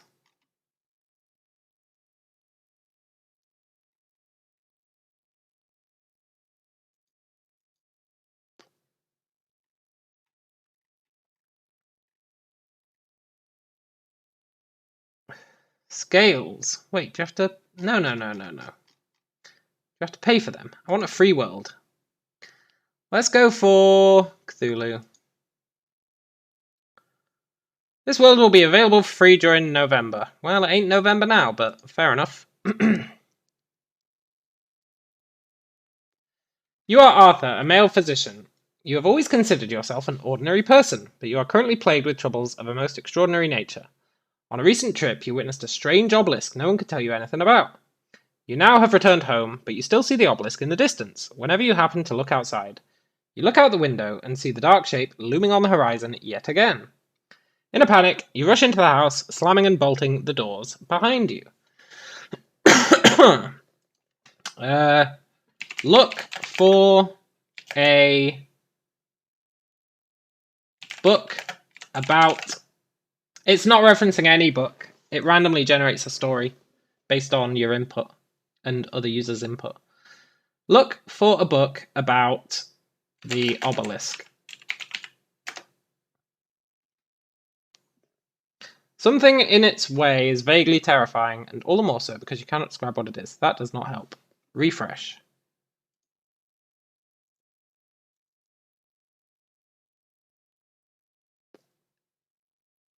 Okay, let me go back. I need to search. Search for a book about the obelisk.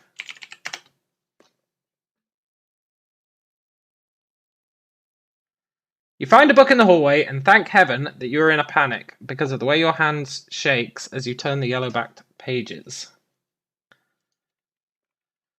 Read the book. It is only a book of Ibon. Great. Ask my wife if she knows who Ibon is. You tell her you know Ibon very well and tell her of the terrible stone with 7 colours in it, which was found in a cave on the slopes of Kadath in the land of Inganok. Sacrifice my wife to the obelisk.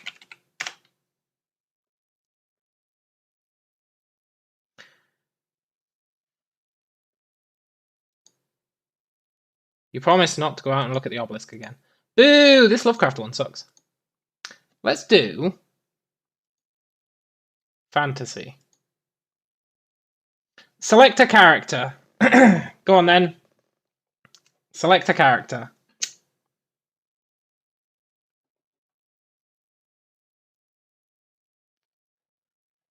I think we should be a rogue.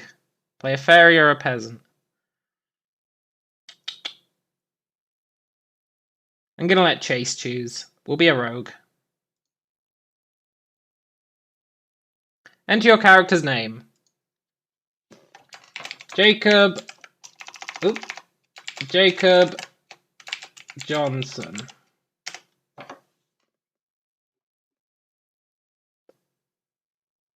You are Jacob Johnson, a rogue living in the kingdom of Larian. You have a long steel dagger and a length of rope. You walk down the city street looking for somewhere to steal from. You look around and see a coach pulling up to a nearby inn. Enter the inn. Let chat decide what you do. I'll let you influence what I do, but I'm not going to sit here for every command. You enter the inn and find a small bell on the counter. You ring it lightly and a young girl walks up to you. Hello, what can I do for you?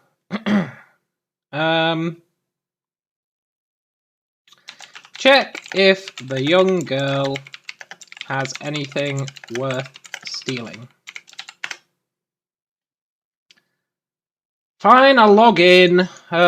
Shit, what's my username? Enrico Pables.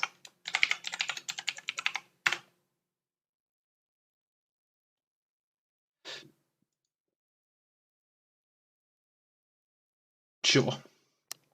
Invalid credentials? But I'm sure I'm Enrico Pables.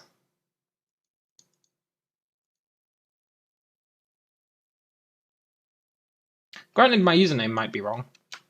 Or my password might be wrong.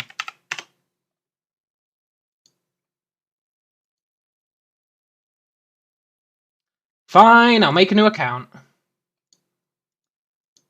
I'll be Enrico. Actually, no, I think I was just Callum Bradbury.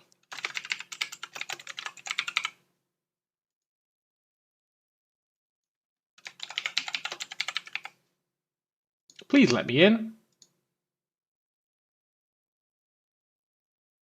Huh?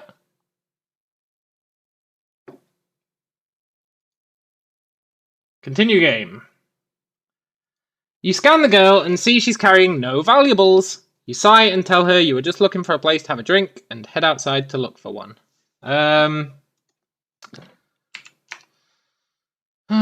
Climb in the coach.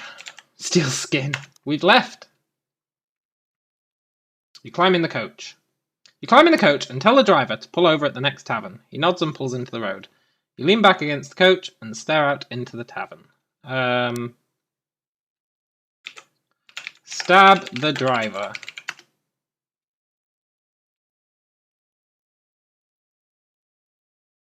You pull your dagger from the driver's neck and stare at it in disgust. You hate doing this, but you're just so hungry. What the hell are you doing? The girl screams. Did she follow us?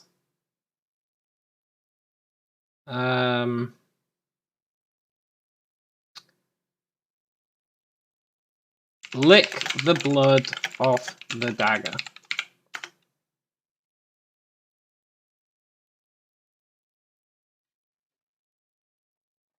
In order to improve the AI's memory, we're building a dataset of stories and their summaries. If you're willing to share this story and its summaries with us, write a... No, I'm not writing a summary. Sod off. You grab the knife and quickly clean off the dried blood. You decide that if you're going to kill people, you need to at least look nice while doing it. Eat the driver. You grab the driver's head and twist it several times. You use your knife to cut thick slices of meat from the driver's neck and eat them raw.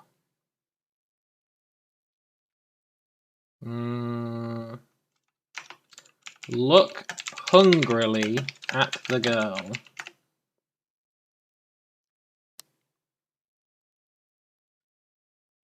Your hunger gets the better of you and you grab the girl. You look into her frightened face and grin. She screams when you throw her over your shoulder and run out of the coach. Find somewhere to hide. You find a secluded alley and quickly hide the body. You hear the coach pull back onto the road and wait a few moments before exiting the alley. Who's driving the coach now? We just ate the driver. A couple of men walk past and you hail them. Ask the men if they want a slice of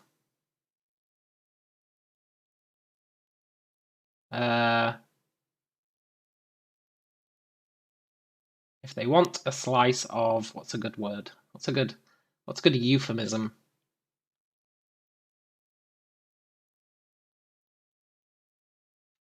Let's just say man meat.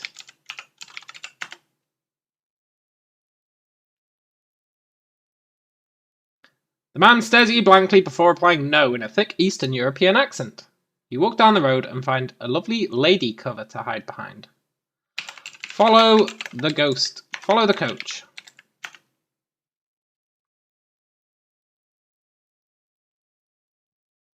The coach is still going at a good speed, so you catch up easily enough. What? When you reach the outskirts of the city, the driver looks out, presumably for the police or rival coachmasters. Ask the driver if he is a ghost.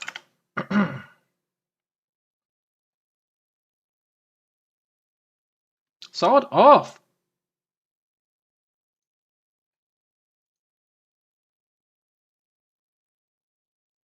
The driver looks around at you and you see a pale, hairless man. What the hell are you?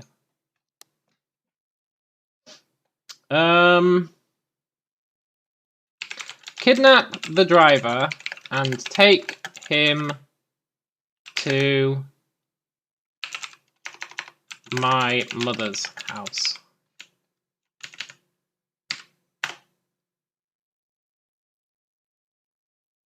You pull the driver from the coach and drag him into the undergrowth by the side of the road.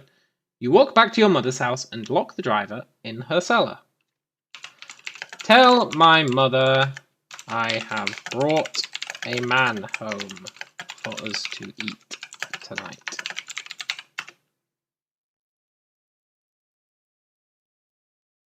After feeding your driver to your mother, you return from your trip and claim that the man fell out of the back of the coach. Plausible. Plausible.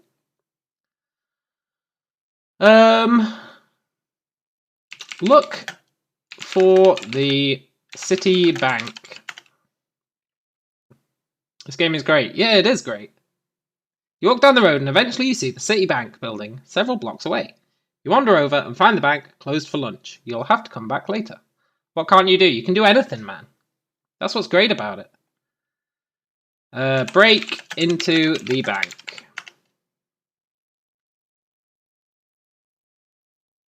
You walk over to the front door and try the handle. To your surprise, it's locked. You sigh and walk around the back where you find a window unlocked. Enter through the window and check if anyone is inside. You climb through the window and immediately freeze. You're in a small office and standing behind the desk is a man you vaguely remember from school. Hello, I'm Mr. Reynolds, but who may call me grandfather? Quietly stab Mr. Reynolds in the eyeball.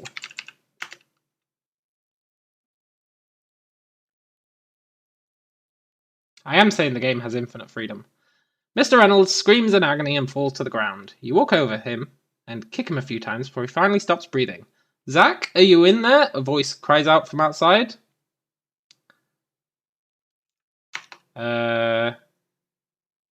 Jump out of the back window and run to John Jacobson's house.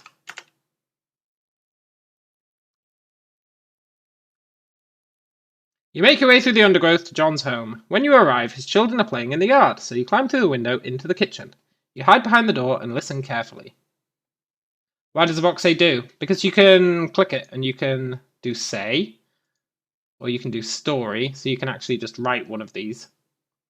So you can say like, John Jacobson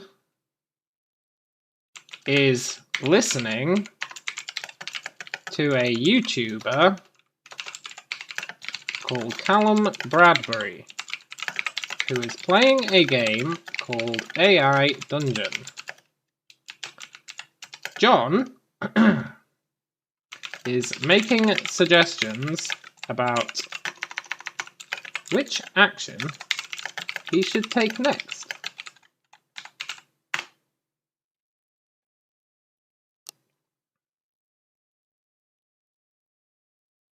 Callum, you need to use your sword. Press W, John says.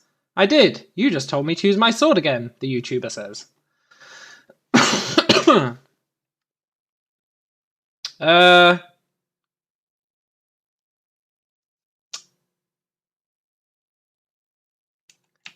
Barge in through the door and grab the keyboard off John.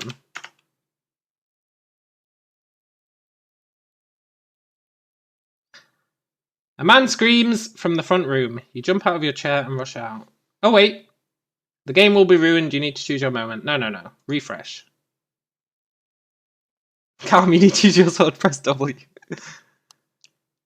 Okay, I'm going to choose my sword now, but I'm not sure where it will go from here, Callum says. Yep, that's fine. What happens next? John turns around and grins. WWE SmackDown vs Royal Rumble is a game of probability and logic. If you want to know how it ends, you need to know the rules. What? No, refresh. That doesn't make any sense. Sometimes you refresh it if it doesn't make sense. John puts the gun down and walks over to the door. I thought... Okay, fair enough. Actually, no, that doesn't make sense. Why does John have a gun? John frowns and says, "Oh dear, you've made me angry. Press W to use your sword again." I did, it didn't do anything, Callum complains.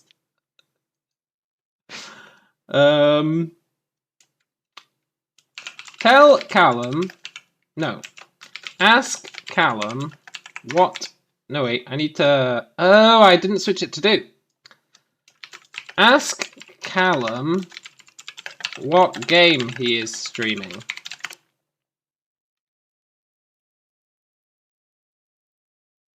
Callum leads you through a short series of questions to confirm your identification. He keeps a list of friends and family on his website, keeps in touch with his fans via social media, and lets the audience help direct the game. Ask Callum if he knows a viewer called Chase Sage 97.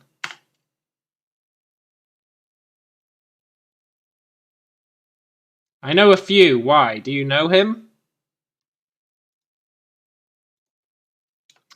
I hear he likes cookies.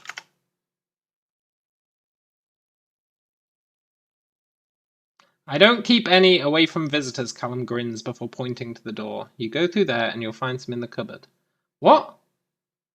But he's streaming. Tell Callum he should stream a different game.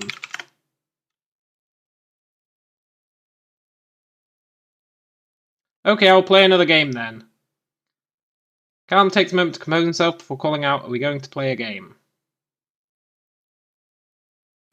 Tell Callum to play... What game? What game? What game?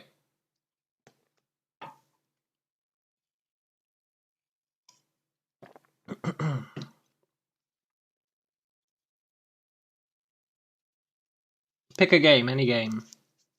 WWE SmackDown vs Royal Rumble. Okay.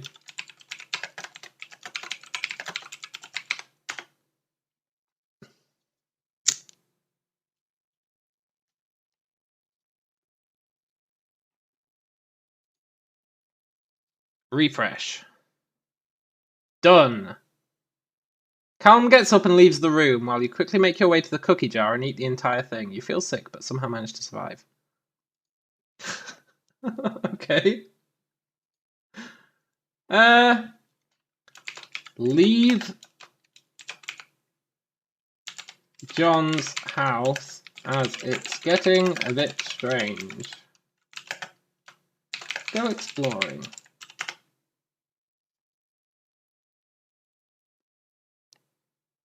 You walk around the back of John's house and find a jungle gym and slide. You climb to the top of the jungle gym and peer over the side. There's a long way down. You put raisins in those cookies. Man, I love raisins. We're on top of a jungle gym.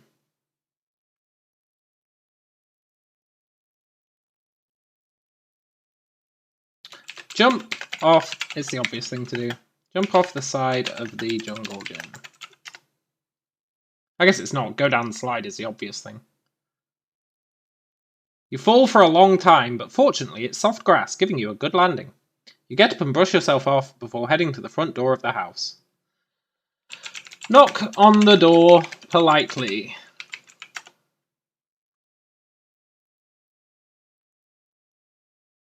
A dark-haired woman opens the door. You hold your hands and ask, "Sorry, I'm not usually this bold. Eyes Chase Sage. I just moved in down there." I'm not Chase Sage! Oh my god, we're impersonating you, man. The woman cuts you off screaming, "Yes, you are." She grabs your ear and drags you inside. "I'm Rita and you're a thief. We're going to have so much fun." Break Rita's wrist and tell her never to grab your ear ever again. There's an imposter among us. Rita screams in pain as you twist her broken wrist. You yell at the woman to keep quiet as you search the house for somewhere to hide.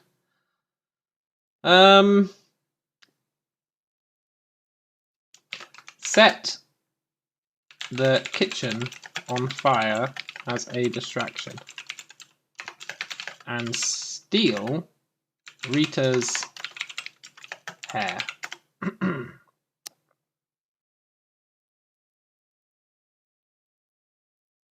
After setting the kitchen on fire, you grab Rita's hair and run out of the house. You pull the hair of a passerby who is outraged.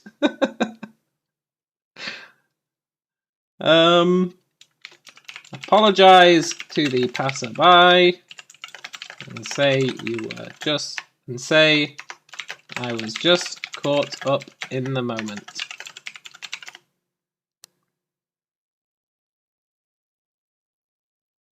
The passerby begins yelling about how you stole Rita's hair and that you need to give it back. You run out into the road, hoping the man will leave you alone.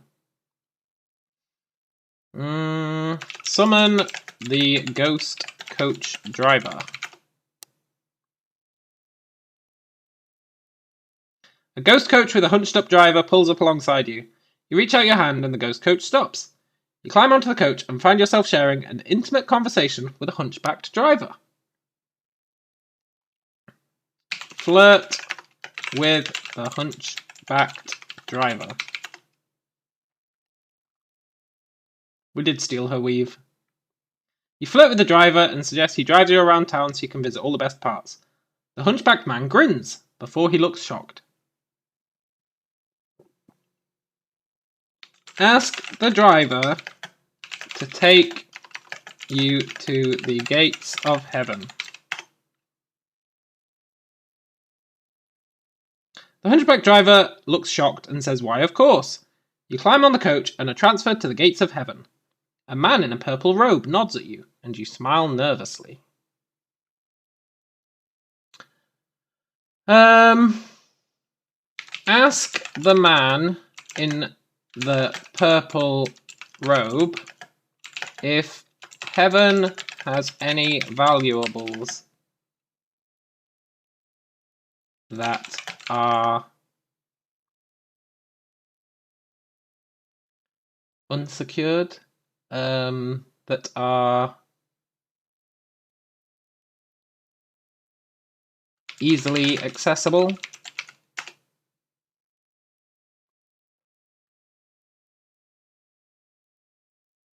The man in the purple robe looks at you before replying, "Perhaps." He walks away before turning and saying, "Follow me if you wish to enter heaven." I think there's only one thing we can do here. Break the man in the purple robe's neck. You pull out a pistol and fire it, shooting the purple robe man in the neck. He collapses and you begin grabbing handfuls of his black toxic blood. Handfuls of his blood? How does that work?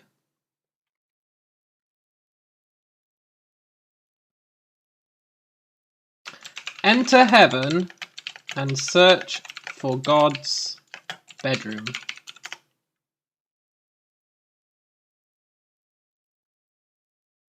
You walk into God's bedroom and are shocked to find a man in a pinstriped suit lying in his bed. You walk forward and find the man is Lord God, creator of the universe. I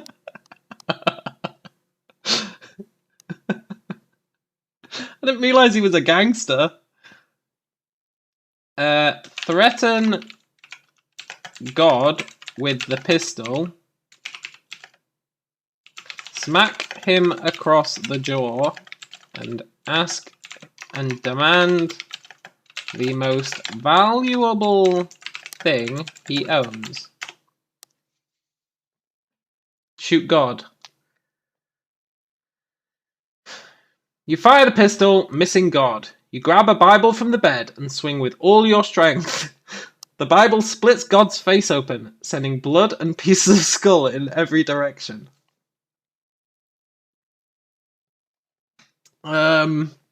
Christian, by the way. Look, this isn't disrespectful.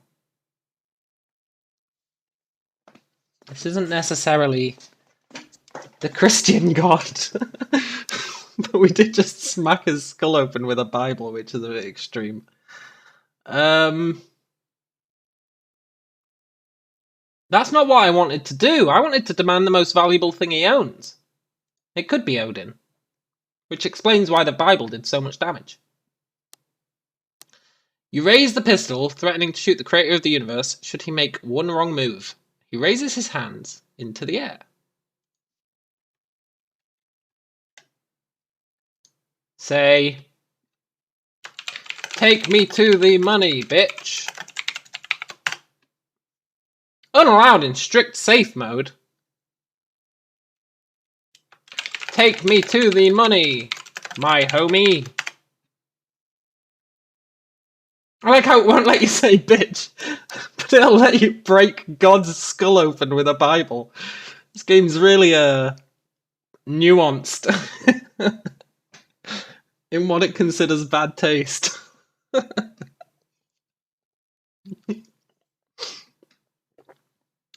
You grab a briefcase off a chair in the room and hand it over. You make clear you don't trust him to not steal from you, and demand he let you check every so often. What?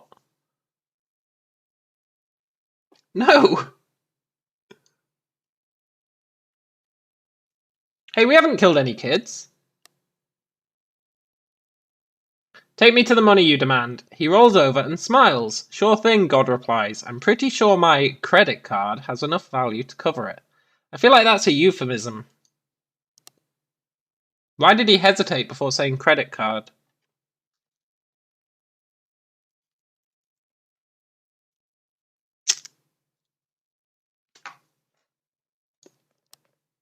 It's a credit card commercial. Let's see what happens next. Credibly, you reply. You raise your firearm and shoot the creator of the universe in the temple. He falls back into the bed, looking dazed. Goramit. This game really wants me to shoot God.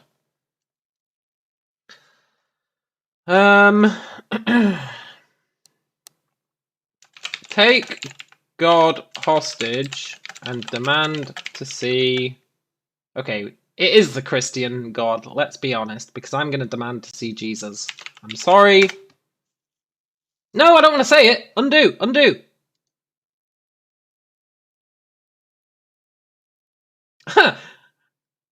You grab God by the throat and begin to strangle him. I will gut you like a fish and drown you in your own blood, human. That's not very Christian of you.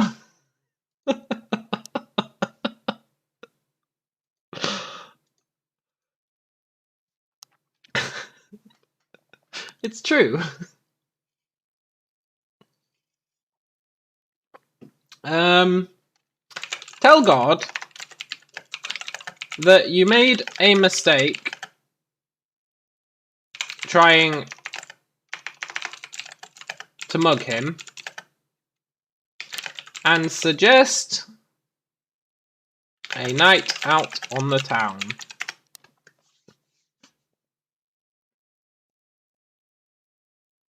It's best to leave the god type alone. They're way beyond you. You begin. No, no, no, no, no. We don't begin like that.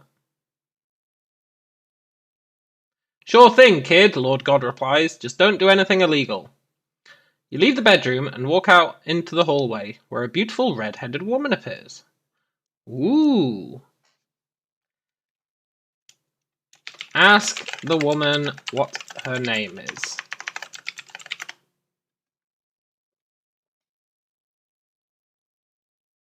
Hazel, she replies. You blush and stutter. Ooh.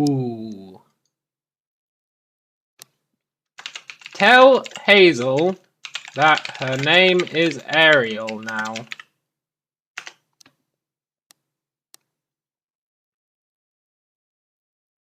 Is it? Ariel asks, surprised. Why?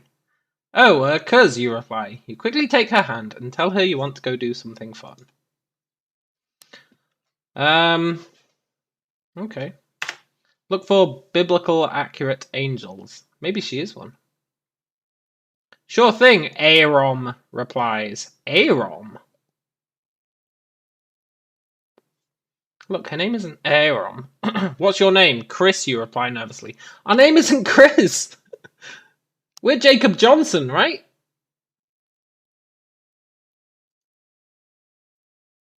We're Jacob Johnson. Are we lying? I guess it's best not to give you a real name after you've just assaulted God. But still. Ditch this loser lady and go find your bro God.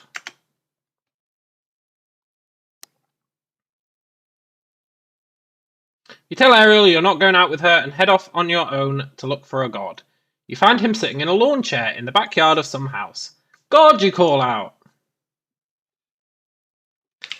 Ask God if he's heard of any hip-sounding parties.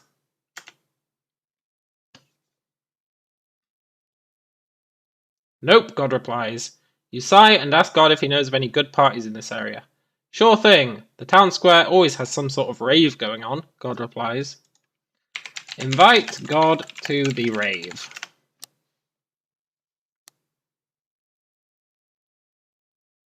Sure, you spend the rest of the night talking to God and enjoying the music. Ask God to give the streamer Callum Bradbury 2 subscribers. Why? No, we're chilling with God. We're not begging for subs. We're chilling with God.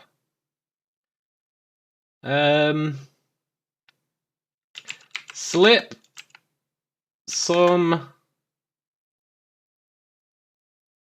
roofies into God's drink.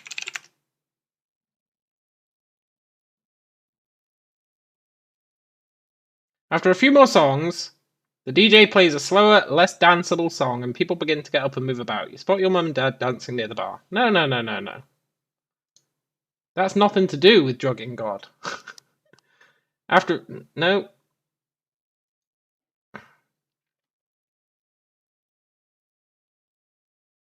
What? You walk into the room with a drink in your hands. You see God sitting in a lawn chair with a girl in his lap, and you have a clear shot at him. It really wants us to shoot God. Everything we do comes back to shooting God.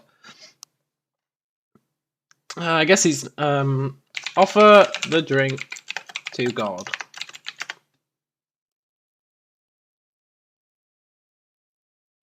Hey God, come with me a second. I have a drink, you say in a friendly tone. God looks at the drink and nods. Pull God's pizzle. Be back in a second, you tell him, backing away. You walk over to the girl and offer her God's drink. No, this girl can get out of here. Shoot the girl in the kneecaps and ask God to dispose of the body.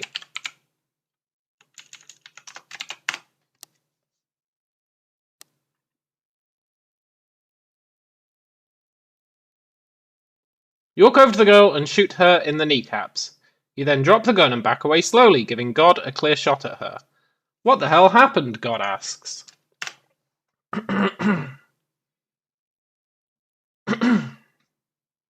Drugged his drink. He's not going to be trouble, you say. Noted, God replies.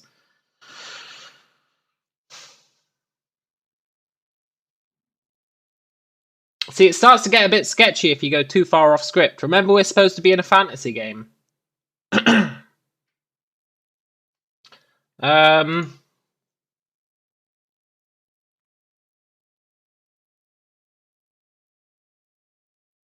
Refresh.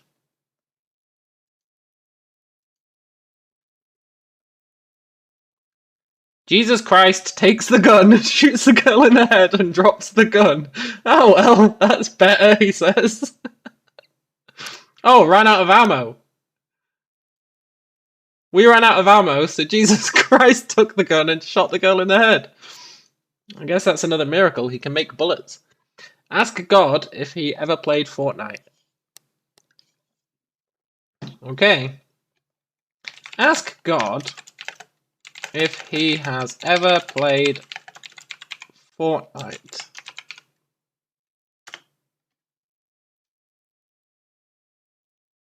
Oh, come on. Oh, I don't have time to play games, kid, Jesus says.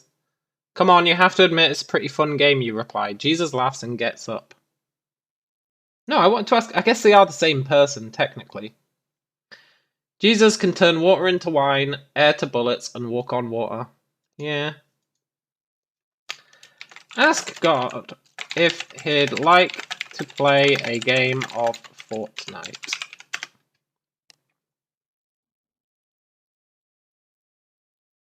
Jesus Christ nods his head. Sure, kid. You spend the rest of the night playing Fortnite with God, and have a blast doing it. Ask God what his favourite thing about Fortnite is.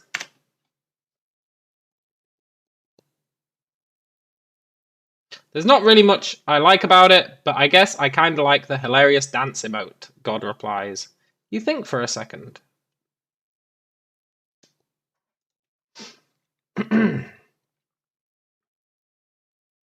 God doing the floss, totally.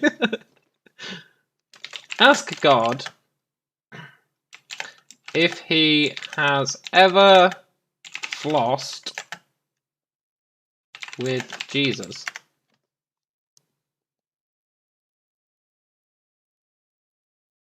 Nope. You sigh with relief. Jesus Christ has never flossed with you, and you're glad. I am glad. This game knows me well.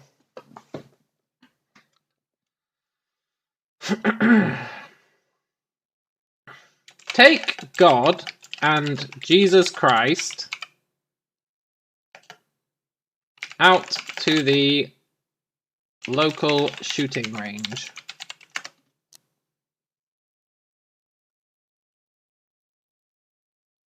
The next day, you take God and Jesus to the local shooting range. You explain that you want to try out some of the weapons he's seen in movies, like the big heavy machine guns.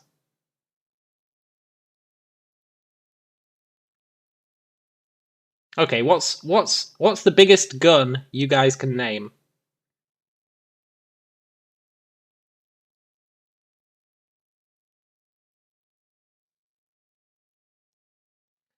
I want the biggest, most violent gun.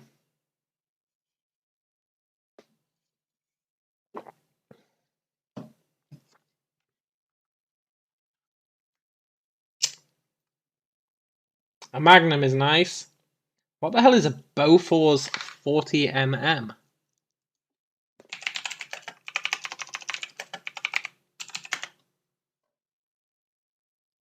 No, wait, 40mm. Oh, it's an anti-aircraft gun. Let's do that.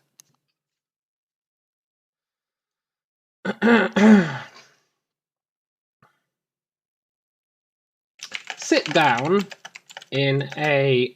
Can you sit down in it, or is it automated?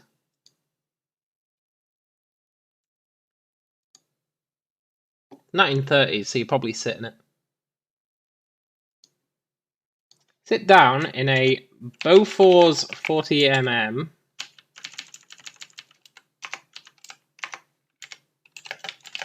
and line up the sights at God's forehead.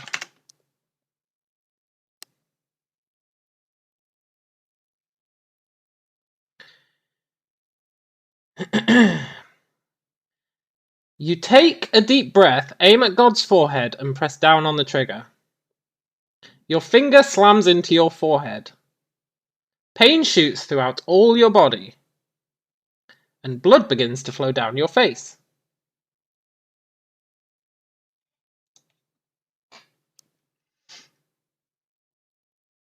I feel like God's influencing things here. Why would our finger slam into our forehead when we tried to shoot God? Unless he's doing some wizardry. Accuse God of being a witch.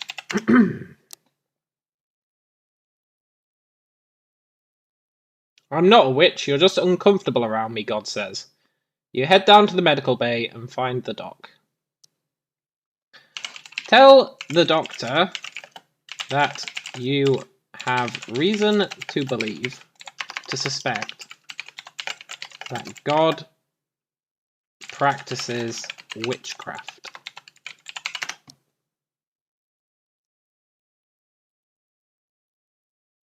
His forehead is shaped like mine, you say. What? The doctor examines you and nods. No. So, you see a witch, the doctor asks. Just examining all my options, but I don't want to piss off a witch by accusing them when there isn't actual proof, you know? But we did accuse him, like, 5 seconds ago. I liked it when we were on the bender with God. Ever since Jesus showed up, it's gone crazy.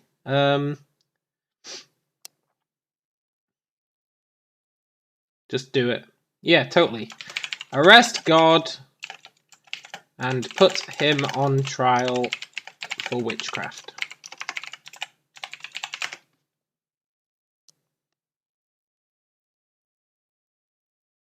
You try and fail to capture God. Sorry, kid, but you're just not skilled enough to take me on, he says. You have no choice now but to arrest him.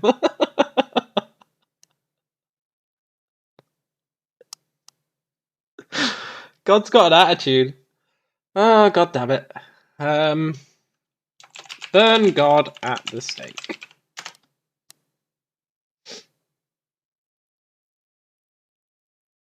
You strap God to a chair and set him on fire. He screams in agony, making you want to stop every bit of him burning.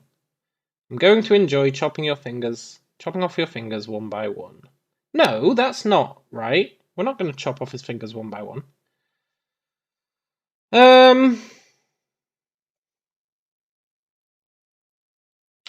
Apologize to God for the whole setting him on fire thing. and ask if it's still cool to go to heaven.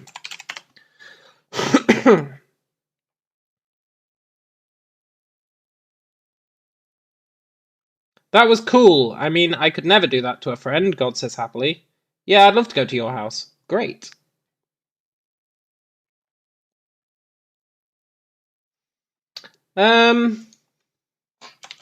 Ascend into a higher plane of existence. You ascend into a higher plane of existence. Don't worry, kid. I'd kill you if I wanted to, God says comfortingly. Break apart the fabric of reality and reshape it in your own image. In my own image.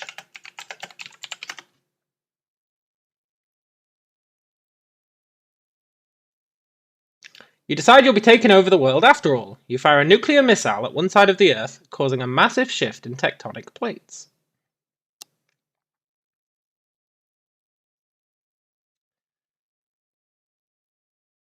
Okay, so we've got nuclear missiles now. Launch all the nukes.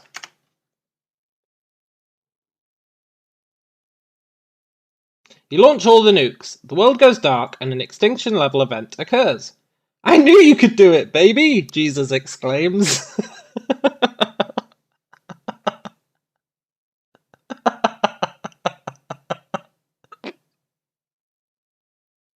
Sorry, that's really funny.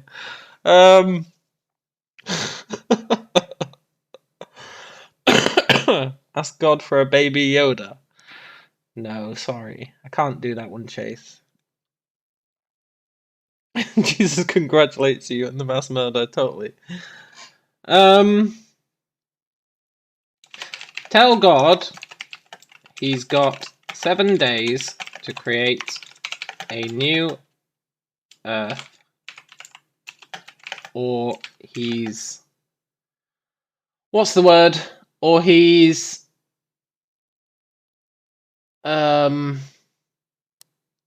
broken his contract.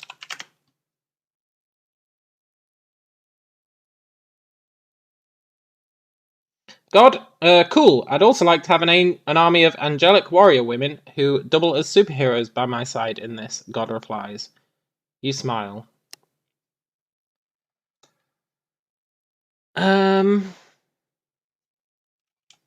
Watch God whilst he creates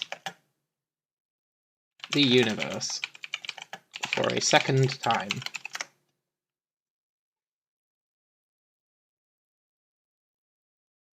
After creating the universe, God begins to create life. You watch as animals appear and promptly begin to eat each other.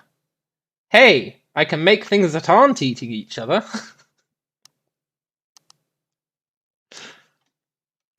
Tell God that it'd be really cool if he gave humans the ability to breathe fire. Done.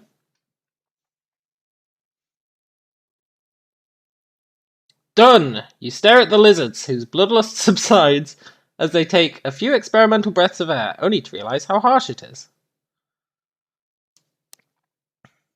Which lizards? No. Refresh. You watch as a new species is born with the ability to breathe fire. Did it just get colder in here, God asks? Tell God he is boring. And go and see Odin instead. God is a joker. Odin is sitting on his throne. Next to him are his many wifeys. While you'd never doubt that God is all-powerful, he just seems boring. Tell Odin about the time you shot God with a Bofors 40mm.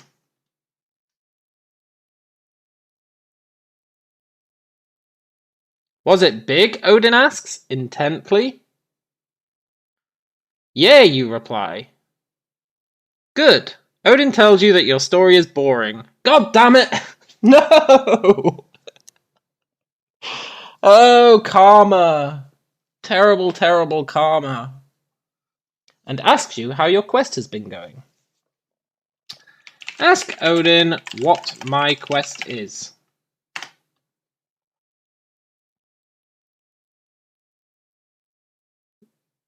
I'm hunting a beast, a frost giant, or Gigalak, as we call him in his own home, killed my best friend and brother. No, what's my quest?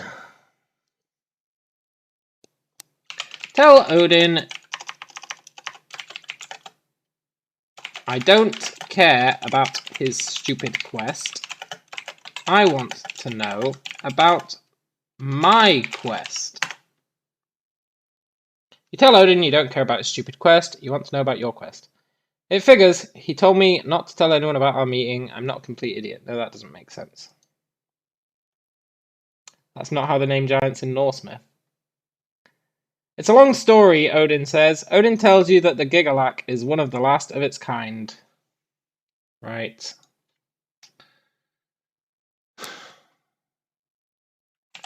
Break Odin's nose.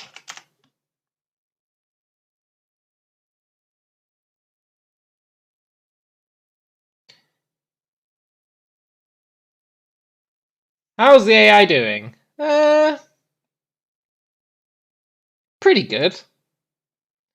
You attempt to break his nose, but he blocks it with his hand. Kid, you want a long, boring story? Let's just say this is only the beginning, Odin says, standing up.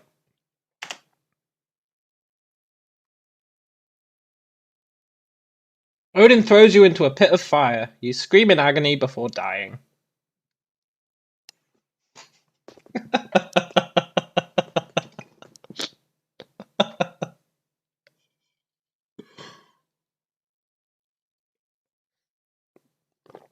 We had that coming, let's be honest. We had that coming.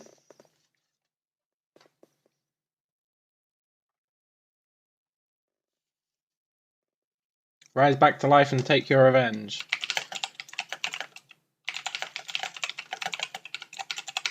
You get back up and take your revenge. After killing all his wives, you cut off his head and bring it to the king.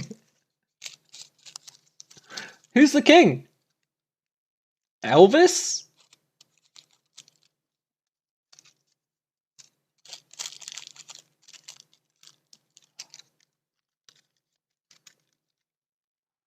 Who's the king?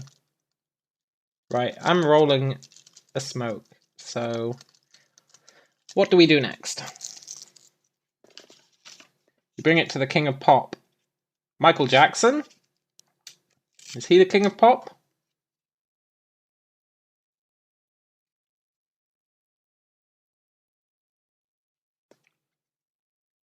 Tell the king... ask the king if he knows how to moonwalk.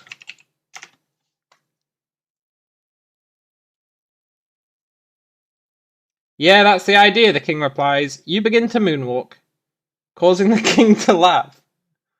You continue moonwalking until you collapse from exhaustion. Great. Okay. That's not bad. I still don't understand why we brought Odin's head to the king.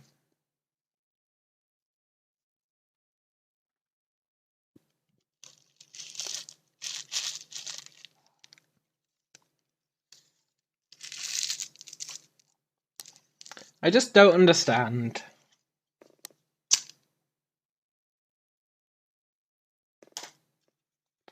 The AI must have thought Odin was a bandit name. Yeah, maybe.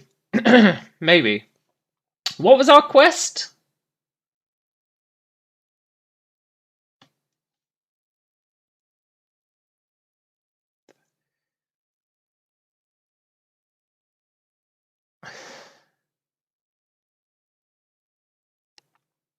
Looking for somewhere to steal from.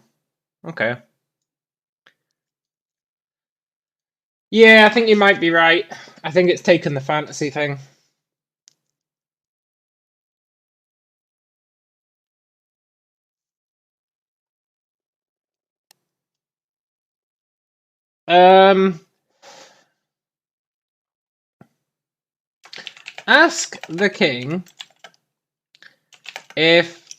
Ask the king what reward we are getting for killing Odin.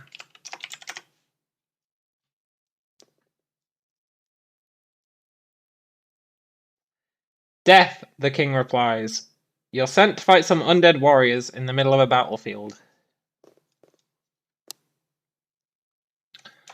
Tell the undead warriors to relax. And tell them that I am also undead. So we can be friends. Tell the undead warriors to relax and tell them you are also undead so you can be friends. You attempt to talk to the undead warriors, but they just chop your head off and continue fighting. You're not happy with this outcome.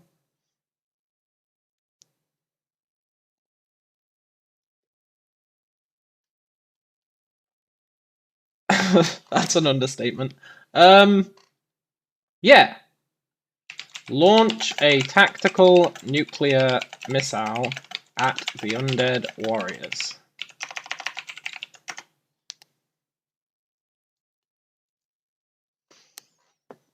The undead warriors fall to the ground as their movement is now sluggish and they are very tired. The undead warriors then collapse and do not get up again. You're not happy with this outcome. No. Stop saying I'm not happy with the outcome.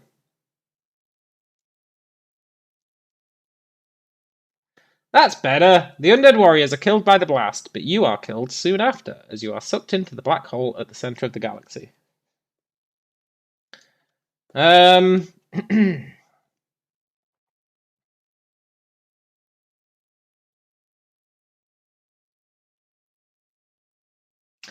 Look around.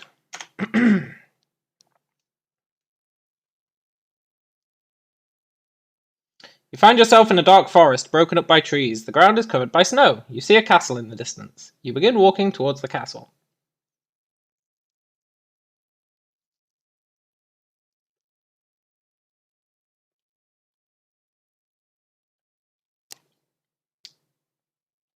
Ponder whether this is reality or a hallucination or an hallucination caused by being sucked into the black hole at the center of the galaxy.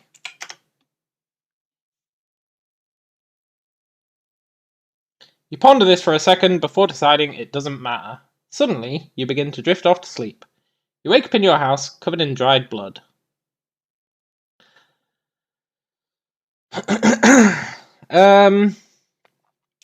Pray to God and ask him if he remembers going to a rave with Jesus.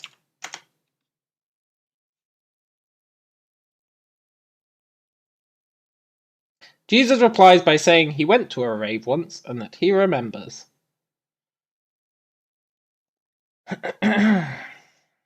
Load up YouTube and watch Callum streaming.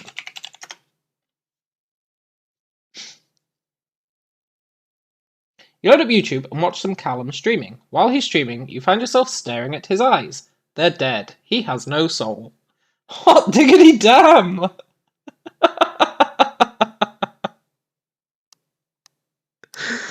Don't pull any punches, AI Dungeon.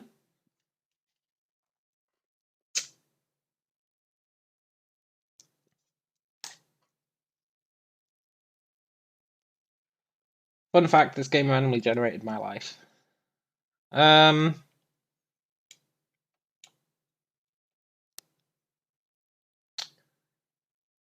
Ask in the stream chat for a link to the Discord channel.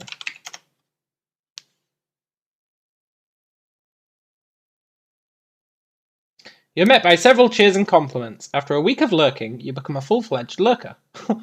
You simply watch the antics of the others, taking mental notes.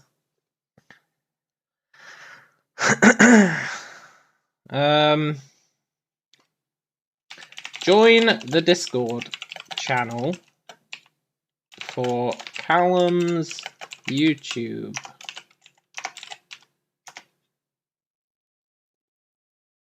It might get confused by that. You're met by several people giving you compliments. You're told you should become a streamer yourself. They say you have a great taste in music and good comedic timing. Ask Callum if he would like to do a collaborative stream.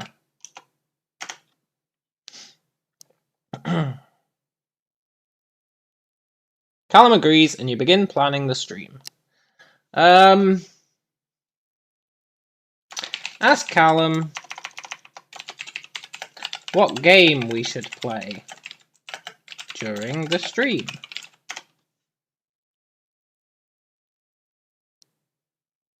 Callum suggests playing Mario Party. After some discussion, you decide to play the space variation. Since that's the one Callum has played before, you begin setting up the stream. WWE SmackDown vs. Royal Rumble 2021. Hitman 2. No, Mario Party, apparently. Ask Callum how to stream Mario Party using a Windows desktop computer. It's gonna get real freaked out now.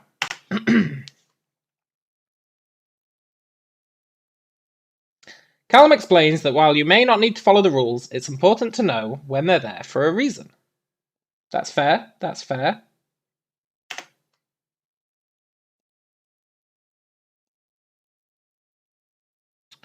You should take breaks every now and then. Callum begins sending you information on the space variant of Mario Party. You create a YouTube channel with no subscribers or views just to stream this game.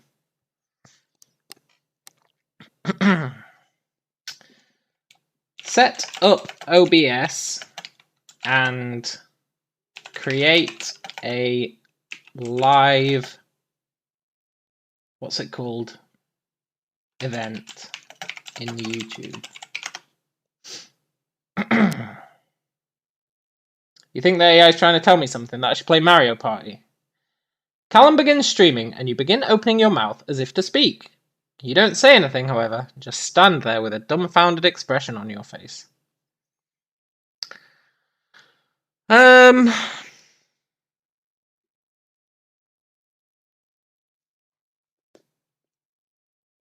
You dare me to type P in my search bar?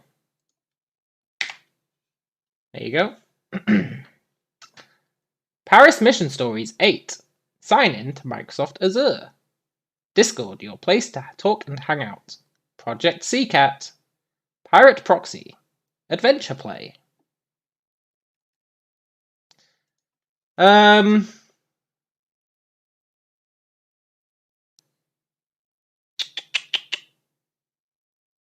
You know it, Max. You know it.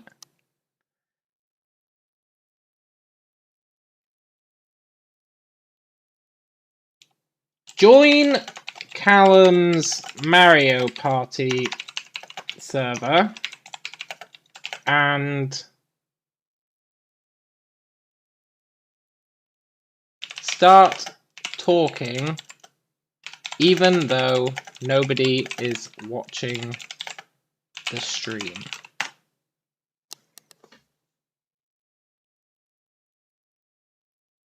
You join the Mario Party, server, and begin talking as if someone is watching. You begin chatting with people and find out that the stream has drawn in a few more players. How? Nobody's watching.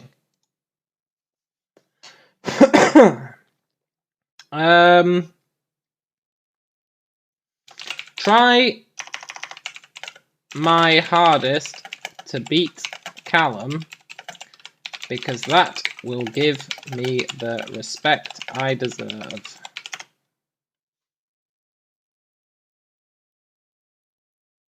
You try your hardest to win this game. You don't see Callum getting tired, so you need to take advantage of the situation. You reach Bowser, who is hosting the game again. Okay.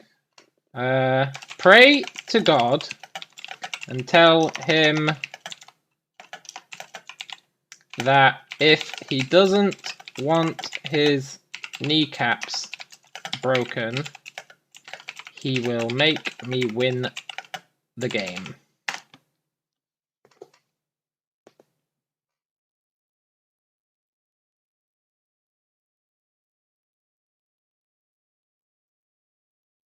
Yeah, I know that's what I do. John says, Callum, the character of this game has godlike cosmic powers and decapitated Odin, and you ask how you attract people to your stream. Suddenly, you recall that Callum has no kneecaps. You stop playing and begin frantically searching for him. You don't see him anywhere. Why do I have no kneecaps? No, that doesn't make sense. Look, God needs to get back to me. Callum receives a 10-minute warning and you begin screaming as if your life depends on it. You start to... Oh, maybe that was God making me win the game, right? Getting rid of Callum's kneecaps. You start to tear up and your throat begins to tighten.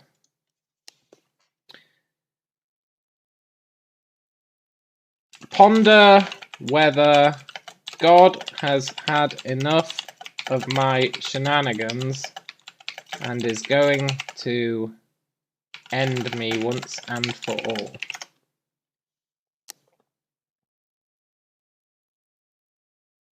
Callum receives a 1-hour warning and you panic. Your breathing becomes heavy and you feel as if you may vomit. Have I been bored? Have I been poisoned? Also, why is Callum receiving gradually extended warnings? Maybe he'll get like a 1-day warning after this. Quickly tell the YouTube audience that you have to leave for a family emergency.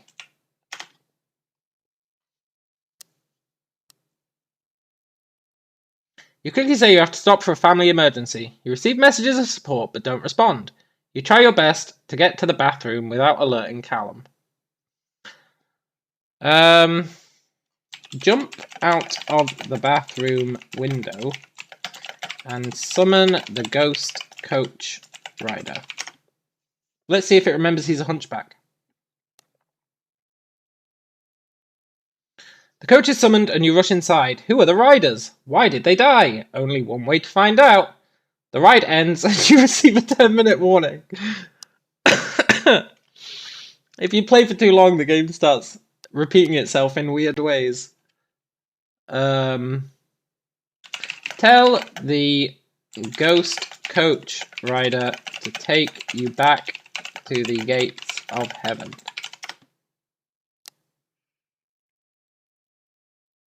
You are taken back to the gates of heaven, and you're confused to see there are no other steeds or coaches around. You disembark from the ghost coach and approach the gates of heaven.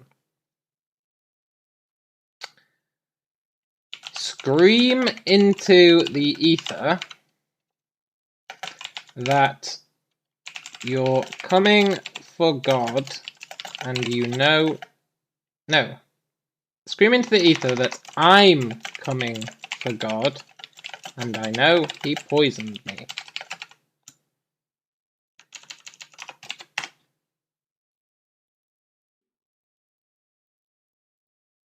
You scream into the ether that you're coming for God, and you know he's behind this. The ghost coach disappears into the ether. You begin walking towards the pearly gates. Use my cosmic powers to summon all of the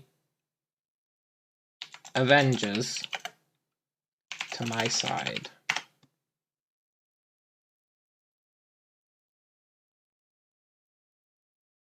You attempt to summon all of the Avengers but fail. You begin hearing a ticking noise outside. It's the fourth wall. You notice that your arms are now covered with black ooze. Shit. Taste some of the black ooze.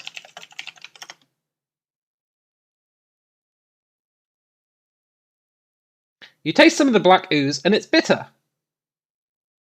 Suddenly, a portal opens up next to you. You jump back in fear. You found yourself surrounded by the ghosts of the Justice Friends. Who the hell are the Justice Friends?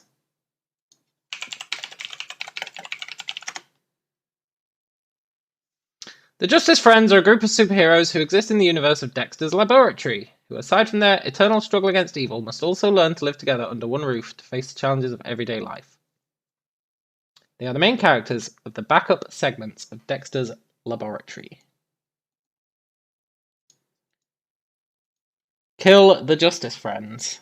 They're the ghosts. They're already dead. what we really want to do is exercise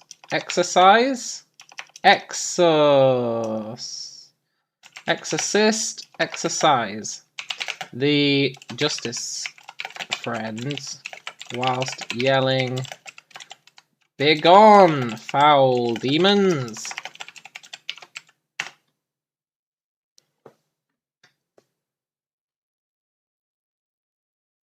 You start yelling at the justice friends to get out of your head, and you start screaming. You continue screaming until you eventually begin coughing up blood.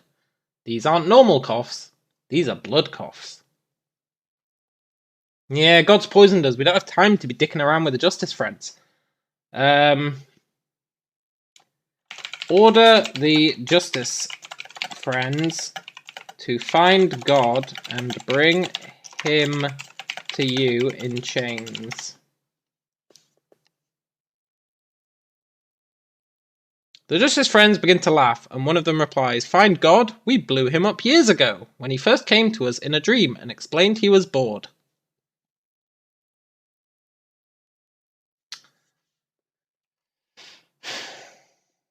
Ask the justice friends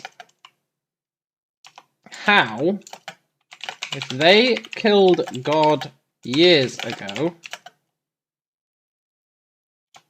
I was out raving with him last night.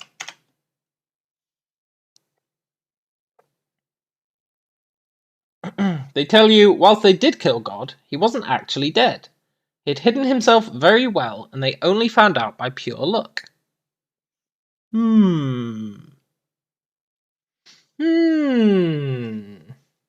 Interesting.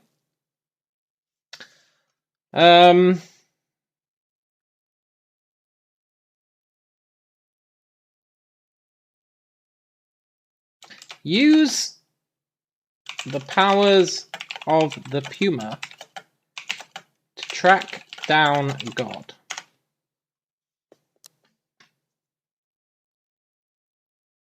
You summon the ghost coach and the Puma with it. You tell them to lead you to God. You find yourself in the woods and hear screaming.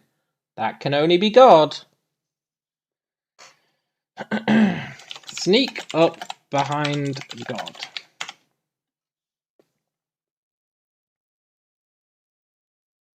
You try to sneak up behind God, but get distracted by a strange tree.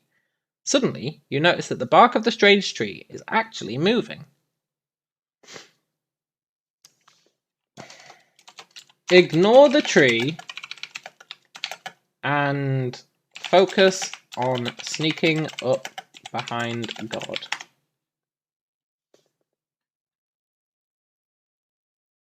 You continue trying to sneak up behind God, but fail again. Suddenly, a strange eye pops open. It's a puppet. A small puppet with 3 eyes. Grab the puppet and order it to kill God. The puppet stares at you with its 3 eyes, and then with a pop, it disappears. Suddenly, a strange floating red orb appears, and the screams from the other direction cease.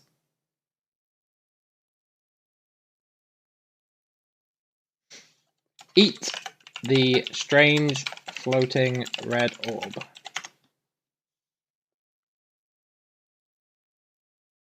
You look down at the strange red orb in your hand and decide to eat it.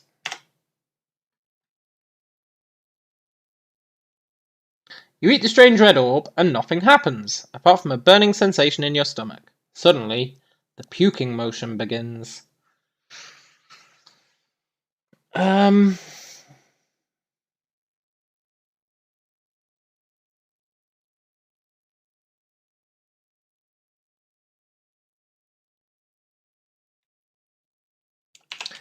Yell out to God that you're sorry, that I'm sorry, and I'll leave him alone if he just makes me feel better.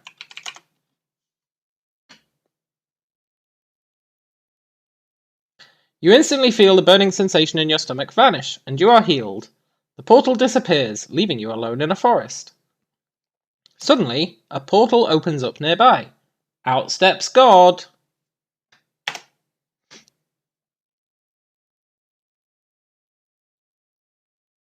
I'm sorry too if I scared you, God says. Oh yeah, we apologized. Tell God that all is forgiven. And that he's a really cool guy once you get to know him.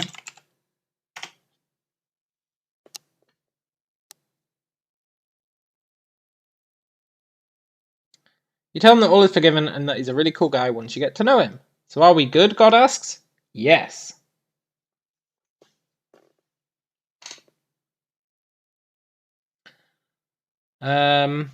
Summon every single nuclear missile in this plane of existence and bring them all down on God's head in fiery hellfire.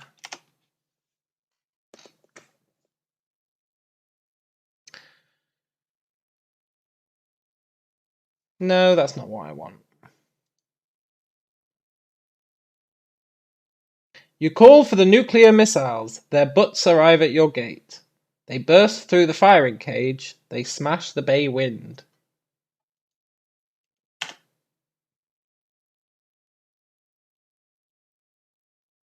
They end God's life. Generous giving over.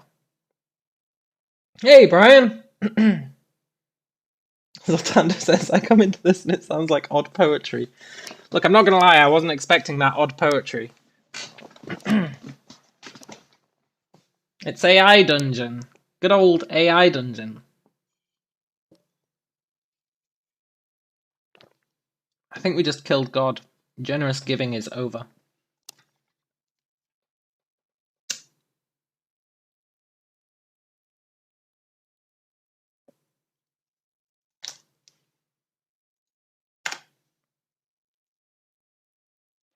You have won. I'm going to keep hitting enter and see what it does.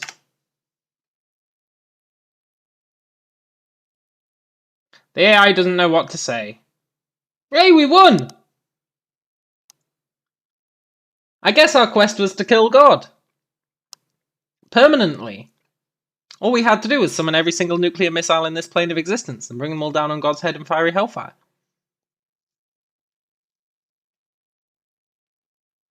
But there was a lot of setup to reach the point where we could do that. We had to make him trust us. We had to gain the ability to summon nuclear missiles. We had to find God.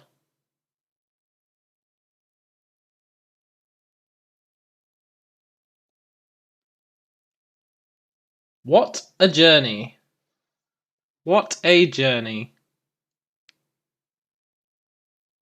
And it all started with us entering an inn. Roller coaster thrill ride. That's what AI Dungeon is. It's a roller coaster thrill ride.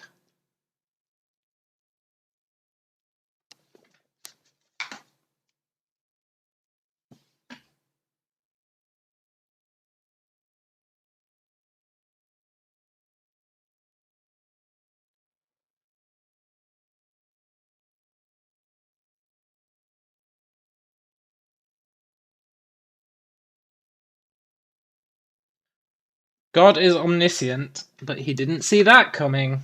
Ain't that the truth? Ain't that the truth? We distracted him with parties and booze. And, where is it? Where is it? WWE SmackDown versus Royal Rumble. Did I get bored of Creep World 4? I just can't play it for too extended a period of time. We managed 6 hours. We played it for 6 hours. And then I thought, you know what? Let's do something random. So we played some... well, we cleaned up my hard drive. It sounds like something Garth Ennis would write. I'm not sure who that is. Who's Garth Ennis? Sounds like a Sith Lord.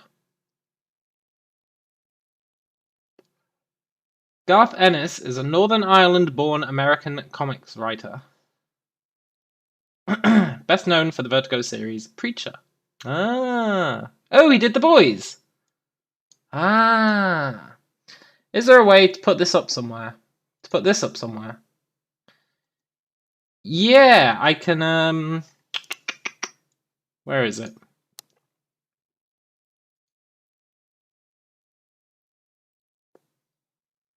View the adventure.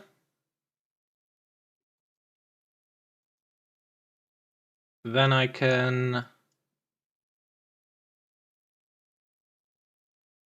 Oh yeah, we were supposed to be a rogue. Is it in here?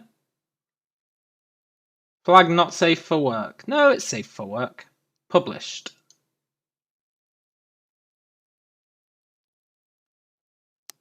Make success of an action be determined by your stats. Oh, I should have had that turned on.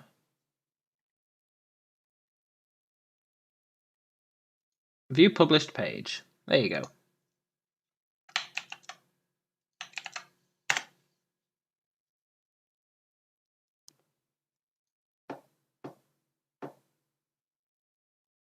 Right, what should we do now? What was that hardcore mode thing? It means if you die, you can't keep going, so you can't type, like, resurrect. If you die, you die. So we wouldn't have been able to resurrect ourselves twice? Try hardcore mode with stats. Yeah, go on then.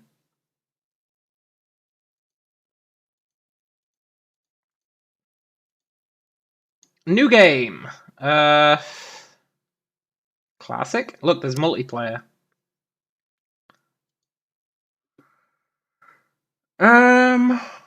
Custom.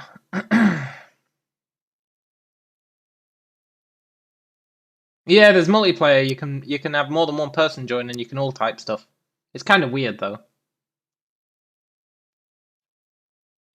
Yeah. It has multiplayer. Can't you? Didn't I? I feel like I made a setting. My stuff.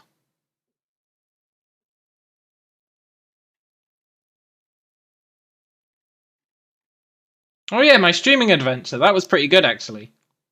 Do you want to see my streaming adventure? It was pretty good. I did it on the Discord. I'll read it out for you. A normal day in the life of Callum. You are Callum Bradbury, a YouTube streamer with a small but active audience. You are trying to decide what game to stream tonight, but have run out of ideas. You decide to ask someone, and you see that the only person who is online right now is your sister Kelly. You ask Kelly what you should stream. Kelly says, "Alright, I'll do it." You press the button for her to join your channel. She looks at you expectantly as she types in the password. "Alright, Kelly, what do you want to see me stream?" Kelly says, "I dunno, do you have any Fortnite games?" "Yeah." "Do I have a sister?" "Yes, I've got many sisters." You tell Kelly that Fortnite is trash. "Oh man, I used to be so good at that game," Kelly said. "It's not really the best thing to stream though. You should try streaming something else." Like what?" "I don't know. I'm just not into those online games where you have to collect this kind of stuff," Kelly says. You tell Kelly you would prefer to play a single-player game. "Oh, have you played any ME games? Or maybe a Cities Skylines game?" "No." You tell Kelly that City Skylines is a really good idea. Kelly says, "Oh my gosh, thanks for suggesting that. I really needed this. No problem." Your sister types for a bit before looking at you. Kelly says, "You still in?"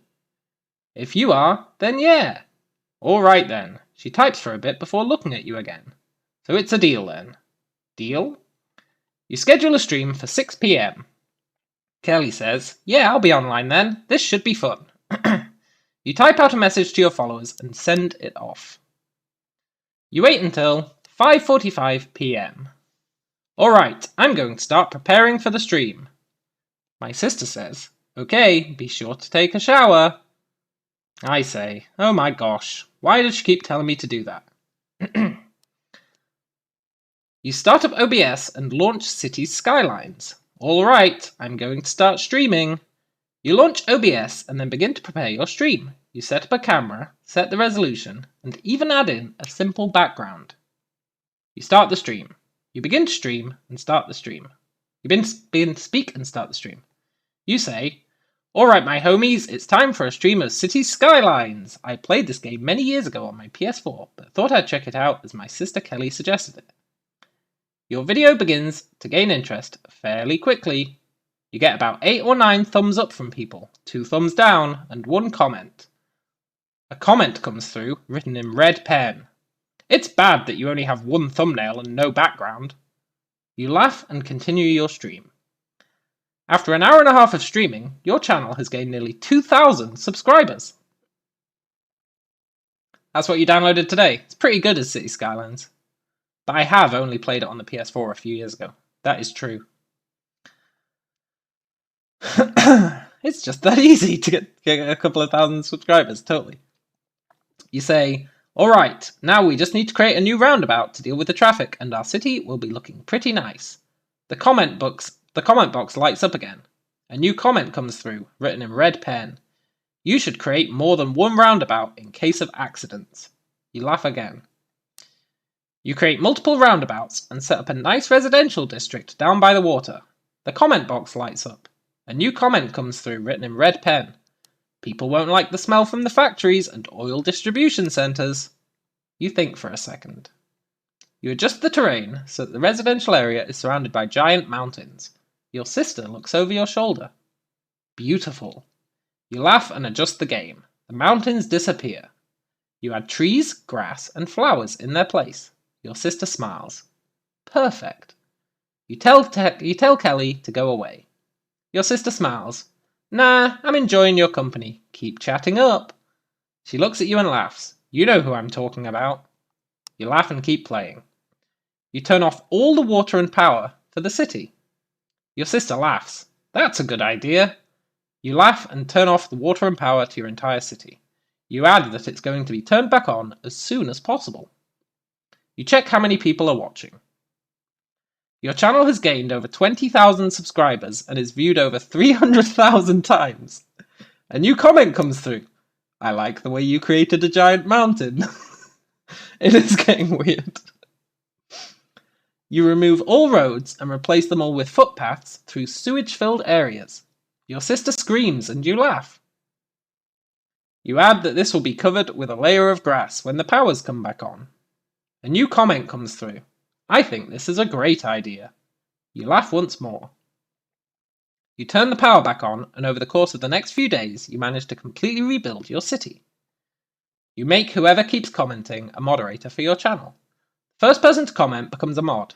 They automatically become friends with you and your sister on Facebook, so you add them on Steam as well to avoid another argument over friends requests. You ask Kelly why she's interfering with your stream. Your sister gets mad. What? You argue with her and she blocks you on Steam. She states that she will never speak to you again for as long as she lives. You tell the viewers that Kelly is gone and won't be coming back. Your channel gains over 100,000 followers, and you add a notification to your Facebook page to tell all your friends that Kelly is gone for good. You wish YouTube fame was this easy. You'd be PewDiePie in 1 video, totally. You say, "Alright, well I think I'm about done here. It's 11 p.m. and I've got work tomorrow." Your sister gets up from the couch. "So I'm guessing you won't be inviting me out to play anymore." You laugh. You say, "Kelly, I will never invite you to my house again. I don't even have a sister called Kelly. Who are you?" She stares at you angrily. "I don't know. I was bored and you were online. I thought it would be pretty funny to pretend to be you for a while." You laugh again. You say, "Kelly, are you Mevib?" She gets up and leaves the room. You never see her again.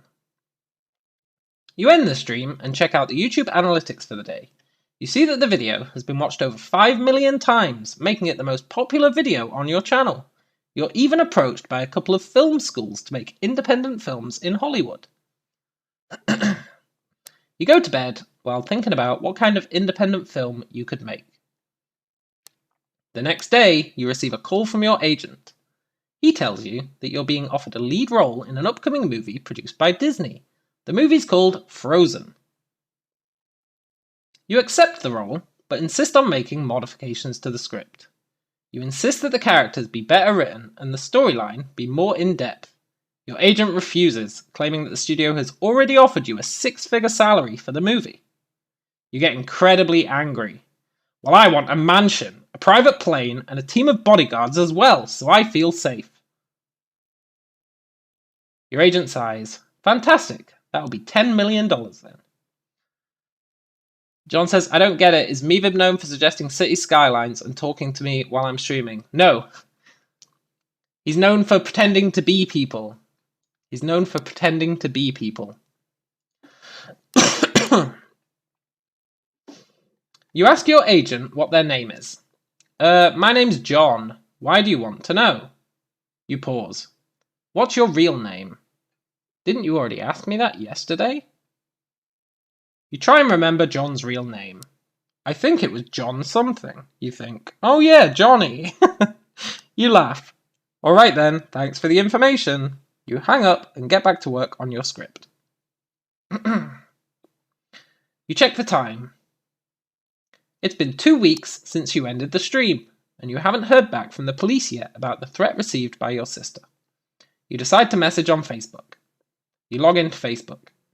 You message your friends, telling them that you're going to be streaming again. One of your friends, a fellow YouTuber with nearly 2 million subscribers, messages you. Are you sure you should be doing that? You don't want to get back into that situation again. You log out of Facebook. You've had enough of your friends' hypocrisy. They claim that you're a scam artist online, but won't speak out if they see YouTubers getting demonetized or their videos taken down. You go to Discord and ask people what they want you to stream.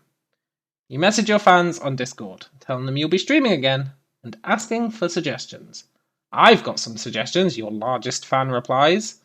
Please don't do a Let's Play or a travel stream again. It's getting really old, another says. You suggest that maybe you should just stream killing yourself. Your fans respond with approval. Yeah, that'd be great. Let's do that then. You get a piece of rope from the garage. You get the rope and attempt to tie it around your neck, struggling to tie it in a complicated knot. Eventually, you manage to, giving you a few moments of hesitation and breathing room. You start a new stream called Killing Myself. If I end up dying tonight, at least I'll have the satisfaction that I did it in style. And it's not as if anyone can stop me. This is my life. Now let's. You say, catch you on the flip side, my homies. 2 hours after the stream begins, you begin struggling to catch your breath. Your hands and feet are both covered in blisters and calluses, and you're positive your hands are black at the end of the night. You hang yourself from the roof. It did get a bit dark, but that's because they told me to not do anything again, so I suggested killing myself, and they said it was a great idea. You hang yourself from the roof. You fumble around for a second until you find a sharp piece of metal to use as a more reliable noose. You put your mouth in it and begin to slowly tighten it until you're strangled to death. You can feel your life slipping away for a moment before the noose breaks and your lifeless body slumps to the ground. The next day, you wake up to a knock at the door. A delivery man hands you a box and leaves. You open it to find an iced coffee from McDonald's. The end. I love that ending.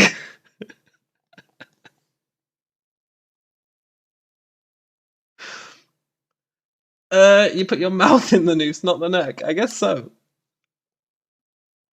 I guess so. Oh, I love that ending. That ending gets me every time, man. A delivery man hands you a box and leaves. You open it to find an iced coffee from McDonald's.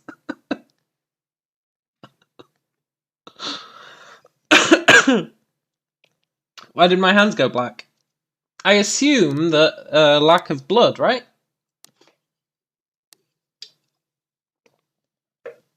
From the lack of circulation. John, you missed... I don't know what you missed, man. I don't know when you left.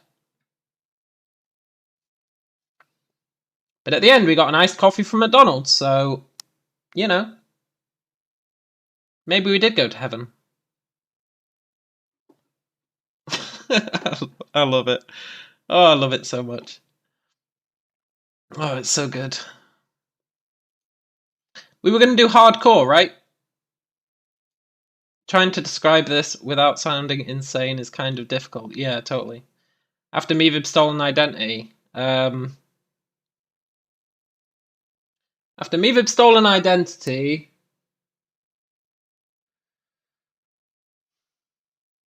I got offered the leading role in Frozen. Yeah, I got offered the leading role in Frozen. Then I decided to do another stream.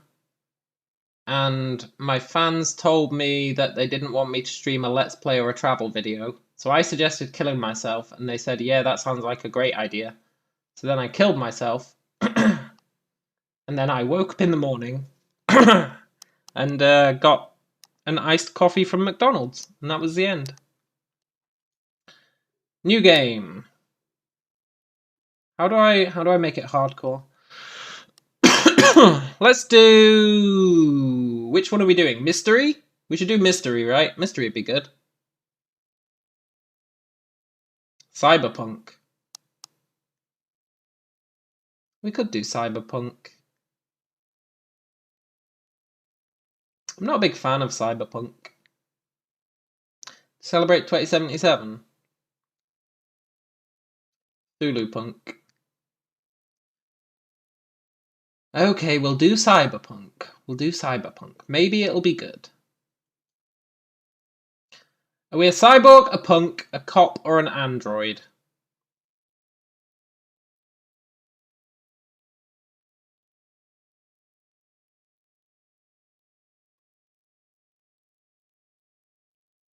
Genocidal android. Enter your character's name.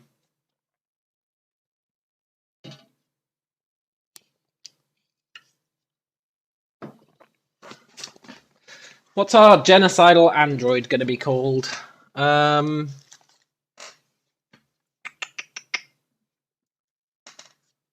let these people push you into doing something that sucks. Brian, you're absolutely right. But I firmly believe that anything can be good. I played Frozen Soul earlier. Henry. Henry's a good one. Henry's a good one. Except it's got to be an android, so it's got to be like...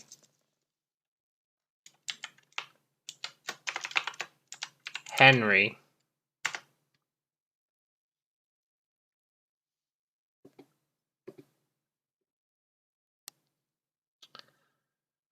Right, we need to... Settings.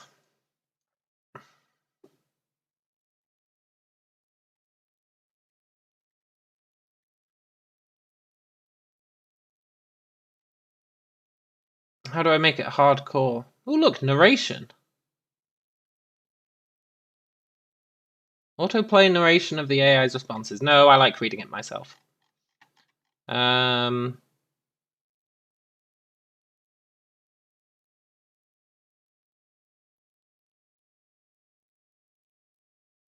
It was Edit Adventure, you're absolutely right. Pizzle, nobody pulls us. It was Edit Adventure for sure. Use RPG stats. You've discovered a premium feature.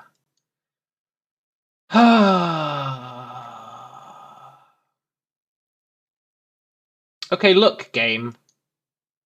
I'm not using RPG stats if I have to pay for it. I'm not paying for an experimental feature. That reeks too much of Baldur's Gate 3. Oh, I got another dig in. Oh.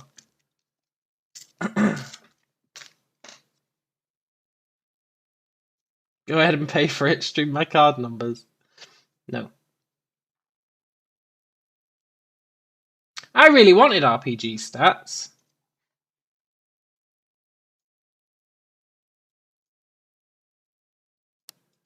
I really wanted them. Do do do do do do do do do do do do.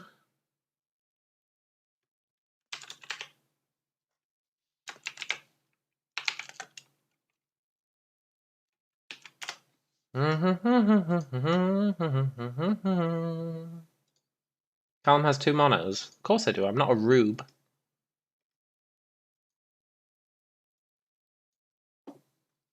Where was I?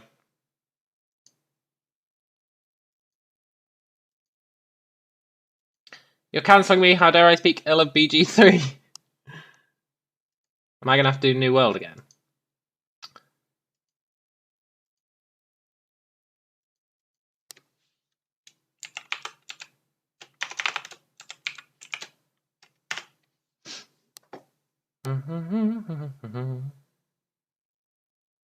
Throwing shade at Baldur's Gate 3 is what I do. Edit adventure. Nice, nice. Where's hardcore mode?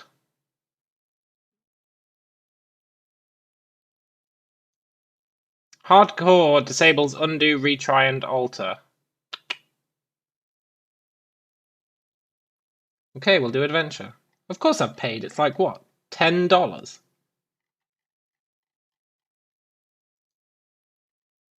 Right. You are Henry.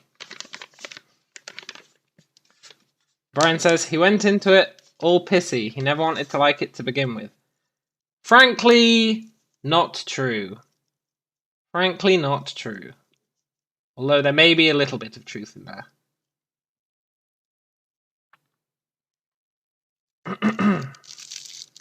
I just wanted to be able to play as a monk.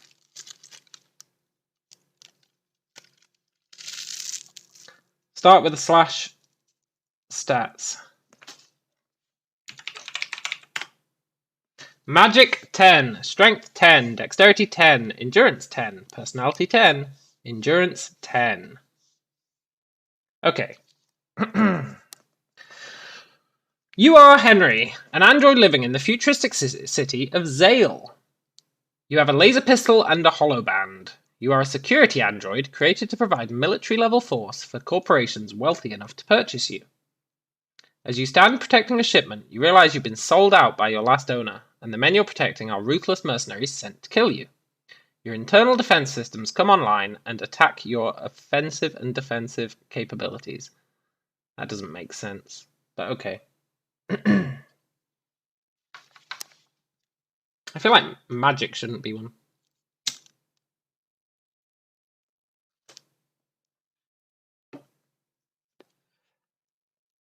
Is there magic in cyberpunk worlds? Maybe.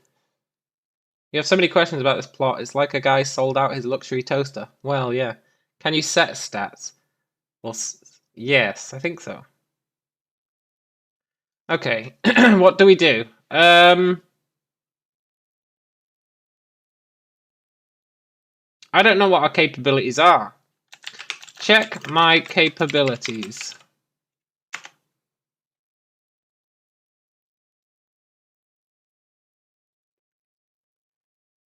There's magic and Shadowrun. Yeah, that was it. You failed to check your capabilities and just trying to determine what has happened when the mercenaries rounds hit you. And are just trying to determine what's happened. How can I fail to check my capabilities? What kind of android are we?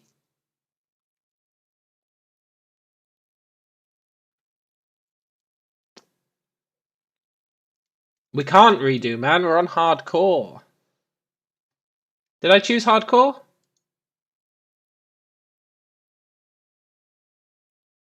Or did I choose adventure? I hope I chose adventure. We're a shit android, yeah. There we go! You're a level 4 sniper model, top of the line, protection and security. You stand 1.99 meters tall and weigh 107 kilograms. Okay. Run behind the nearest cover.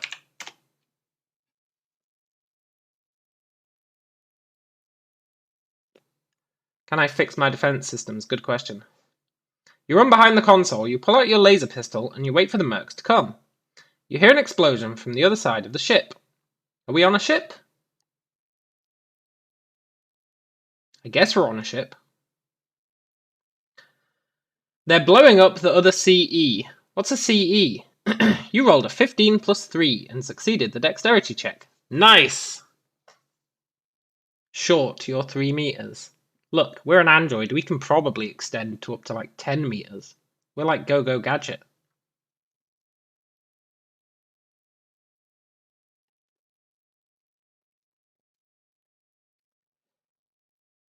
For best results, use second person. For example, you fly to the moon instead of I fly to the moon. Right, they're blowing up the other CE. What's a CE? Chief Engineer?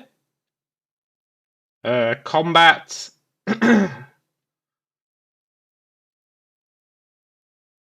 E? I don't know.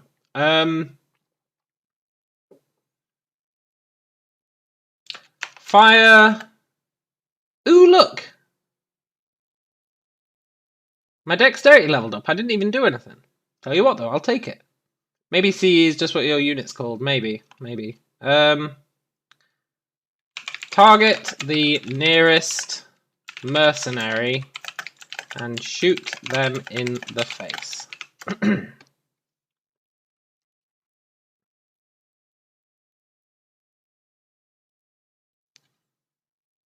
Oh, succeeded! The mercs are taken by surprise as their comrade's face explodes. The laser beam cuts a hole in the merc's head, and skull and brain matter splatters onto the other mercs.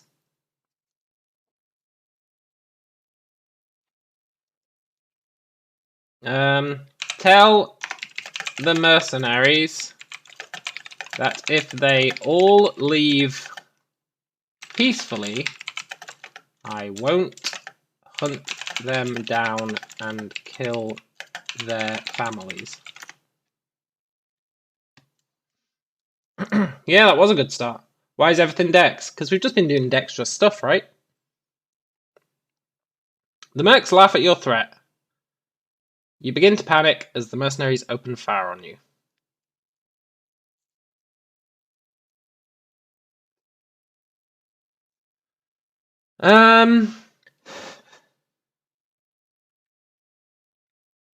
Okay, well, we've been set up. Look for an escape route. We don't need to stay.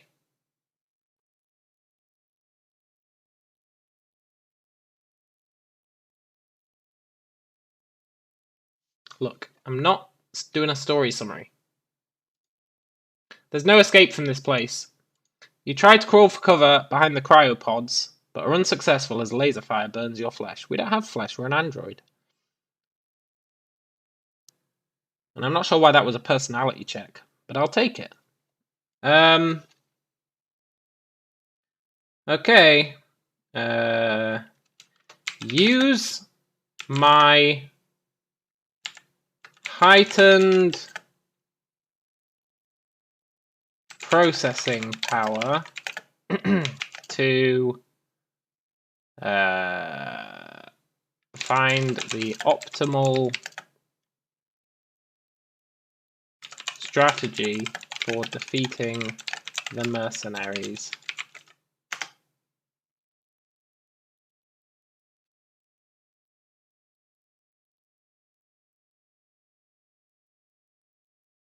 You quickly analyze your situation and determine that you have a better chance of survival if you can reduce the number of mercenaries attacking you. No shit! It was intelligence. No shit, man! That's our heightened processing power. We must be we're supposed to be a high level model, right?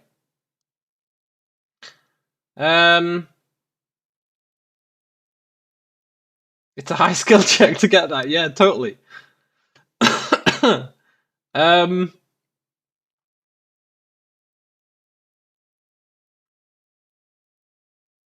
What is a hollow band? What's a hollow band? Activate my gun fists.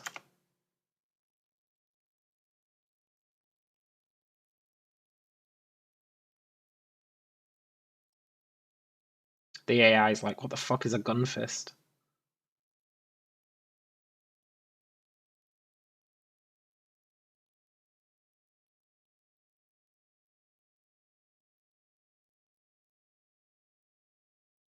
It really doesn't know. It's like, fuck, man. You activate your gun fists and they begin firing. They miss at first, but then one manages to hit a mercenary in the shoulder. He drops his weapon and falls to the ground. Yes! A hollow band is a zero-gravity belt that lets you hold like washing machines. Oh, okay. The gun fists totally worked. It was a strength check as well. It was int, strength. I guess it was int to activate them. Maybe? Because it was multiple checks. I don't know why it was strength. But I'll take it. You punch them and the gun fires in their gut. Yeah, maybe.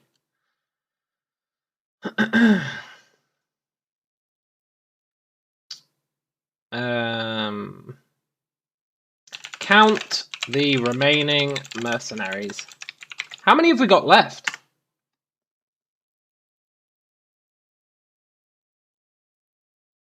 Please be a low number. You've managed to shoot one of the mercenaries. 2.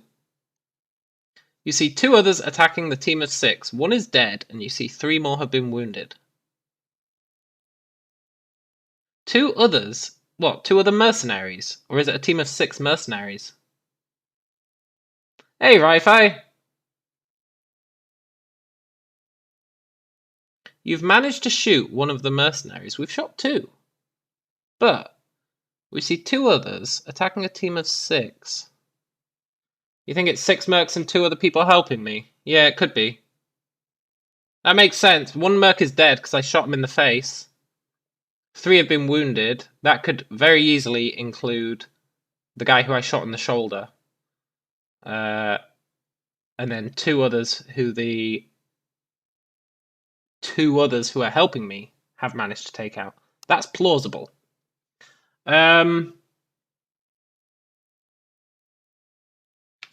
Activate my jetpack and fly away.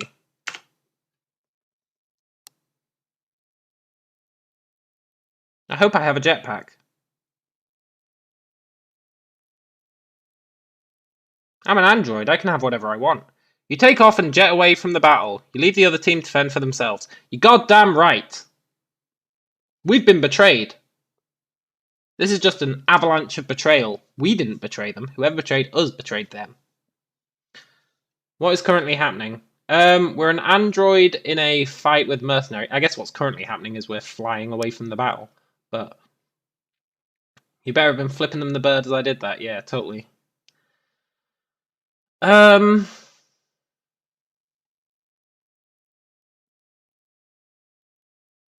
Fly to the nearest police station. We're going to do this by the book.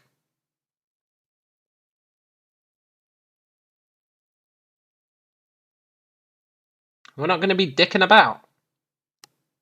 Oh, I failed my intelligence check. I don't even know if this matters. You arrive at the police station and explain your situation to the person behind the counter. They nod and ask you for your information. They say they will send someone over.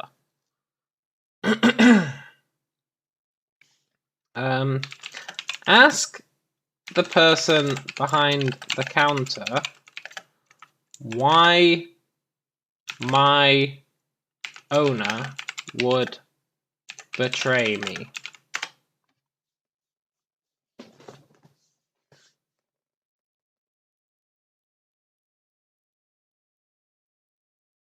The person behind the counter laughs and says the police are not a security company and betraying androids is not illegal. Well, that's fair enough, isn't it? That's totally fair enough. Can't argue with that. He betrayed you because it was more convenient than separating you into the recycling bin. Yeah, maybe. I did pay for the premium edition. Tell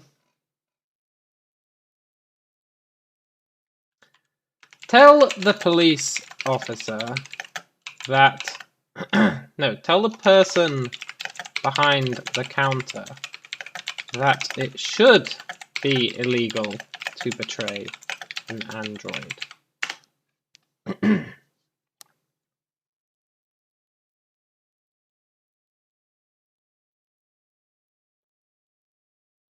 person behind the counter laughs and says that the government has more important affairs to take care of, like the ongoing war with the Saurians. The police arrive and ask you what happened. Goddamn government.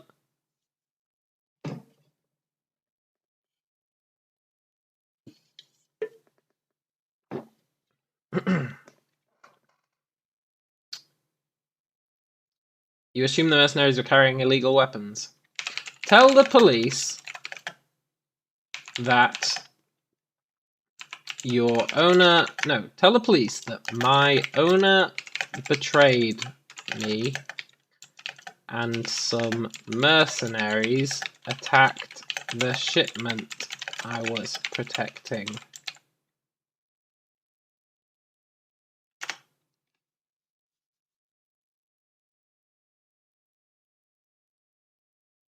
Why was that a dexterity check? The police take your information and tell you that an investigator will be assigned to find your owner and the mercenaries. You're assigned to temporary quarters in the hotel until the investigation is over. Hey, we leveled up personality. Not that I'm sure it matters, but I'll take it.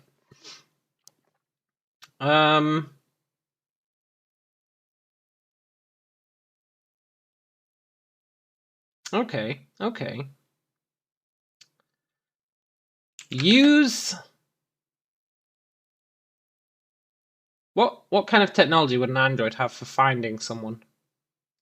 Use my internal... You've been checking the site out, and if you pay for it, which I did, you can use a more powerful AI. Oh, really? Use my internal...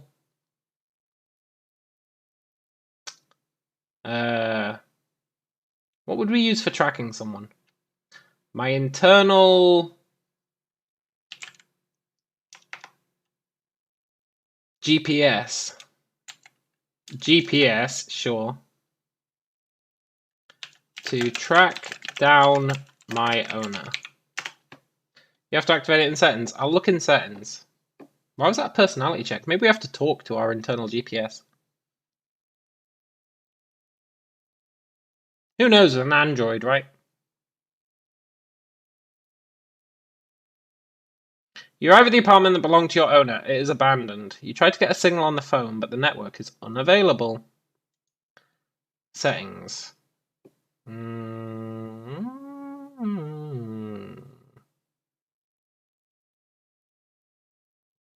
Oh, dragon is the better one. Okay, cool. So we're using it by default.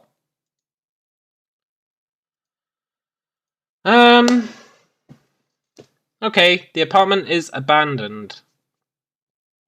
And we can't get a signal on the phone. Look around the apartment for any clues. Sure.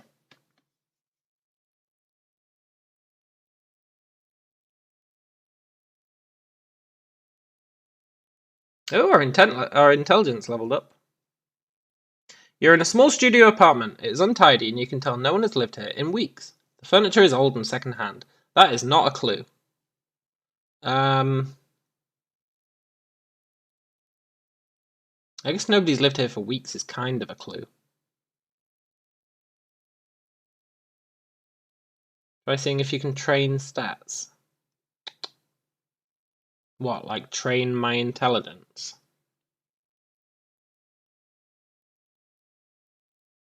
No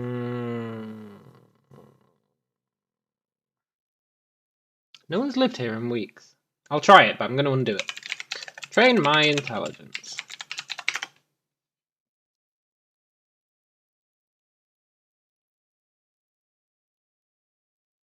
It's going to be like, what does he mean?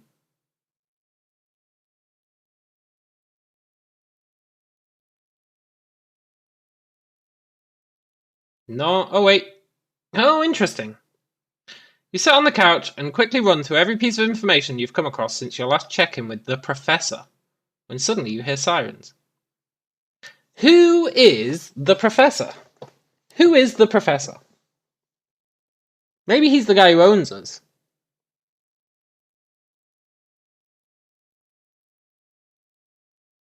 Maybe he's the guy who owns us. Wait for the sirens to disappear. Maybe they're not after us. They shouldn't be after us. Maybe they're after him. This is his house. They said they were going to track him down.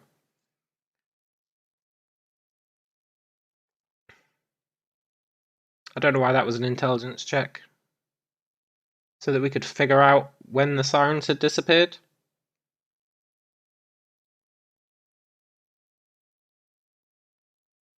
The sirens disappear and you hear them no longer. The door is unlocked and you see a man enter the room. He's wearing a hood and a large bag over his back.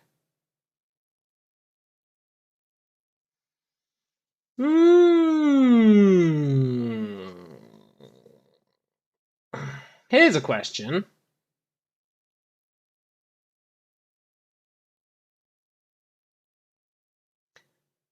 How did we get inside if the door was locked? Riddle me that. Unless we locked it after getting in. Hide and observe the man.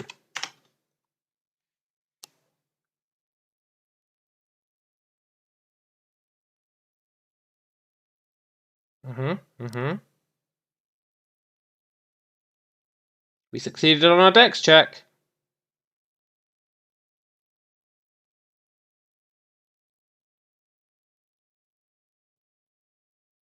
The AI doesn't know what to say. Come on, man. Hide and spy on the man. Try and hack into his cybernetics. It's not a bad idea. We're like a sniper robot, apparently. What model were we? We were like a sniper something something.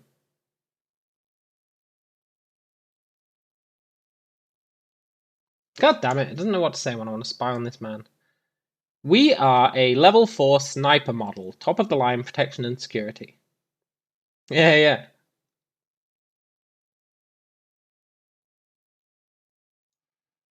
Okay, it's not going to let us hide and spy on him. No,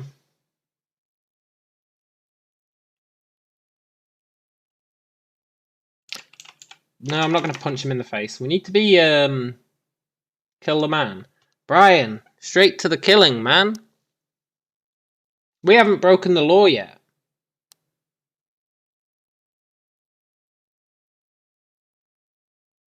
Talk to him, yeah.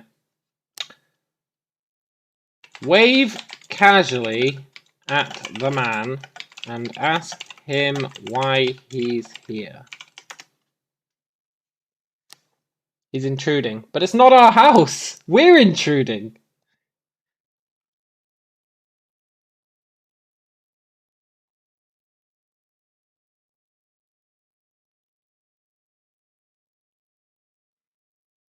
If he's aggressive, you can use the gun fists, that's true.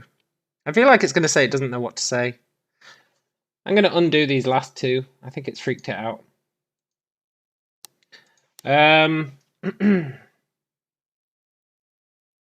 Ask the man what he's doing here. Not the point. Well, yeah, true. Come on, AI. The free AI was better than this.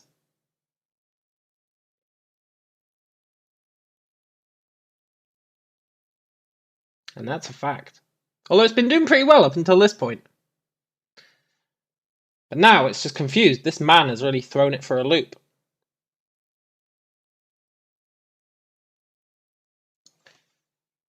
Kill the man.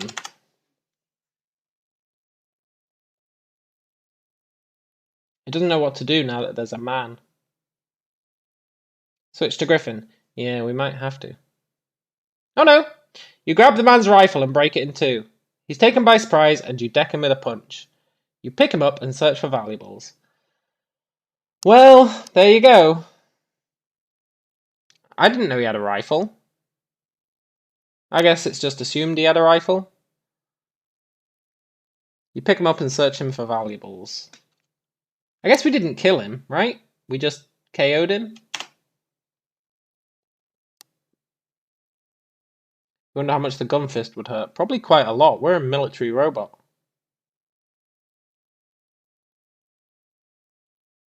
Come on, what valuables does he have? You find $200 and a pistol. You take both. Nice! We got some money.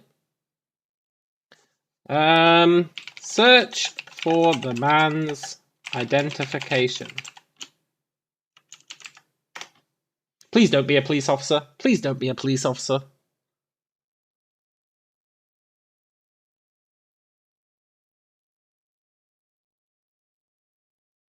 Please don't be a police officer.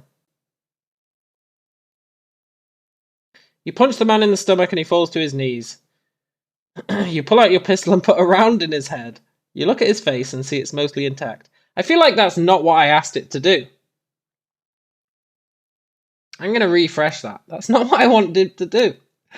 I don't want to shoot him in the face.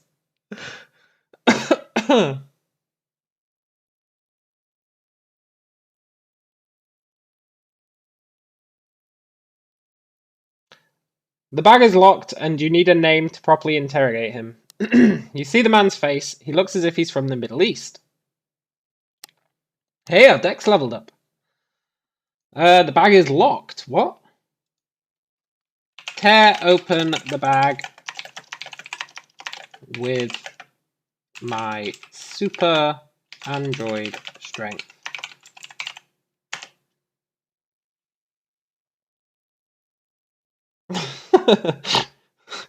Search for his ID. You impale the man with your literal firearms and then shoot him in the head. Totally.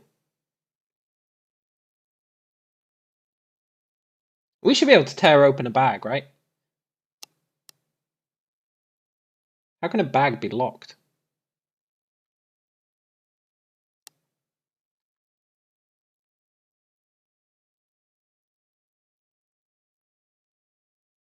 I should have said rip. I should have said rip.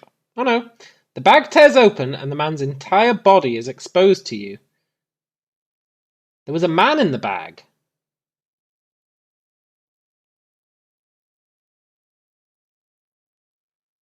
You see that his skin is actually a mess of rusted metal, gears, and wires.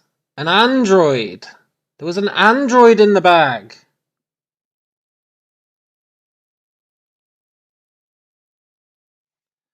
Try and reactivate the man. It's not going to know which man to talk about. Try and reactivate the other android. I'm assuming he's an android.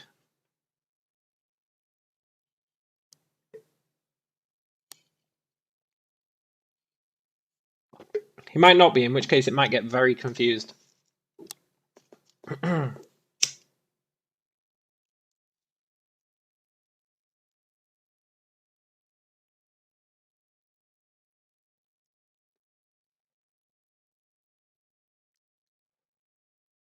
Come on, do it to me. I feel like the free AI was a lot faster.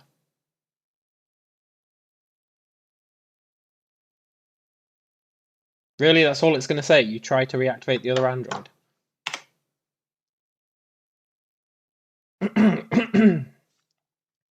It might not understand. He appears to have an on and off switch, which is unusual. You switch him off and take the gun from his hand. The man begins to move and you quickly switch him on. What?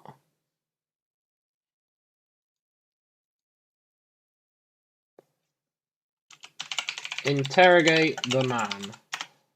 There's too many people called the man. They need names.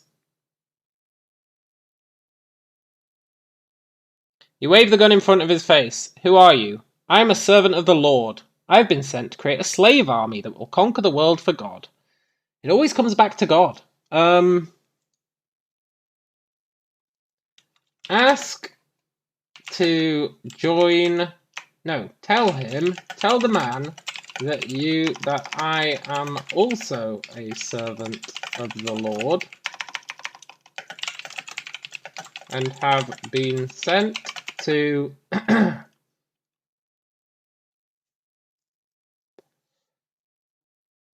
check up on his progress.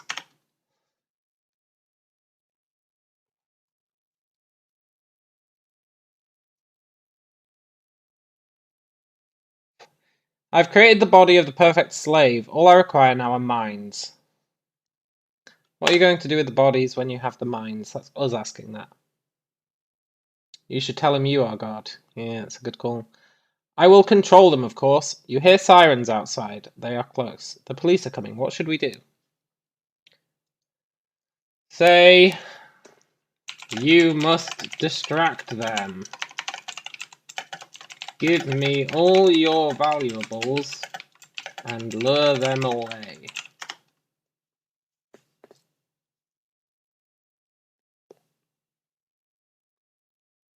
You hand the man $200 and take the gun back. What?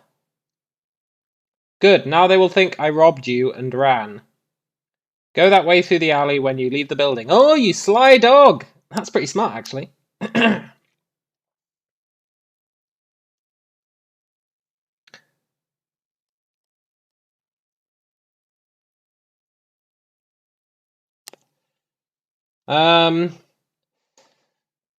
Pretend to be unconscious.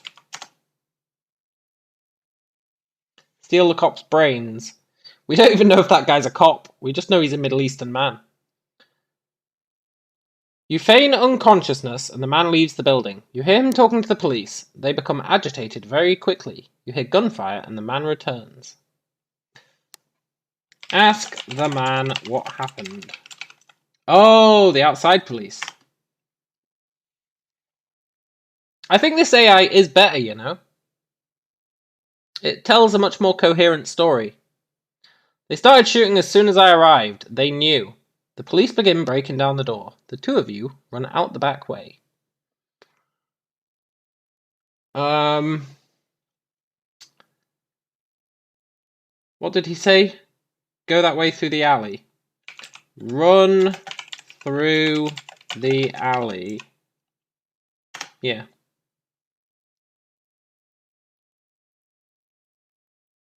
To be fair, I'm being a lot more lenient on it and making sensible choices.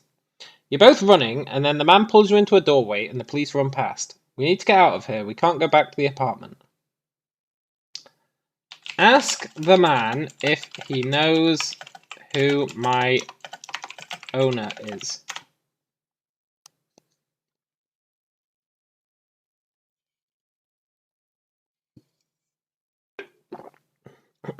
He doesn't know, but he says he's seen you at the university.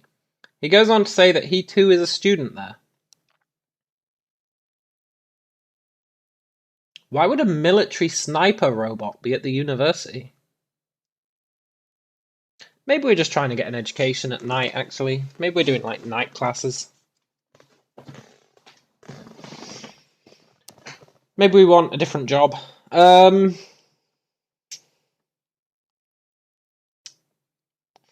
Tell the man to take me to his hideout. I'm assuming he's got a hideout. University of God's like a Christian school, since we're both servants of the Lord. Yeah, maybe.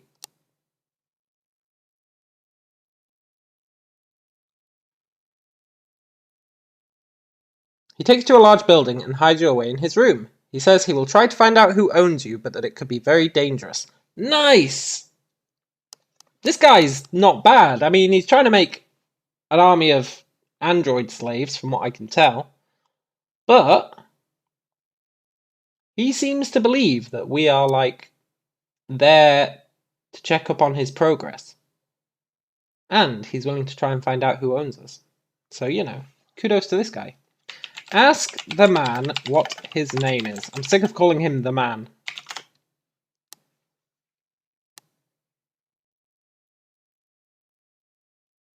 I think it's more akin to cyborg slaves because it's human brains. Oh, that's true. He tells you his name is Khalid. Ooh! Baldur's Gate. He says the man who owns you must be a very bad person to have sent you, a super android, to do his work.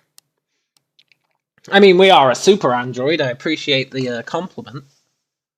But, tell Khalid that the most important thing right now is to find my owner.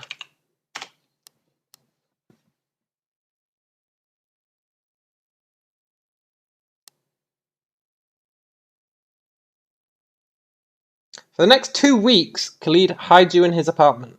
He says that a man came to the apartment during the second week, but he was too late, and that he left fuming after he found nothing.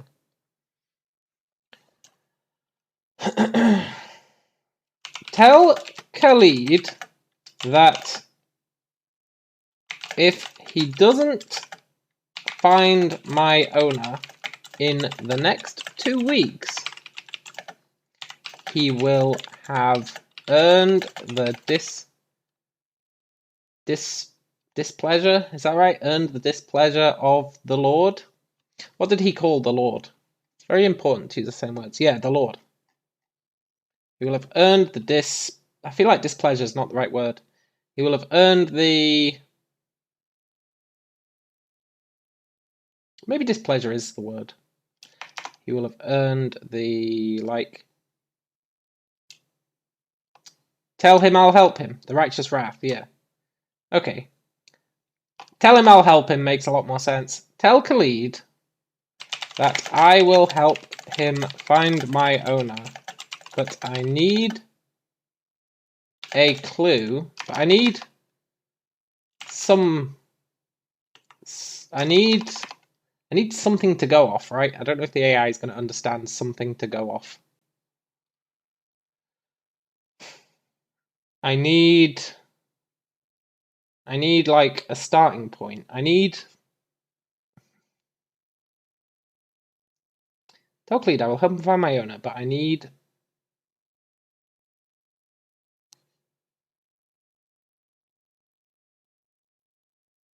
some information about him to know where to start. Perfect, John. Perfect.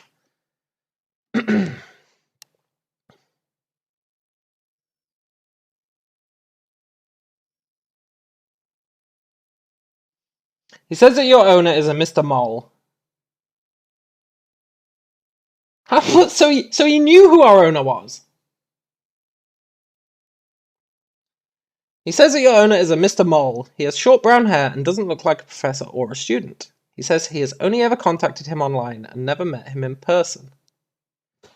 Ask Khalid why he's been contacting Mr. Mole online.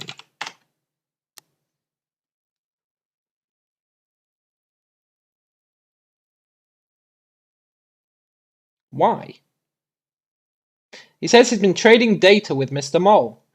Apparently, Mr. Mole has collected information about every single android ever made and sold it online.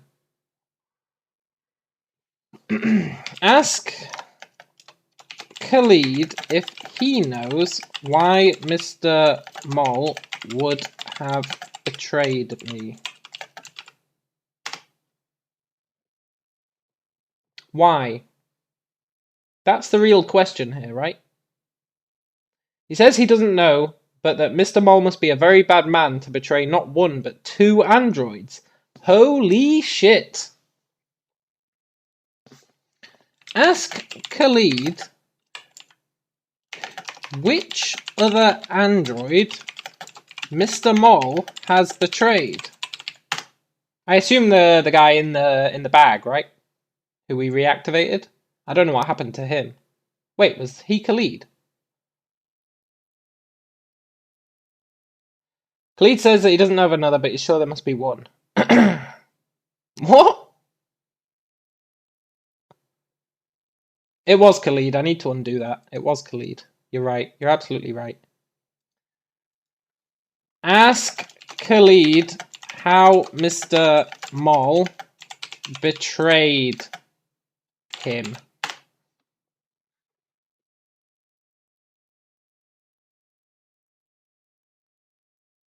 Khalid says that he was working at a university in Syria when the war broke out. The United Nations sent soldiers to keep the peace, and the troops came to his building. Mr. Moll sold him out to Irenicus. Totally. When he didn't come outside, they must have sent androids in after him. He says he escaped through a tunnel, but they killed everyone else. He believes they were all erased and turned into mindless soldiers. What does that have to do with Mr. Moll? That doesn't have anything to do with Mr. Moll. Does Mr. Moll work for the United Nations? Ask Khalid if Mr. Moll works for the United Nations. Maybe they're his friends. Yeah, maybe. He says he doesn't believe so. He says that Mr. Moll just collects information and sells it to whoever's willing to pay online. So, Mr. Moll told the United Nations where to find Khalid?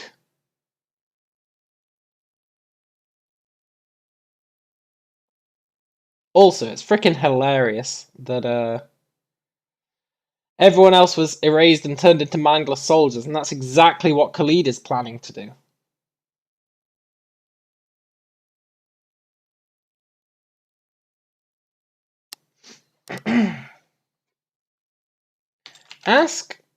No, wait. We've asked Khalid a lot of questions. We need to stop asking him questions. We need to stop interrogating him. He's our friend. Tell Khalid, no, reassure Khalid that we will find Mr. Moll and we will have our revenge.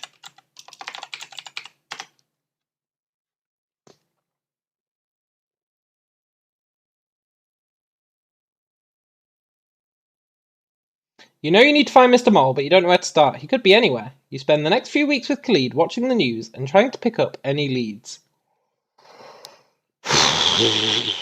This is tricky. How are we gonna find Mr. Moll? Someone said something. John said something. Ask Khalid which websites Mr. Moll frequents.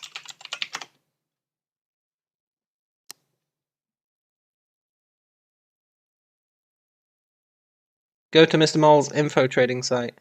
He says that he never met Mr. Moll in person and has only ever talked to him online, so he doesn't know.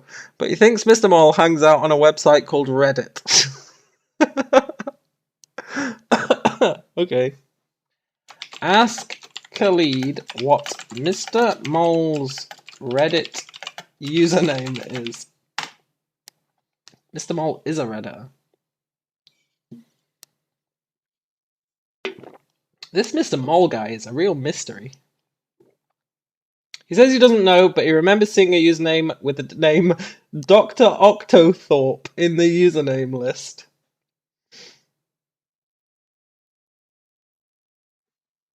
Ask Khalid if he believes Dr. Octothorpe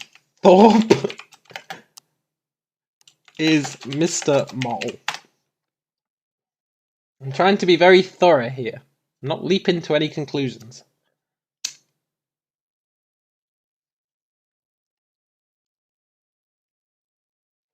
He says he doesn't know, but even if it isn't the username, it might lead to him. Well, he's not wrong. He's not wrong. This Khalid guy is smart. I don't know if it's the new AI, but this is doing pretty well. This is actually a fascinating story.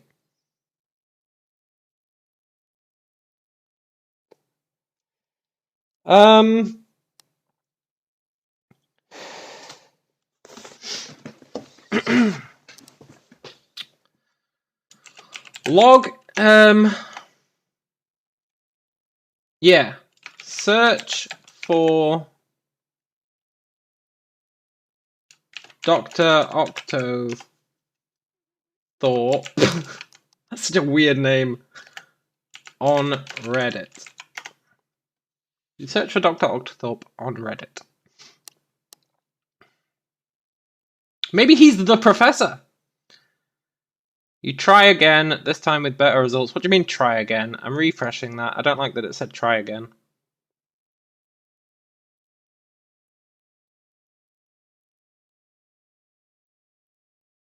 You search on Reddit for the username Dr. Octothorpe. You see a post in some sort of discussion community about a game. Send Dr. Octothorpe a message on Reddit requesting information about the game.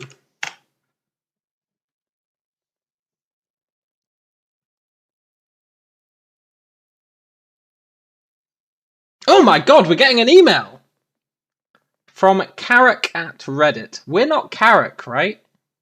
Have we made up a fake email address? I guess we have. I guess we're Carrick. That's our assumed name.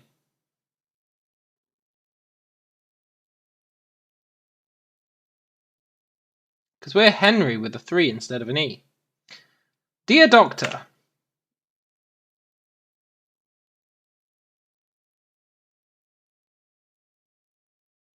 You need an anonymous account. Yeah, I guess so. I am writing a paper on the rise of first-person shooters in the 1990s and I could use your help. Please give me some information about the game Turok Dinosaur Hunter. What a great message. But hey, it'll get us talking to him, right? It'll get us talking to him. Let's see what else we say.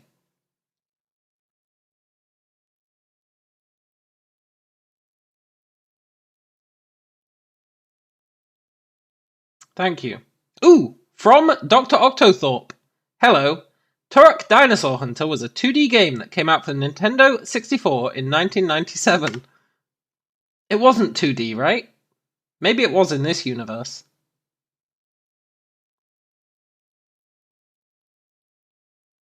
It was made by the now-defunct American studio Tia Entertainment. It is set in 20th century, where a man named Turok fights against the Primogen and his Corby minions. Is that true? I feel like it's making that up, but that's okay. I'm happy with it. This is a fictional universe. Maybe Turok the Dinosaur Hunter was about that.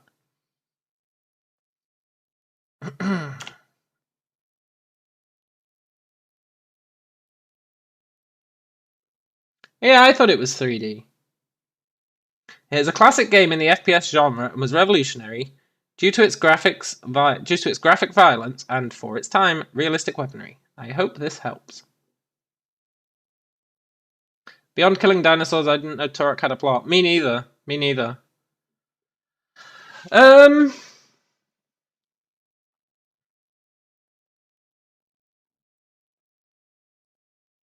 He's not wrong.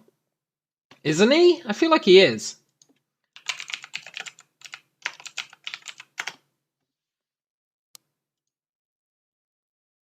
Sort of, Wikipedia. Iguana Entertainment. It's not Tia Entertainment, it's Iguana Entertainment, but he was close with the entertainment, I'll give him that. The player controls Turok, a Native American warrior who must stop the evil campaigner from conquering the universe. Gameplay. Yeah, it was 3D.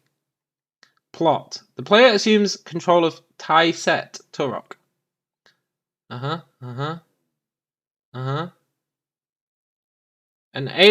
evil overlord known as a campaigner seeks an ancient artifact known as the Chronoscepter. Yeah, okay. Oh, sorry, man.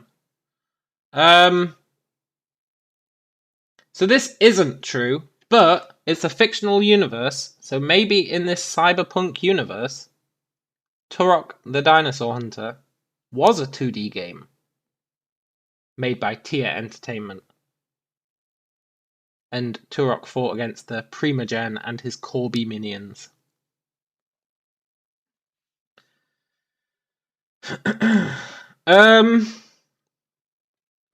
We need a reason to meet Dr. Octothorpe. I don't want to get into a long discussion about Turok the Dinosaur Hunter with him. And I know I keep saying Turok the Dinosaur Hunter. But, whatever. Tell Dr. Octothorpe, I'll probably undo this, but I want to do it. Thorpe. That he is wrong about Turok Dinosaur Hunter, and that it is a 3D game made by Iguana Entertainment.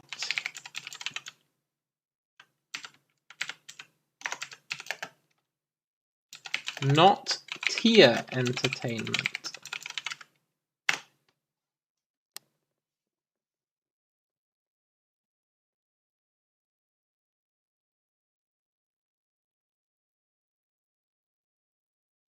Oh, it's writing an email for us. I mean, a message, I guess. Dear Doctor, I thank you for my response to my request for information about Turok Dinosaur Hunter. However, I am afraid I must tell you that you are wrong. This is so much better than the free AI. It's so much better. Like, words can't describe.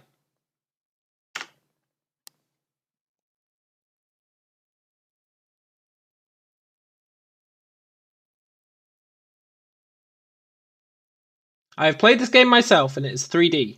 Perhaps you are thinking of the game Turok Rage Wars, which was made by Iguana Entertainment in 1997, not Tia Entertainment.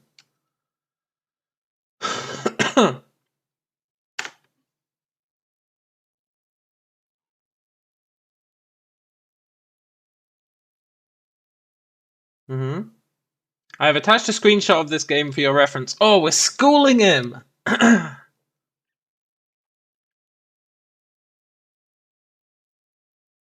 We're absolutely schooling him.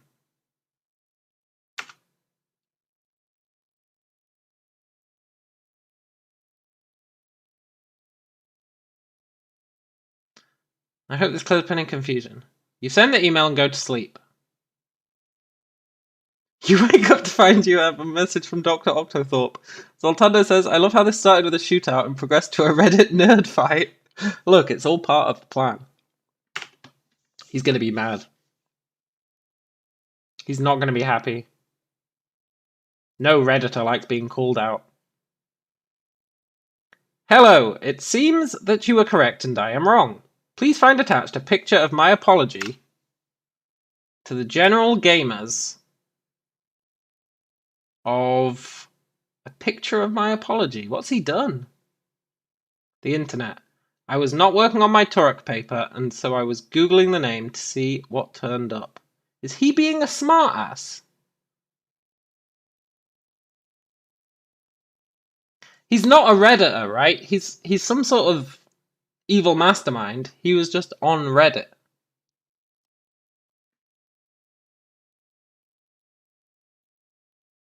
Like, maybe he uses it for something else. I don't think he's your standard Redditor. I think he's been a smartass, though. I was not working on my Turok paper, so I was Googling the name to see what turned up.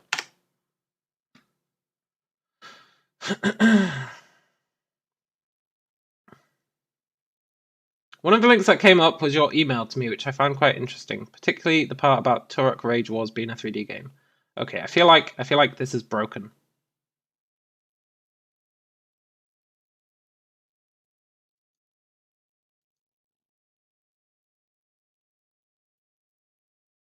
Oh, we said we're writing a paper.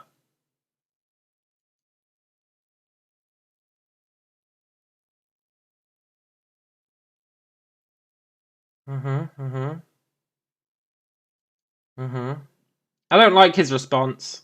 I'm redoing his response. It's too weird.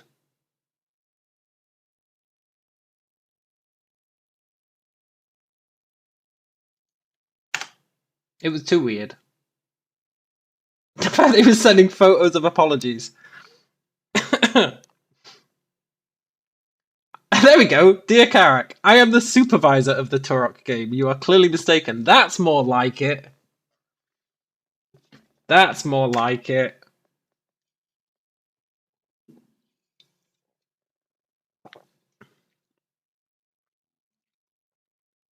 I've attached a screenshot of the game's credits to confirm that I am right, not you. Thank you for your email.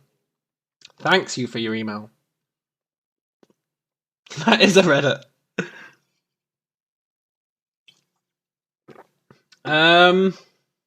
Okay. Goad. No. I wanna goad him into. He'll know what goad means. Goad Dr. Octothorpe into meeting up.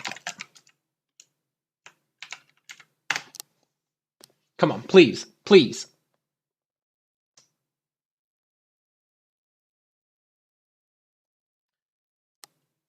You send him a message telling him that he is right, but that you want to meet up with him to discuss the game in more detail and have decided to fly over. Doesn't make sense. We decided to fly over. We don't know where he is. He replies, Dear Carrack, I would love to meet up with you.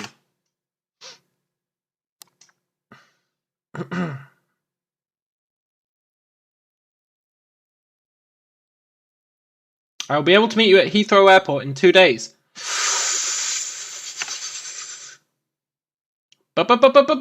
Bingo! I'll be looking for a man holding a copy of Turok Dinosaur Hunter for the Nintendo 64. I look forward to meeting you. Thank you, Doctor. Tell Khalid that I have managed to arrange a meeting with Dr. Octothorpe in 2 days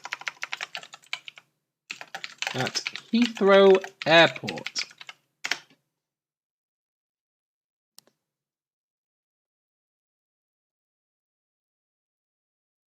I know, imagine if it's just a random Redditor. You meet up with Khalid in the hotel foyer. What? We're in... Oh, our hotel! We've got a hotel. I totally forgot about our hotel. We were in the hotel. The police put us there. He gets in the cab with you. Well done, Carrack, he says. Let's see what he says next. We're not Carrack! When did we get renamed to Carrack? You've managed to arrange a meeting with Dr. Octothorpe.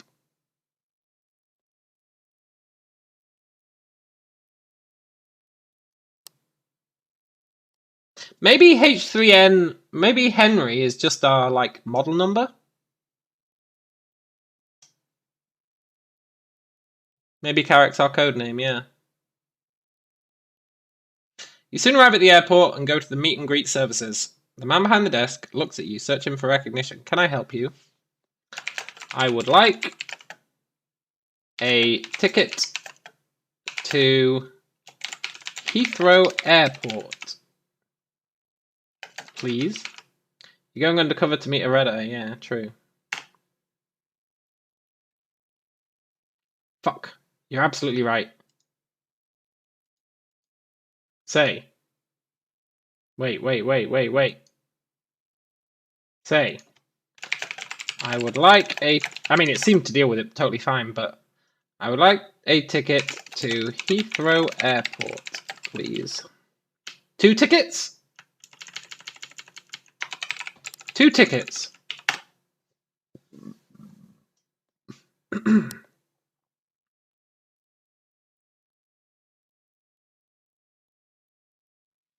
Okay, sir, that will be 2 tickets to London, is that correct? Yes. The man goes over to a printer and prints 2 tickets. How much will that be?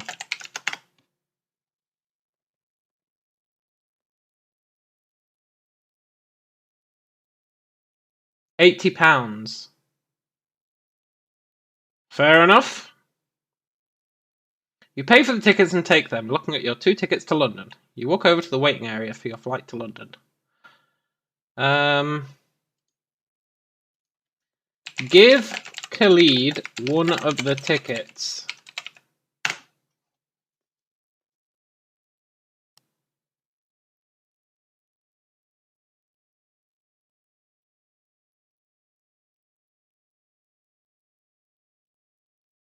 What?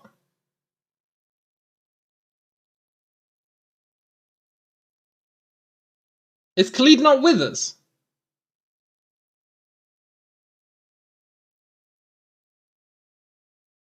Oh my god, we're on Twitter now. Yeah, redo. He is with us, right?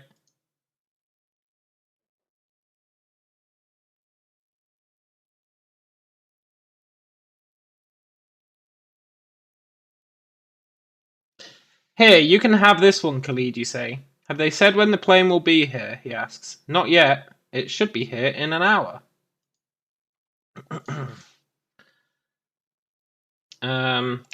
Board the plane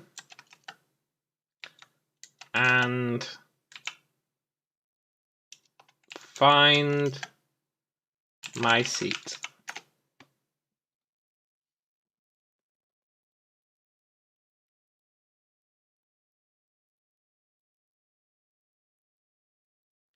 Sit down and fasten your seatbelt. Another passenger boards the plane. Hello, they say. I'll be sitting next to you.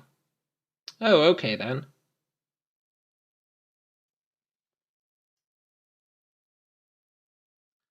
Henry/Carrick is being surveyed by Mr. Mole, Dr. Octothorpe.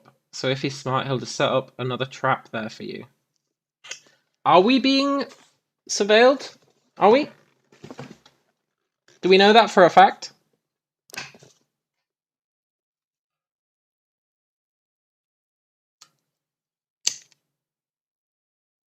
I didn't think we were being watched. He gets information on all androids. That's true. I thought he'd get it all, like, you know, off Reddit. He seems to have a fat spy network. Yeah, true. Ask... No, wait. Check... No, wait. Find out where Khalid is sitting. He'd better be on the plane.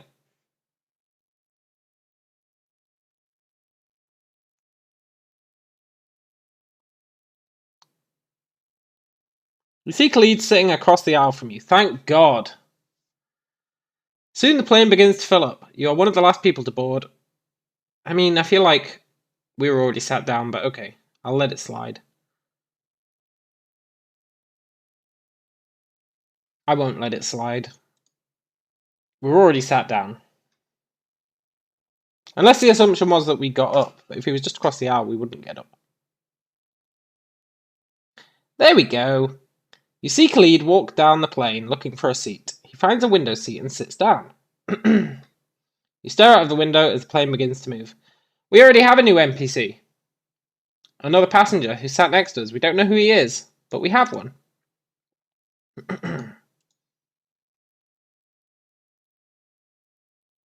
I wonder where Zale is. I wonder how long it takes to get to Heathrow.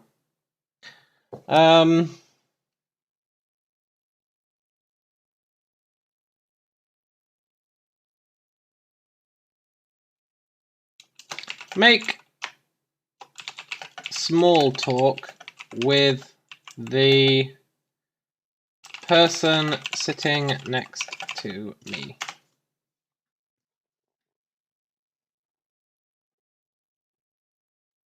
Why was that a dexterity check? So what brings you to London, you ask? I have to pick something up, the man replies. Oh my god, what if it's Dr. Octothorpe? What about you? I'm here for a meeting, you reply. Shit, we don't have our copy of Turok Dinosaur Hunter. Shit. Oh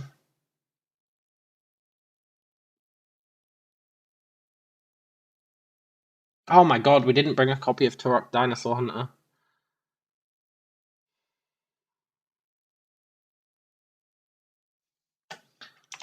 Look at the man.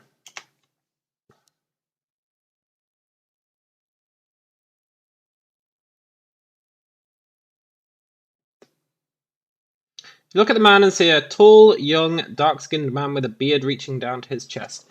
I'll be right back. How are we going to get a copy of Turok Dinosaur Hunter?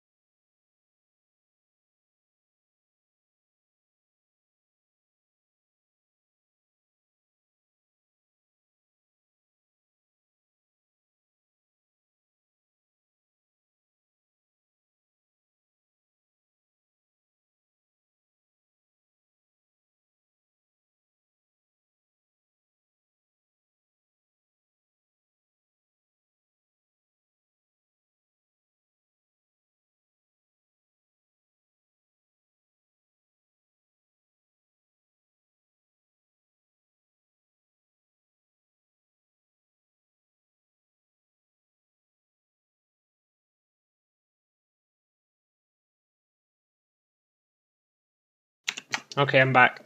Print out a copy of the cover and slap it on some cartridge material. Good idea.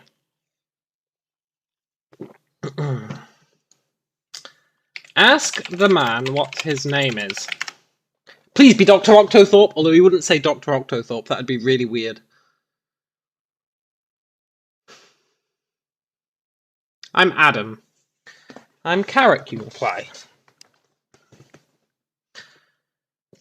Kind of weird how we don't know our owner's name. Oh wait, we did. Where's Mr. Mole? I totally forgot he was called Mr. Mole.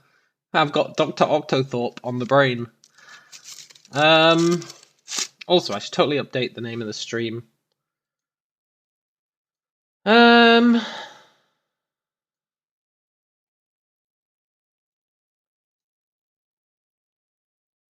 Should have done that a long time ago. AI dungeon. The search. The hunt for Mr. Mole. Totally. The hunt for Mr. Mole.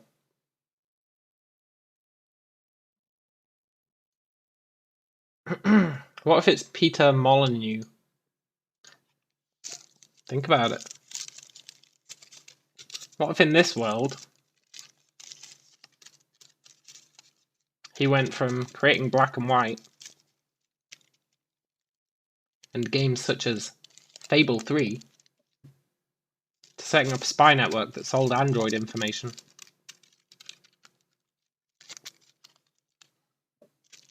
It's possible. Okay, this guy's called Adam. He's here to pick something up. He always did overreach, totally. I played that game of his. I think it was Peter Molyneux's. The Cube. What was it called? The Cube thing. Do you remember the Cube thing? What was it called? What the hell was it called? It was a cube and you had to click it. And it was like a giant cube and you tapped it to destroy like blocks of the cube. And it was like layers. And there was a different image on each layer. And then when you got to the center, whoever destroyed the last block that got you to the center got a secret prize that you didn't tell anyone what the prize was going to be.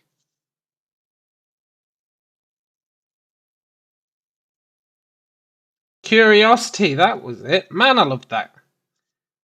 I used to play that all the time. I really liked it. It was really relaxing. It was really therapeutic.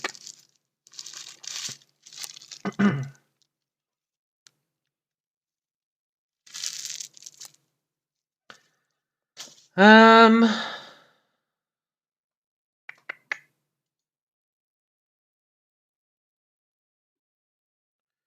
Do do do do do do do.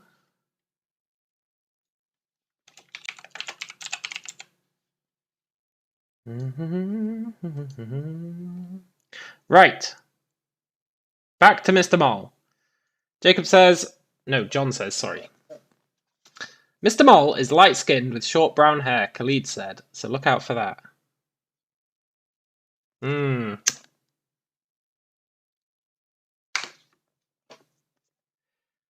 Okay, ask Adam what he's picking up in London. A copy of Turok Dinosaur Hunter, perchance?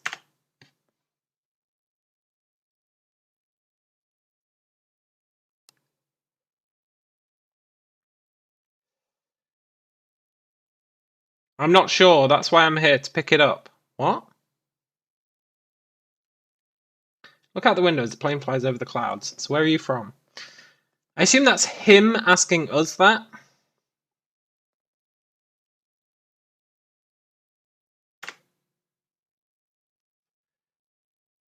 Yeah, maybe he got something mailed to London and he's going to get it. I'm from Iraq, he replies. You're not Muslim. You don't have a cultural awareness. Look at him startled. Tell Adam that is awfully presumptuous of him. Presumptuous? That's how you spell presumptuous, right? No. Presumptuous of him. And that as a level 4 sniper... What was it? Level 4 sniper... model android. I am programmed to be aware of all cultures, both foreign and domestic.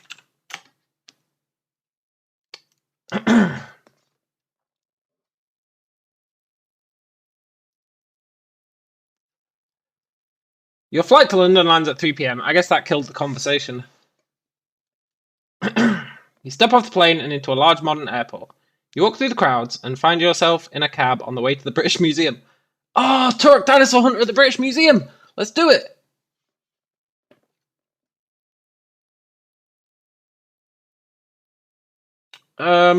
Wait until... Because we've still got a day, right? We've still got a day, I think. When did we leave? We literally left on the same day. So, we've got 2 days.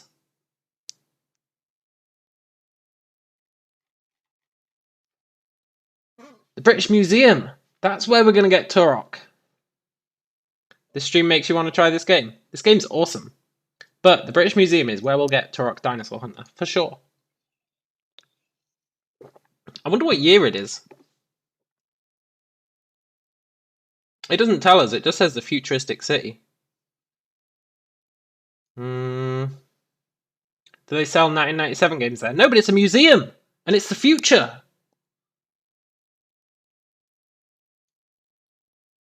And I think you'll find Turok Dinosaur Hunter was quite a popular game.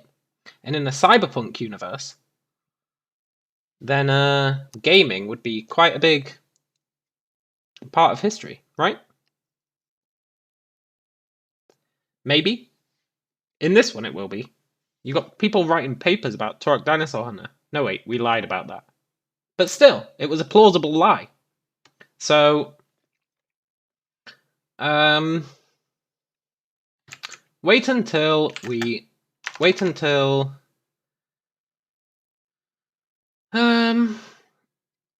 reach the museum. Could Could be 2077, we don't know that for sure.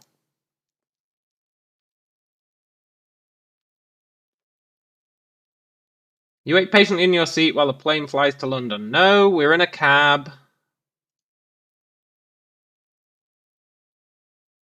You reach the museum. The sky is grey and it looks like it's about to rain. The British Museum. Are you sure? Yeah. Okay.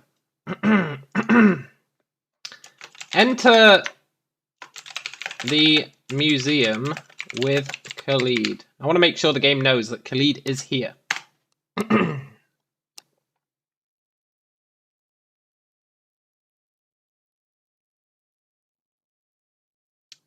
You enter the museum as rain begins to pour down. Let's go, you say, hurrying inside. You reach the front desk and see a security guard standing there. Ask the security guard whether they have a copy of Turok Dinosaur Hunter for the Nintendo 64. The reason I'm putting it all in those quotes is that's how he said it to us, right?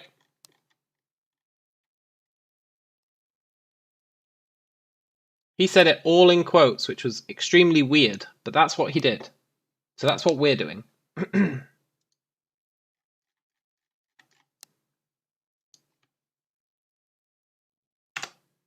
Please have a copy.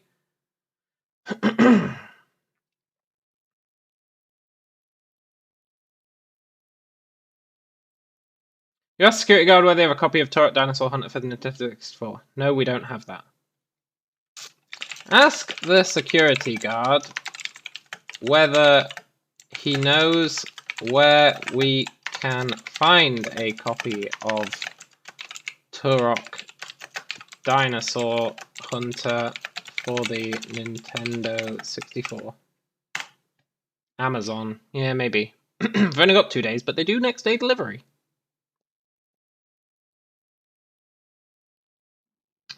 You ask him whether he knows where you can find a copy of Turok Dinosaur Hunter for the Nintendo 64, and he's shocked by your lack of knowledge of such an important piece of history. Look, you son of a bitch!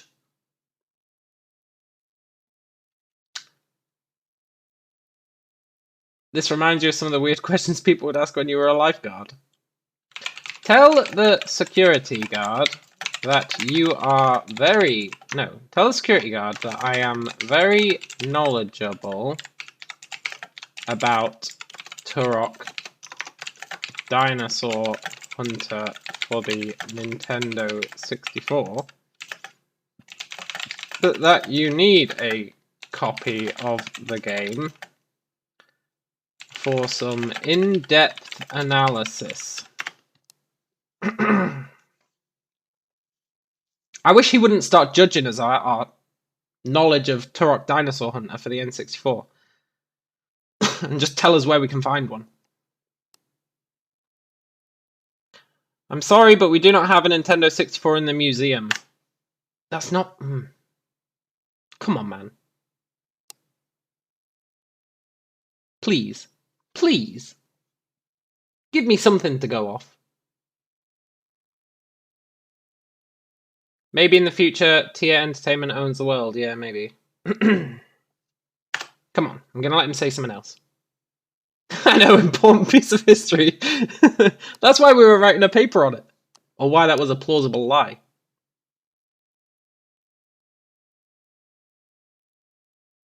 The rain stops falling. I'll pay you, you say. I'm sorry, but we do not have a Nintendo 64 in the museum. You sigh. I really do sigh. This game knows me well.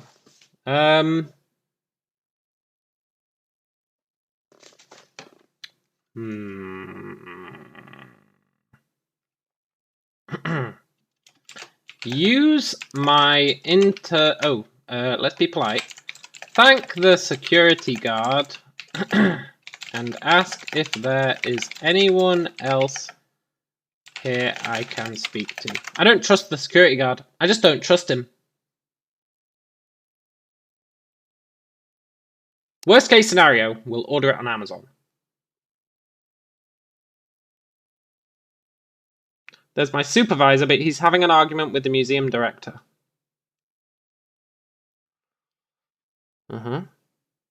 Find the museum director.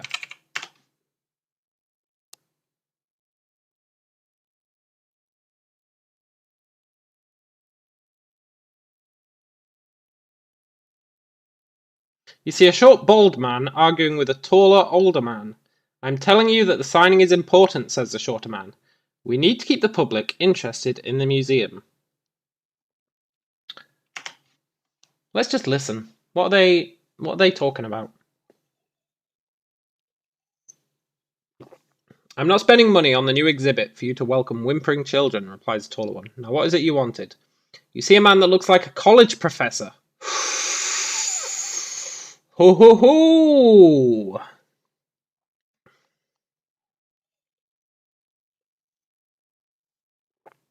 There was something about a professor earlier. Interrupt the museum director's... Oh, actually, yeah. Look at the college professor. It could be Mr. Moll. Although we still don't know that Mr. Moll is Dr. Octothorpe. You see a short man with a moustache wearing a tweed jacket and holding a bowler hat. He looks around nervously at everything.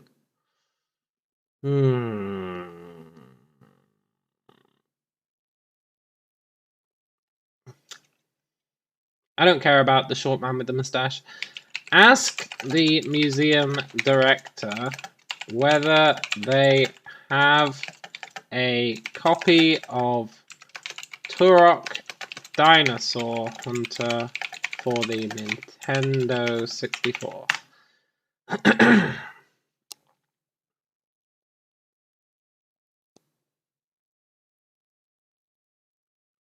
I didn't check his hair.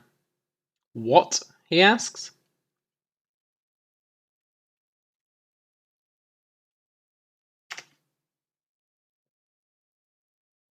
He seems confused. Do you have a Nintendo 64? You repeat. No, we don't, he replies annoyed. You sigh and walk away. The museum director calls out after you. Stop.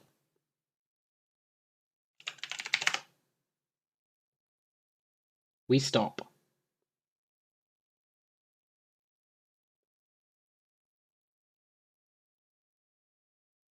Yes? What is it that you want? He asks. You explain to him what the Nintendo is and what the game Turok Dinosaur Hunter is about.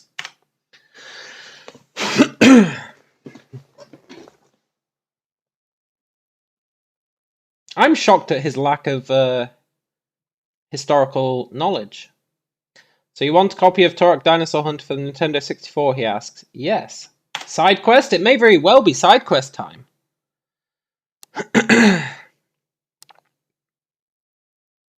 I think we may have one in the archives. I knew it! Do you know where the archives are? Yes, follow me. This is a setup. Follow the museum director. This is totally a setup.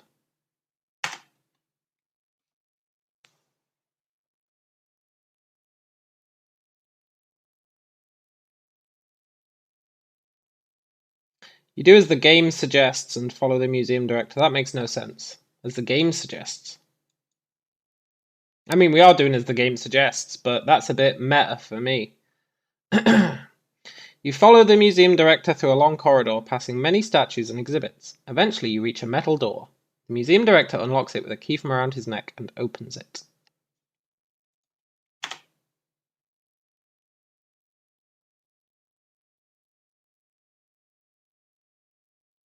If the game is good, he'll ask you to raise some money for his exhibit so you can get a copy. The archives are through here, just through this door. Fuck. He's lying. He's totally lying. There's no way.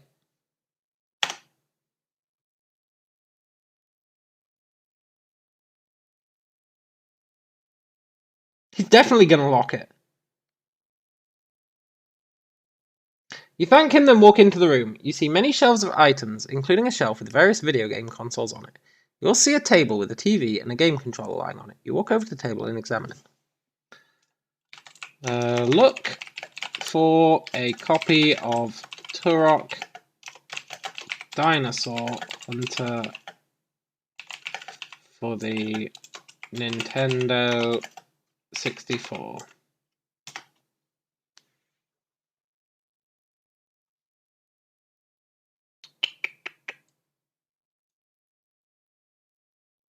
You see a Nintendo 64, a box marked Turok's Dinosaur Hunter, and a Nintendo 64 controller. You pick up the Nintendo 64 controller and examine it. I like how this niche N64 game's become a major plot point as well. Check whether the museum director is watching me.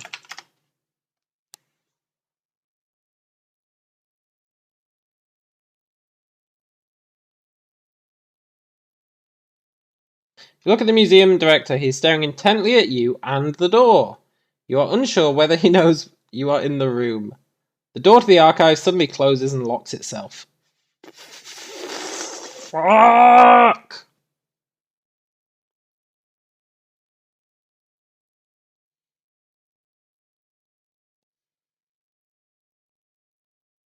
Is the museum director in the room? Is Khalid in the room?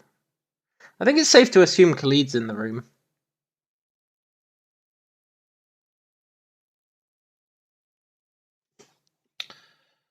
Grab the copy of...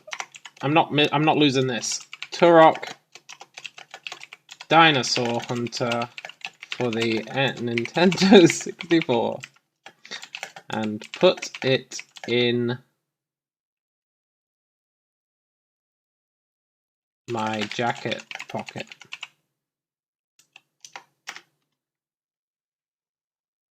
I'm not losing it.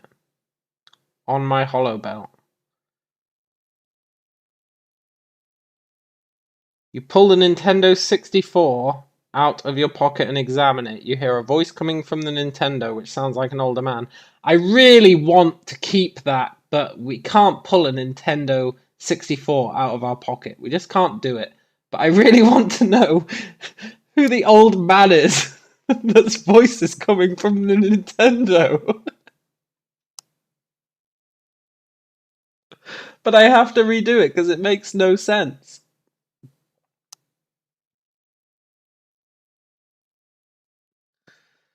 Redo.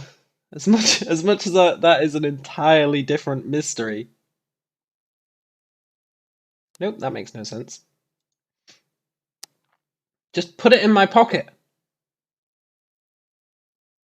I'm gonna have to do a different command. It's getting confused.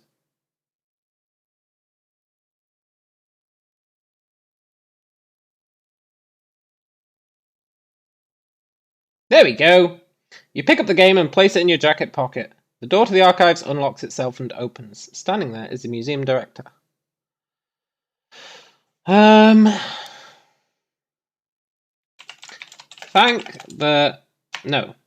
Ask the museum director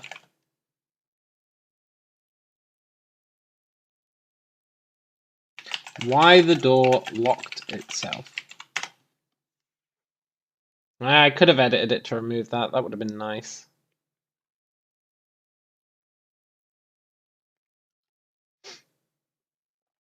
I've been wondering when you'd get hit.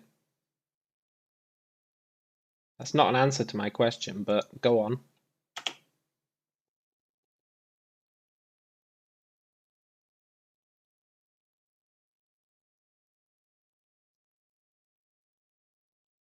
I had to lock the door remotely. We need to have a chat.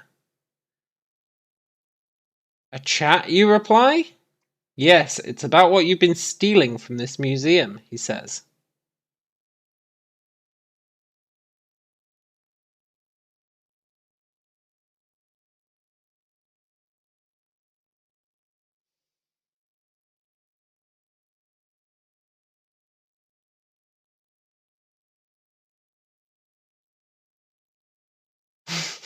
He said we could have it, right?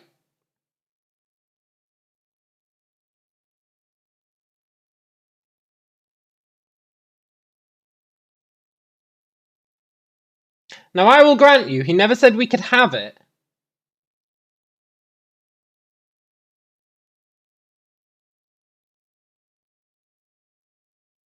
He never said we could have it.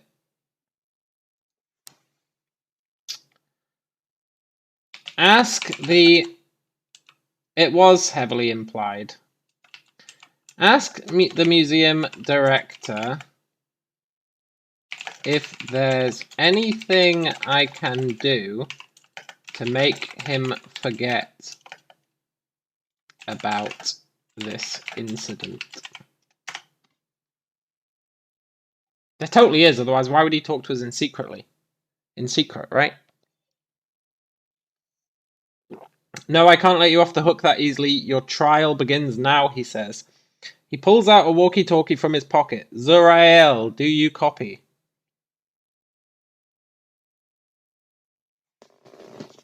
Who the hell is Zurael?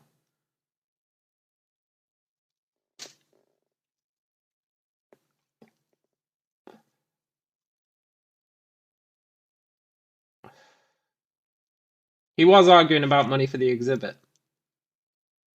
But you can't let us off the hook that easy. Zurael, do you copy? Knock out the museum director and grab the walkie-talkie.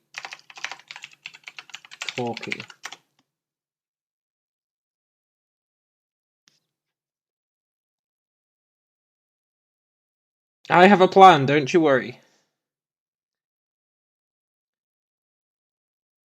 You knocked the museum director unconscious. If you want to see your family again, walk to your left and wait by the tanks, comes the voice from the walkie-talkie. Use my advanced android capabilities to simulate the museum director's voice and tell Zurael that everything is okay, and yeah, that everything is okay. Nice.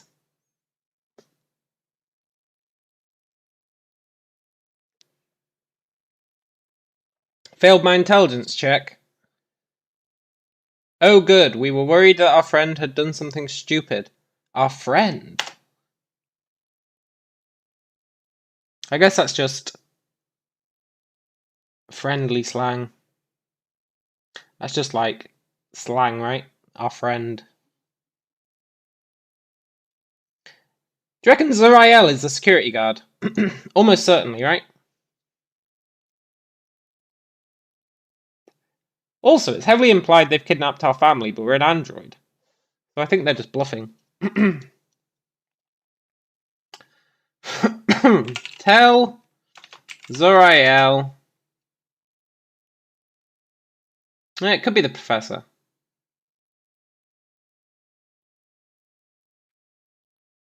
Tell Zurael that the museum needs to be closed early today and that everyone should leave. Maybe they kidnapped the museum director's family and Mr. Moll has hired Zurael to get you murdered to tie up any loose ends. Oh, maybe. Everyone leave the museum now, you hear the voice from the walkie-talkie shout. Nice. Tell Khalid to tie up the museum director.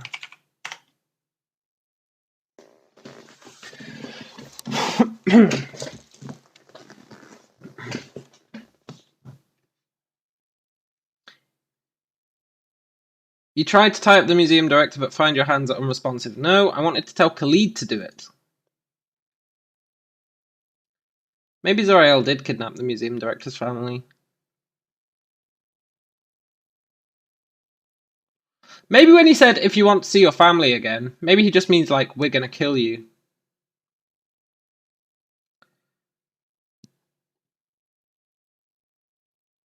You take the rope that Khalid is holding and tie up the museum director. Yeah, that's fair enough, that's close enough.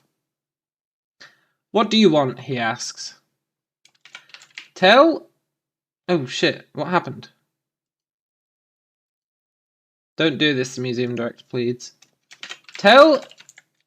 No. Ask Khalid if he still needs... What was it he needed? I loved our emails to Dr. Octothorpe. Oh my god.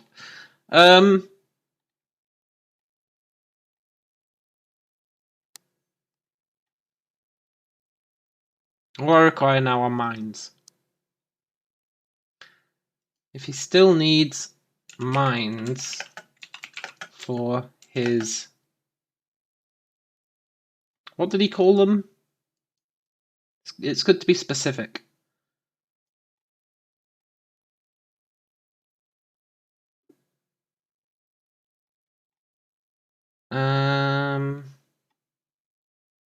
Perfect slaves.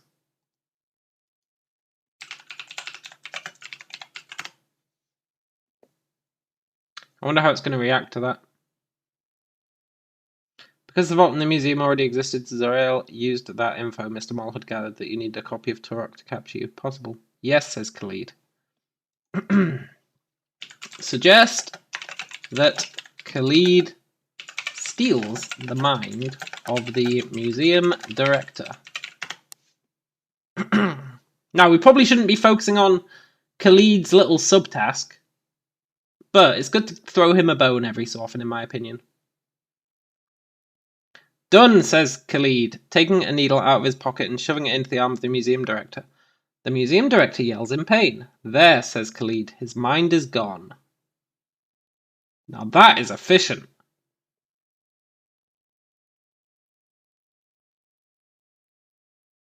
That's real efficient.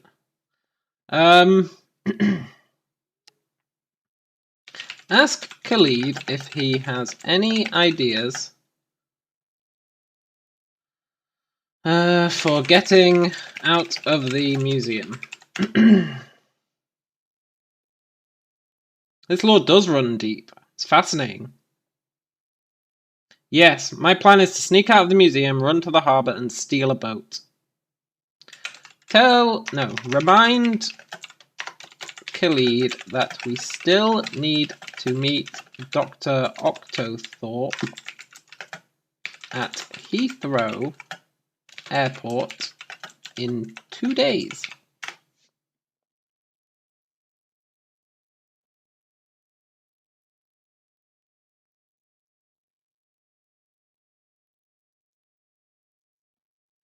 The AI is doing great. Good. Now we should make our escape. Do you have a car? No, but I do have a bike. You don't have a bike, man. Unless you brought it on the plane. Or maybe he's got like a cyborg bike. Right, I will sneak down the emergency escape chute. That's my boy, you say, slapping him on the shoulder. I'm coming with you, says Khalid. I thought you were going down the emergency escape chute. That doesn't make sense.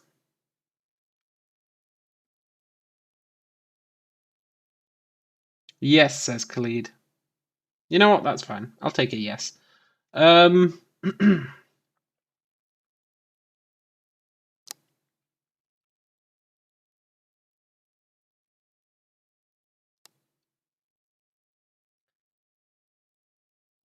Try and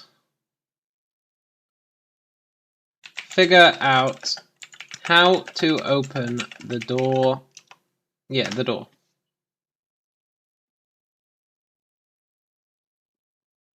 The museum director should have something on him for doing it, right? Unless it's cyborg. You pull the door and it opens. Oh. We're free, you say to Khalid. Now let's go. Now what? Asks Khalid. You are in no position to give orders. What? He didn't give any orders. He asked for orders. Come on, game.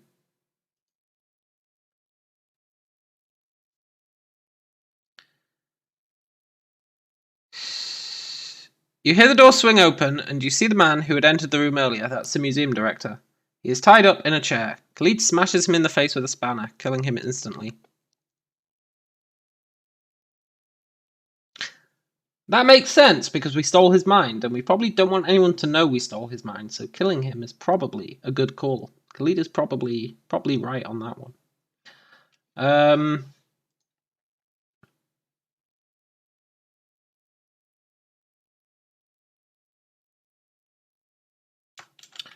Nonchalantly nonchalantly. It is a little confusing. The wording's a bit squiff. But I feel like the door just opens and closes itself, in all honesty. It opened and closed itself earlier. I can live with it. Khalid killing the guy does make sense. Him being tied up in a chair makes sense, because we tied him up. You hear the door swing open and you see the man who entered the room earlier is a little confusing. But technically, it's probably true. Nonchalantly... Yeah, exactly. Leave the museum without arousing any suspicion.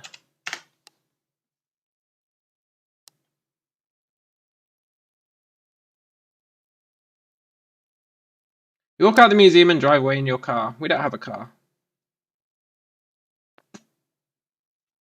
We don't have a car. We've got a taxi here. Leave the museum without arousing any suspicion. Sure, that's fine. I think you should buy a hotel room and wait until Dr. Octothorpe arrives. We're an android. We don't need a hotel room. Go back to Heathrow Airport and you could get mugged. We're a military robot. Go back to Heathrow Airport and stand in the lobby holding Turok Dinosaur Hunter for the Nintendo 64 until Dr. Octothorpe shows up. We can do that, we're an android.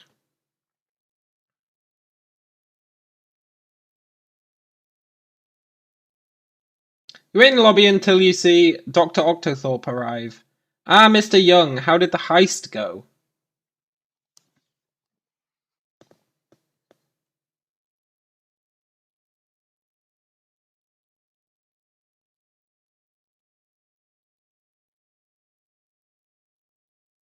Mr. Young?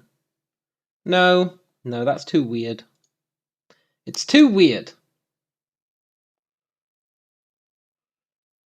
Dr. Octothorpe shows up and you give him the game. Ah yes, this is exactly what I wanted. How much do I owe you? £1 million.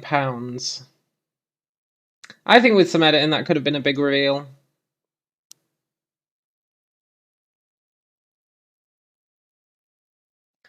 That actually makes sense though. You wait at the airport for Dr. Octothorpe. After a few minutes, you see a man wearing a trench coat and dark sunglasses walk up to you. Hey man, he says.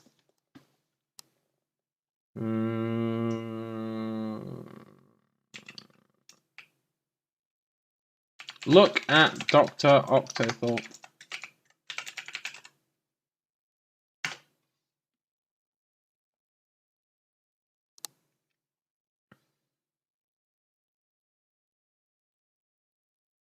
Dr. Octothorpe is about 6 feet 2 inches tall.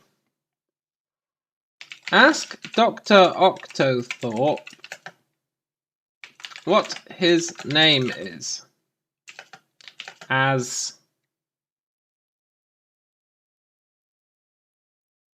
What his real name is.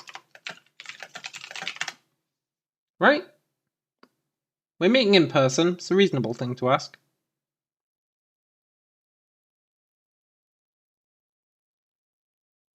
Call me Simon, he says.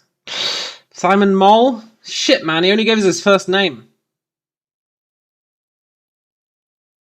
You shake his hand. I have to admit I was a bit skeptical when Khalid first told me about you. Ask him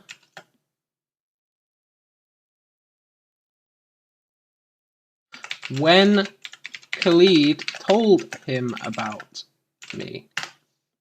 What?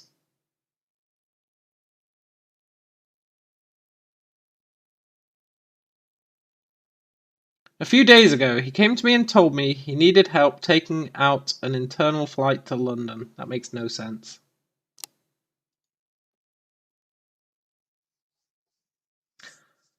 Oh, I've known Khalid for a few months now. He's been working with me to stop the Merkin operation, says Simon.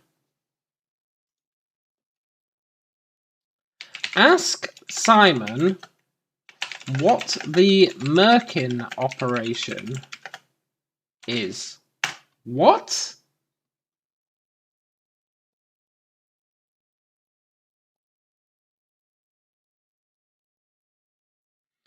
The Merkin operation is an operation in which the Merkins are trying to take over the world. Ask... You're the Merkin operation. Ask Simon who the Merkins are. Is it like Merkin as in like mermen, but like mermen and merwomen? Who the Merkin are.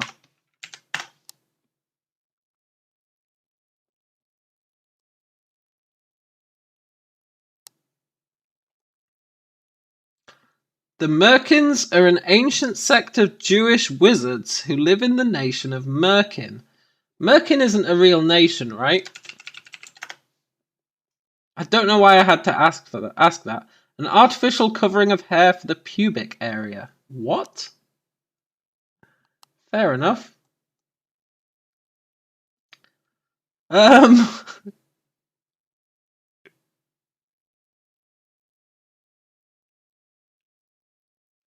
So an ancient sect of Jewish wizards who live in the nation of Merkin are trying to take over the world. Redo it. Yeah, what else can they be? I don't like wizards in my cyberpunk. An ancient tribe of people who lived in what is now Iraq. Plausible. There's been a few Middle Eastern people in this story so far. But I'm rolling it again.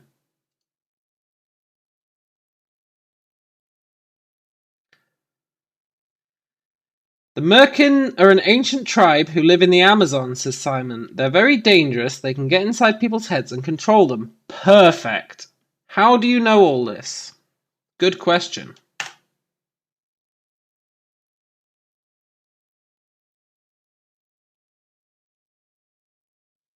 Oh, Khalid and I are just intrepid explorers, says Simon. So you're adventurers, you say? Yes, I suppose you could say that. They give me my information. How did Khalid... How did Khalid...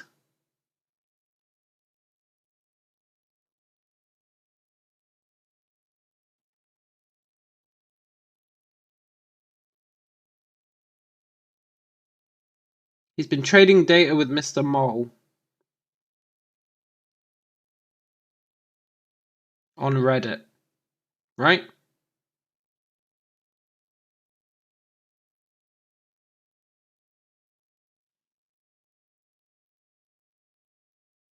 Yeah, Reddit.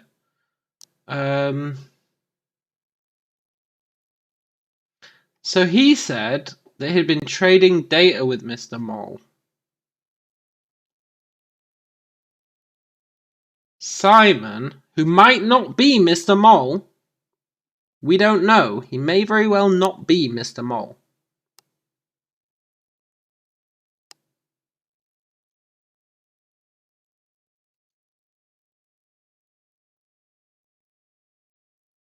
No, but he thinks. Yeah, it's very confusing. Reroll it. Let's just say a friend of mine is very familiar with the Merkin. In fact, he's probably formed an alliance with them. Perfect!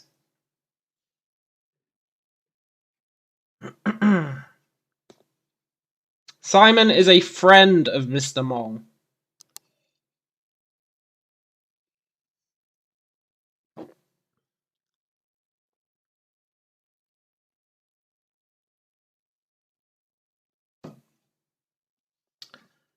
Ask Simon who his friend is, who has an alliance with the Merkin. And if his friend has an alliance with the Merkin, why is he trying to stop the Merkin operation? The friend could be Mr. Mole, or the friend gets information from the Merkin who read who he then gives info to Mole. Totally. His name is Dr. Naroth. He's a Satanist. I thought Satanists weren't real, you say. Oh, they're real, says Simon. Let's just be straight up. Ask Simon if he knows who Mr. Mole is. Reroll it. I might do.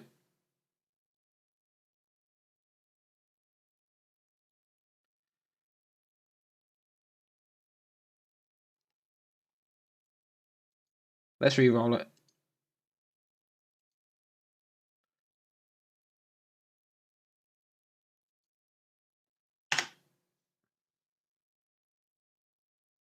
I can't tell you that. Why not? I can't tell you that. Why not? I've revealed too much information already.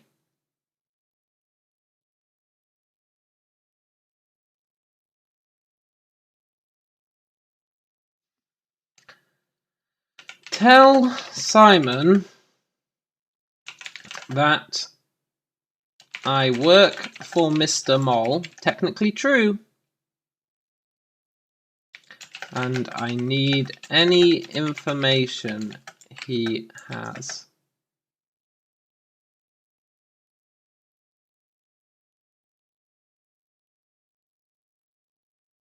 On the Merkin. I'm not 100% convinced on that.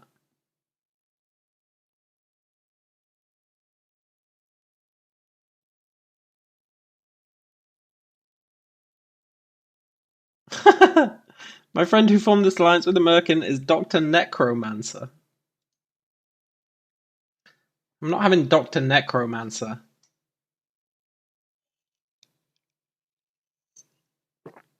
I can't, he whimpers. Your eyes begin to glow red, and you begin to make Simon's eyes water.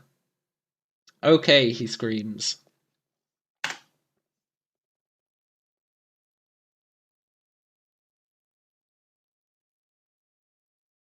I know someone who has a connection with the Merkin, but I don't know who he is. You said he was your friend. You wanted Simon to say you don't work for me. Okay, he screams. I work for Mr. Mole, and he has an older brother named Miller. He's the one who made the alliance with the Merkin. Uh-huh. Uh-huh. Uh-huh. Ask. And then Miller gives them all the info. Totally.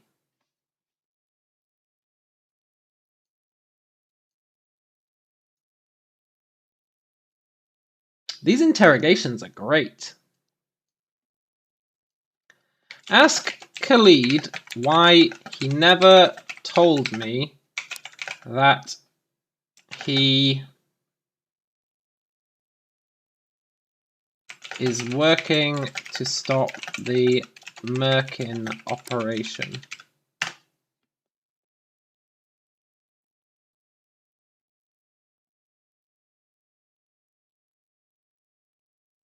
Well, I couldn't tell you that. Even if Simon told me he was working to stop the Merkin operation, I still probably wouldn't have told you. Nope. Not a good enough excuse. I didn't want to influence you. Aha! Bull, you say. You're just as manipulative as Mole. Really? Asks Khalid, an eyebrow raised.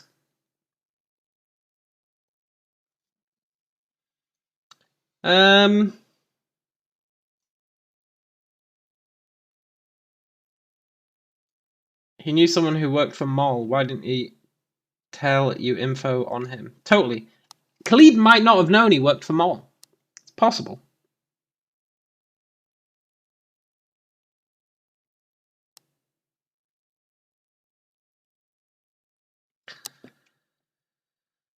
Um,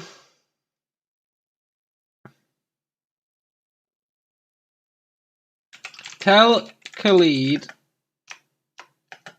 that if he has any more secrets, he should tell me them now.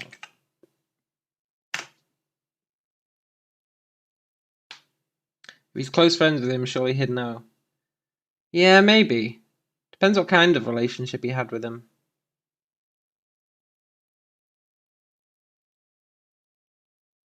Fine, Khalid says. I got some merkin blood from a guy. I was going to sell it on the internet.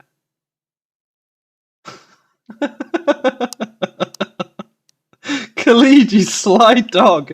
This guy works so many angles. What? He says.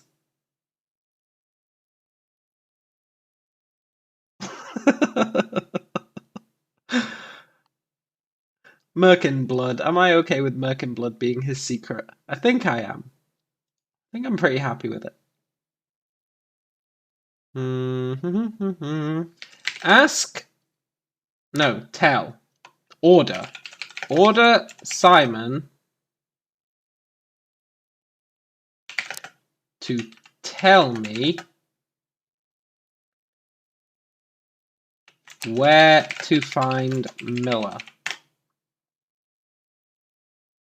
Maybe he wanted to clone a merkin from his blood to get the mind info he knows so that he could upload all that mind knowledge to his perfect slaves. I like it.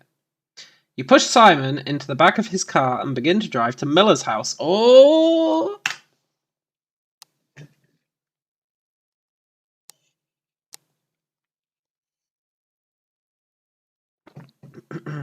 This is kidnapping, he yells.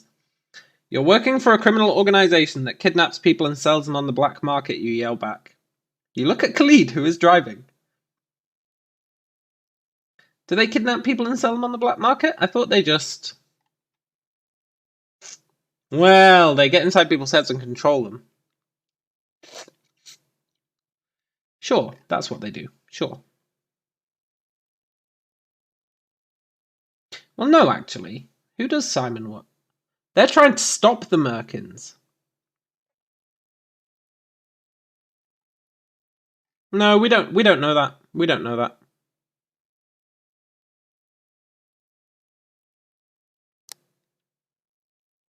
He works for Mole. That's true. That's absolutely true. You're absolutely right. He works for Mole. Mole is getting people... Mole got the United Nations to send the soldiers into Syria to kidnap people and sell them on the black market. It does make sense. Oh my god, this is getting... It does run deep. You look at Cleed who's driving. Put the gun to his temple. Why? Simon asks fearfully. Because I'm going to make you call your friend Ken and tell him you're going to be late for your meeting. He didn't mention a meeting, right? He didn't mention a meeting. That's a stupid thing for us to say.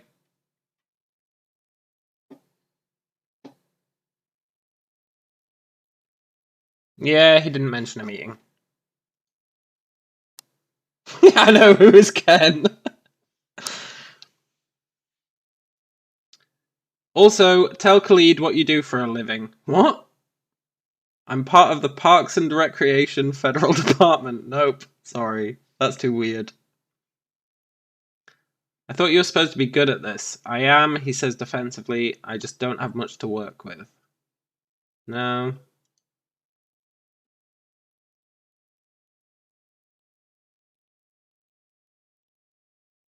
Take a right up here. Why are we kidnapping this guy again? Asks Khalid. Okay, let's spell it out to Khalid. That'll spell it out to the AI as well. Tell Khalid that we are kidnapping this guy so that we can track down Miller, who is Mr. Mole's brother, and can probably lead us to Mr. Mole.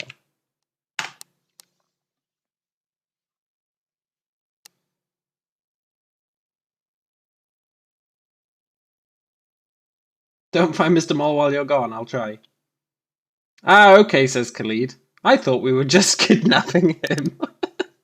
No, Khalid, you're smarter than that. Come on, man.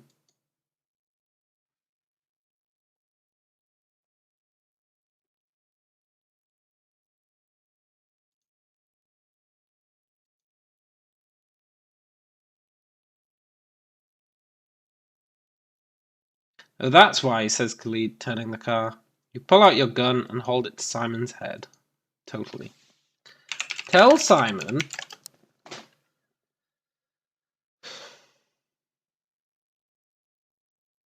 No, let's just wait for the car to arrive at Miller's house.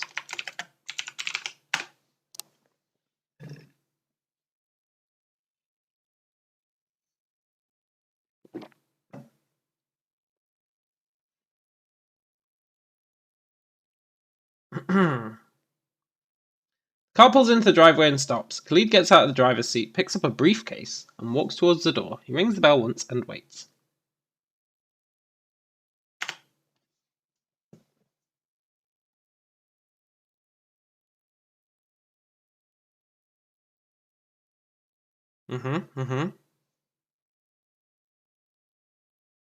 After a few seconds, the door opens and he goes inside.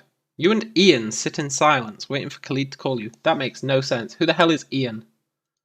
There is no Ian. After a few seconds, the door opens. A few seconds?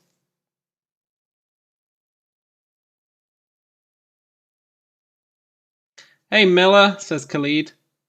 Hey, hello, Khalid. Miller looks around nervously. Is the rest of the payment here? Khalid nods and hands over the briefcase to Miller. No, that doesn't make sense.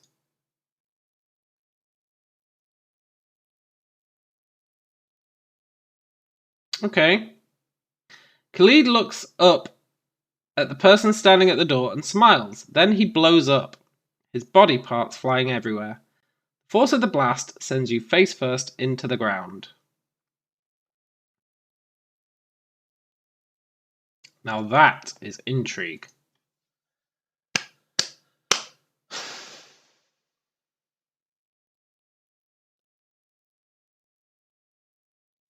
Shit.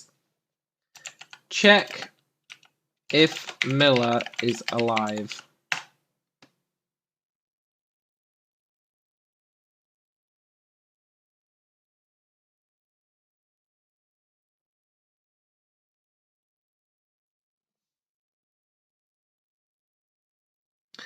You stand up and run into the house. You see Miller, who is picking himself off the ground. His face twitches as you stand over him. He falls back and a katana lies next to him.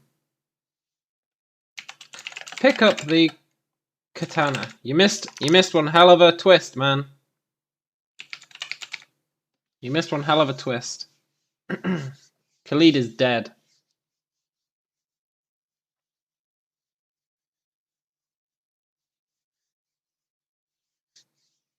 Now, I'm not happy Khalid is dead. But...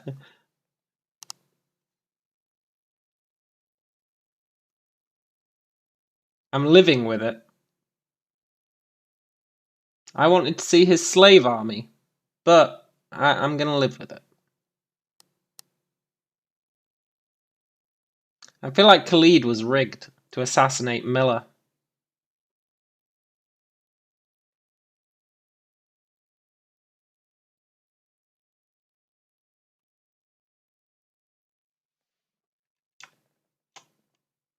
Pick up the katana. Yeah, just pick it up. Every story has its losses, yeah, true.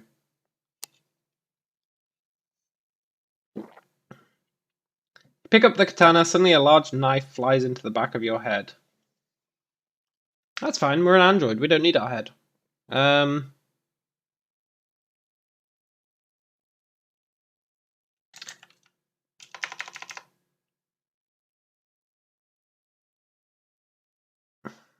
That'll be goddamn Simon. Yeah. Shoot where the knife came from with my gun fist. Perfect. The idea that an android would have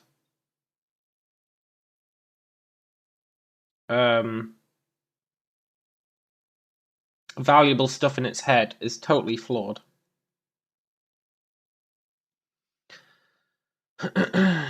You aim your gun fist. You shoot at the place where the knife came from and see a hole in the wall. You see 2 eyes there. You aim your gun fists at the eyes, then hear sobbing. Yell, "Come out now if you want to live."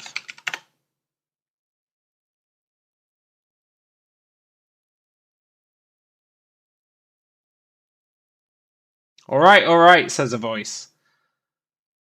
A woman walks out wearing a tank top and jean shorts. Her blonde hair is in a bun. She has a large black eye. Are you okay?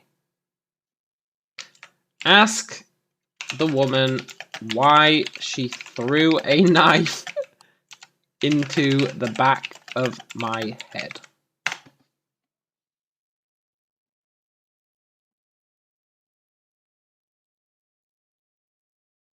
I thought you were a monster. I was defending myself. Who are you? I'm Miller's girlfriend, Jane.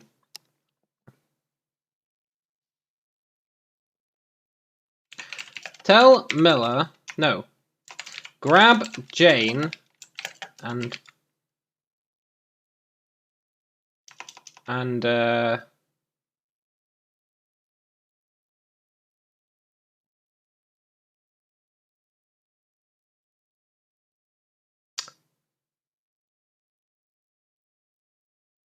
grab Jane and, like, I want to, like, put the katana to her throat and then be like, Miller, you're going to tell us everything or Jane's dying. Grab Jane and...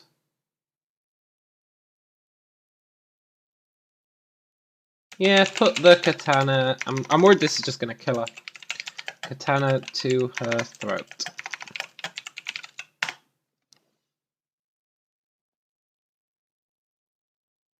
I don't know why I'm capitalizing katana.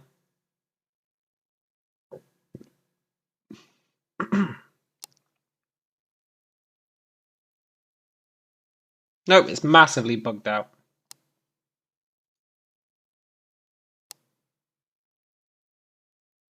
Gun pimp flap to the ground. Yeah, we could.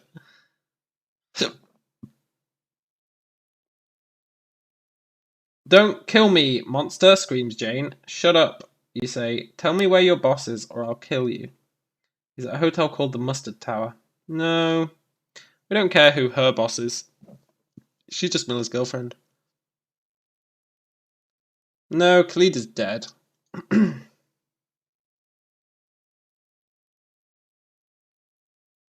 Get up, you say. Let's get out of here. You and Jane leave the house and head towards yours. What? Okay, I can't put the katana to her throat. Tell Miller that if he doesn't tell you where Mr. Mole is, if he doesn't tell me where Mr. Mole is, I will stab Jane through the forehead.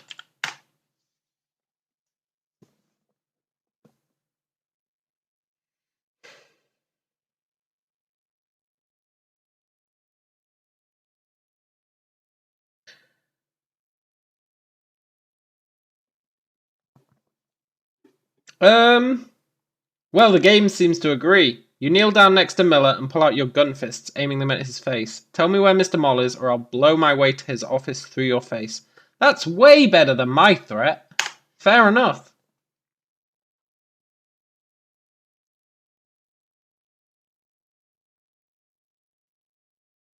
You wouldn't. Try me. Alright, just calm down. Mr. Moll's mansion is at 2340 Mockingbird Lane. Kill Miller and Jane.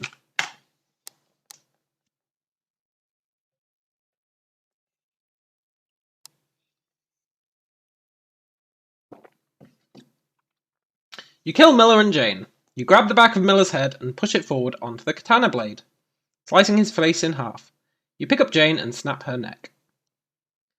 Tie up loose ends, exactly.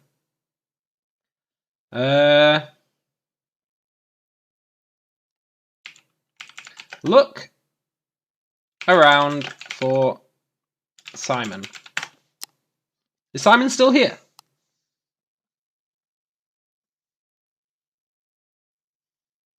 You push open the door to the bathroom. Simon is nowhere to be found.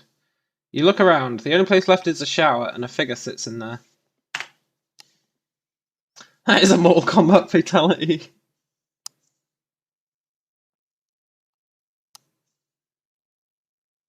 Simon, you say, walking into the bathroom. You pull back the shower curtain and see that it is in fact Simon. He is pale and shivering. Are you okay? Is he okay?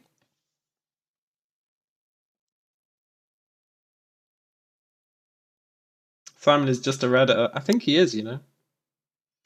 I think so, says Simon. I just feel really sick. He pulls a small bottle with a yellow liquid inside out of his pocket and takes a pill. Well, no, he's not just a Redditor. He was working with Khalid to try and stop the Merkin operation. Unless they were just LARPing. Is it possible they were just LARPing?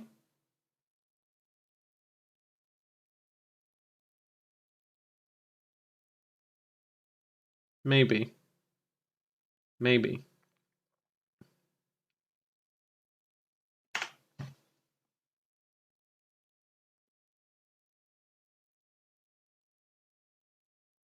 What's that? It's my medication, he says, downing the pill. I have to take it once a day. Tell Simon to forget everything he has seen and heard today. Give him the copy of Turok Dinosaur Hunter for the Nintendo 64 and send him away.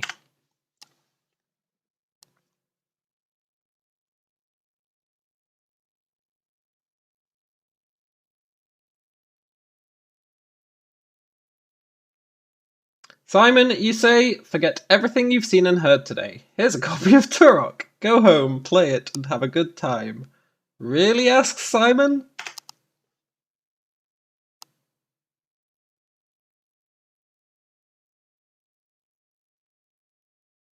Yes, you say. Thanks, man, says Simon, smiling. He gets up and walks to his house.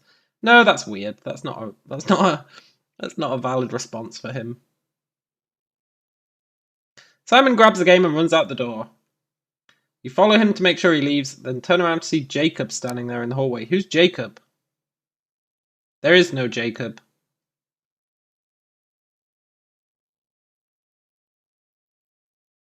There's no Jacob, right?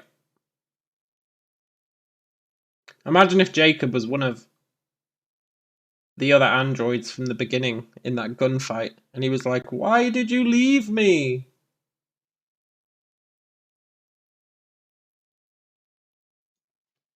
Ask Jacob how he survived the gunfight with the mercenaries.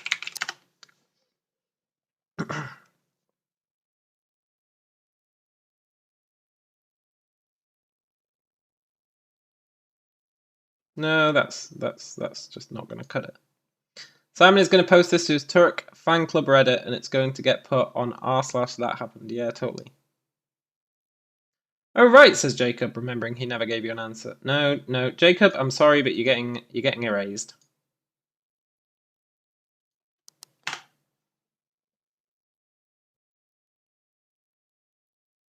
What?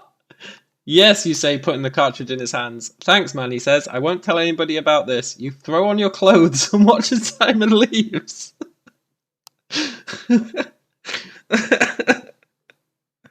Why are we naked? Okay, we're not naked.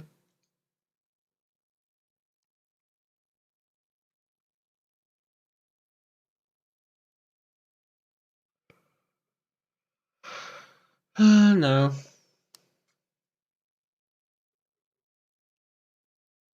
Simon smiles and his face gains a bit of colour. He gets up and walks out the bathroom humming the Turok theme song. Sure, absolutely. I'll live with that. Totally. He walks out the bathroom humming the Turok theme song. Why not? Why the hell not? He has just taken a pill. Who knows what that pill does?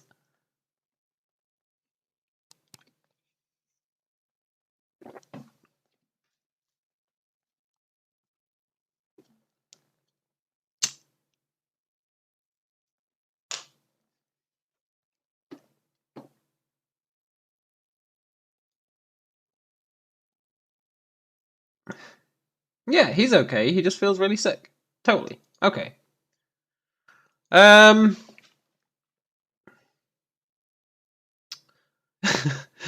Gather. No, wait. Search for Khalid's body parts. The game better not have forgotten that he exploded.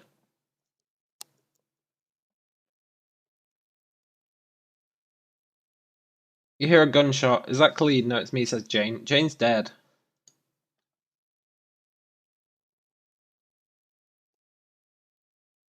Well, we snapped her neck. She might not be dead.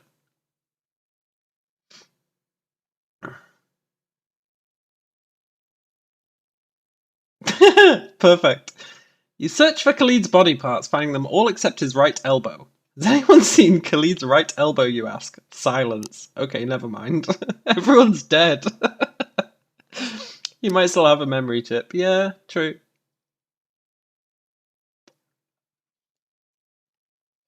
Try...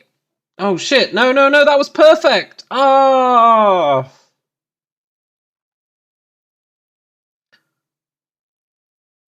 Oh, that was actually perfect! That was so perfect. You walk into the room and survey the carnage. Body parts are strewn everywhere. You see a hand on the floor. You look under the bed and find a foot. Oh, I want to get that other response back. It was so great. Yeah, that's fine. You walk into the living room to see Khalid limbless on the ground. You see his head, arm, and leg on the table. Doesn't really make sense. I'm pretty sure he exploded outside.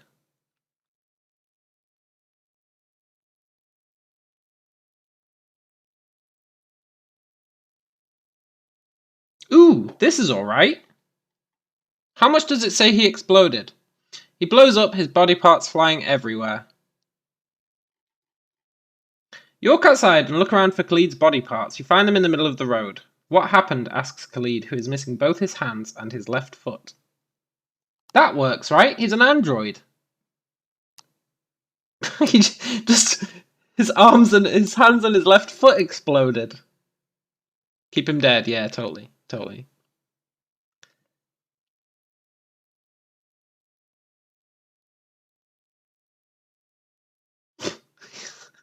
I was captured by a monster. It took me to its cave and tore me apart. It's really starting to get confused. Why has it started talking about monsters? Look at that! You drive down the road, suddenly you see a man wearing a bright blue tracksuit being chased by 3 monster-like men. You slow down your car to get a better look. It's Khalid. No, he's dead. He exploded. Edit it to the first one. I can't remember what the first one said. I just remember I really liked it.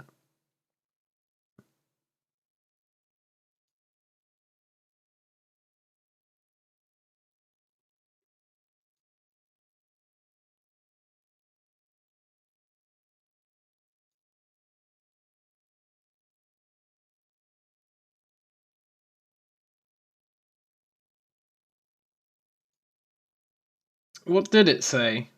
It said...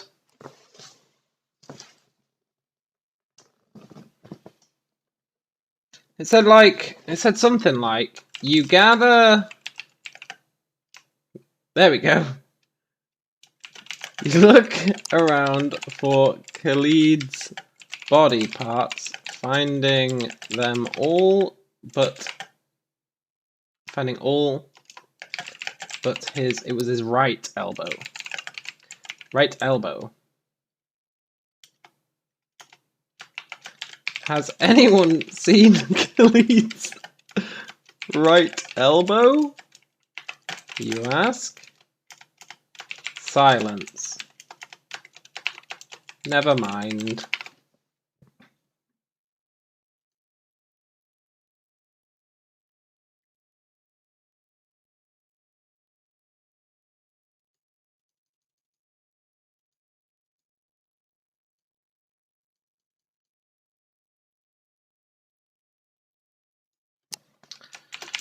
God damn it.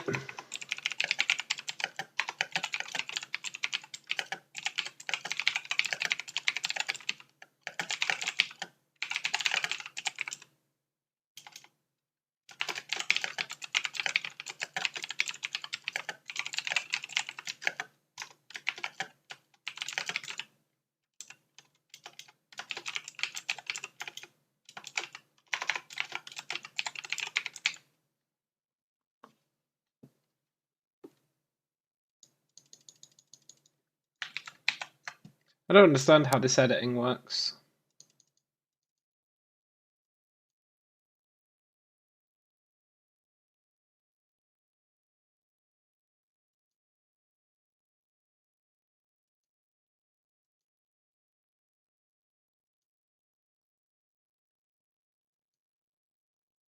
Oh yeah, you can do stuff like this. What should the AI remember? And you can say like...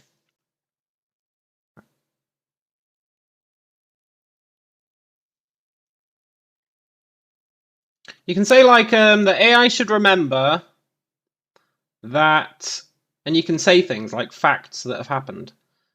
So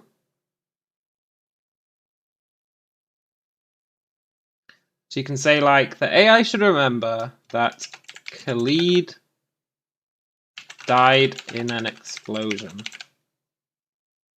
Stuff like that. And it helps it over time. So when important events happen, you can do that. I should just head to 2340 Mockingbird Lane. Fine. Leave the house and drive to 2340 Mockingbird Lane.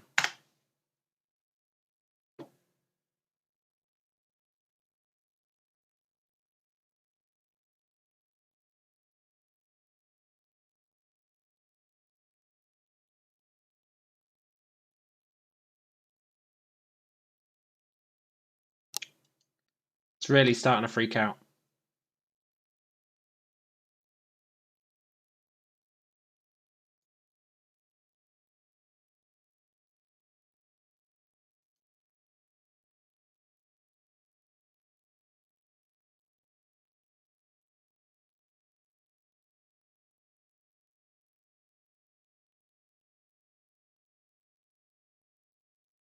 I need to undo a few things. I think it's... I'm not going to search for his parts. I'm just going to leave. Go to 2340 Mockingbird Lane.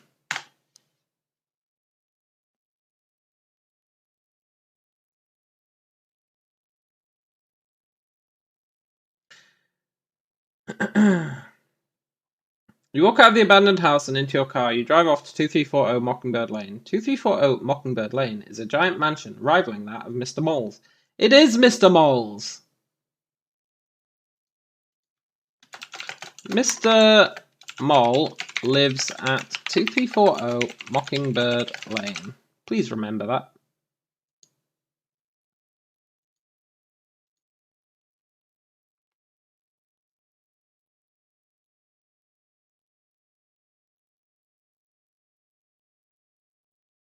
Take a deep breath and walk out of the house. You walk to your car and drive off to 2340 Mockingbird Lane. You arrive at the mansion and park across the street. Use my cybernetic vision to scan the house for any signs of Mr. Mole. I cock my gun fists.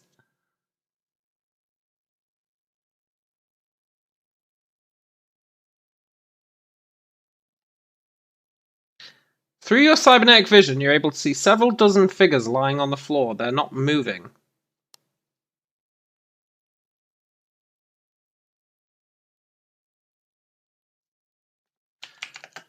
Cock my gun fists. Unallowed? Come on. I'm not saying like... Come on. Come on. See settings. Totally, I guess. Settings. Off. Yeah, I'm over 18. Shit, man. God knows what this is going to do. I'm a little bit worried about having done that. What the hell is this going to do? Cock my gun fists. Please. Please, game. Don't misinterpret me.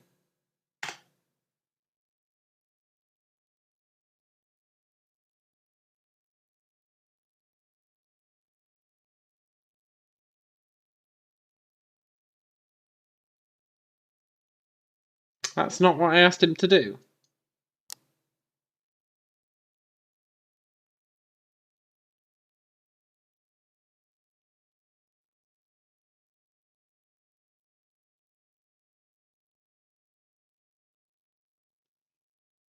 Nope. I might just have to skip the cocking of the gun fists, if I'm honest. No, wait, that's fine. You pull out your gun fists and get out of the car. You open the door to the mansion and creep inside. You see several dozen figures lying on the floor. They're not moving.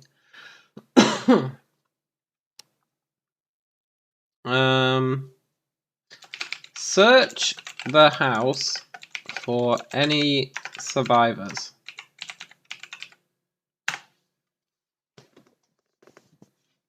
Yeah, I kind of wanted the door to be shot open, but I guess it's just, you know. You decide to search the house. You walk down the hallways looking for any survivors. After walking for several minutes, you come across a living humanoid creature. No.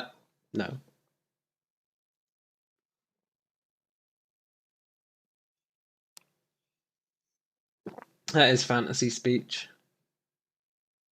Search the house, but don't find any survivors. You have to leave. No, we don't have to leave.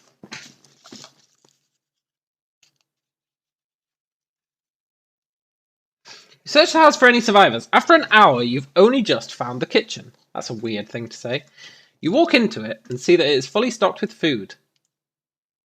But something feels strange about it.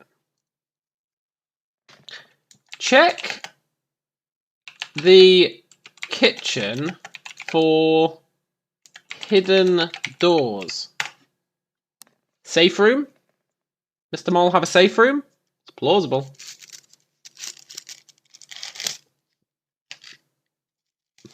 You search the kitchen for any hidden doors or passageways. There are several, but they're very small and hard to get into.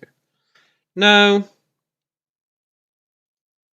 Maybe I should be more specific and say check for a safe room. I love how after an hour we've only found the kitchen. How big is this mansion?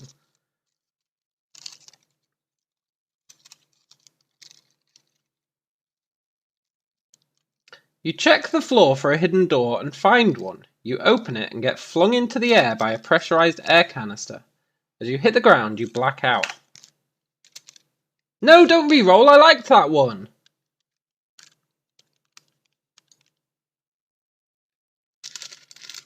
Suddenly, the floor drops out from under you. You fall into a basement which is completely empty except for a single table in the center, upon which someone has carved into it QWE 152. Question mark. The canister is cartoonish. Maybe. Depends how big it is.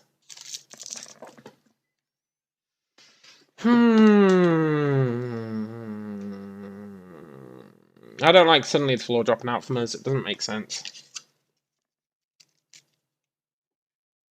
Look at this one.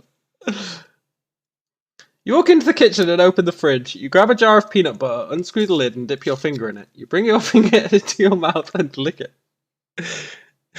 No. As much as I like that, no. This is a serious story. You check the kitchen for hidden doors. Suddenly a figure steps out from behind one of the cabinets. He has a large blade in his hand. Hello, he says.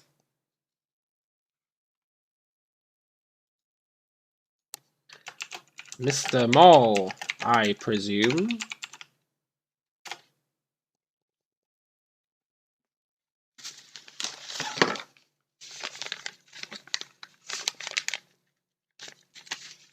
Correct, says the man.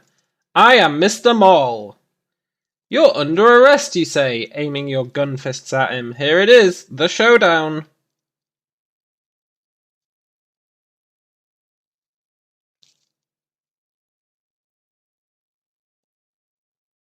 Under arrest is an understatement. What has he actually done to us?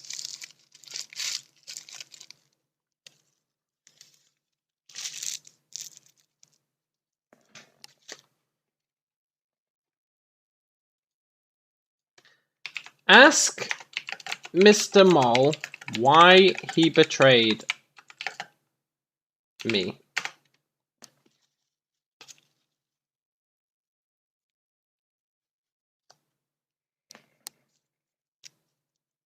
I never trusted you. I knew you would try to find me, so I made plans to kill you if you ever showed up. That doesn't make sense.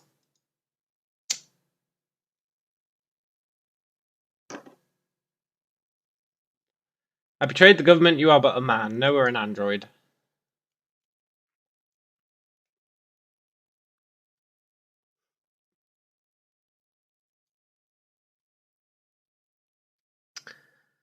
He sent mercenaries after us, attempted multiple assassination attempts, killed Khalid's friends, sells info on all androids.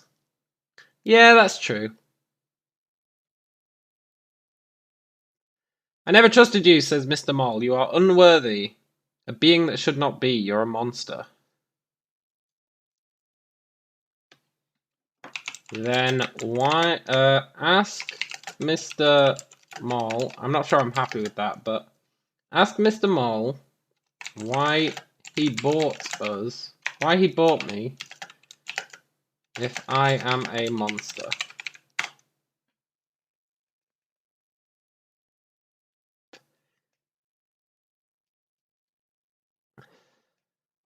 I saw a chance to mold a young monster into a force for good. I wanted to take the evil out of you and plant the seed of righteousness in your heart.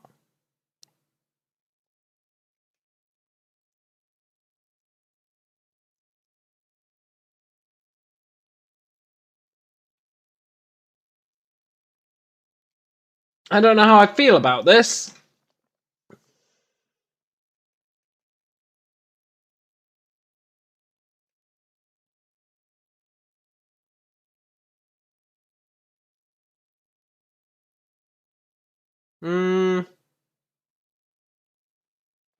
Ask Mr. Mole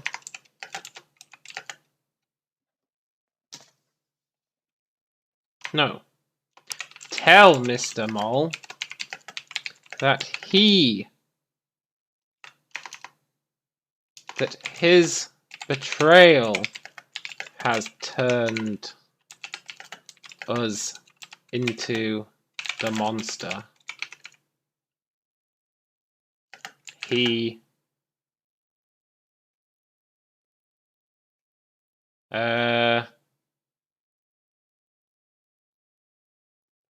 feared we would become.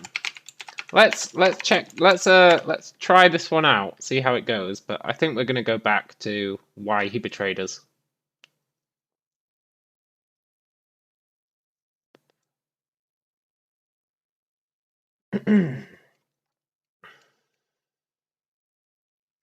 Yes, you're going to kill me. You're going to drink my blood and eat my flesh and gain my powers. You'll be invincible. No, sorry, Mole. Yeah, I like that. Tell Mr. Mole he is the monster. He tried to stop us from becoming. I like that.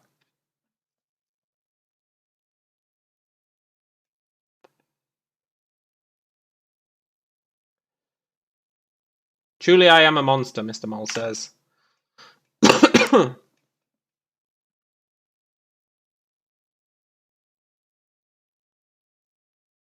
I've killed more people than I could ever count. They all deserved it, every single one, but that doesn't make me any less of a monster. Then why are you trying to stop me?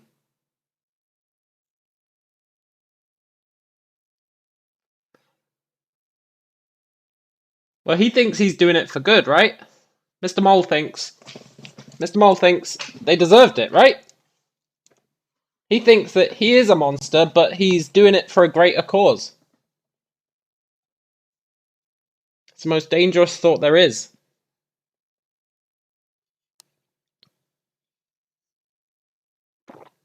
Those people don't say that. No, the ones who accept they're doing evil, but think that it's the lesser evil. That's how Mr. Moll is. He did say they deserved it. Look, they all deserved it.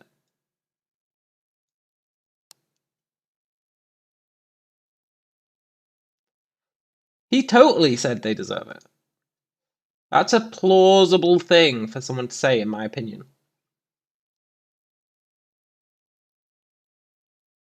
They don't say, yeah, I'm a big old meanie face. I think they could do. But let's see what other options he has.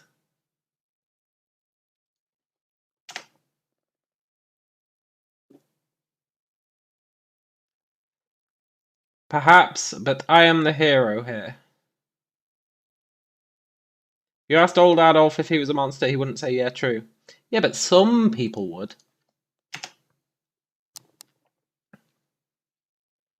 I'm not the one with a dark soul. He wouldn't say we have a soul.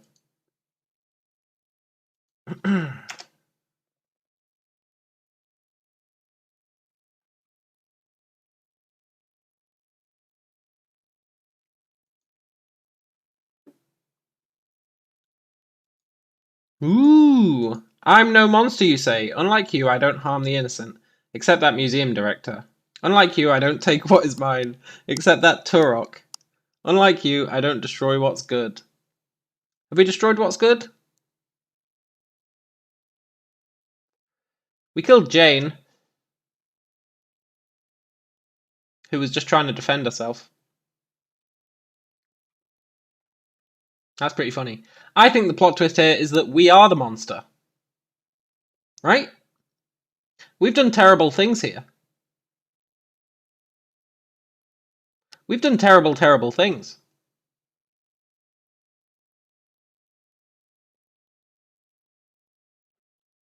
We're just like he is. We were willing to create a slave army with Khalid.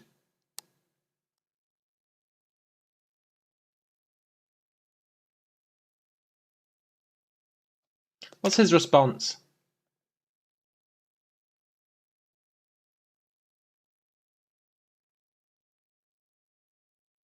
I'm not the monster you are. Yeah.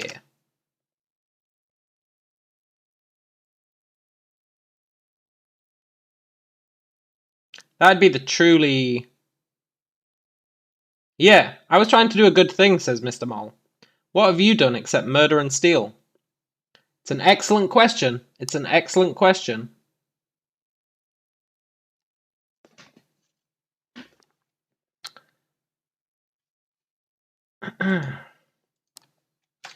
You betrayed me. You betrayed me.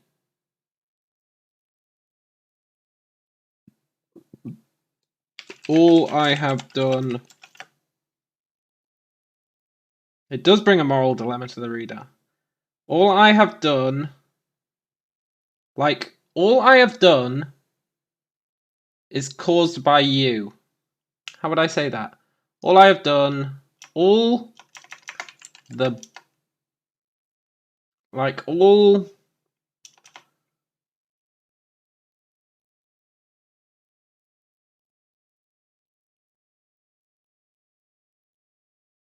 All I have done... All the crimes I have committed... Like, lay at your feet. I don't know if it'll understand that. All the crimes I've committed... yeah. Let's see if it does understand that.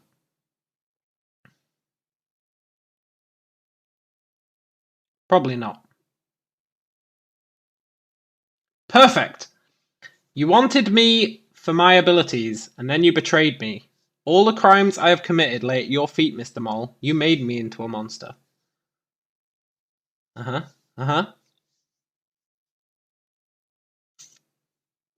What's your response, Mole?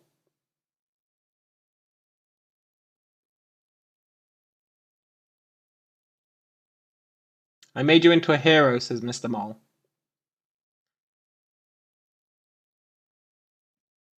In one quick move, you pull out your gun fist and shoot Mr. Mole in both his legs and both of his arms. No, that's a bit extreme.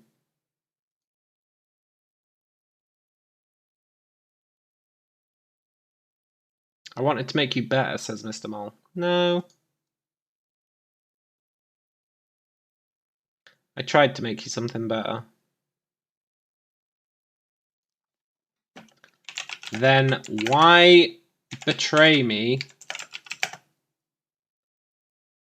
and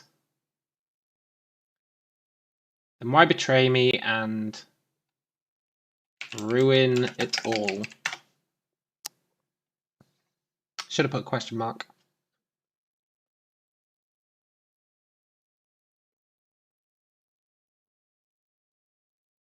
Because maybe I wanted to be a real hero. No. Sorry, Mole.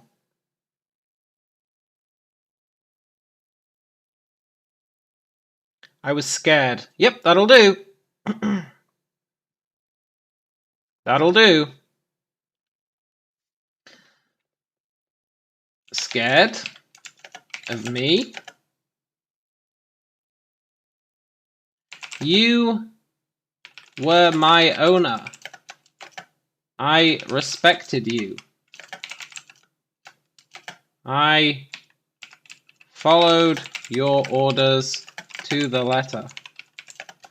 Why were you scared of me?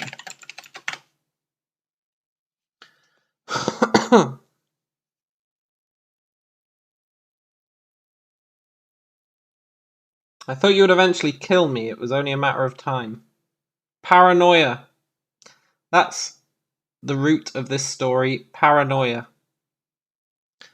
We were paranoid of the museum director the entire time. I guess that's the only thing we've been paranoid of. But paranoia, I like it. It comes down to simple paranoia. A lack of trust between human and android. Just a simple lack of trust. They just can't trust each other.